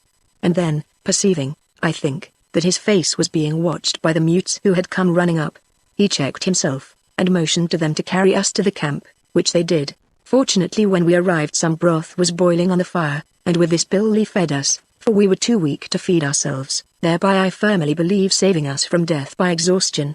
Then he bade the mutes wash the blood and grime from us with wet cloths, and after that we were laid down upon piles of aromatic grass, and instantly fell into the dead sleep of absolute exhaustion of mind and body. Chapter 28 Over the Mountain. The next thing I recollect is a feeling of the most dreadful stiffness, and a sort of vague idea passing through my half-awakened brain that I was a carpet that had just been beaten. I opened my eyes, and the first thing they fell on was the venerable countenance of our old friend Billy, who was seated by the side of the improvised bed upon which I was sleeping, and thoughtfully stroking his long beard. The sight of him at once brought back to my mind a recollection of all that we had recently passed through, which was accentuated by the vision of poor Leo lying opposite to me, his face knocked almost to a jelly, and his beautiful crowd of curls turned from yellow to white. 31, 32, and I shut my eyes again and groaned. "How long, my father?" I asked. "A round of the sun and a round of the moon, a day and a night hast thou slept, and the lion also. See, he sleepeth yet, blessed his sleep," I answered, for it swallows up recollection. "Tell me," he said, "what hath befallen you, and what is this strange story of the death of her who dieth not? Bethink thee, my son, if this be true, then is thy danger and the danger of the lion very great, nay, almost is the pot red wherewith ye shall be potted, and the stomachs of those who shall eat ye are already hungry for the feast. Knowest thou not that these Haggard, my children, these dwellers in the caves, hate ye? They hate ye as strangers, they hate ye more because of their brethren whom she put to the torment for your sake. Assuredly, if once they learn that there is naught to fear from higher, from the terrible one who must be obeyed, they will slay ye by the pot. But let me hear thy tale, my poor baboon." This adjured, I set to work and told him not everything, indeed, for I did not think it desirable to do so, but sufficient for my purpose, which was to make him understand that she was really no more, having fallen into some fire, and, as I put it, for the real thing would have been incomprehensible to him being burnt up. I also told him some of the horrors we had undergone in effecting our escape, and these produced a great impression on him. But I clearly saw that he did not believe in the report of Esau's death. He believed indeed that we thought that she was dead, but his explanation was that it had suited her to disappear for a while. Once, he said, in his father's time, she had done so for 12 years, and there was a tradition in the country that many centuries back no one had seen her for a whole generation, when she suddenly reappeared, and destroyed a woman who had assumed the position of queen. I said nothing to this, but only shook my head sadly. Alas! I knew too well that Esau would appear no more, or at any rate that Billy would never see her again. "And now," concluded Billy, "what wouldst thou do, my baboon?" "Nay," I said, "I know not, my father. Can we not escape from this country?" He shook his head. It is very difficult. By Kor ye cannot pass, for ye would be seen, and as soon as those fierce ones found that ye were alone, well," and he smiled significantly, and made a movement as though he were placing a hat on his head. "But there is a way over the cliff whereof I once spake to thee, where they drive the cattle out to pasture. Then beyond the pastures a 3 days' journey through the marshes, and after that I know not, but I have heard that 7 days' journey from thence is a mighty river, which floweth to the black water. If ye could come thither, perchance ye might escape, but how can ye come thither?" "Billy," I said, "once, thou knowest, I did save thy life. Now pay back the debt, my father, and save me mine and my friends, the lions. It shall be a pleasant thing for thee to think of when thine hour comes, and something to set in the scale against the evil doing of thy days, if perchance thou hast done any evil. Also, if thou be right, and if she doth but hide herself, surely when she comes again she shall reward thee." "My son the baboon," answered the old man, "think not that I have an ungrateful heart. Well do I remember how thou didst rescue me when those dogs stood by to see me drown. Measure for measure will I give thee, and if thou canst be saved, surely I will save thee. Listen, by dawn tomorrow be prepared, for litters shall be here to bear ye away across the mountains, and through the marshes beyond. This will I do, saying that it is the word of she that it be done, and he who obeyeth not the word of she food is he for the hyenas. Then when ye have crossed the marshes, ye must strike with your own hands, so that perchance, if good fortune go with you, ye may live to come to that black water whereof ye told me. And now, see, the lion wakes, and ye must eat the food I have made ready for you." Leo's condition when once he was fairly aroused proved not to be so bad as might have been expected from his appearance, and we both of us managed to eat a hearty meal, which indeed we needed sadly enough. After this we limped down to the spring and bathed, and then came back and slept again till evening, when we once more ate enough for 5. Billy was away all that day, no doubt making arrangements about litters and bearers, for we were awakened in the middle of the night by the arrival of a considerable number of men in the little camp. At dawn the old man himself appeared, and told us that he had by using she's dreadful name, though with some difficulty, succeeded in getting the necessary men and 2 guides to conduct us across the swamps, and that he urged us to start at once, at the same time announcing his intention of accompanying us so as to protect us against treachery. I was much touched by this act of kindness on the part of that wily old barbarian towards 2 utterly defenseless strangers. A 3 or in his case, for he would have to return. 6 days' journey through those deadly swamps was no light undertaking for a man of his age, but he consented to do it cheerfully in order to promote our safety. It shows that even among those dreadful Haggard who are certainly with their gloom and their devilish and ferocious rites by far the most terrible savages that I ever heard of, there are people with kindly hearts. Of course, self-interest may have had something to do with it. He may have thought that she would suddenly reappear and demand an account of us at his hands, but still, allowing for all deductions, it was a great deal more than we could expect under the circumstances, and I can only say that I shall for as long as I live cherish a most affectionate remembrance of my nominal parent, old Billy. Accordingly, after swallowing some food, we started in the litters, feeling, so far as our bodies went, wonderfully like our old selves after our long rest and sleep. I must leave the condition of our minds to the imagination. Then came a terrible pull up the cliff. Sometimes the ascent was more natural, more often it was a zigzag roadway cut, no doubt, in the first instance by the old inhabitants of Kor. The Haggard say they drive their spare cattle over it once a year to pasture outside. All I know is that those cattle must be uncommonly active on their feet.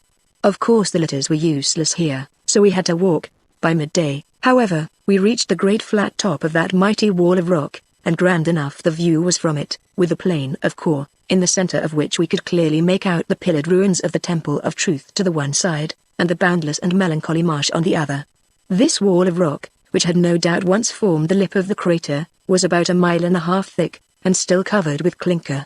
Nothing grew there, and the only thing to relieve our eyes were occasional pools of rainwater, for rain had lately fallen, wherever there was a little hollow. Over the flat crest of this mighty rampart we went, and then came the descent, which, if not so difficult a matter as the getting up, was still sufficiently breakneck, and took us till sunset. That night, however, we camped in safety upon the mighty slopes that rolled away to the marsh beneath. On the following morning, about 11 o'clock, began our dreary journey across those awful seas of swamps which I have already described. For 3 whole days, through stench and mire, and the all-prevailing flavor of fear, did our bearers struggle along, till at length we came to open rolling ground quite uncultivated, and mostly treeless, but covered with game of all sorts, which lies beyond that most desolate, and without guides utterly impracticable, district. And here on the following morning we bade farewell, not without some regret, to old Billy, who stroked his white beard and solemnly blessed us. "Farewell, my son the baboon," he said, "and farewell to thee too, O lion. I can do no more to help you. But if ever ye come to your country, be advised, and venture no more into lands that ye know not, lest ye come back no more, but leave your white bones to mark the limit of your journeyings. Farewell once more, often shall I think of you, nor wilt thou forget me, my baboon, for though thy face is ugly thy heart is true." And then he turned and went, and with him went the tall and sullen-looking bearers, and that was the last that we saw of the Haggard.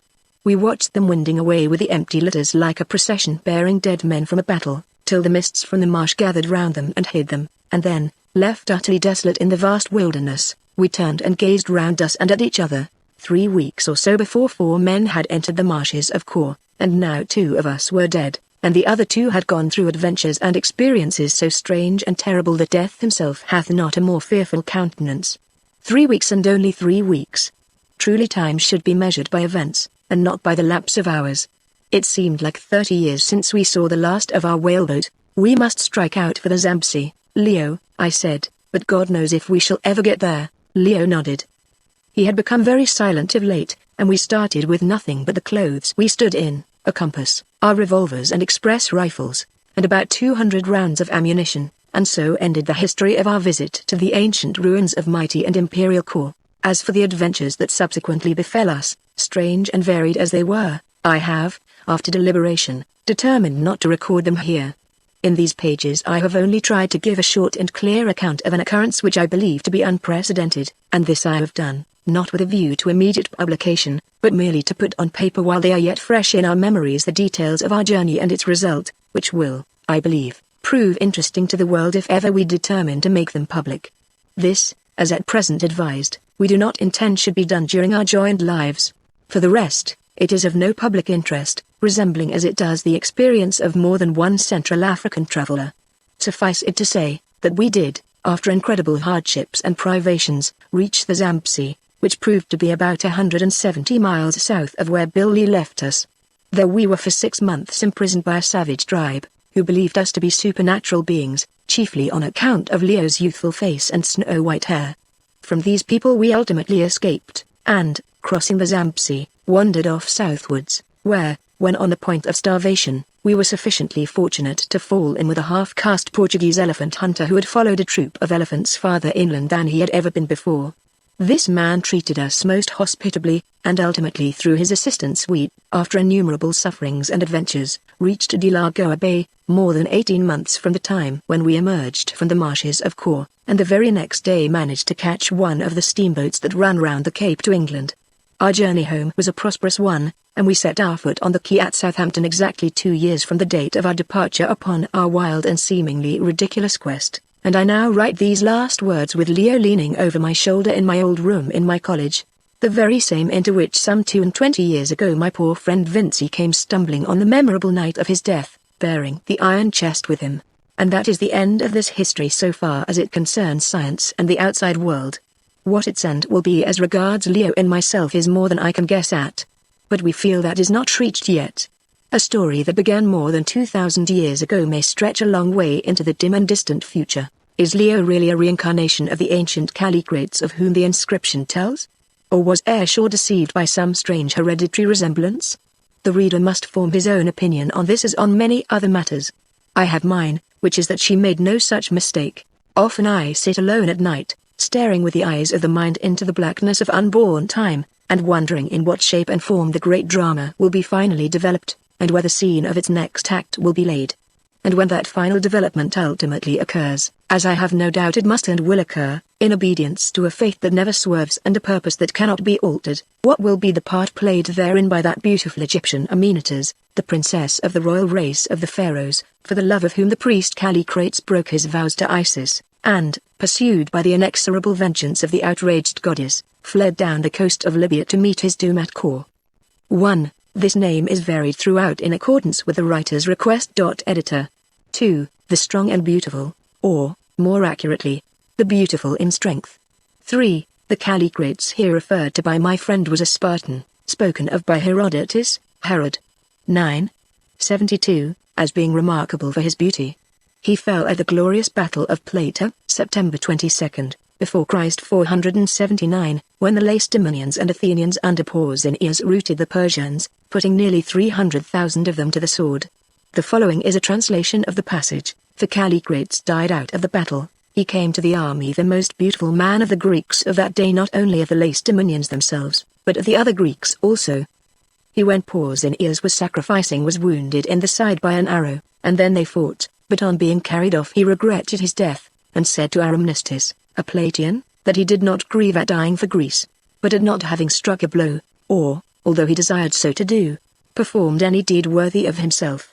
This Callicrates, who appears to have been as brave as he was beautiful, is subsequently mentioned by Herodotus as having been buried among the /7 Bians, young commanders, apart from the other Spartans and the Helots. L.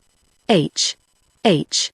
4. Nectanebo, or Nectanebo II, the last native pharaoh of Egypt, fled from Issus to Ethiopia, before Christ 339. Editor.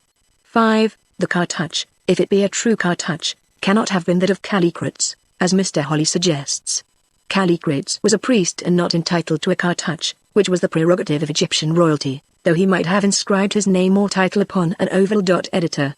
6. Another thing that makes me fix the date of this entry at the middle of the 18th century is that, curiously enough, I have an acting copy of Hamlet, written about 1740, in which these two lines are misquoted almost exactly in the same way, and I have little doubt but that the Vinci who wrote them on the potsherd heard them so misquoted at that date. Of course, the lines really run: 7, there are more things in heaven and earth, Horatio, than are dreamt of in your philosophy. L. H. 8. Grossin, the instructor of Erasmus, studied Greek under Chalcondylas the Byzantine at Florence, and first lectured in the hall of Exeter College, Oxford, in 1491. Editor. 9. There is a known species of magnolia with pink flowers. It is indigenous in Sikkim, and known as Magnolia campbellii. Editor.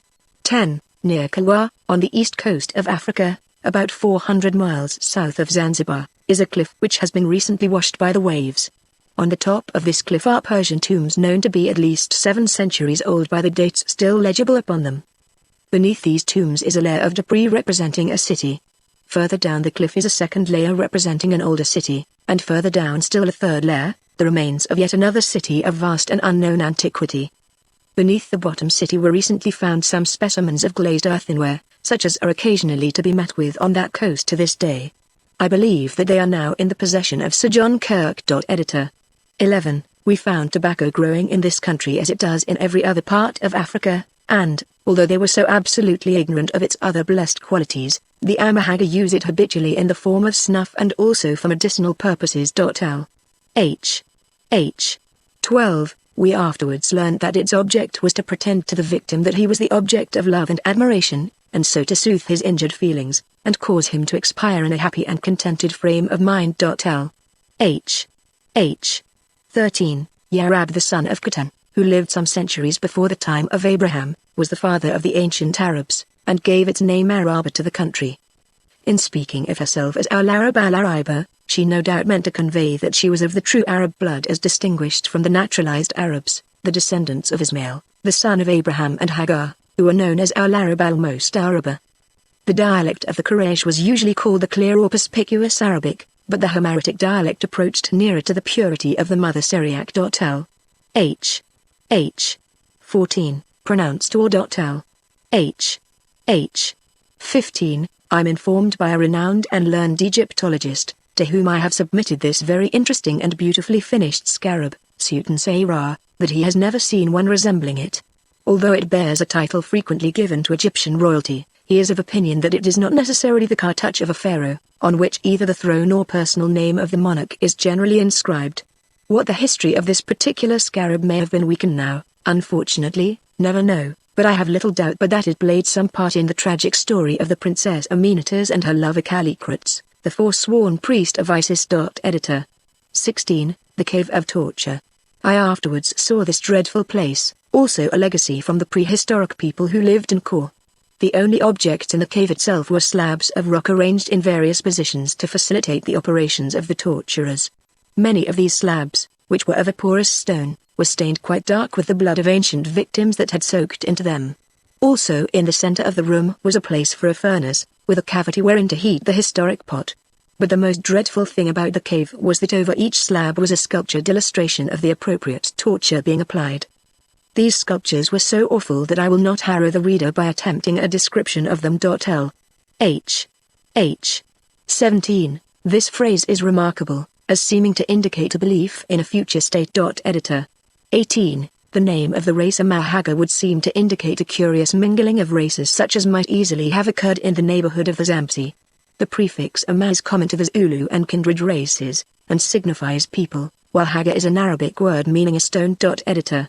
19. All the linen that the Haggard wore was taken from the tombs, which accounted for its yellow hue. It was well washed, however, and properly rebleached. It acquired its former snowy whiteness, and was the softest and best linen I ever saw. L. H. 20. Escher afterwards showed me the tree from the leaves of which this ancient preservative was manufactured. It is a low bush-like tree, that to this day grows in wonderful plenty upon the sides of the mountains, or rather upon the slopes leading up to the rocky walls. The leaves are long and narrow, of vivid green in color, but turning a bright red in the autumn, and not unlike those of a laurel in general appearance. They have little smell when green, but if boiled the aromatic odor from them is so strong that one can hardly bear it. The best mixture, however, was made from the roots, and among the people of Kor there was a law, which Escher showed me alluded to on some of the inscriptions, to the effect that on pain of heavy penalties no one under a certain rank was to be embalmed with the drugs prepared from the roots. The object and effect of this was, of course, to preserve the trees from extermination. The sale of the leaves and roots was a government monopoly, and from it the kings of Kor derived a large proportion of their private revenue. L. H. 21. Escher was a great chemist. Indeed, chemistry appears to have been her only amusement and occupation. She had one of the caves fitted up as a laboratory, and, although her appliances were necessarily rude, the results that she attained were, as will become clear in the course of this narrative, sufficiently surprising. L. H. 22. For a long while it puzzled me to know what could have been done with the enormous quantities of rock that must have been dug out of these vast caves, but I afterwards discovered that it was for the most part built into the walls and palaces of Kor, and also used to line the reservoirs and sewers. L. H. 23. Among the ancient Arabians the power of poetic declamation, either in verse or prose, was held in the highest honor and esteem, and he who excelled in it was known as Kateb, or orator. Every year a general assembly was held at which the rival poets repeated their compositions, when those poems which were judged to be the best were, so soon as the knowledge and the art of writing became general, inscribed on silk in letters of gold, and publicly exhibited, being known as al-Mudahabat, or golden verses. In the poem given above by Mr. Holly, Escher evidently followed the traditional poetic manner of her people, which was to embody their thoughts in a series of somewhat disconnected sentences, each remarkable for its beauty and the grace of its expression. Editor. 24. After some months of consideration of this statement I am bound to confess that I am not quite satisfied of its truth. It is perfectly true that Escher committed a murder, but I shrewdly suspect that, were we endowed with the same absolute power, and if we had the same tremendous interest at stake, we would be very apartment to do likewise under parallel circumstances. Also, it must be remembered that she looked on it as an execution for disobedience under a system which made the slightest disobedience punishable by death. Putting aside this question of the murder, her evil-doing resolves itself into the expression of views and the acknowledgement of motives which are contrary to our preaching if not to our practice. Now at first sight this might be fairly taken as a proof of an evil nature, but when you come to consider the great antiquity of the individual it becomes doubtful if it was anything more than a natural cynicism which rises from age and bitter experience, and the possession of extraordinary powers of observation. It is a well-known fact that very often, putting the period of boyhood out of the question, the older we grow the more cynical and hardened we get. Indeed, many of us are only saved by timely death from utter moral petrifaction if not moral corruption. No one will deny that a young man is on the average better than an old one, for he is without that experience of the order of things that in certain thoughtful dispositions can hardly fail to produce cynicism, and that disregard of acknowledged methods and established custom which we call evil. Now the oldest man upon the earth was but a babe compared to Escher, and the wisest man upon the earth was not 1/3 as wise. And the fruit of her wisdom was this, that there was but one thing worth living for, and that was love in its highest sense, and to gain that good thing she was not prepared to stop at trifles. This is really the sum of her evil doings, and it must be remembered, on the other hand, that, whatever may be thought of them, she had some virtues developed to a degree very uncommon in either sex: constancy, for instance. L. H. 25. I regret to say that I was never able to ascertain if she was invulnerable against the ordinary accidents of life. Presumably this was so, else some misadventure would have been sure to put an end to her in the course of so many centuries. True, she offered to let Leo slay her, but very probably this was only an experiment to try his temper and mental attitude towards her. Esau never gave way to impulse without some valid object. L. H. 26. In connection with the extraordinary state of preservation of these ruins after so vast a lapse of time, at least 6,000 years, it must be remembered that Kor was not burnt or destroyed by an enemy or an earthquake, but deserted, owing to the action of a terrible plague. Consequently the houses were left unharmed. Also the climate of the plain is remarkably fine and dry, and there is very little rain or wind, as a result of which these relics have only to contend against the unaided action of time, that works but slowly upon such massive blocks of masonry. L. H. 27. Bill Lee told me that the Haggard believe that the site of the city is haunted, and could not be persuaded to enter it upon any consideration. Indeed, I could see that he himself did not at all like doing so, and was only consoled by the reflection that he was under the direct protection of she.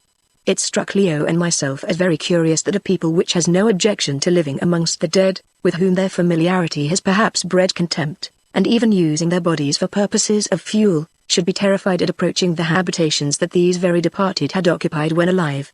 After all, however, it is only a savage inconsistency. L. H. 28. After all, we are not much in advance of the Haggard in these matters. Mummy, that is pounded ancient Egyptian, is, I believe, a pigment much used by artists, and especially by those of them who direct their talents to the reproduction of the works of the old masters. Editor. 29. It will be observed that Esau's account of the death of Callicrates differs materially from that written on the potsherd by Amyntas. The writing on the sherd says, "Then in her rage did she smite him by her magic, and he died." We never ascertained which was the correct version, but it will be remembered that the body of Callicrates had a spear wound in the breast, which seems conclusive, unless, indeed, it was inflicted after death. Another thing that we never ascertained was how the two women, she and the Egyptian Amyntas, were able to bear the corpse of the man they both loved across the dread gulf and along the shaking spur. What a spectacle the two distracted creatures must have presented in their grief and loveliness as they toiled along that awful place with the dead man between them. Probably, however, the passage was easier than. L. H. 30. What a terrifying reflection it is, by the way, that nearly all our deep love for women who are not our kindred depends at any rate, in the first instance, upon their personal appearance. If we lost them, and found them again dreadful to look on, though otherwise they were the very same, should we still love them? L. H. 31. Curiously enough, Leo's hair has lately been to some extent regaining its color, that is to say, it is now a yellowish gray, and I am not without hopes that it will in time come quite right. L. H. 32. Thou hast slept long, my baboon, said old Billy,